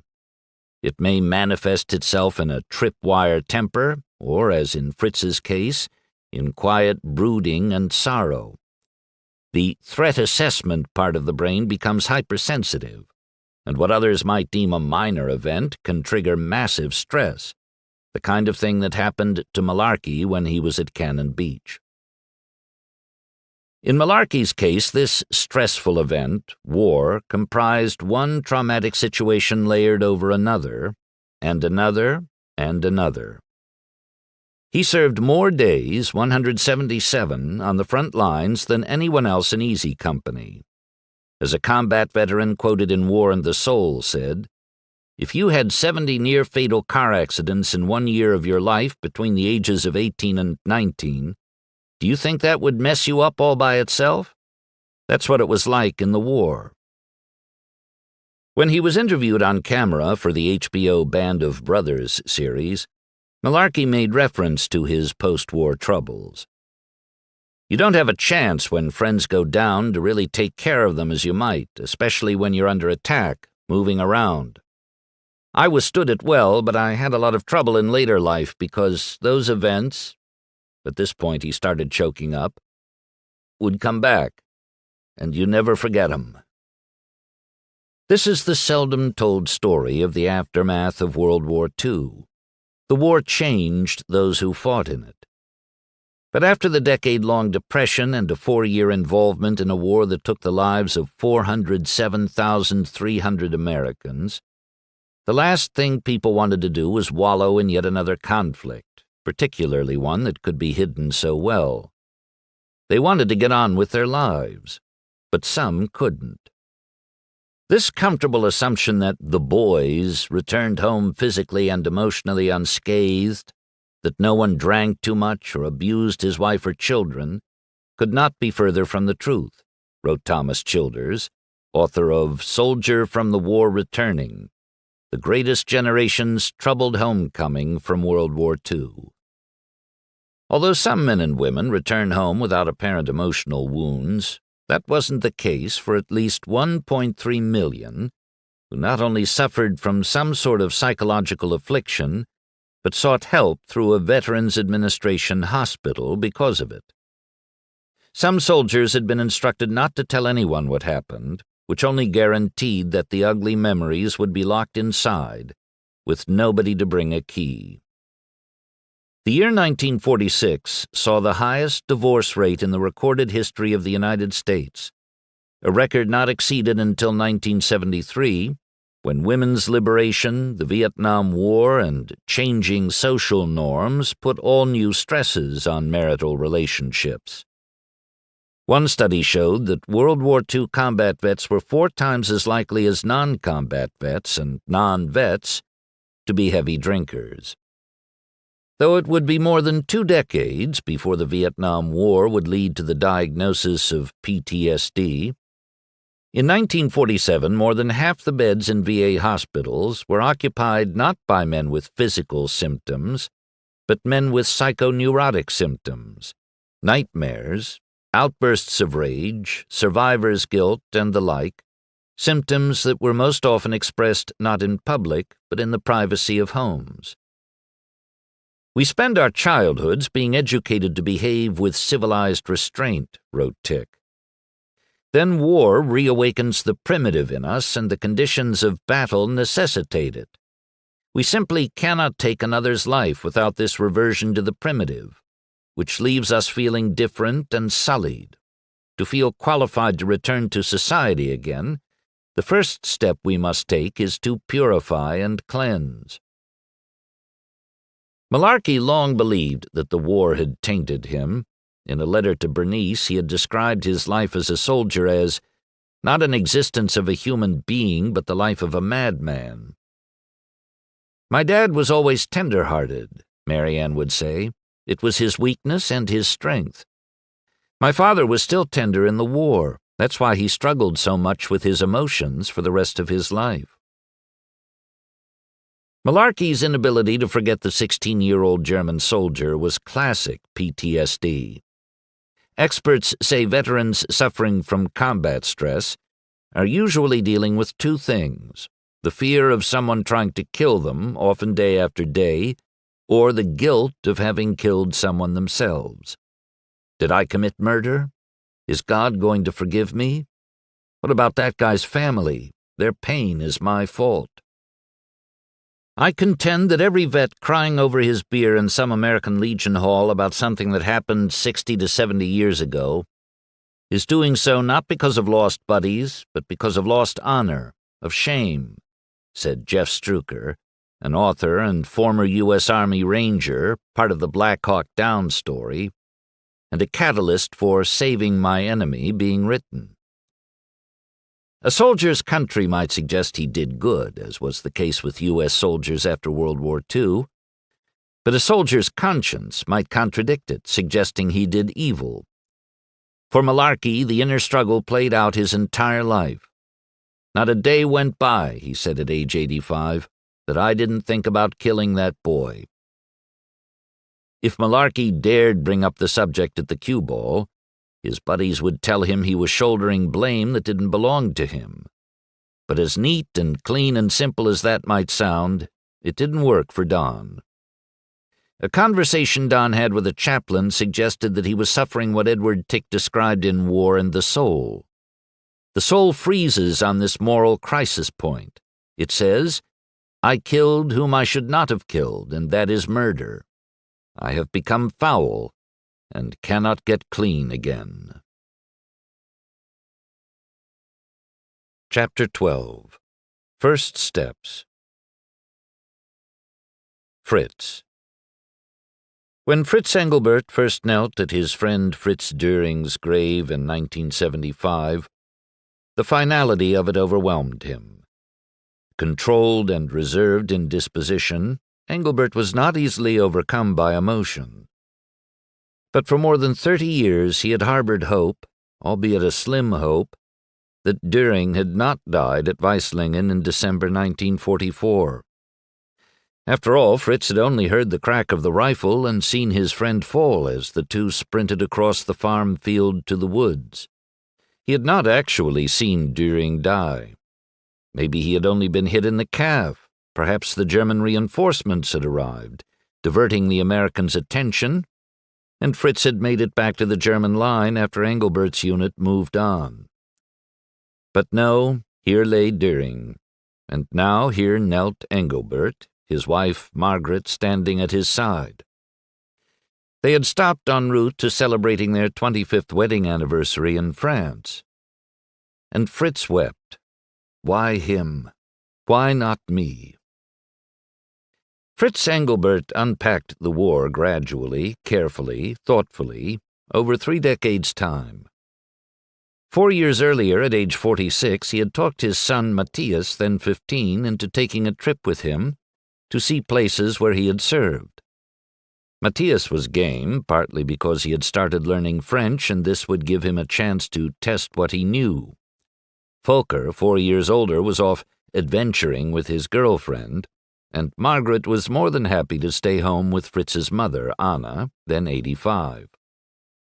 The intricately laid-out plan was to visit more than a dozen cities and towns in France and Belgium over 2 weeks' time in July 1971.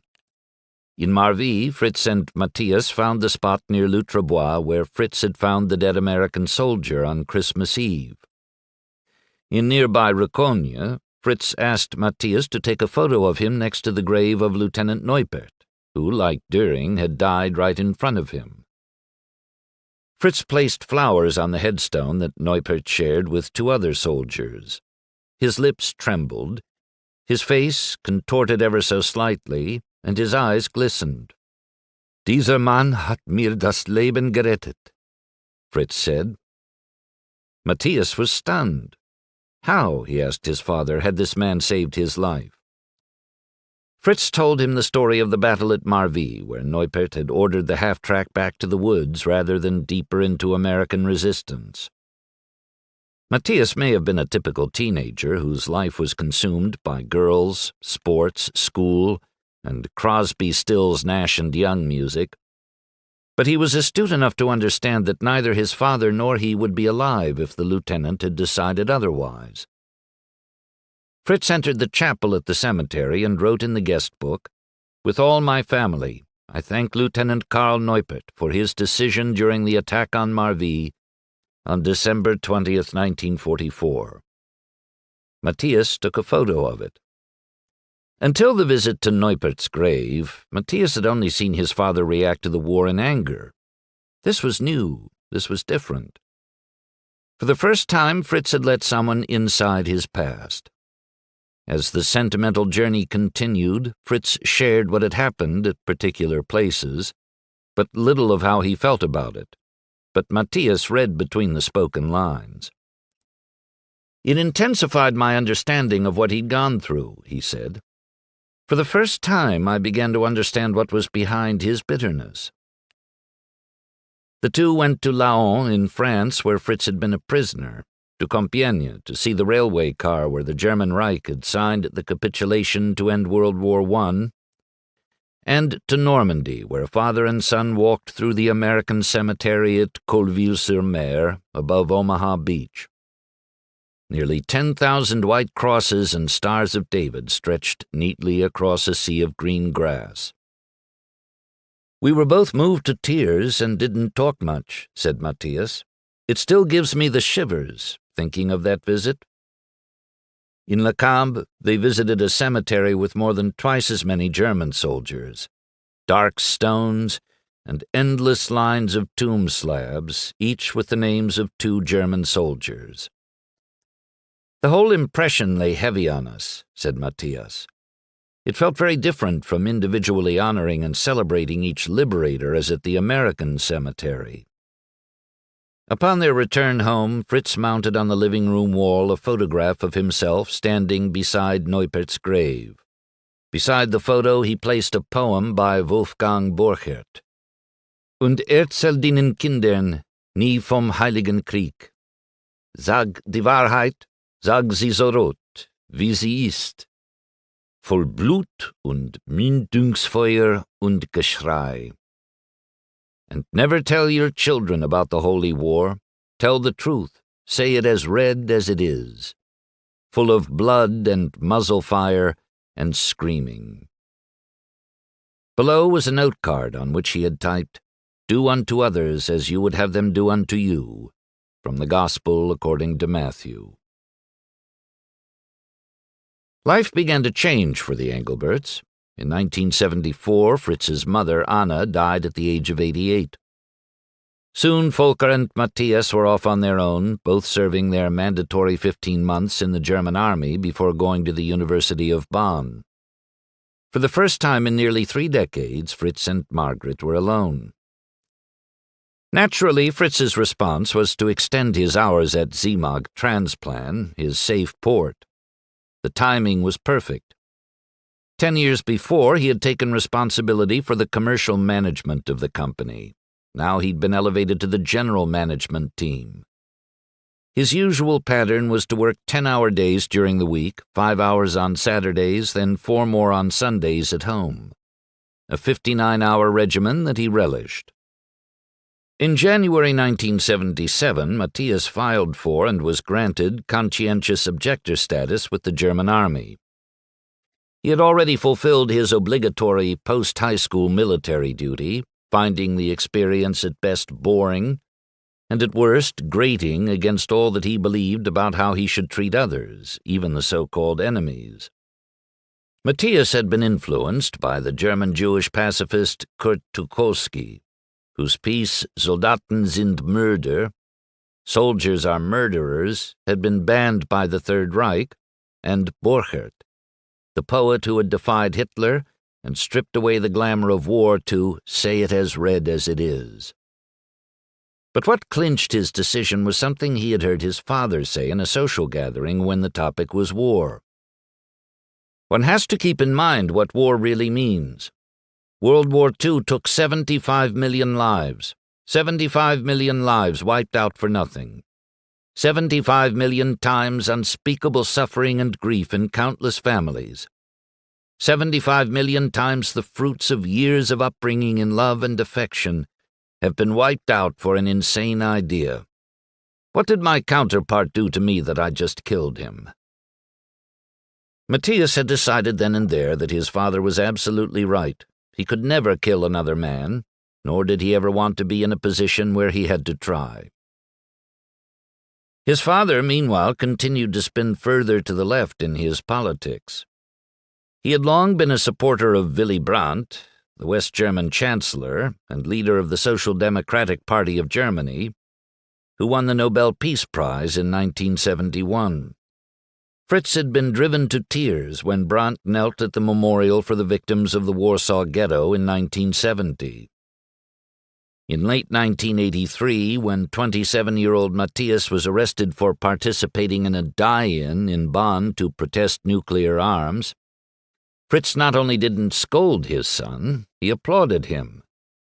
"If I were half my age, I would have been out there myself doing the same," he said. Over 3 generations, an interesting family dynamic had evolved. Fritz Jr., who had once fought a cold war with his father over Hitler, had become much like his father in his political leanings, and Matthias and Volker in turn became much like their father.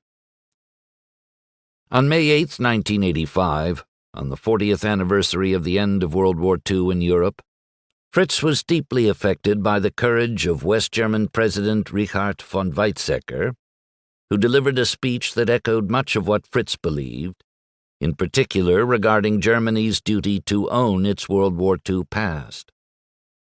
"There is no such thing as the guilt or innocence of an entire nation," said Weizsäcker, the former president of the German Evangelical Church Assembly. "Guilt is, like innocence, not collective but personal. There is discovered or concealed individual guilt. There is guilt which people acknowledge or deny. All of us, whether guilty or not, whether young or old, must accept the past. We are all affected by the consequences and liable for it. We Germans must look truth straight in the eye, without embellishment and without distortion. There can be no reconciliation without remembrance." He specifically called on Germany to own the crimes of Nazism. He dared to call May 8th, the end of war in Europe, a day of liberation. And he made a crystal-clear link between the Nazi takeover of Germany and the tragedies caused by the war. Finally, he boldly took issue with one of the most cherished defenses of older Germans against their guilt for the Holocaust.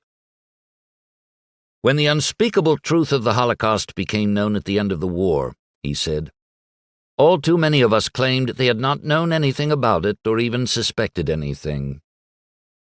We must not regard the end of the war as the cause of flight, expulsion, and deprivation of freedom. The cause goes back to the start of the tyranny that brought about war. We must not separate May 8, 1945, from January 30, 1933, when Hitler came to power." Fritz Engelbert came into work the next day with an extra bounce in his step. The speech and the praise it elicited at home and abroad had made him feel, for the first time since the war, as though he were no longer a stranger in his own country. In 1986, Fritz was named managing director of Zimag Transplan. In other words, he was CEO of the company. The promotion brought him to the apex of his professional life. 2 years later, his son Matthias married Beate. By then, Volker and his wife Dorothee had already added 2 grandchildren, Julia and Eva, to the family tree. Sunday gatherings were less apt to wind up in arguments about Hitler. Weizsäcker's speech had galvanized the country into an uneasy peace with the past and allowed Germans to move forward, something Fritz had already begun doing. His conscience demanded it. "The first word that comes to mind when I think of him is integrity," his granddaughter Eva would say in 2020 at age 33, looking back at the grandfather she remembered. "He was a man with high ethical values and lived by them." But something happened in 1990 to remove the buffer zone that had afforded Fritz some protection from the past.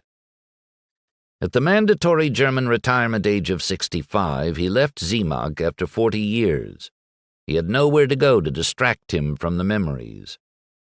He found ways to do contract work for the company and even kept a small office at the headquarters for 5 years. Still, his sons would remember, it was a long decade. The past was absolutely following him, Matthias would recall. He could not forgive himself for being part of the Nazi machine that killed millions of Jews.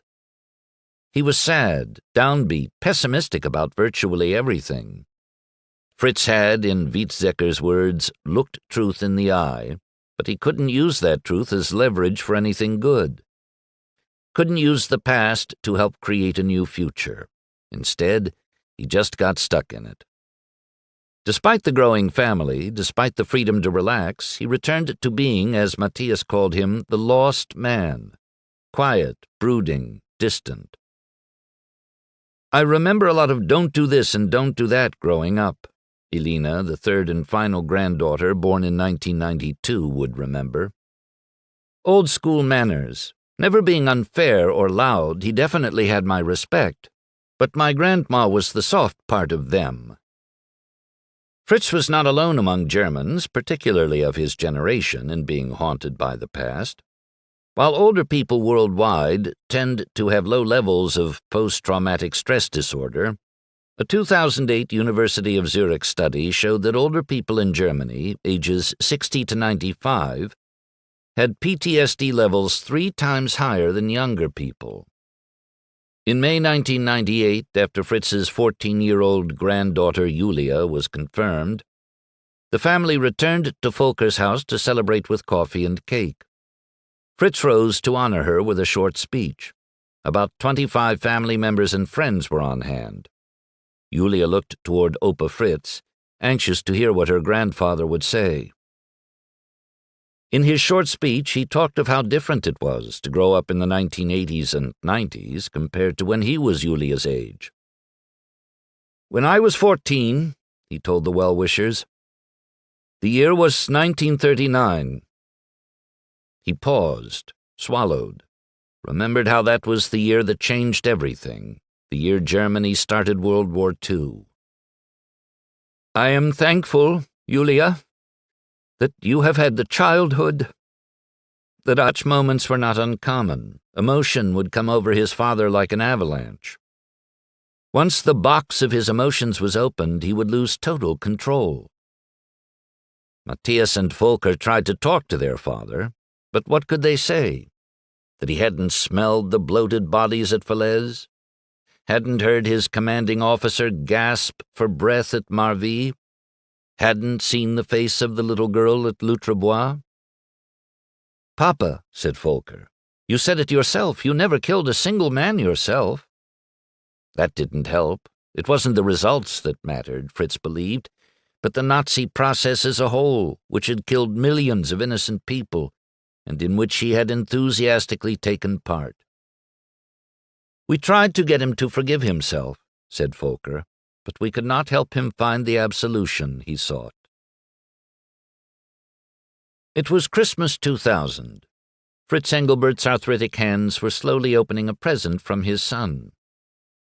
Fritz was now 75. His hair had thinned, started to recede, and turned nearly as white as the snow that winter would bring to Ferndorf. The box he was unwrapping contained a Windows PC computer. Fritz's sons had thought their father might enjoy using it to write letters, send emails, and pursue his keen interest in politics.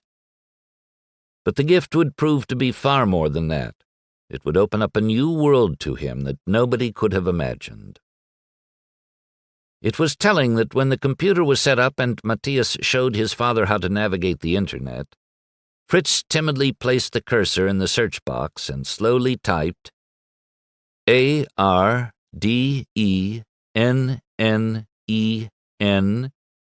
the German spelling, OFFENSIVE.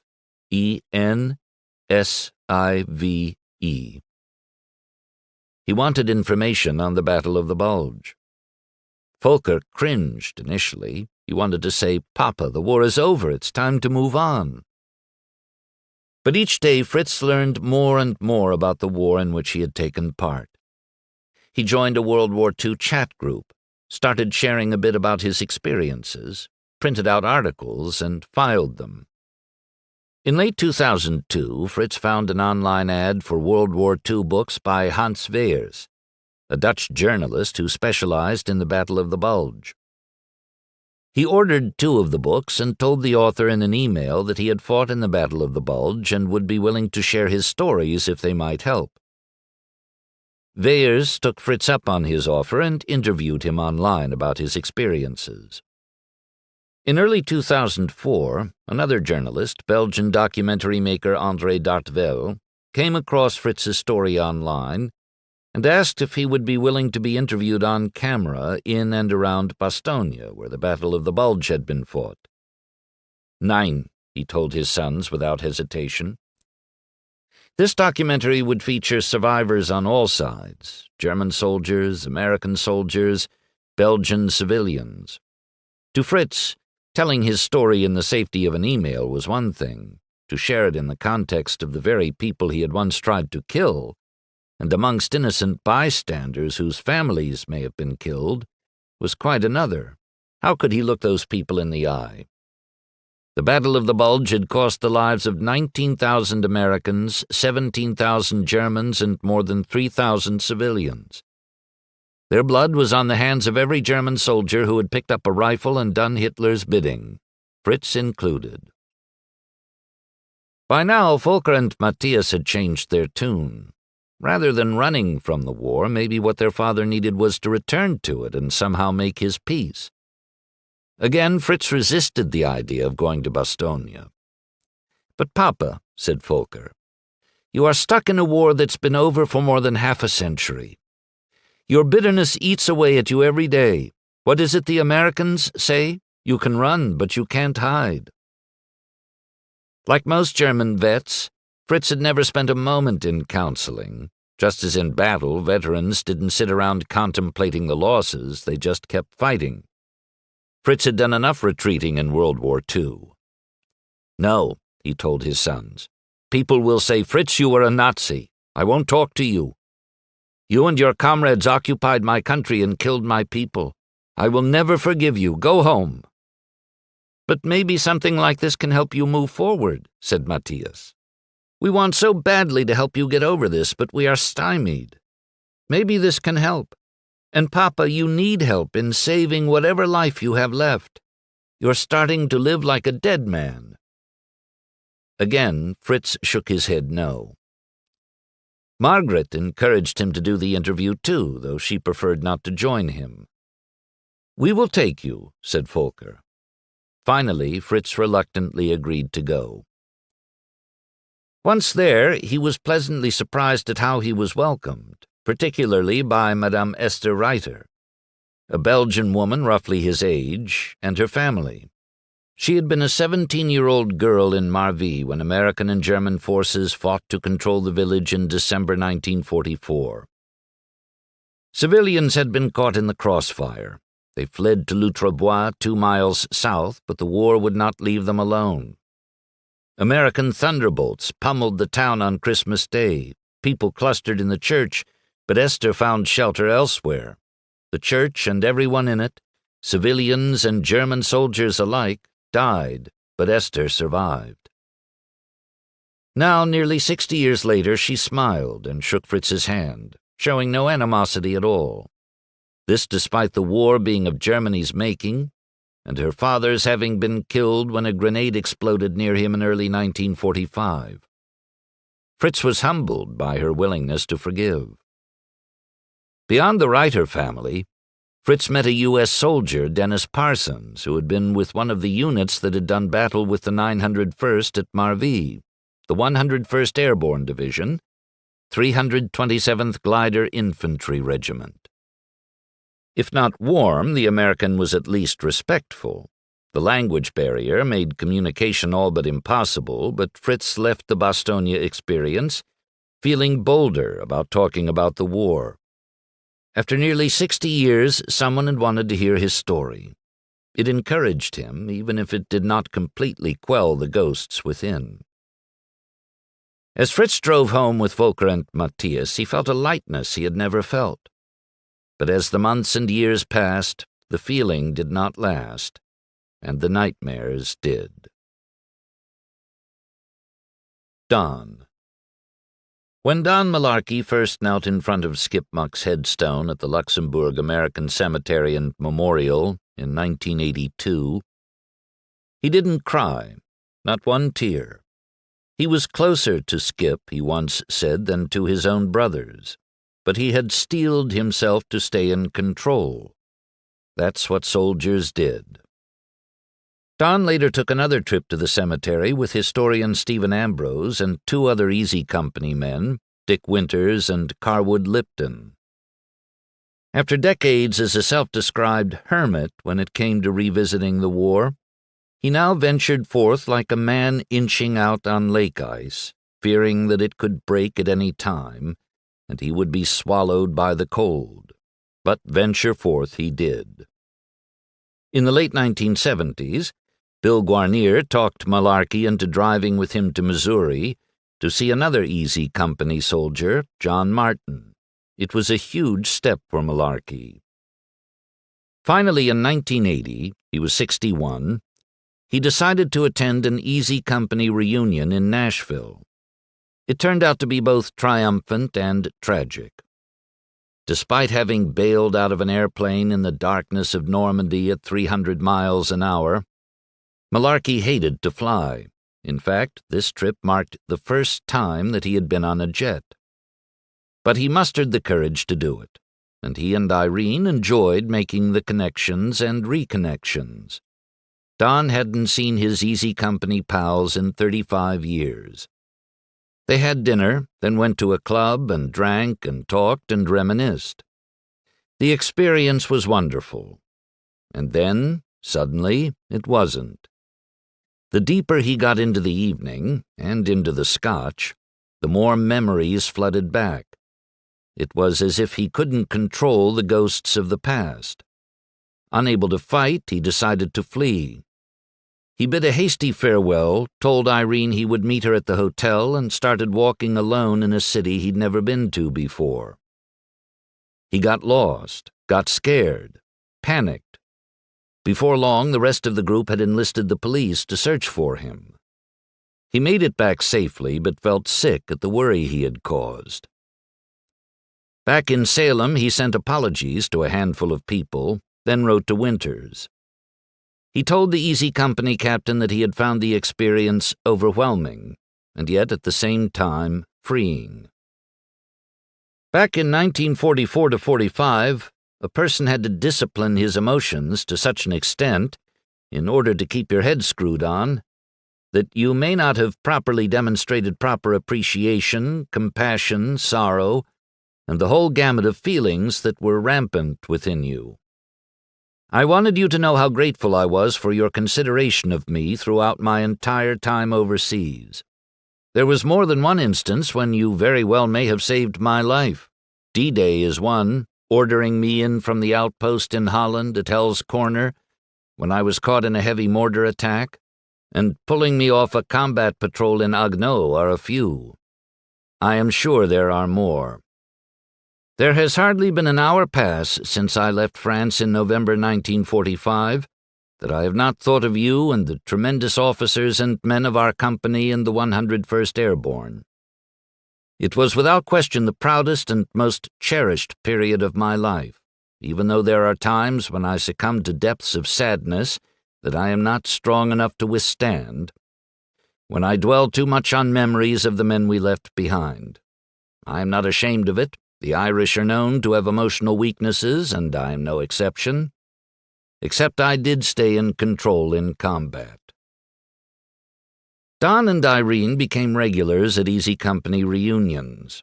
Malarkey retired in 1987, traveled to Europe to see places where he had been in the war, and along the way got to know war historian Ambrose better. He corresponded with Easy Company men, becoming particularly close to Buck Compton, who had successfully prosecuted Sirhan after the assassination of Robert F. Kennedy in 1968. And he began to take being a father more seriously, though he was more successful with his daughters than with his son. My dad was always there when I needed him, and he was good at calming me down, Martha, the oldest Malarkey daughter, would say. My mom said he always knew what to say to help me. In 1990, when her son Tim was deployed to Saudi Arabia for the Gulf War with the 82nd Airborne, Martha called her mother. I read the letter, and Mom started crying, and Mom put my dad on the phone, and he was able to talk to me and calm me down. I still get teary-eyed thinking of that. Michael had moved in with his folks after a divorce in 1987, and drinking, on the part of both father and son, only made the situation worse.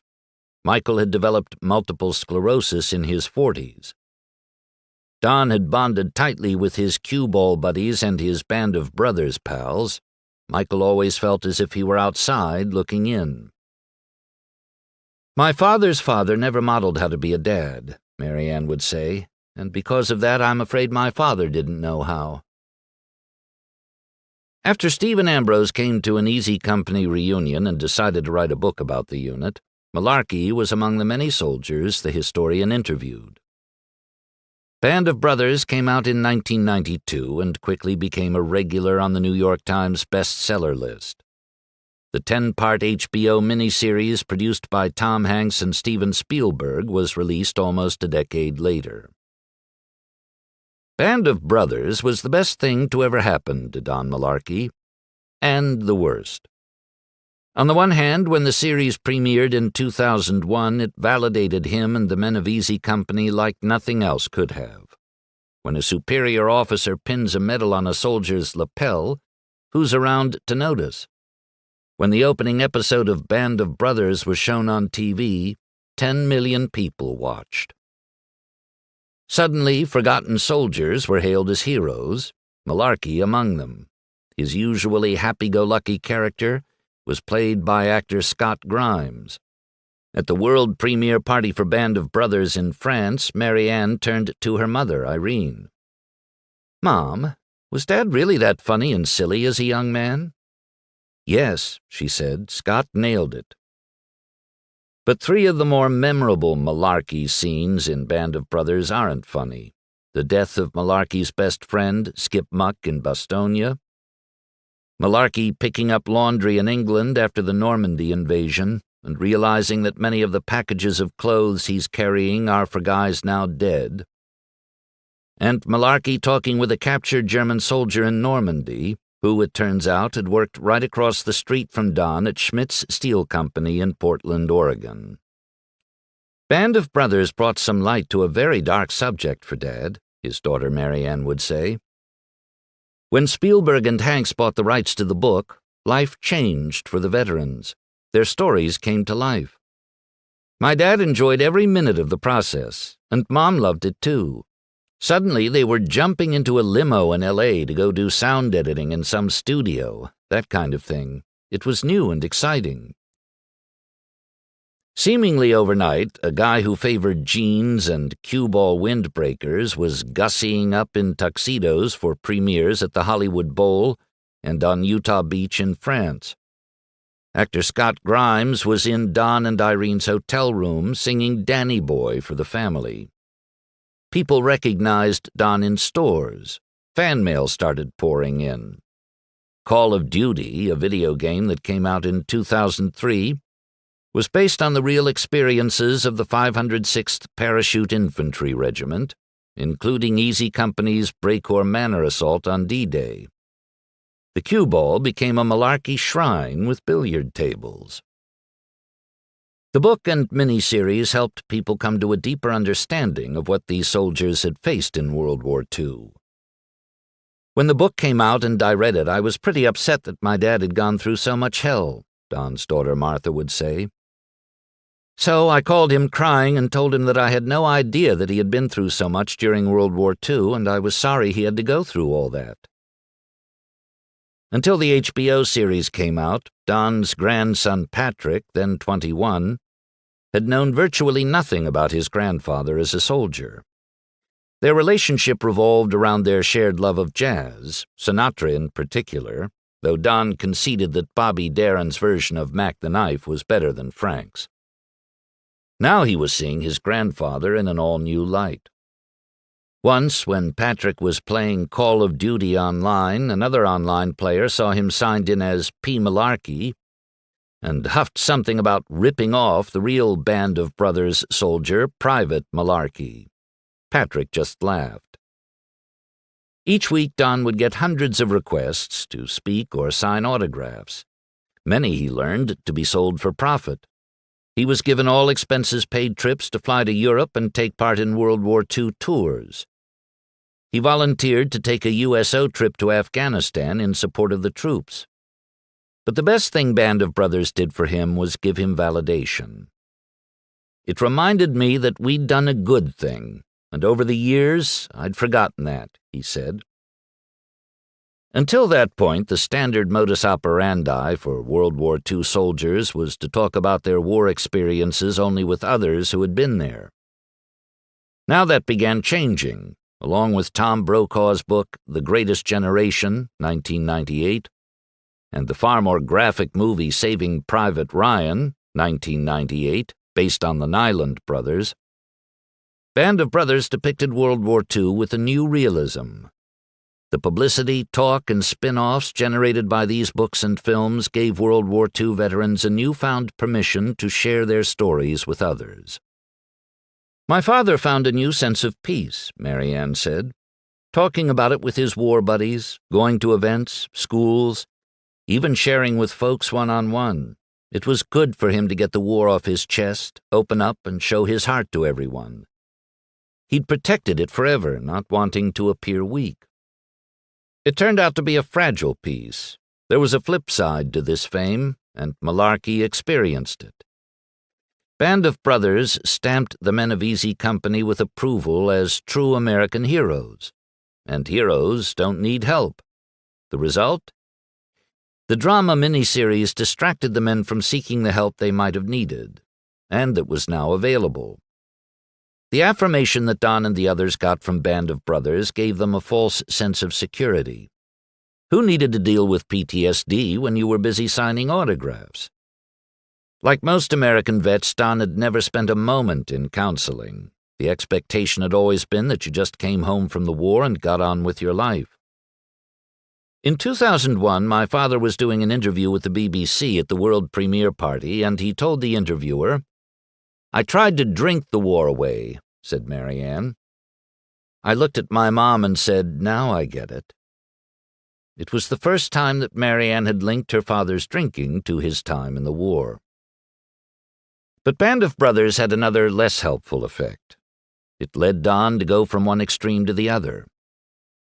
Decades before, it was as if he never talked about war except maybe with his buddies and my brother Michael, Marianne would say. After Band of Brothers, he couldn't talk about anything else. He could never find that happy medium. For Malarkey, the past was insidious, and no respecter of fame or fortune. If facing it was therapeutic in some ways, it was painful in others. Once he and family members were out to dinner with a couple of the Band of Brothers actors, Neil McDonough, who played Compton, and Richard Speight, who played Don's good friend Skip Muck, and the topic was war. Nearly as soon as the waitstaff took their orders, Don was already in tears. Another time, Speight, hoping to understand Skip better for the part he would play, phoned Don to talk about his buddy. He was simply asking questions when he heard the line go dead. Malarkey, it turned out, had hung up on the actor. "I just couldn't take it," Malarkey said. Being reminded of Skip so vividly had begun as fun but ended in frustration. Malarkey melted into a pool of sobs. The kicker was not only his sense of survivor's guilt. It was his guilt for having let down the actor who would play Skip, which of course really meant letting down Skip himself. Don was right back in the endless loop of loss and regret and guilt again. Malarkey called Band of Brothers a roller coaster experience. It lifted his spirits, it created a diversion, but it didn't uproot the guilt. No amount of applause or autograph seekers could fix that.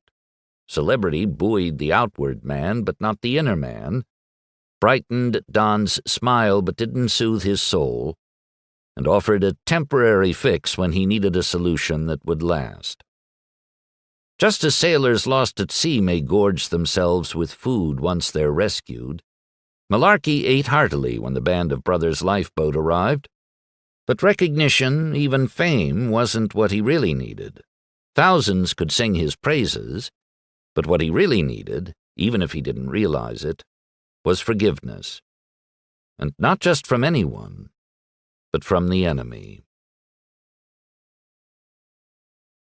Part 4. Absolution. Remembering is not enough if it simply hardens hate. Eric Lomax, The Railway Man, a POW's searing account of war, brutality, and forgiveness. Chapter 13. Incoming. Don. It was war that made Don Malarkey and Fritz Engelbert enemies, and war that helped make them friends. They fought in World War II, but it was an incident in the Iraq War 60 years later that served as the catalyst to bring them together. On July 4, 2004, 1 week after control and sovereignty of Iraq had been handed over from the United States to an interim Iraqi government, Sergeant First Class Billy Maloney stood in the mouth of an aircraft hangar at a U.S. military outpost in Baghdad, his ear to a satellite phone. Around him, a dozen or so members of the 101st Airborne's 2nd Brigade, 1st Infantry Division. On the other end of the line was Earl McClung, who had been a staff sergeant with Easy Company in World War II. Sergeant Maloney didn't know McClung, but when he'd phoned Denver-based Valor Studios to order a Band of Brothers illustration, he had asked if there was any chance of getting an Easy Company vet or two to offer some Independence Day encouragement to his weary soldiers. He knew that Valor, which specialized in paintings and other memorabilia honoring military personnel, had lots of connections, and by now his men and women desperately needed a boost for their morale. They had been in Iraq for more than 16 months. Adam Makos, who along with his brother Brian co-founded Valor Studios, was so moved by Maloney's request, who reaches out from a combat zone on a satellite phone, that he made it happen. He rounded up 6 Easy Company vets and scheduled them all to make half-hour SAT calls to the troops on July 4th. Malarkey, Darrell Shifty Powers, Guarnier, Edward Babe Heffron, and Compton would all be calling with words of encouragement, in addition to McClung. Maloney gathered a group of soldiers anxious to talk to the Easy Company vets on the satellite phone. Maloney made the first call to McClung, 82 years old. "Thanks so much, Earl, for taking time for us today," said Maloney, a 42-year-old lifer from the Bronx. The sound of helicopters taking off and landing was so loud that he had a finger plugged into his non-phone ear. "We got some folks who are anxious to hear from you. The first is—" Boom! "Incoming!" yelled Maloney as he dove for cover. Through the satellite phone, McClung could hear the missile. Whoosh! The blast sent Maloney flying, and at his home in Pueblo, Colorado, McClung recognized the sound on the line and instinctively did what he had done hundreds of times when shells were raining down 6 decades before. He dove for cover, in this case beneath the living room table. Surreally, McClung could hear what sounded on the phone like a bevy of exploding rockets, shouts from Maloney and the others, more blasts, groans, chaos. My God, he thought, soldiers could be dying. In these frantic seconds, he wasn't in Colorado. He was in the Bois Jacques. It all came back, the panic, the fear, the feeling of being hunted with nowhere to hide. "You okay, Billy?" he said into the phone. "Billy, you all right?" No answer. A few minutes later, the line went dead. When Maloney called McClung 2 days later, he said his unit had been attacked by 120mm rockets. A number of soldiers had been wounded, including Sergeant James Lathan, who would later die of his wounds. A woman from the Black Hawk unit, Maloney couldn't recall her name, had had most of the flesh torn from a leg. McClung thought, this is what these people are going through, just like us, all these decades later. He thought of the loneliness in the woods near Bastogne, the cold, the detachment from anything that made sense. Later, he thought, these soldiers deserve more than a long-distance pep talk. They need to know this country is behind them. "Billy, what can we do to help?" asked McClung, beyond just a phone call. Maloney, who was based in Hanau, Germany, and married to a German woman, gave it some thought. He got back to Earl with the idea of bringing a group of Easy Company men to Germany for an event with active-duty soldiers. Have a dinner, share a few beers, offer them some encouragement. It could go a long way, even if it was just a few dozen soldiers. Their newfound enthusiasm could catch to others. McClung was all in. The more the two talked, the more enthused they became about the idea. Hell, they could peg it to the 60th anniversary of the Battle of the Bulge in December, providing Easy Company's men were willing to travel in the winter. "And another thing," said Maloney. "How about if we invite some German World War II soldiers?" There was a pause on the other end of the line. "Earl," said Maloney. "You still there? Earl?" Fritz. The Americans were coming. From a distance, across the pasture, Engelbert could see them through his field glasses. A run for the barn was his only hope. "Schnell zur Scheune," he said to the comrade at his side. The soldier did not respond. "Schnell zur Scheune," Engelbert barked. Again no response. Fritz looked closer. "Ah!" The soldier was frozen in place, literally, glazed in ice. Fritz recoiled in fear. The man, he realized, wasn't his comrade. He was the dead GI that Fritz had seen near Loutrebois on Christmas Eve of 1944. A corpse, eyes barely visible beneath eyelashes, and eyebrows veiled in frost. Engelbert, his heart pounding, stared in horror at the agonized face. The dead man's eyes suddenly blinked wide open. His right hand sprang forward like a striking rattlesnake and clutched Engelbert's throat. Engelbert gasped. The icy fingers squeezed. Tighter, tighter, tighter. Fritz bolted upright in bed, panting, sweating, trying to catch his breath. By now, Margaret had become so accustomed to the frequent nightmares that she didn't even wake up. Why? Why had Fritz said yes to this preposterous idea of gathering with American soldiers in Hammersbach? Why had he let Matthias and Volker change his mind? He had nothing to gain and everything to lose, foremost his pride.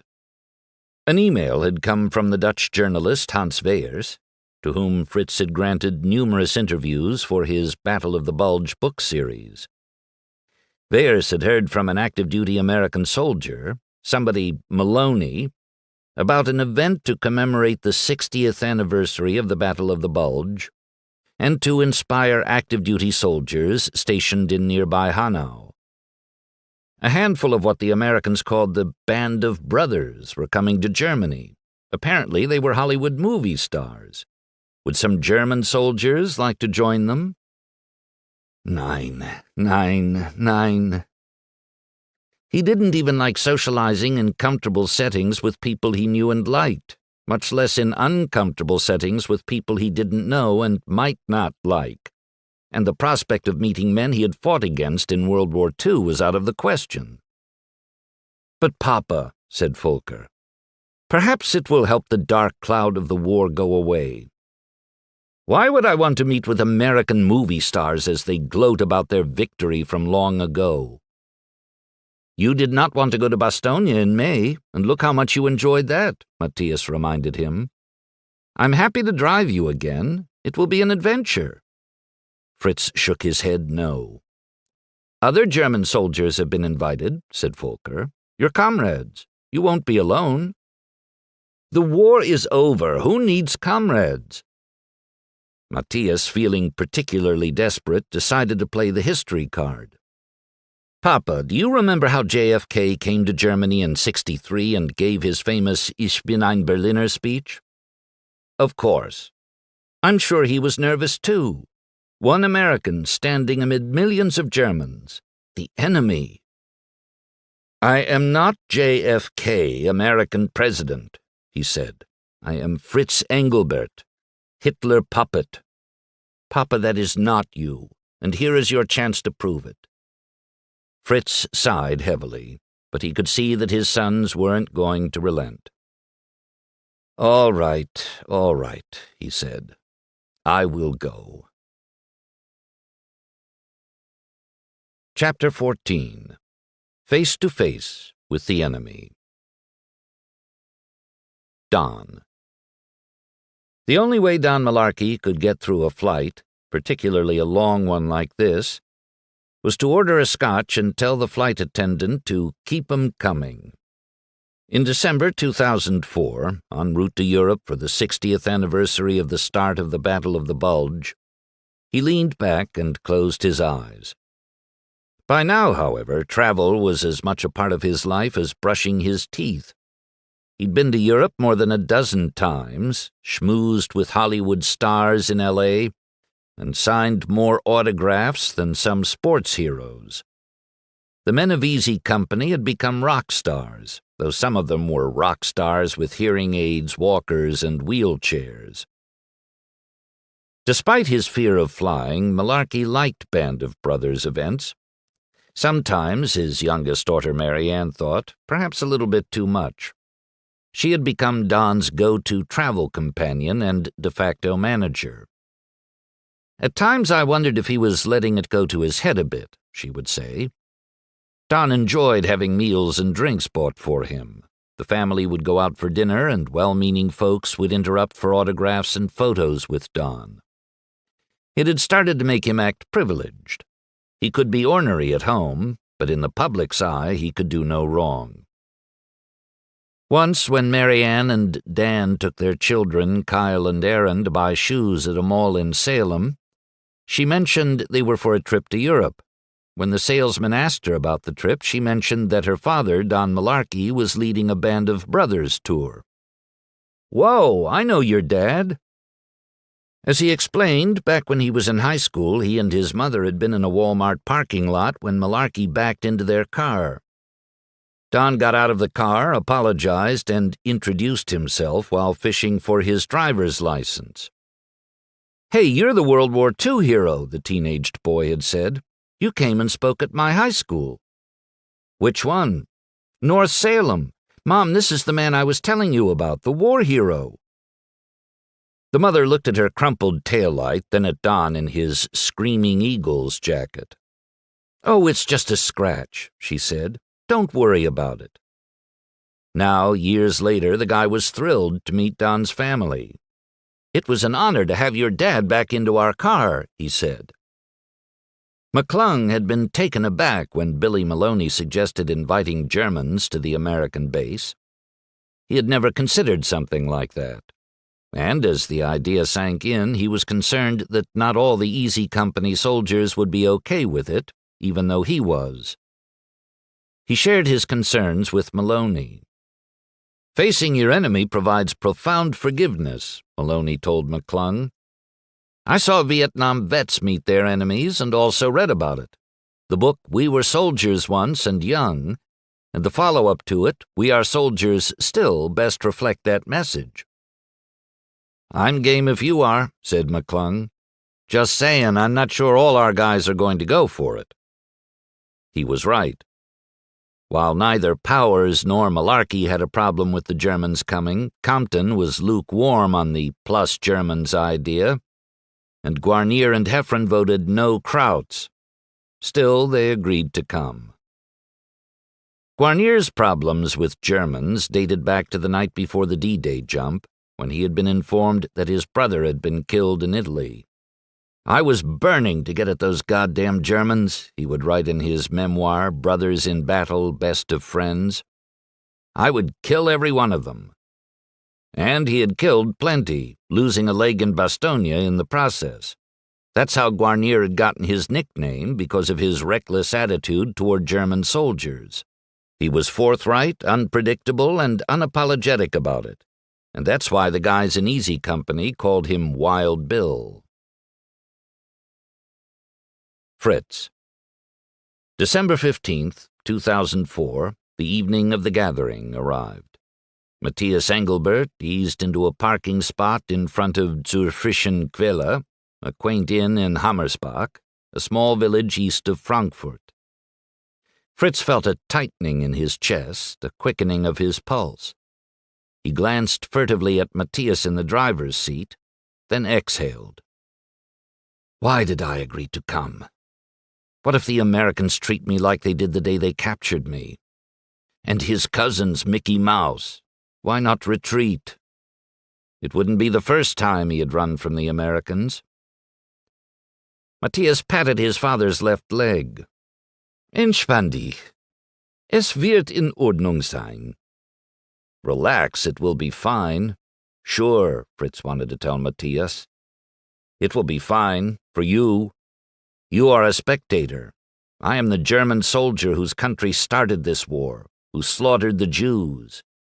And here I am eating schnitzel with the men we were trying to kill and who were trying to kill us. Father and son got out of the car and walked toward the inn, which dated back to the 12th century. Fritz knew his history. Hanau had been home to the brothers Grimm, and it had been virtually leveled by British airstrikes in March 1945.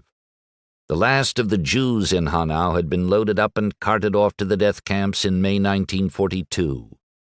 About the time Fritz had been trying to convince his pig-headed father to let him join Hitler's Special Waffen-SS.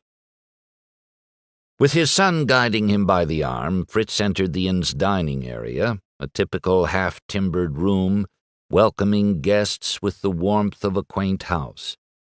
Massive wooden tables, lace curtains, Christmas lights, and garland across the thick beams. And plenty of Binding, one of the most popular beers in the Frankfurt area. The crowded room contained about a dozen active service American soldiers, the 6 Easy Company vets, a few of their wives, and Fritz and Matthias. Among the more animated Easy Company soldiers was Guarnier, he of the Philly accent and the take-no-prisoners attitude. Fritz noticed that Bill, as he sat down across from him, was missing a leg. An obvious war injury, he figured. Wo sind die anderen deutschen Soldaten? Fritz whispered to Matthias. Matthias, too, had thought other German veterans would be coming, but apparently none had shown up. Don't worry, Papa, he said. The no-shows are smart, figured Fritz. He was wearing slacks and a dark blue wool sweater. Most of the Easy Company vets were in jeans, 101st Airborne hats, and either maroon jackets or bright yellow Easy Company jackets, which Tom Hanks and Steven Spielberg had given to them at the Band of Brothers premiere in Normandy. The talk was of war. The young American soldiers had brought Band of Brothers memorabilia to be signed. Matthias had brought his new tin box copy of the 10-part DVD set, but didn't yet feel comfortable asking the Easy Company guys to sign it. Fritz nodded some hellos. He spoke a little English, but couldn't hide the wish-I-were-anywhere-but-here look on his face. The beer was flowing, the conversations getting louder. World War II soldiers and active-duty American soldiers were all engaged in soldier talk, while a sprinkling of wives enjoyed each other's company and waiters and waitresses tried to keep pace with the party of 24. Some guests were perusing a paperback copy of Band of Brothers, the first time Fritz and Matthias had seen it. A videographer positioned a camera on a tripod. From time to time, young American soldiers timidly slipped over to get autographs from the Band of Brothers veterans. Fritz and Matthias had heard these men were popular, but until tonight they had had no idea of the extent of their celebrity. As the Easy Company men signed autographs, Fritz remembered his homecoming from the war when he had felt like a ghost, invisible, just like he felt now. Waiters arrived with the schnitzel for dinner. Empty beer glasses were filled up, the chatter rising with each refill. Fritz looked uncomfortable. In one photograph of the event, it appears as if everyone is in motion, but Fritz is frozen. With Matthias interpreting, Fritz was introduced to Guarnier across the table. Or, as we like to call him, Wild Bill Gonorrhea, Heffron, Guarnier's best friend, said with a hearty laugh. Fritz shook Bill's hand, his grip as timid as Guarnier's was strong. Almost too strong, Fritz thought, as if Guarnier intended to send a little message. Bill Maloney watched with a touch of concern. Inviting the Germans had been his idea, but he wasn't naive. with a few beers under their belts and telling their war stories.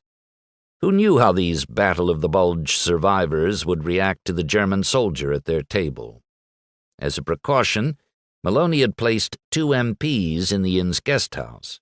He didn't need his Bury the Hatchet event to explode onto the front page of the New York Times with a report of a chair-throwing ruckus. He had purposely not invited the media. The event wasn't meant to be a photo op, but a morale boost for his soldiers, with a touch of let bygones be bygones thrown in for good measure. Guarnier took another drag on his cigarette and blew the smoke toward Engelbert. "Yo, it's Fritz, huh?" Engelbert nodded uncomfortably. "German, huh?" he said with his Philly accent. "A soldier?" Over the din of noise, Matthias turned to his father. Fragt dich, ob du ein deutscher Soldat warst?" "Ja," said Fritz, nodding. "Soldier." He swallowed hard. Guarnier squinted and leaned across the table at Fritz. He began nodding his head slightly. "Fritzy, my boy, count yourself lucky that we did not meet 60 years ago," he said. "Otherwise, I'd have killed you." For emphasis, he whipped his forefinger sideways across his throat in a violent slashing motion. Fritz mentally recoiled. To a man seeking acceptance, it was like stepping on a landmine. It was the very thing he had feared. Matthias began to interpret, but Fritz stopped him. He had understood kilt, and there was no ambiguity in the throat-slashing gesture. Engelbert was not a light-hearted man by nature, and the stunned look on his face suggested that had not changed. Matthias was shocked. Perhaps his father had been right to be worried. A burst of nervous laughter ensued from others at the table. As Fritz instinctively began shoving his chair back to leave, Matthias felt a pang of regret that he had encouraged his father to come in the first place. But also a pang of regret that neither of them had had a chance to get to know these Bund der Brüder. Matthias didn't want to leave. His father obviously did. Then, just as Fritz was beginning to stand, Malarkey's tap-tap-tap of his beer glass with a knife brought the room to a hush. Fritz settled back in his seat only to be polite. He would leave when the announcement ended. The room quieted. "Mr. Engelbert, you'll have to excuse my friend Wild Bill," Malarkey said, looking Fritz in the eye. Matthias interpreted for his father. "Bill must have gotten some bad schnitzel or something." Laughter warmed the room. Uncertainty creased Fritz's face. Was this the second blow of some 1-2 punch to further humiliate the Joyman? And then, in a gesture that Fritz Engelbert would never forget, Malarkey lustily raised his beer into the air. "Ladies and gentlemen," he said, nodding afar to his wife Irene, "and, Wild Bill, a toast to our new friend, Fritz Engelbert. Welcome to the band of brothers." For just a moment there was a pause, as if the people in the room were children being offered an undreamed-of privilege. Can we do this? Then 24 glasses rose in Fritz's honor, none higher than the one belonging to Malarkey. Even the embarrassed Guarnier raised his glass. Fritz looked right and left, not sure whether or not he could trust this sudden turnaround. Was it real, or was it American humor with him as the butt of the joke? Matthias saw Malarkey's eyes fix on his father's eyes, in what seemed to be unmitigated soldier-to-soldier, man-to-man respect. When the toast segued to enthusiastic applause, Fritz finally gave in to the realization that Don was sincere, that Don was offering him the rarest of gifts, friendship, something Fritz had experienced little of in his years of quiet grieving. Not only friendship, but the friendship of a man who had once been his enemy. All eyes were fixed on Fritz, whose son watched in quiet amazement as his father did something Matthias had rarely seen him do in nearly 5 decades. He smiled. It was, at first, a cautious smile, as if he felt himself undeserving of this honor, as if he were still at the mercy of a conscience that wanted him to believe forever that it was his fault Seligmann the Jew had been beaten by the Nazis. As if he doubted that the stain of war could ever be washed away. But with a slight nod of his head, Fritz raised his glass to affirm the toast, and for the first time in 60 years, to affirm himself. The smile turned from medium to large, then from large to extra large. Chapter 15. Comrades in Arms. Don and Fritz together. The next day, when the group convoyed in 2 buses to see the Luxembourg American Cemetery and Memorial and Battle of the Bulge sites in Bastogne, Don's toast of respect had long since quelled Fritz's fears. It hadn't hurt that as the previous night's event was winding down, Guarnier had come up to Fritz, shaken his hand, and given him a binding beer coaster on which he had written, "Fritz Engelbert, Airborne Love." Fritz carried it in his pocket as if it were precious gold. When they arrived, Fritz was touched to see that his older son, Volker, who had been unable to make the previous night's event, had driven more than 3 hours to join his father and Matthias on this special day. Ludwig Lindemann, another German soldier whom Maloney had invited but who had been unable to attend the previous night's dinner, had also arrived. When Fritz met Ludwig, their greetings were polite but reserved. And it wasn't Fritz and Ludwig, the 2 Germans, who stayed together during the day. Instead, it was Fritz and Don, the German and the American. The 2 were all but inseparable, more like 2 school pals having a great time on a field trip than like 2 elderly veterans. But when they visited the cemetery in Ham, the mood changed. Beneath its frozen turf, 5,073 Allied soldiers. The white crosses and stars of David were hardly discernible against the snow, which had lightly dusted the trees and grass overnight like baking powder. The tall pines in the forest beyond stood like white sentries, protecting the peace of this hallowed place. Amid a chilly fog, visibility was not much more than the length of a soccer field. The 6 Easy Company soldiers made their way to the rows of graves. General Patton himself was buried here, but the vets made a beeline for the graves of Skip Muck and Alex Pancala, who had died together in the same Bois Jacques foxhole. Fritz left the Easy Company men and stood off by himself. He watched, realizing this moment was not meant for him. In a navy blue beret and forest green winter jacket, he clasped his gloveless hands behind him, he was used to the cold, and watched respectfully as Malarkey, in his yellow Screaming Eagles 101st Airborne jacket, knelt at the grave of Skip Muck. Don's head fell forward in what his memoir would call 60 years' worth of tears. Beyond were Heffron, Compton, and Guarnier. Bill, clad in a beige camo jacket and leaning on his braces, his missing leg a sad legacy of the war. Matthias slipped quietly backward to take a photo of his father watching the Americans honor their fallen brothers. When he returned, he heard sniffles and saw his father's eyes blinking back tears. After the group huddled beneath a large canopy for steaming hot soup, they were taken to the Bois Jacques forest in Belgium, where foxholes were still visible 60 years after the Battle of the Bulge.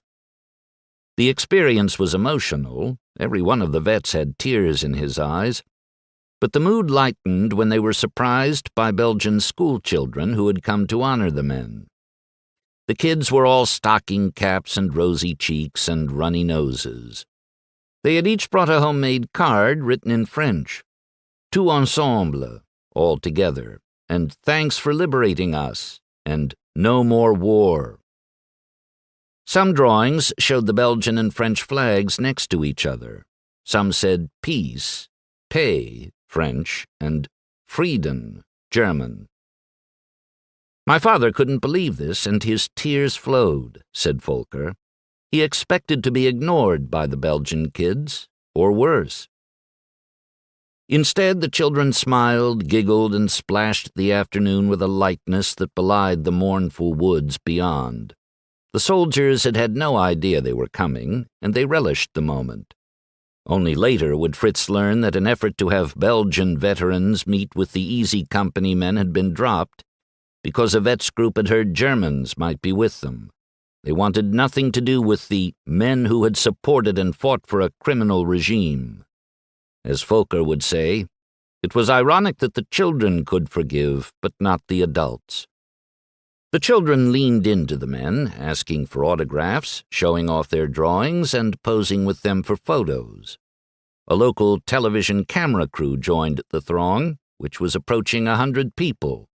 At 6 feet, Fritz was a couple inches taller than Don, but with the same thinning white hair, the same glasses, the same smiles, and the same solid, slim builds, the two could have passed for brothers. As the cameras clicked, Fritz wrapped an arm around Don. In one photo, the two men are arm in arm, Fritz's hand on the shoulder of a child in front of him. The two men appear locked in a commonality of purpose that belies their past as enemy soldiers. The image suggests protection, safety, affirmation for all people. It stands in contradiction to the time 60 years before, when the grandparents and great-grandparents of these Belgian children were caught in the crossfire of war. When the TV reporter asked Don and Fritz about their new friendship, they laughed, struggled with language, and kept their arms around each other. Their relationship was just getting started. Already Matthias had noticed an air about his father that he had never seen before. It was smiles, it was energy, it was peacefulness. Fritz had affixed himself to two things in life that were important to him, Zeemak and his family, but it was the war that had defined him, and now for the first time he felt a sense of belonging in connection with that. Everywhere the two went, people asked for autographs. Don had signed thousands in his life. Fritz hadn't signed one until now. He signed the drawings the kids had done, he gave autographs to the U.S. soldiers, and he signed a piece of parachute from World War II, brought to him by a high school history teacher in Bastogne. In the Bois Jacques, where foxholes from the 101st could still be recognized, he accepted a warm handshake from Easy Company's Earl McClung, answered questions from the active-duty American soldiers, and tried to make small talk with Easy Company member Babe Heffron. "Hey, Malark," Heffron would say later, "we was wrong about the German. Good man, Fritz." At a grocery store in Bastogne, a woman looked at Fritz as if she knew him. "Monsieur, je vous ai vu à la télévision hier soir. Vous avez serré la main d'un soldat américain." Matthias translated her French. "Papa," she says, "Sir, I saw you on the TV news last night. You shook hands with an American." "Ja, heißt Don Malarkey. Wir waren Feinde im Krieg. Aber jetzt ist mein Freund." He says, yes, his name is Don Malarkey. We were enemies in the war, but now he is my friend. The woman touched Fritz on the arm and smiled. That night, father and son went, how else can it be said, bar-hopping in Bastogne with Easy Company members, though Malarkey wasn't among them. It was like nothing Fritz Engelbert had ever done before, but he was enjoying every moment, as if a lifetime of repression was being released in a spree of pizza, beer, and Bund der Brüder fans. "We were stunned at the attention the Band of Brothers guys got," said Matthias. "I don't think they bought a drink of their own all night."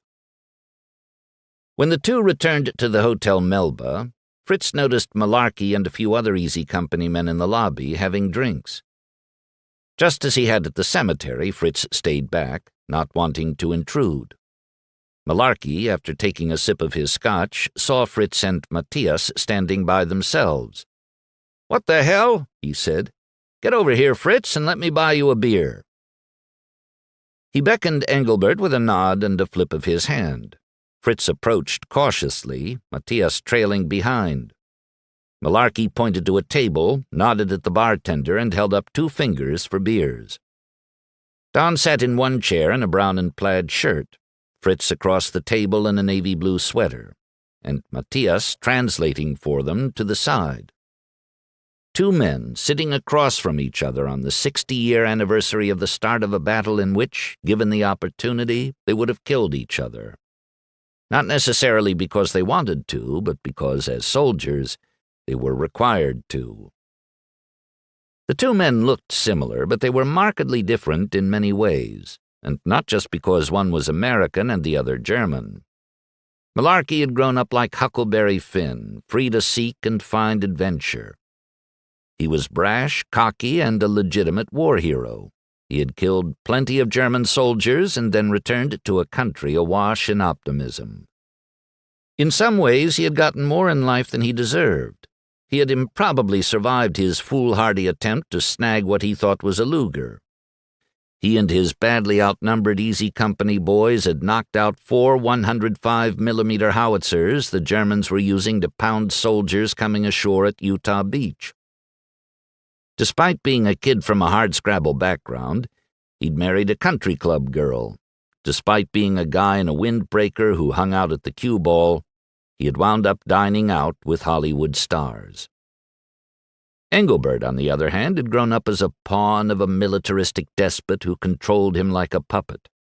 He was reserved and humble and, as Matthias said, never a hero like Don, but his experience as a soldier also made him special, a convinced Democrat and pacifist, longing for reconciliation. Not only had Fritz not shot a single American soldier, but he had spent much of his war in retreat and was ultimately taken as a prisoner of war.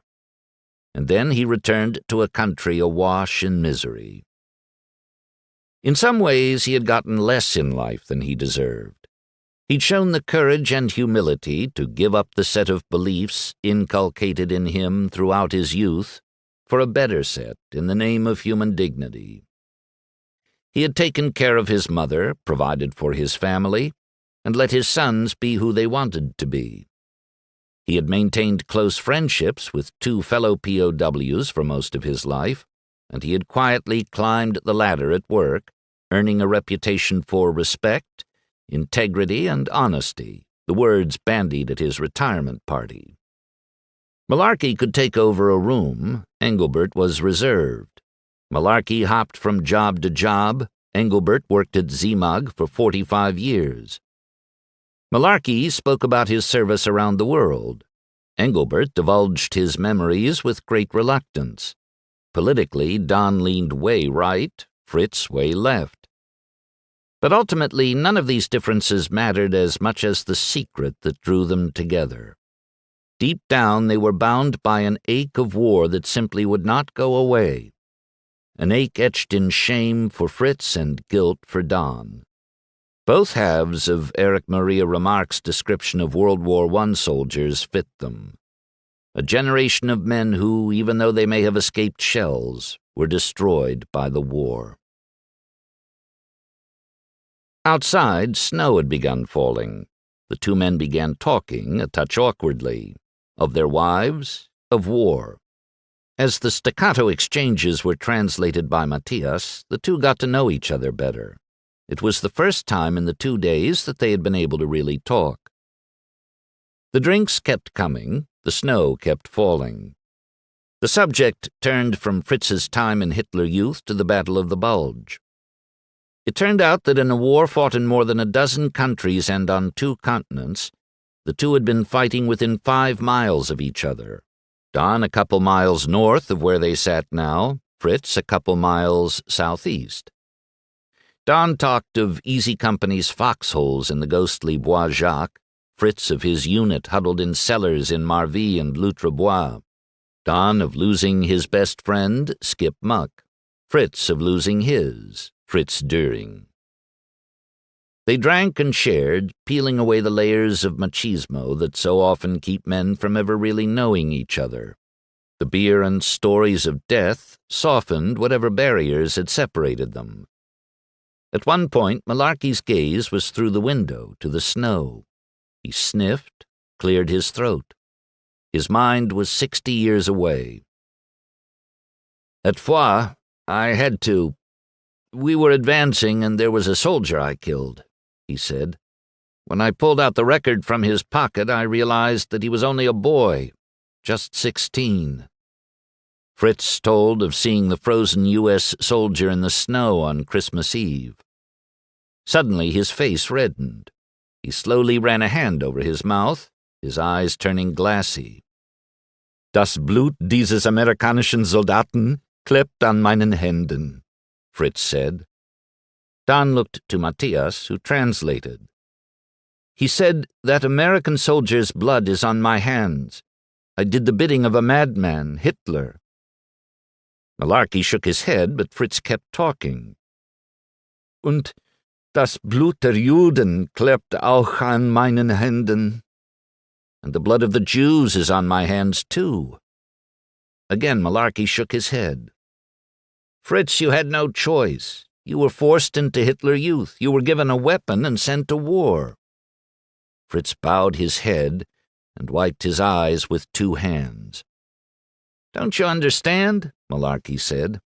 It's not your fault, Fritz. Let it go. Nobody's holding that against you. You've done well. You're a good man. You raised good sons. At that, the levee broke, and the tears Fritz had been holding back since 1945 flowed. His sons had known a father whose emotions were as unchanging as the Rock of Gibraltar. Now, in this moment, Matthias was stunned. He had seen his father seethe quietly in anger. He'd seen him sad at Neupert's grave near Marville. But this was different. This was a man who had been relieved of a burden, freed from a prison, forgiven a debt. Danke, mein Freund, said Fritz, taking a deep pull on his beer. Hey, I know that one, said Malarkey. You said thank you. But what was that other part at the end, the my fruit stuff? Fritz nearly spat out his beer. He burst into uninhibited laughter, triggering the same in Don and Matthias, who had never seen such spontaneous levity in his father, not even on the recent beer and pizza spree. Never. He said, thank you, my friend, said Matthias. Oh, I got it, said Malarkey. Mein Fried. Fritz laughed heartily. He was enjoying this bunter Bruder Malarkey. Freund, not Fried, said Fritz. Malarkey returned Fritz's laughter with his own. Not the laugh of an 83-year-old man, but the laugh of a college kid who might have been at the college side-in with his fraternity brothers. Then it happened. Malarkey's laughter segued into tears, and the tears into sobs. The mood quieted. Matthias slightly patted Don's shoulder. In this moment, it was as if Don and Fritz were trading roles.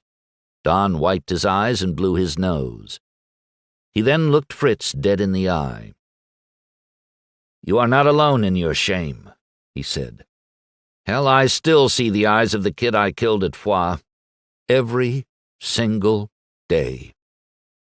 And more in December and January. God, is it just me, or does it seem extra dark and cold in those months? Fritz nodded after Matthias's interpreting. Just like Bastogne, said Don. Die Erde war so gefroren, dass wir Probleme hatten, unsere Toten zu begraben. Fritz says the earth was so frozen we had trouble burying our dead. Malarkey nodded, his eyes still wet. The brief quiet suggested that neither man was here now. They were both shivering outside in the winter of 1944 to 1945. Was du zu mir gesagt hast, mein Freund, musst du dir selbst sagen, said Fritz. Matthias turned to Don. Fritz said, what you said to me, my friend, you must say to yourself. Don mulled the suggestion. Fritz continued his thought. Musst es nicht nur sagen, sondern auch glauben. Es ist nicht deine Schuld, Don. Dein Land hat dir eine Waffe in die Hand gegeben und dich in den Krieg geschickt. Du hattest keine Wahl. Must not only say, but believe, said Matthias. It's not your fault, Don. Your country put a weapon in your hand and sent you to war. You had no choice. Fritz reached across the table, placed his hand on Malarkey's, and widened his eyes. Ja? Malarkey was a firm handshake guy, but in this moment Fritz's gentle hand on his felt good, as if the touch were not to his hand, but to his very soul. Ja, he said, and he put his other hand atop Fritz's. Part 5. Legacy. Let my spear lie idle for spiders to weave their web around it. May I live in peace in white old age. Euripides, Ion. Chapter 16. New Connections. Don was 83, Fritz 79. With the men in their twilight years and more than 5,000 miles between them, the friendship was never destined to last long or to be sustained by frequent get-togethers, but last it did, its strength rooted not in physical proximity but in conscience. Both men came home from Bastogne having unloaded baggage that needed unloading. Their relationship was fueled less by words spoken than by affirmation offered. It seemed to me that embracing the former enemy and realizing that Don forgave him helped Opa Fritz to forgive himself. Fritz's granddaughter, Julia, who was 20 at the time of her grandfather's trip to Bastogne, would say. Afterward, for the first time, he could talk about the war without crying. Fritz put a collage of photos of himself with Malarkey and the Belgian children up on his wall. He watched all 10 parts of the HBO Band of Brothers series, and so did Matthias and Volker. Fritz was deeply impressed with the realism of the series, believing it showed the horror and cruelty of war without prejudice. Not every German was evil, he said, and not every American was good. He said to Volker, Dieser bunte Bruder Malarkey ist ein feiner Kerl, suggesting Don was a fine guy. Matthias and Volker noticed that their father seemed more entspannt, relaxed, and more enthusiastic about life. On Easter Sunday, 2005, Fritz said to Matthias and his wife, Beata, What do you think? I feel so close to my friends in Marvi. Wouldn't it be a good idea to celebrate my 80th birthday with them? Matthias and Volker were stunned, this from a man who didn't like social gatherings in the least. Well, Papa, if that's what you want, then that's what we should do, said Volker. Among the invitees were the Dutch journalist Hans Weers, Madame Esther Reiter, who had survived the battle for Marvi, and André Dartvel, the renowned Belgian documentary filmmaker who had interviewed Fritz in 2004. Esther's daughter, Monique Nicolas, was happy to help coordinate the event. Catering was arranged for a community hall in Marvi, and Esther and Monique insisted that the 10 Engelbert family members stay in the holiday home of Monique's brother, Roger. The event came off as planned. Nearly 36 people attended. Before the dinner, Madame Reiter showed the family the stable in which she and others had hidden during the first attack on Marvi on December 20th, 1944. She also took Fritz and the family to visit the headstone of her husband, Jean, who had recently died. A devout Christian, she said, I can't wait to meet with Jean. I am so happy to tell him that I met Fritz. The Engelberts blinked back tears. For the event that evening, Fritz's Marvi friends had created a cake with Fritz 80, a dove of peace, and both Belgian and German flags on it. After dinner, Matthias read greetings and congratulations from the Malarkeys in America, and from former West German President Richard von Weizsäcker, all arranged by Matthias in honor of Fritz. Documentary filmmaker D'Artevelde offered impromptu remarks, saying how impressed he had been by Fritz's ability to remember the details of his war story, by the facts, names, and places he still had in his mind, how deeply these events had been engraved in Fritz's memory. D'Artevelde honored Fritz for daring to return to this place, face his fears, and move forward in peace. Then it was time for Fritz to speak, with Matthias translating his words into French. Fritz offered an overview of his life. He honored one of the guests in attendance, Monsieur Guy Maquet, who was 10 years old during the Ardennes offensive in December 1944, and was able to see both sides and recognized that among German soldiers there were decent and honest men too, as he wrote in his memoirs. He honored Madame Esther Reiter, whose family's house had been set on fire and destroyed by U.S. troops in the quest to liberate Marville. She told me that 3 of our armored vehicles had reached their garden, where they were destroyed by the American defenders. On this memorable day, December 20th, 1944, we were not far from each other without knowing it. Fritz did not break into tears, as he had been known to do when talking of war at other events. Instead, midway through his talk, he shifted the focus from his life to the idea of reconciliation between people of different countries. He told how on December 22, 1944, from this very village, he had written to his parents, "Since December 16th, we are back in enemy territory. I am all the happier that I can say today I am in friends' territory." The Belgians smiled and nodded in appreciation. It was as if, for the first time, Fritz had been able to return to the past and not get stuck there. As if he'd finally found a way to turn the past into perspective for the future. The way a dam harnesses water power and turns it into electricity. As if his time with Don in Bastogne 6 months before had been a catalyst for him to stop pitying himself and move forward. He had even channeled a bit of his hero, President Weizsäcker, whose speech on the 40-year anniversary of the war's end had been about the need to take responsibility for the past so as not to repeat it, and then move forward.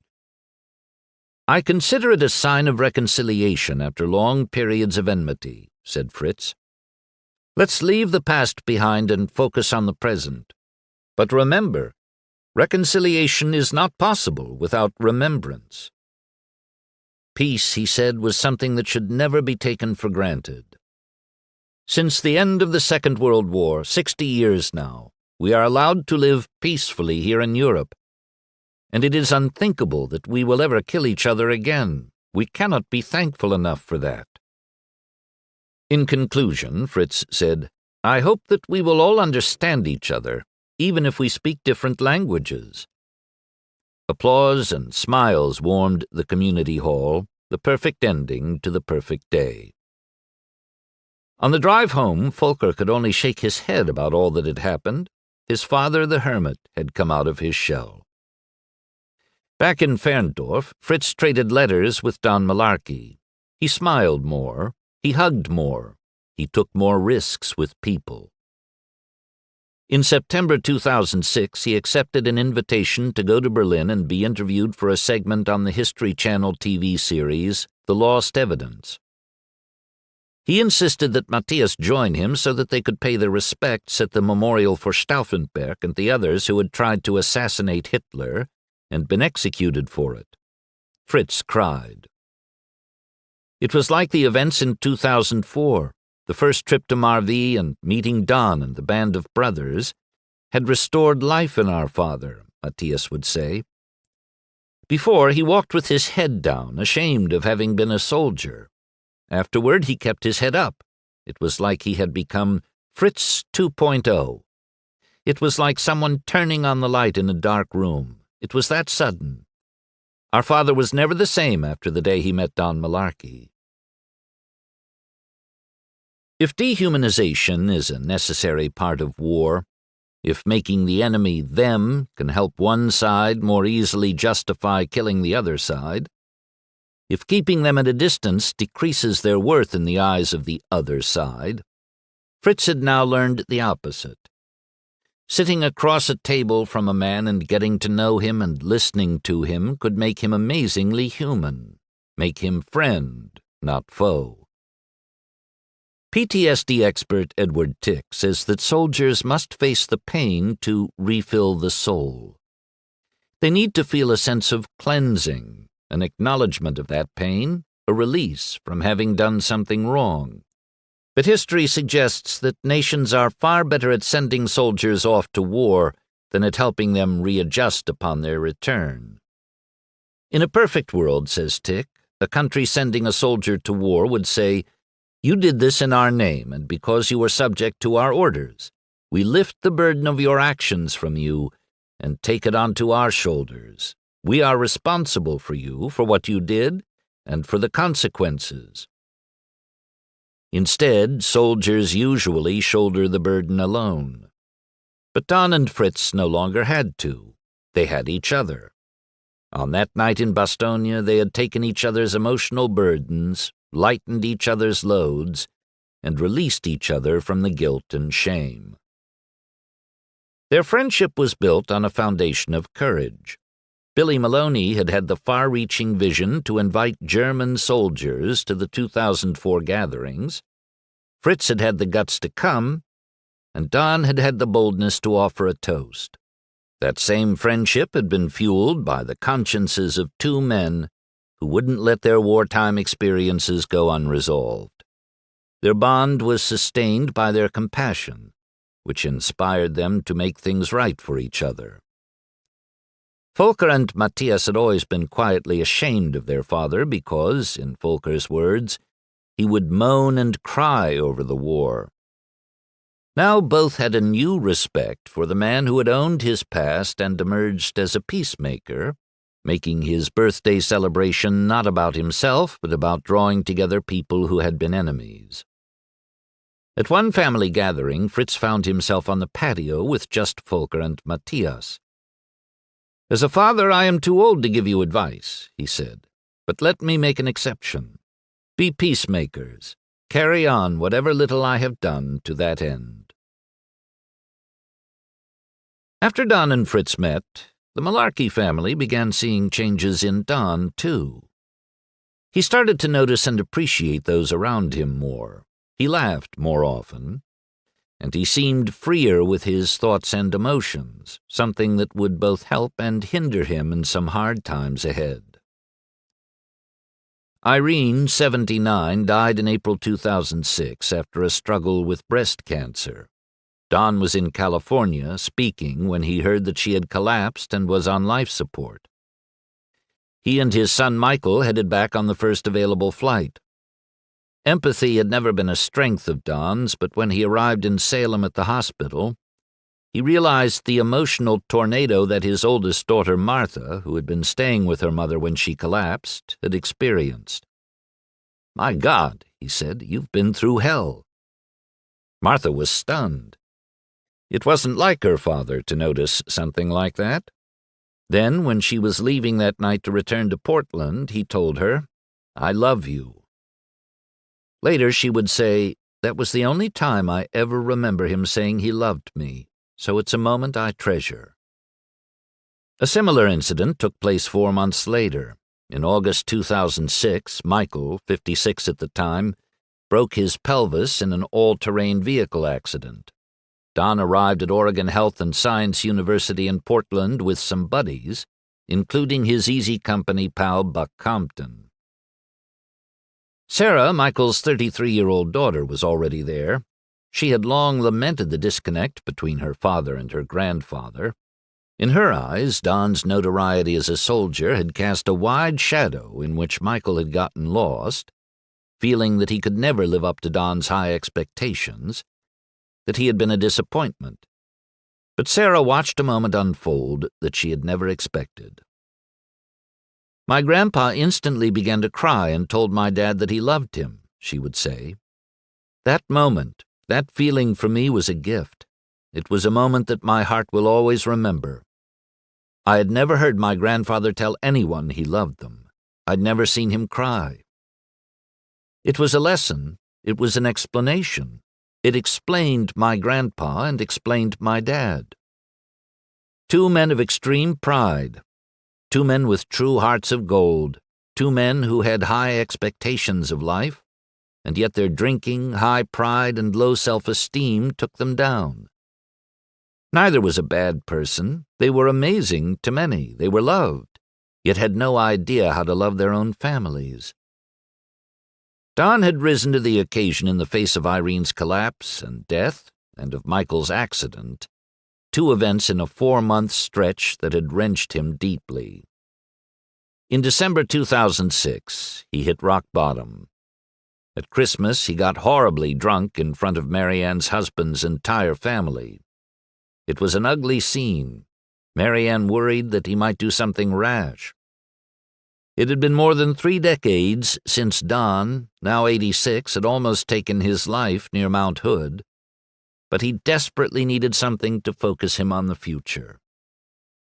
"Dad," Marianne said a few days later, "would you want to go see Fritz Engelbert again?"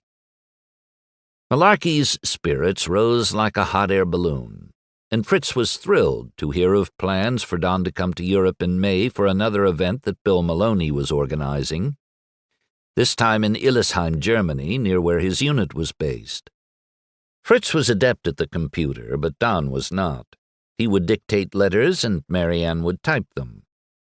In the process, she got to know Matthias and Volker, who were helping Fritz do the planning. She was 8 years younger than Matthias and 12 years younger than Volker. As the days before the Illesheim trip passed, Don spent much of the winter doing interviews with this author, who was helping him write his memoir, Easy Company Soldier, The Legendary Battles of a Sergeant from World War II's Band of Brothers. Talking about the war had never been difficult for Don. In fact, as Marianne McNally would say, it ended up being very therapeutic for him. In late May 2007, Don and Fritz met for an event at Sergeant Billy Maloney's house and garden in Illesheim. They were joined by 5 other Easy Company men, Compton, Guarnier, Heffron, Percante, and Rod Bain, and 3 actors from the Band of Brothers series, Jimmy Matteo, Frank Percante, Michael Kudlitz, Denver Bull Randleman, and Richard Spate, Skip Muck. Volker and Matthias joined the gathering, along with Matthias's wife, Beata. Fritz's wife, Margaret, chose not to come. Though she was glad to see Fritz involved in these meetings, she was, according to Volker, very sensitive and emotional about anything that had to do with the war, but she didn't want to stand in the way of Fritz having the experience. Fritz and Don greeted each other with a firm handshake. Don then greeted Volker, Matthias, and Beata, to whom he took a particular shine. He mentioned his wife's passing, and the trio offered their condolences. In the afternoon, active service soldiers from Maloney's 2nd Brigade, 1st Infantry Division, mingled with the veterans and the actors at a barbecue accented with music. Wives and significant others sipped drinks and chatted. The veterans autographed hats, posters, and DVD box sets of the HBO Band of Brothers miniseries. Fritz posed for a photo with Guarnier, the 2 of them clasping hands. Some of the vets presented Fritz with an autographed Easy Company hat. Volker and Matthias couldn't remember the last time they had seen their father wearing a hat, but he did that day, with great pride and a smile to match. It was a 3-generation, 2-nation gathering, with much mixing and mingling between veterans, active-duty soldiers, and civilians. But only one person was just completely interested in us, and that was Don, said Matthias. Everywhere we went, he went. He enjoyed us, and we enjoyed him. In the evening, one of the 2 Band of Brothers episodes, set at Bastogne, Breaking Point, was shown in the basement of Maloney's house, for just the 6 veterans, the 3 actors, the 4 Germans, and Maloney. Don and Fritz were just so happy to be with each other, Volker would say. I've seldom seen my dad so light-hearted. The Engelberts were wowed. Who gets to watch a realistic depiction of the Battle of the Bulge not only with the men who fought it, but also with the actors featured in the world-famous miniseries about it? It was surreal, according to Matthias Engelbert, an incredible moment. It all deepened Fritz Engelbert's sense of pride. As a soldier, he had at times been made to feel worthless, treated like a dog, as he said of his time in his first assignment near Paris in 1943. Now he was being treated like a king, even if he felt unworthy of such honor. When Fritz told that to Malarkey, Don dismissed the idea. Hell, Fritz, you're as worthy as any other man who served, he told him. Du bist zu freundlich, said Fritz. He says you are too kind, said Matthias. Though Don was 86 and Beata had just turned 50, they were soon arm in arm, Matthias's wife charming the Easy Company veteran with wink-wink whimsy. In photos from the event, you can see his arm wrapped around her waist. In the evening, Don really turned on the charm, serenading Beata with Sinatra's Night and Day. Like the beat, beat, beat of the tom-tom when the jungle shadows fall, like the tick, tick, tick of the stately clock as it stands against the wall. That's quite a daughter-in-law you've got there, Fritz, he said, winking. Fritz nodded. Ja. When it was time to go, Don turned to his friend, asking Matthias to interpret for him. I might be coming again, Fritz, to Bastogne on a tour in August. Maybe we can meet again. Fritz nodded his head and then, for the first time, reached for some English. I would like that. I would love to see you again. They shook hands goodbye. Back home, Don was soon talking with his daughter Marianne about family members joining him in Europe for a World War II tour that he'd been asked to help lead in August. I was thinking of inviting Fritz and his family to meet us in Bastogne. Marianne knew it would mean lots of moving parts, coordinating a meeting between two families that didn't even know each other. They might not even like each other, but it had been a long time since her father had been this excited about anything. Marianne dared not douse the fire. Let's try to make it happen, she said, and she went to work on the logistics.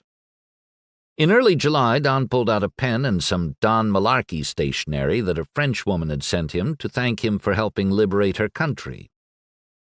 He wrote the Engelberts, asking them to meet him in August back in Bastogne. He would like to meet the rest of Fritz's family, his wife and granddaughters. Could they come? He thanked Matthias for the photos he had sent, said he hoped he would see the Engelbert family soon, and ended his letter with, Best wishes and love to you, and I am proud not to be the one who hated Germans. Soon Marianne received an email from Matthias. The Engelbert family, including two of Fritz's granddaughters, would be honored to join Don's family in Bastogne. Don rejoiced. In the weeks before the trip, Marianne saw a sparkle in her father's eyes that she had not seen in a long time. It had been a rough couple of years. He had lost his wife and was now living with the regret that he had not been the husband he might have been. He had almost lost a son. What's on your mind? She asked. Fritz, he said, can't wait for you and the family to meet him, like nobody I've ever met. How so? Hell, we can't even speak each other's language, well, him a little of mine, but I feel as close to him as I do to my own brother, in some ways closer. Because? Because we both saw guys blown from here to Hell's Half-Acre in the war, both lived with regret. And, I don't know, I guess we both needed someone to tell us it wasn't our fault. What did you think was your fault, Dad? And what did Fritz think was his fault? I don't know. I had a lot of guilt, killing all those guys, especially the boy. And then getting to come home when Skip and the others didn't get to. And it turns out Fritz felt a lot of shame, feeling like he did the bidding of Hitler. So you forgave each other? Don's eyes were misty. I guess we did, yeah. And it doesn't matter that we wore different uniforms. In fact, maybe that's the best part. That we were once on opposite sides. Now he's my friend. I can't wait to meet him and his sons. They seem nice." Mary Ann smiled to herself. What made her father happy made her happy, and Fritz Engelbert did just that. Later, she would liken her father's recovery from the war to a puzzle. Easy Company reunions, Band of Brothers, and Don's telling his own story in Easy Company Soldier were all significant pieces. But Fritz was the final piece in the puzzle, she would explain, and probably the most necessary. He was just the right medicine at just the right time for my father. And vice versa. Don and Fritz had never had the chance to meet in peace and find out what they had in common, Matthias would say. When they met 60 years after the war, they just felt they had survived the same horrors and were just happy to leave the hostility and hatred behind and focus on the wonderful feeling of forgiveness. If Hilkenbach would always be Fritz's Heimat, the place where his roots were deepest, he had found a kind of second home, in Bastogne of all places, as if this place of horror and defeat in the war were now the place of a new beginning and victory. The event on August 7, 2007, introduced a new twist to the Don-Fritz relationship. The two men's families would meet for the first time. After a tour of World War II sites in Normandy and the Netherlands, 3 generations of the Malarkey family were on a bus tour that was stopping at the Bastogne Historical Center and the Mardisson Memorial, and 3 generations of Engelberts would be there to meet them. Volker and Matthias had also invited Esther Reiter and her daughter Monique, as well as the French photographer Frédéric Dubois. Of the 47 people on board the bus, nearly a quarter had Malarkey connections. Don, who was among the tour guides, his daughter Mary Ann, her husband Dan, and their children Kyle and Aaron, his daughter Sharon, her husband John, and their son Nathan, and Nathan's wife-to-be Stacy and her grandfather Bill. Awaiting them after a 3-hour drive from Ferndorf were the Engelberts, Fritz, Volker, Matthias, Beata, 2 granddaughters, Elina and Julia's boyfriend, Arne. When the Malarkeys arrived, Don in a plaid shirt and white Easy Company jacket was the first off the bus. Fritz was waiting, the beer coaster autographed by Bill Guarnier in the shirt pocket of his light blue dress shirt. Neither man was a hugger by nature. In Illesheim they had greeted each other and said goodbye with handshakes. Today was different. They flew into each other's arms. At their age it was a slow flight, but fly they did. And as the others watched, both Fritz and Don seemed reluctant to end the embrace, which triggered tears in both men and their families. First came introductions, which spawned laughter because they involved no fewer than 21 people. Then came the tour. Don and Fritz emerged as the leaders of it. The others would have it no other way. Beneath the sculpted eagle commemorating the 101st Airborne, the party read these words: "May this eagle always symbolize the sacrifices and heroism of the 101st Airborne Division and all its attached units, December 1944 to January 1945. The city and the citizens of Bastogne." On a series of large metal maps, Don and Fritz pointed out where each had been during the Battle of the Bulge. In the grotto beneath the monument, the American group, led by Don, began to sing America the Beautiful. Members of the Engelbert family were taken aback and touched. Since World War II, Germans had not known that kind of patriotism. Watching Dad and Fritz walk to the memorial was so emotional, according to Mary Ann. Here were 2 enemies who years earlier would never have walked side by side, now showing a unified front. Meanwhile, despite the language barrier, living far apart and having known each other for less than an hour, the families began melding. It felt like instant friendship. genuine friendship. The Engelberts were just so sweet to us, Marianne would say, and we had so much in common. We both were dealing with fathers, dealing with nightmares from the war, survivor's guilt, and plain sadness. We didn't know it at the time that this would link us together in a way that most people would never understand. Matthias and Marianne's husband, Dan, found themselves bonding over their quest for photographs to capture what was unfolding. We were smiling, talking, joking, because it was clear we were totally on the same wavelength, said Matthias. We were both thinking, let's freeze these moments so we can remember them for a lifetime. Don's grandson, Nate, found common ground with Matthias. They both worked in the tech industry. Volker and Don's son-in-law, John Hill, discovered a mutual love of classic rock. Volker, who speaks reasonable English, told John about his collection of Fender Stratocasters. I was touched by how easy it was to talk to Matthias and Volker, John would say. The friendship and goodwill that emanated from Don and Fritz quickly spread between the two families. With help from a translator, there was laughter and tears between Don and Fritz. It was evident that Don held Fritz in a special place in his heart. Don and Fritz captivated the small crowd that now encircled them. As the man's son-in-law for 32 years, John Hill knew Malarkey well. He hated phonies, having perhaps one of the world's greatest bullshit detectors. Don had a special hatred for Lyndon Johnson, two-letter Scrabble words, and anyone who tried to come across as someone they weren't. Fritz was no phony, and it was evident by the affection that Don showed for him. Don and Fritz stayed close to each other.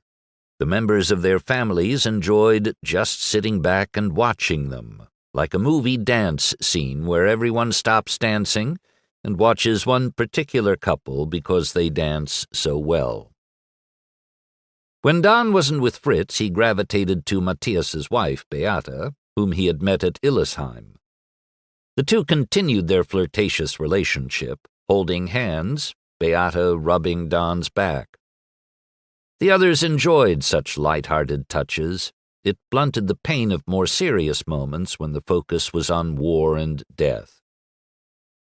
Don's daughter Marianne watched her children, Kyle 14 and Aaron 10 on this very day, as they listened to Fritz telling his Battle of the Bulge story. It all made such an impact on them, the guys pointing to the map and hearing about them, in essence, shooting at each other, and now here they are embracing each other and sharing their families with each other. It was a huge learning opportunity, forgiveness at the highest level. When it was time to leave, Marianne was stunned at how attached she had already become to the Engelberts in just 4 hours together. Matthias and Volker felt like brothers to me, she said. The time had gone far too fast. The group formed a half-circle around Fritz and Don, who hugged once again.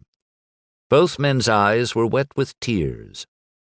Nobody said it, but it was as if they knew. The two men, once enemies, now the closest of friends, would probably never see each other again. "Thank you, my friend," said Fritz in perfect English. Malarkey accepted the challenge. "Danke, mein, Freund," Fritz said, laughing. "Don't worry. Someday I will get it right. For you," said Don. And they hugged one last time. At 86, Don bought a computer so it would be easier to communicate with Fritz. Matthias was so inspired by the Malarkey-Engelbert meeting that he used the photographs he had taken of it to create a peace calendar that he sent to members of both families, to Easy Company vets, and to friends who had learned of the story of the two families' merger. When Billy Maloney received his copy, he was so touched that he took his 18-year-old son, Raphael, from Illesheim to Bonn to visit with Fritz and the rest of the Engelbert family. They called Don Malarkey and wished him a Happy New Year 2008. Don told them that his new book, Easy Company Soldier would be out in the spring. Matthias ordered an advance copy on the spot. Meanwhile, Mary Ann arrived home incredulous about how close she already felt to the Engelbert family, particularly Matthias and Volker. "It's like when you're a kid and you meet someone new at school and instantly they're your best friend," she would say. "There is kindness and love between us. It just seemed like instantly our family expanded. We felt as though they were truly part of our family, just an ocean apart.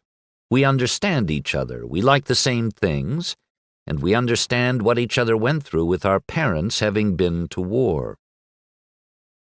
Volker and Matthias were on the same page. After waving goodbye to Don and his family, everybody was on cloud nine, Matthias would say. "We couldn't stop talking about all that we'd just experienced with these strangers who were now almost family. Honestly, an observer at the memorial would have assumed we were lifetime friends. It's hard to explain, but it's as if the Malarkeys and Engelbert families instantly connected, our common bond being fathers who, weirdly, had fought against each other in the biggest war in history." Then tragedy struck the Malarkeys. On October 3, 2007, Don's son Michael died unexpectedly of a heart attack. He was 57. And in 2009, Don's daughter Mary Ann was diagnosed with stage 3 breast cancer, a unique type. She went through a bilateral mastectomy, months of chemo, and then weeks of radiation. But the silver lining was that it drew father and daughter closer than ever before. Until now, their relationship had focused on Don and his Easy Company connections.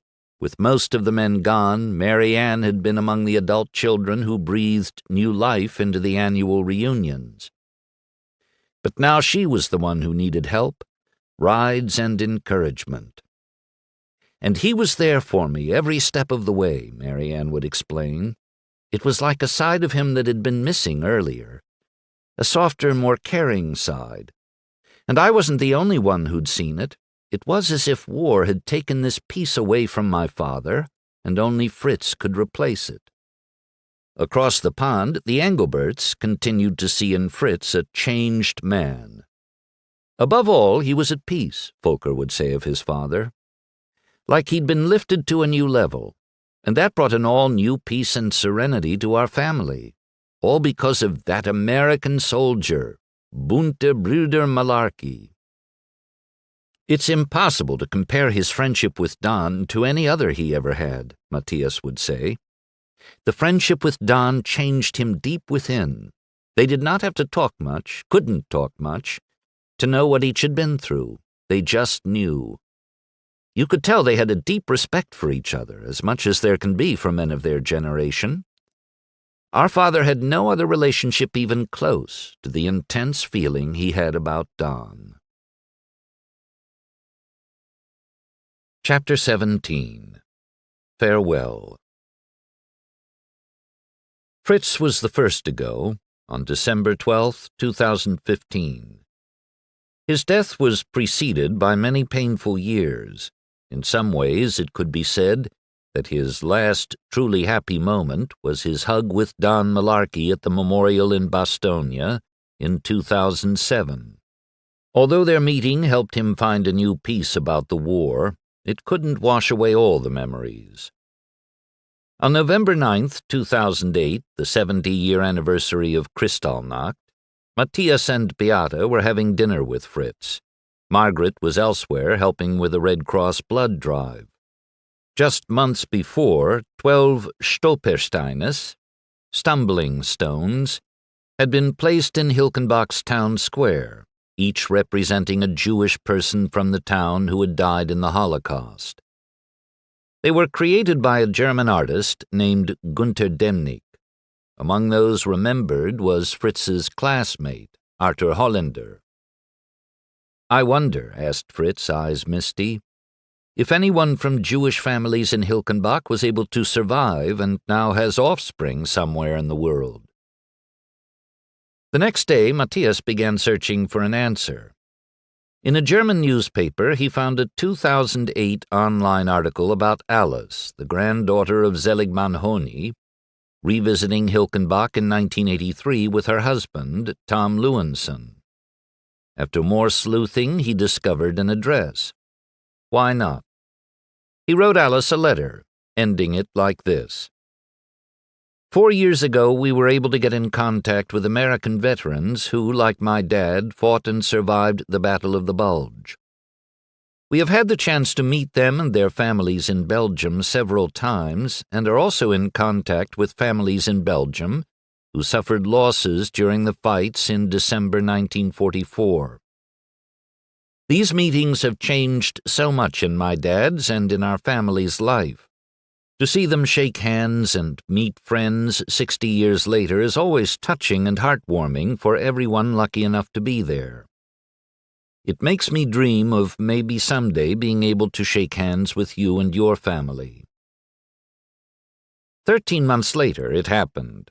After hearing back from Alice, Matthias and Beate flew to Kansas in January 2010. Alice, who had been 4 years old when she left Hilkenbach, was now 75. En route to America, Matthias thought back to 1930s Germany and remembered how indoctrination in the Hitler Youth had almost convinced his father to report Fritz Sr. and Anna for helping Alice's grandfather. Then came a reassuring thought. His father couldn't do it. Despite the Nazi pressure, despite the peer pressure, his father's conscience prevented him from being the whistleblower. The plane landed.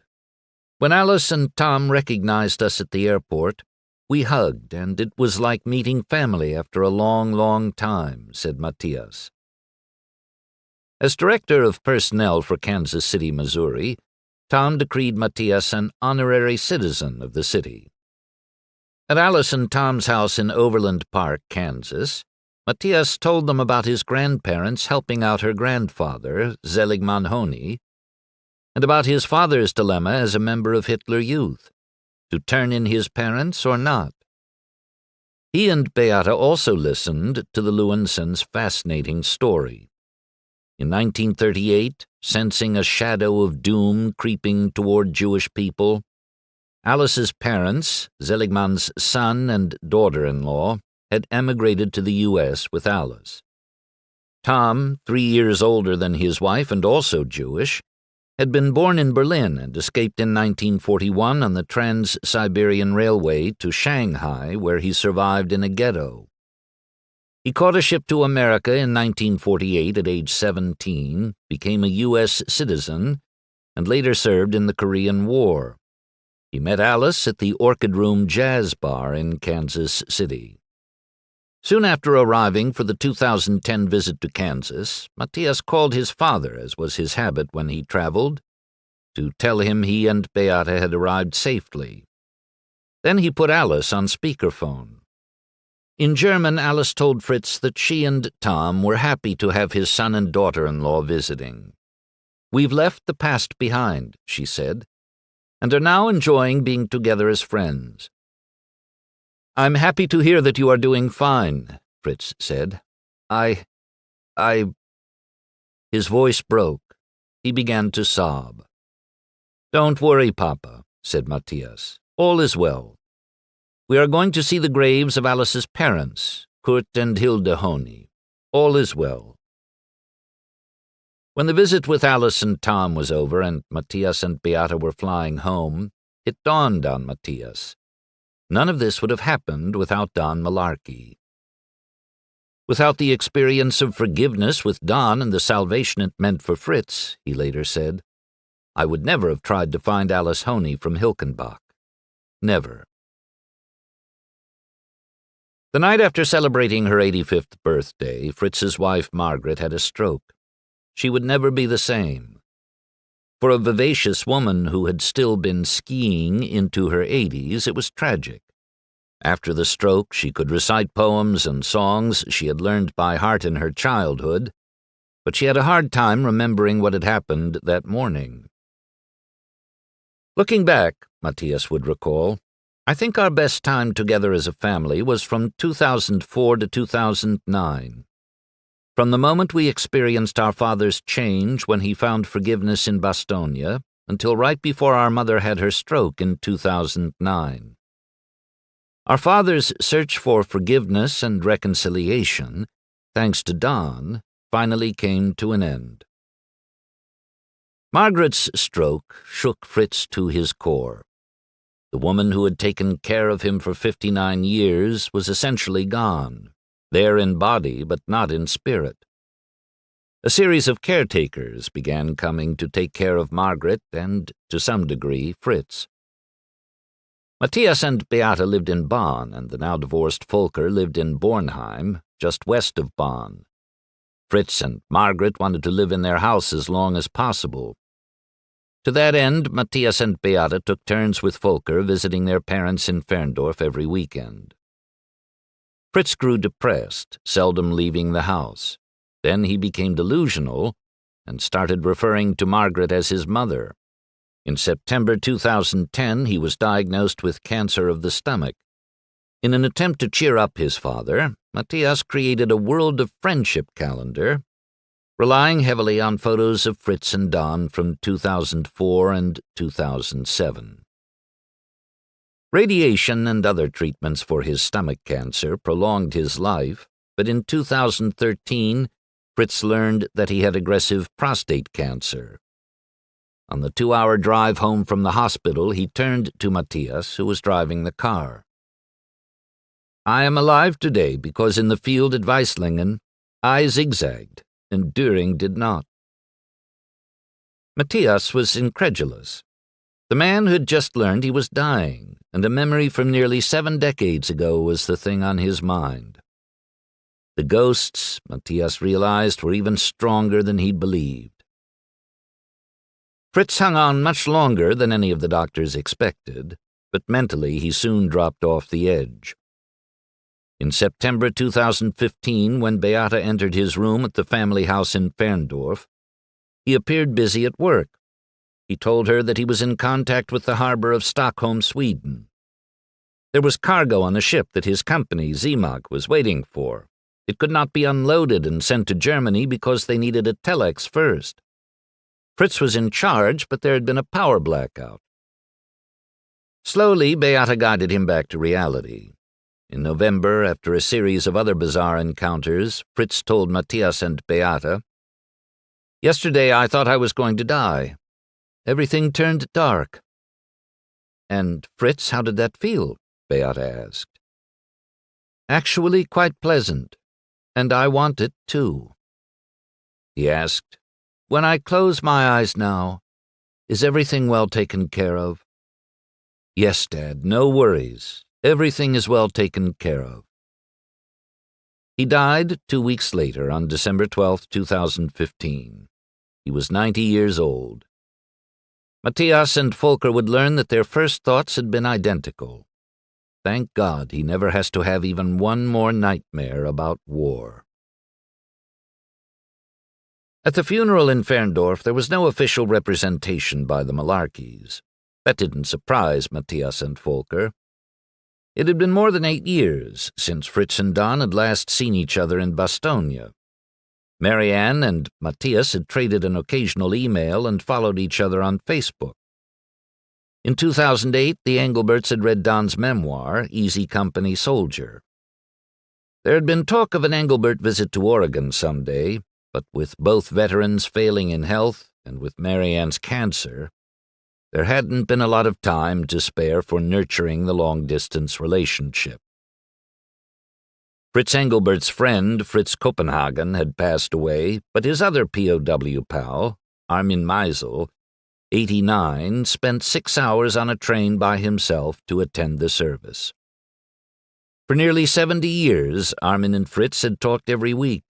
Volker and Matthias were godfathers to Armin's grandchildren. Fritz's Marvi and Bastogne friends could not come, but they had a stone made for Fritz's grave that said, "Thank you, Fritz, for weaving this bond of friendship between our families. You will forever be a symbol of peace, love, and reconciliation. Esther Reiter, her family and your friends from Bastogne.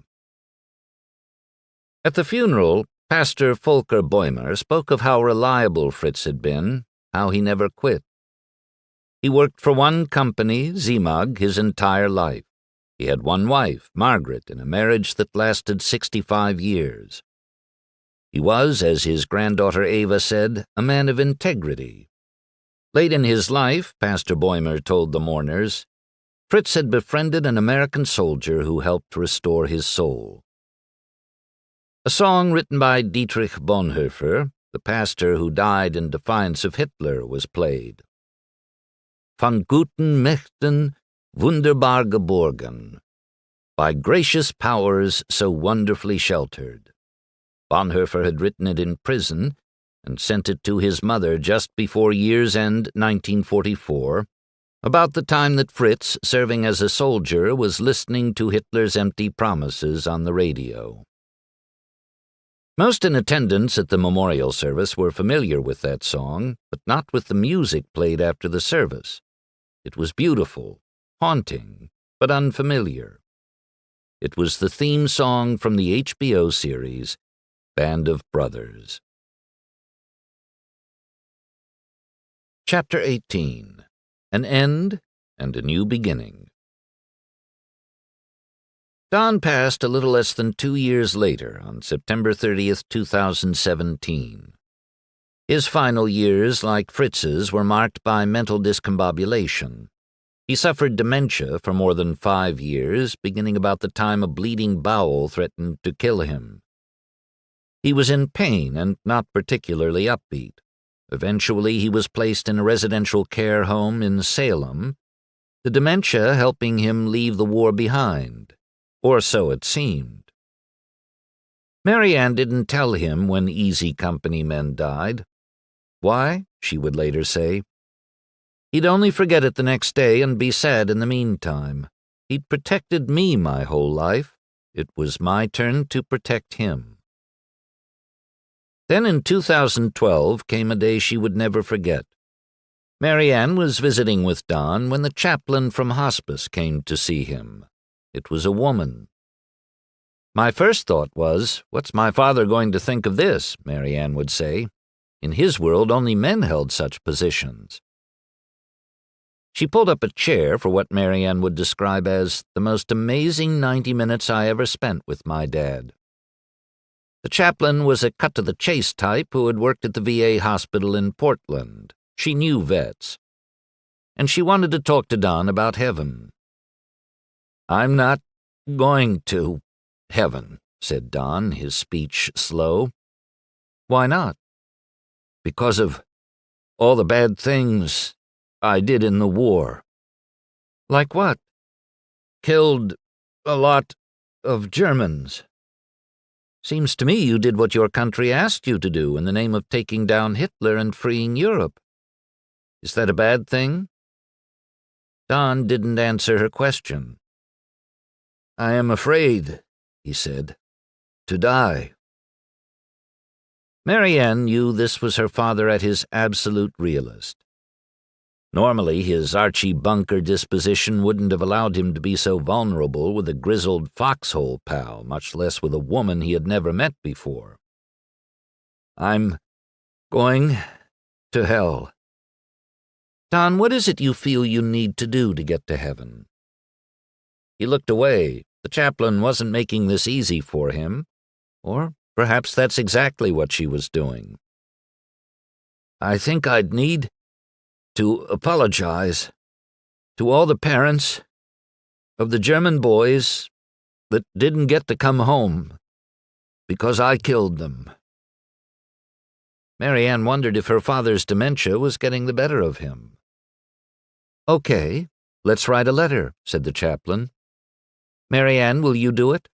And then Don will make copies and send them to the families of the German soldiers you killed. Never mind the impracticality of fulfilling that promise. If this would help bring her father peace, Mary Ann was all in. She grabbed the yellow notepad and Sharpie that her father used to communicate when he wasn't able to speak. Okay, Don, what is it you need to say? Asked the chaplain. He swallowed, eyes far away. "Dear parents," he said, his hands trembling, his face grim, his words slow. "I'm sorry, so sorry, for your loss. A friend of mine, like no other friend I've ever had, a German soldier whose name I forget, told me you only did what you had to do because your country told you to do it." He paused, swallowed. Marianne reached in her purse for Kleenex.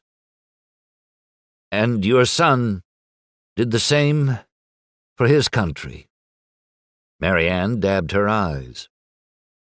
"It isn't fair, but maybe part of your son lives on in those of you who loved him." The chaplain's eyes glistened. She waited to make sure he was finished. He wasn't. "Please forgive me. Then sign my name." "Beautiful, Don," said the chaplain, sniffling a bit. "Well done." He looked off to the distance. Marianne turned to the chaplain. "There was a German soldier, Fritz, who, nearly 10 years ago, Dad met in Bastogne. They'd fought within a few miles of each other in the Battle of the Bulge. And they absolutely did have that conversation. They forgave each other. Dad helped Fritz heal, and Fritz helped Dad heal. But of course the memories of what he did in the war will never go away, even with the dementia. He can't remember what he had for breakfast, but he can remember killing a 16-year-old German boy." "It's the PTSD talking," said the chaplain. "I've heard it 1,000 times. So sad." Marianne was getting ready to leave when Don turned to the chaplain. "One last thing," he said. "I'm worried that my stories will be forgotten." She nodded her head to reassure him that she understood. "So, Don, who do you think could carry your stories forward?" He looked at Marianne. "She knows them all. She can tell them, so people don't forget." Marianne walked into another room and came back with Easy Company Soldier, Don's memoir. The chaplain had no idea that he'd written a book. She asked for it, then handed it to Don. "So let's have a little ceremony. Don, you hand the book to Marianne to symbolize the passing on of this story, all that happened to you to the point this one was written, and all that's happened since. The story that Marianne will help tell going forward from your memoir." Don's gnarled, trembling hands that had once fired mortars, passed the book to Marianne to signify that the story would be told. "And don't forget," he said, "to talk about that German guy." "Fritz?" "Yes, Fritz." "I promise, Dad." Her father was still alive 5 years later when Marianne McNally took a risk. As head of the 2017 Easy Company reunion, to be held in nearby Portland, Oregon, she decided to do something unprecedented in the 60-year history of the gatherings: invite the family members of a German soldier to be special guests. The Malarkeys and Engelberts, preoccupied with taking care of, respectively, Don, Fritz, and Margaret, had not seen each other in 10 years, but something whispered to Marianne, invite them to America. She was excited about showing Don's stomping grounds to Matthias and Volker, but she was also afraid of repercussions at the reunion. It's not as if Marianne thought that inviting the sons of a German soldier would trigger mass protests from the 60 people or so expected to come, mainly sons and daughters and nieces and nephews of Easy Company soldiers, but she worried that if even a few people grumbled about Nazis being invited, it could sour everything. After all, some of these folks were representing their loved ones who had been killed by German soldiers like Matthias's and Volker's father. "I confess we were all a little nervous," she said. "How would the others act toward them? Would they accept them? Would they be mad at me? And of course, what would the fallout be for the Engelberts? We loved these guys. They were family. But what if the others were put off by their presence? She didn't go to the board to seek permission. She simply reasoned that she was in charge and this was a good thing to do. So she made the invitation to her brothers in Germany, who wasted little time saying that they would be honored to come. Beata, Matthias's wife, wanted to come too, as did Volker's second wife, Irena. Marianne whooped and hollered. It would be wonderful to have them visit, as long as no reunion attendees objected to the Germans' presence. She imagined saying to skeptics, "If anyone has a problem with this, you're just going to have to put on your big girl and big boy pants and understand that it does nobody any good to stay mad at the people from a country we fought more than 70 years ago." She was more diplomatic on the group's Facebook page, mentioning changing times, changing cultures, changing governments. "It's not often that you have an opportunity to forgive," she wrote. "This is ours." In a letter to the Engelberts, Marianne wrote, "I wanted to extend the invitation to you because of our history and our story. I wanted you and your brother to be our special attendees. This, in my opinion, is a very healing relationship. There is a part in the Band of Brothers miniseries in which Shifty Powers talks about how, if an American and German soldier met under different circumstances, they might have been good friends. We might have had a lot in common," he said. "He might have liked to fish, you know. He might have liked to hunt." I love that thought. I love that he said that. It is so true. We all want the same things in life. She also mentioned that the war memories had returned to haunt her father. He was no longer the happy-go-lucky guy they had seen in Bastonia in 2007. Matthias replied, "We can't tell you how overwhelmed we were and still are about your invitation. It was very touching to read your mail. I remember very well how impressing it was to hear Shifty Powers talking about American and German soldiers meeting under different circumstances. His thoughts and words were so honest, respectful, upright, and true. And when our father Fritz had the privilege to meet your father and some of the brothers, it proved to be right. They really had very much in common, and created a relationship that was, in fact, healing, not only to them, but to everybody who was lucky to witness it. Healing, forgiveness, and peace. That's what our dad and our family have found by meeting and shaking hands with Don and the other veterans. It hurts and breaks our hearts to know that to this day Don is being haunted by his memories and experiences.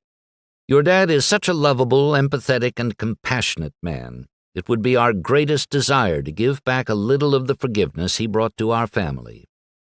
We were thrilled to read, 'I am keeping my promise to bring our dad to one last reunion.' The thought of being able to see your dad again really brought tears to our eyes." When Marianne posted the news on Facebook that the Engelberts were coming, the response was all positive. But that didn't mean that some people weren't grumbling behind the scenes, she thought, and they might let it be known at the reunion. As the August 25th, 2017 event approached, even Matthias and Volker expressed some concerns. As Germans, Volker and Matthias had felt cold shoulders in a number of countries. In Denmark in the 1980s, Volker and his father, on holiday with their families, were standing by their respective cars with German plates when a Danish man spat at their feet. "I was angry, but my father was shocked," said Volker. "I told him, maybe he's jealous of our cars or that we dominate them in football. But my father was agitated. He believed it was because of him. Maybe they saw him as a former German soldier who'd ravaged their country." "I never feel proud to be a German in the way that, say, an American feels proud to be an American," Volker would explain. "You see the Olympics, and the American winners are crying during the national anthem. I was always jealous." And then along came the McNallys, who not only didn't give the Engelberts a cold shoulder, but offered them room and board, friendship, Oregon craft beers, and an invitation to a reunion celebrating the soldiers against whom their father had fought. After Don moved into a residential care home in 2011, Marianne and Dan moved into his old house, the one that Marianne remembered from her childhood. The house came with what Don's granddaughter Sarah called her grandfather's war room in the basement. Since the Band of Brothers series had come out, Don had plastered it with posters and plaques and pictures related to World War II in general, and Easy Company in particular. Much of the stuff was still on the walls. Marianne worried. Would the Engelbert family feel like we were rubbing it in their faces? But it was a moot point because it would take a solid week to hide the World War II memorabilia, and the visitors were arriving soon. And when the German guests showed up, they had no problem with the decor. The families exchanged hugs and kisses, condolences too. Matthias's and Volker's mother, Margaret, had died the previous month at age 93, 8 years after having her stroke. The guests were anxious to visit with Don, whom they hadn't seen in a decade.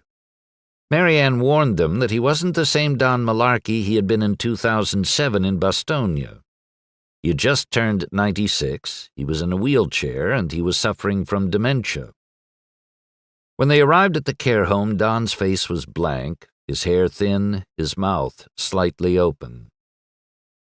"Don't take this the wrong way," Marianne said to her guests, "but I'll need to signal you when Dad's had enough socializing. He usually starts getting agitated with guests in about 10 or 15 minutes, so don't get too comfortable." "Dad," said Marianne, turning to her father, "do you remember meeting Fritz, the German soldier, in Bastogne?" asked Marianne. "The man who became your friend? These are his sons. Remember Matthias and Volker?" His eyes widened just a bit, and the slightest smile warmed his face. He nodded. "And remember Beata, Matthias's wife?" His eyes widened more, way more, in fact. Beata said something to him in German. Matthias interpreted. "She said, 'Remember in Illesheim you sang me Day and Night? It was beautiful.'" Don's brow furrowed. He began shaking his head sideways, the most animated he'd been since his guest's arrival. "No," he said. "No, no, no." Marianne's heart lurched. "What's wrong, Dad?" she asked. Had he misinterpreted what she'd said? Was he angry?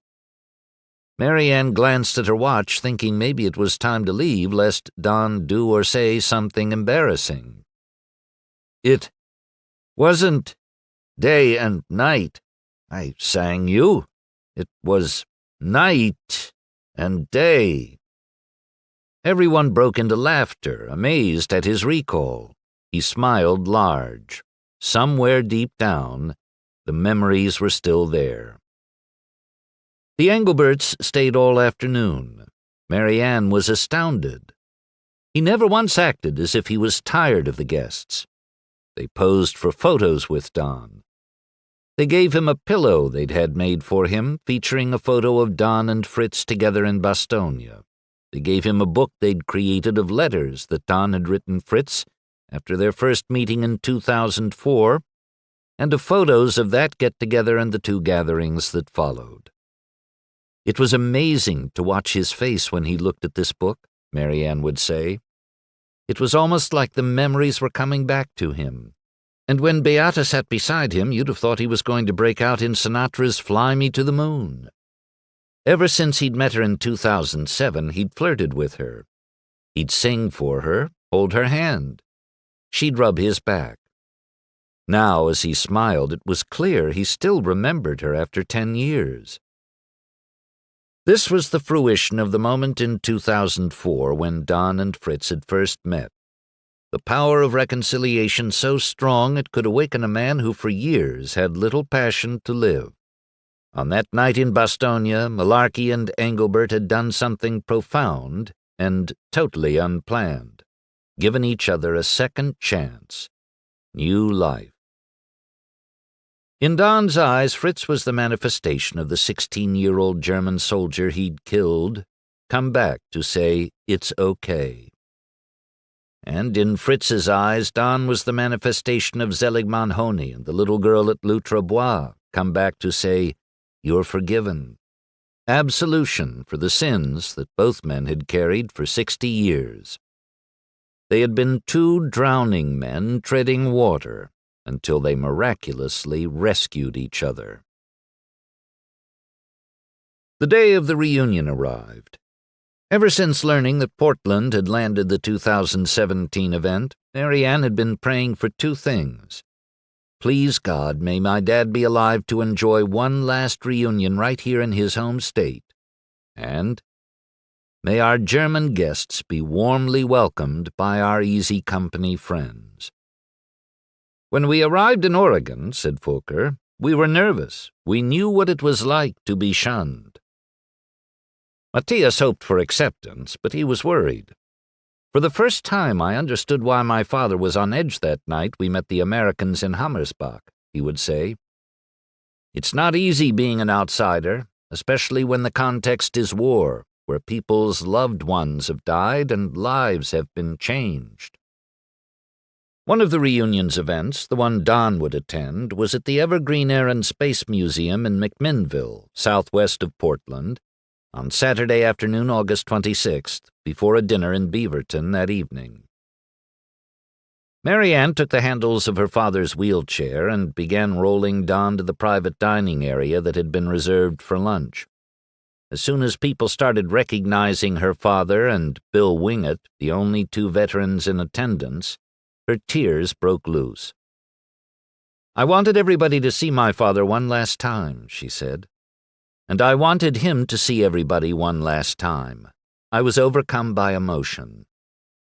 When Tracy Compton, Buck's daughter, saw Mary Ann, she too started crying.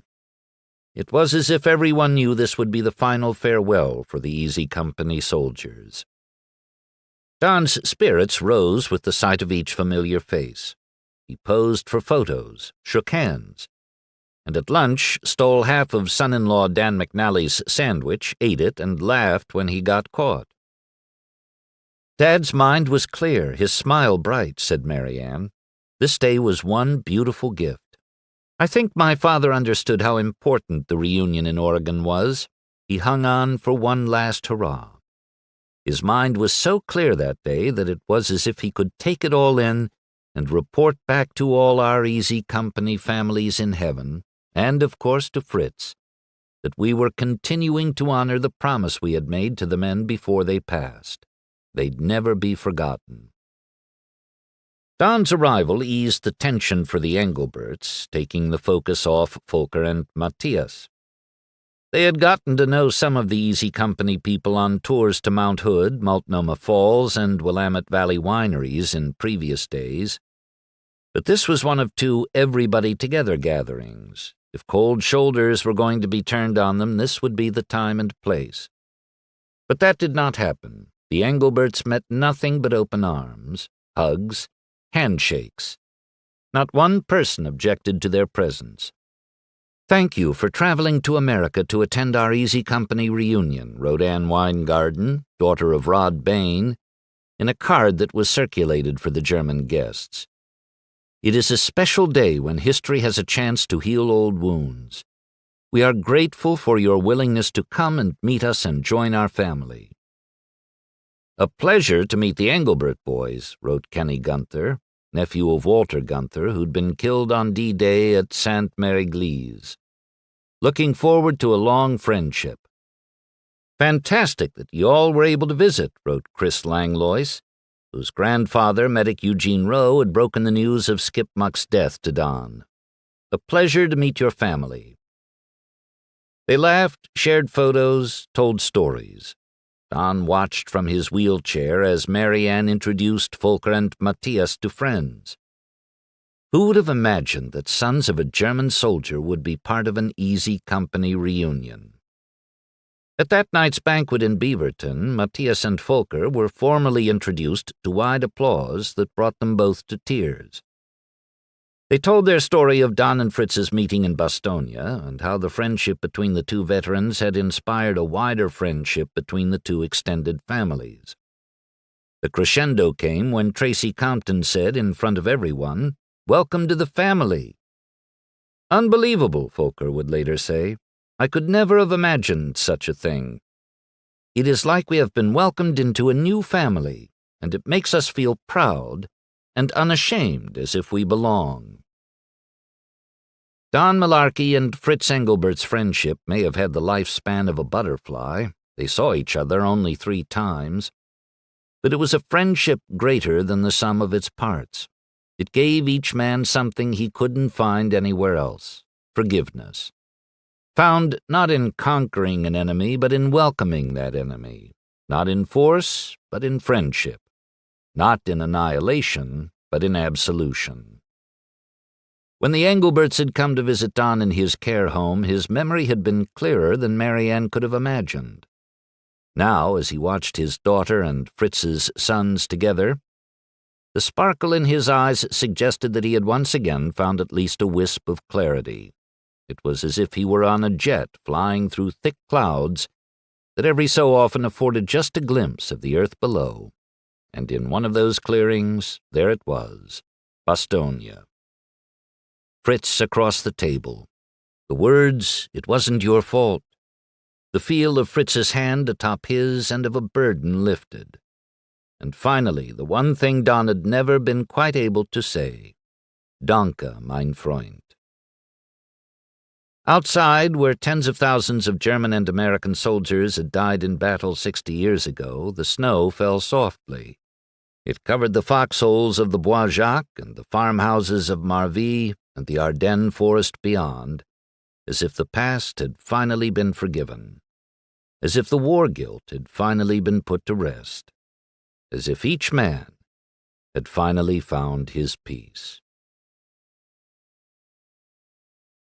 Epilogue. Don Malarkey died on September 30th, 2017, 5 weeks after the Easy Company reunion. Just as Fritz's death had given Matthias and Folker a sense of relief, no more nightmares of war, so did Don's death bring solace to Marianne. No more dark Decembers and Januaries.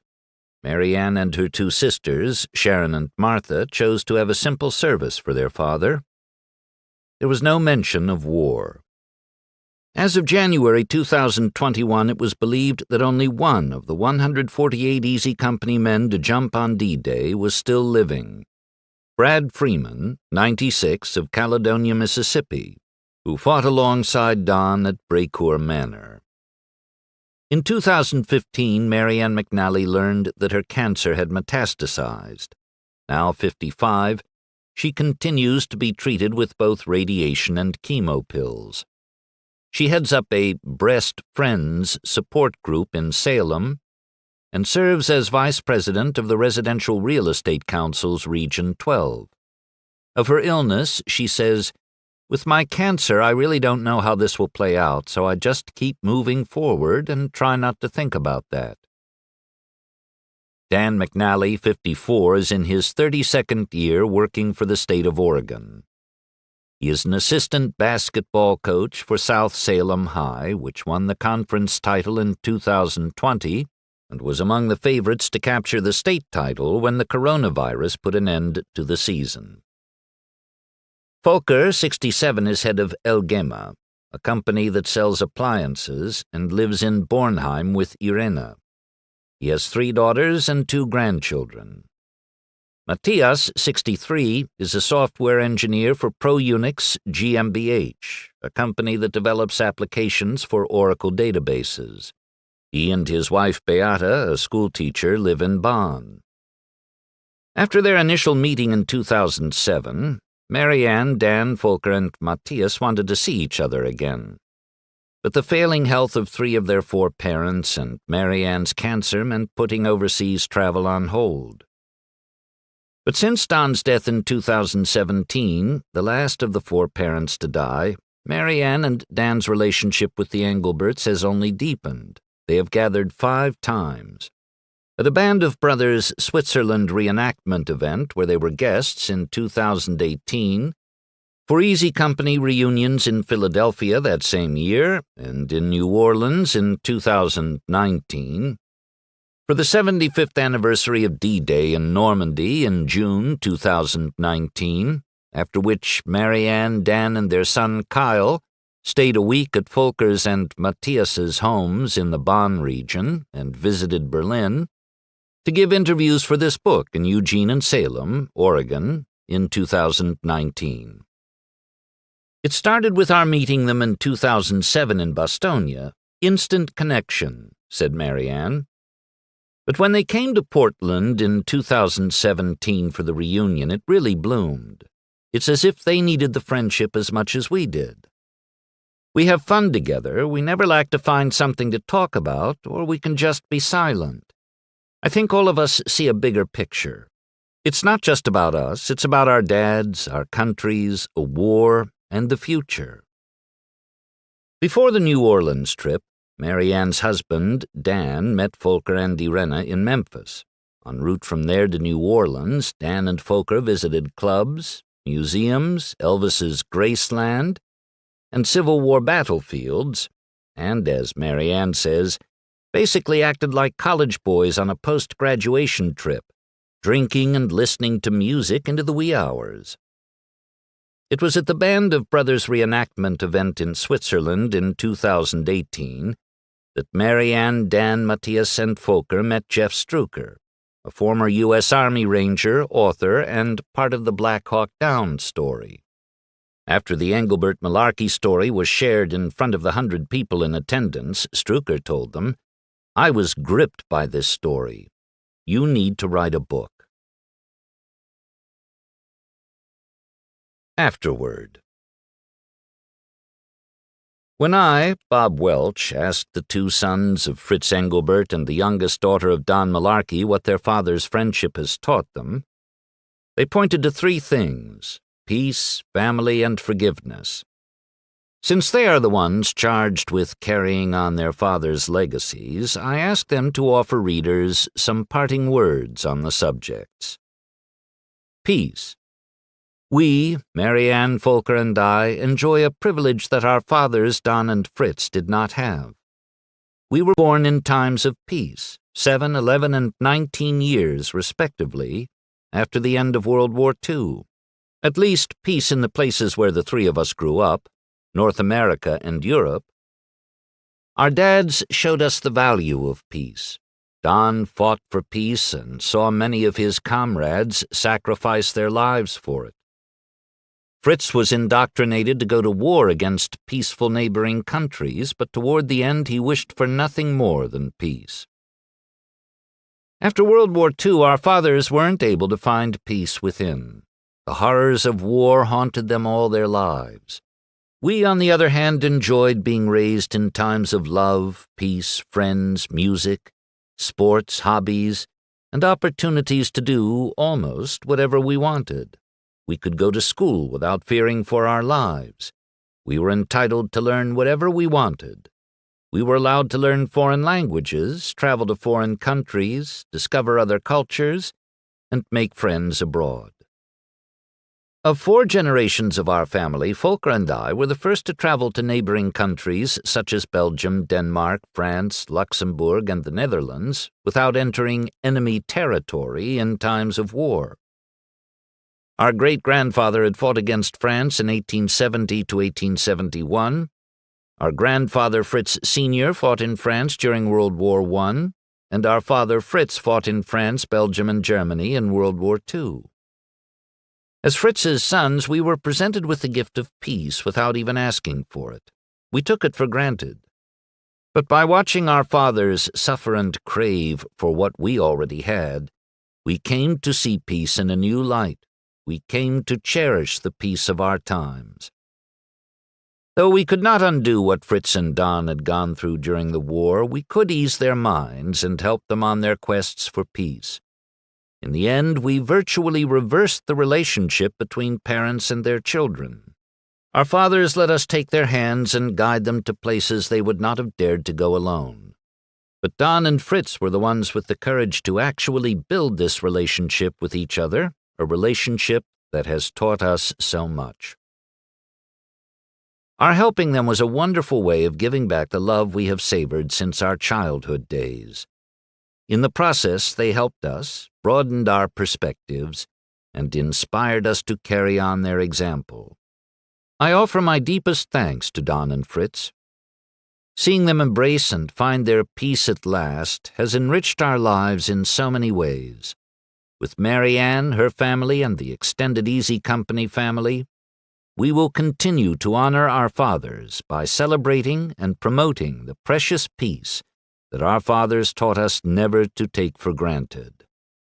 Matthias Engelbert. Family. When I was growing up in the 50s and 60s, the fathers of my two closest friends had fought for Germany and Russia. I grew up hearing that the Eastern Front, not the Western Front where my father had fought, was where the real war had taken place. In some ways, I felt as if my father, Fritz, had experienced war light. He wasn't cool like my friends' fathers. But I no longer believe that the measure of a man is his fighting experiences, and that's the perspective of someone who has served in the German army and would fight for my country if my country were attacked. Don and Fritz taught me the more significant value not only of peace, but of family. Of individual families, yes, but also of the universal family. What nationality we are and what color uniform we wear and what kind of leaders our country has are less significant than how we treat each other as human beings.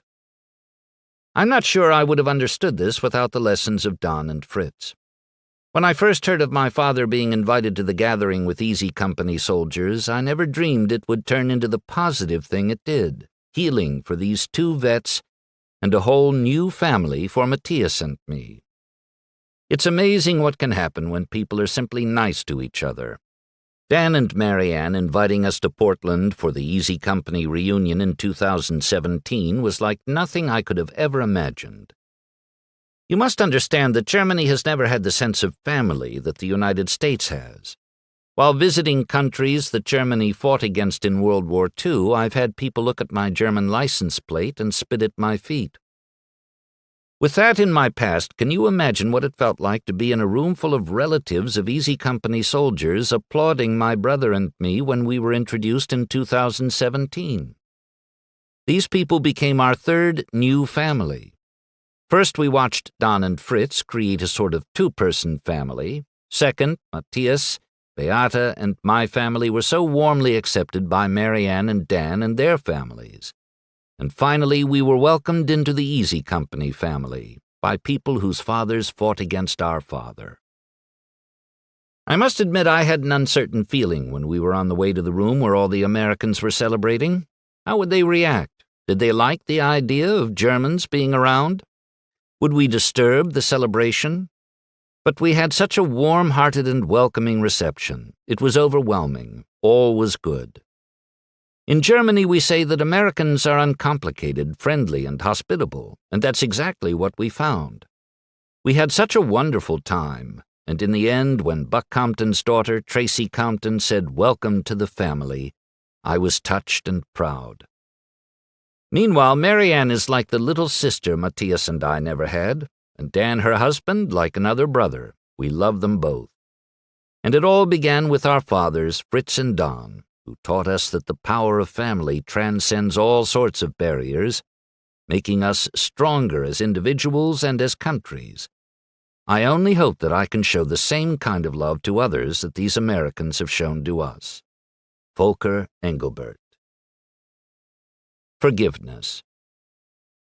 Psychologists define forgiveness as a conscious, deliberate decision to release feelings of resentment or vengeance toward a person or group. Someone who has harmed you, regardless of whether they actually deserve your forgiveness or not.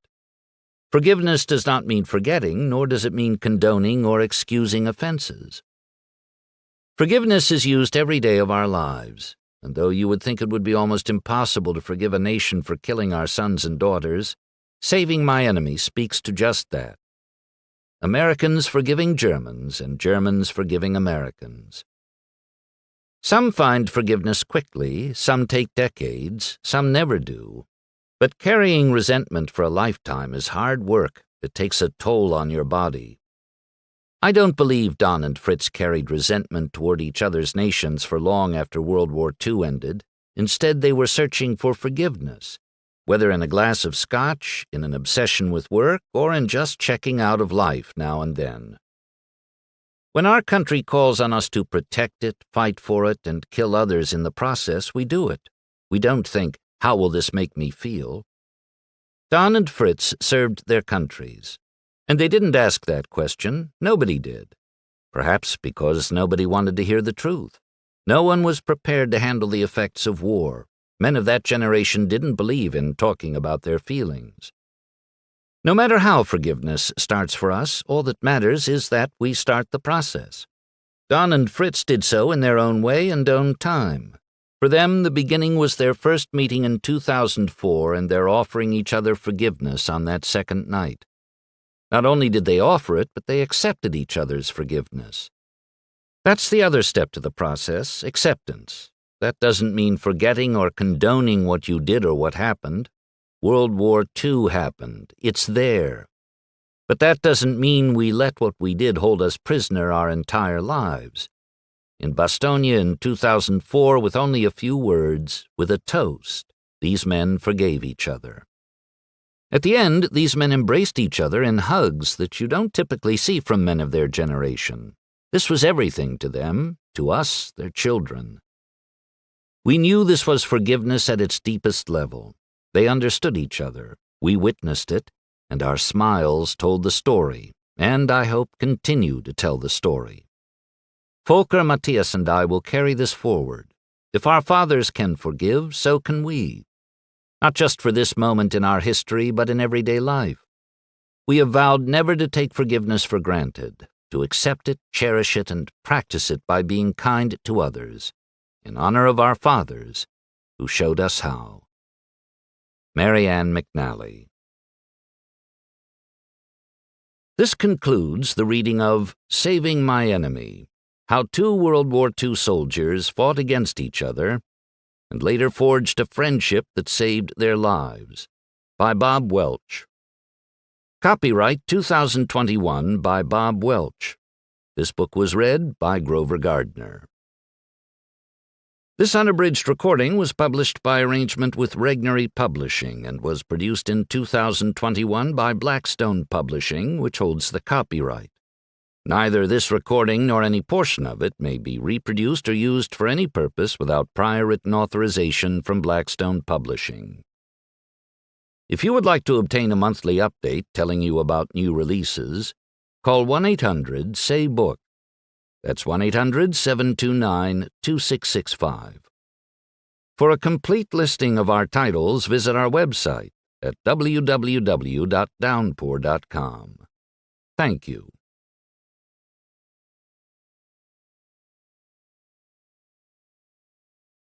Audible hopes you have enjoyed this program.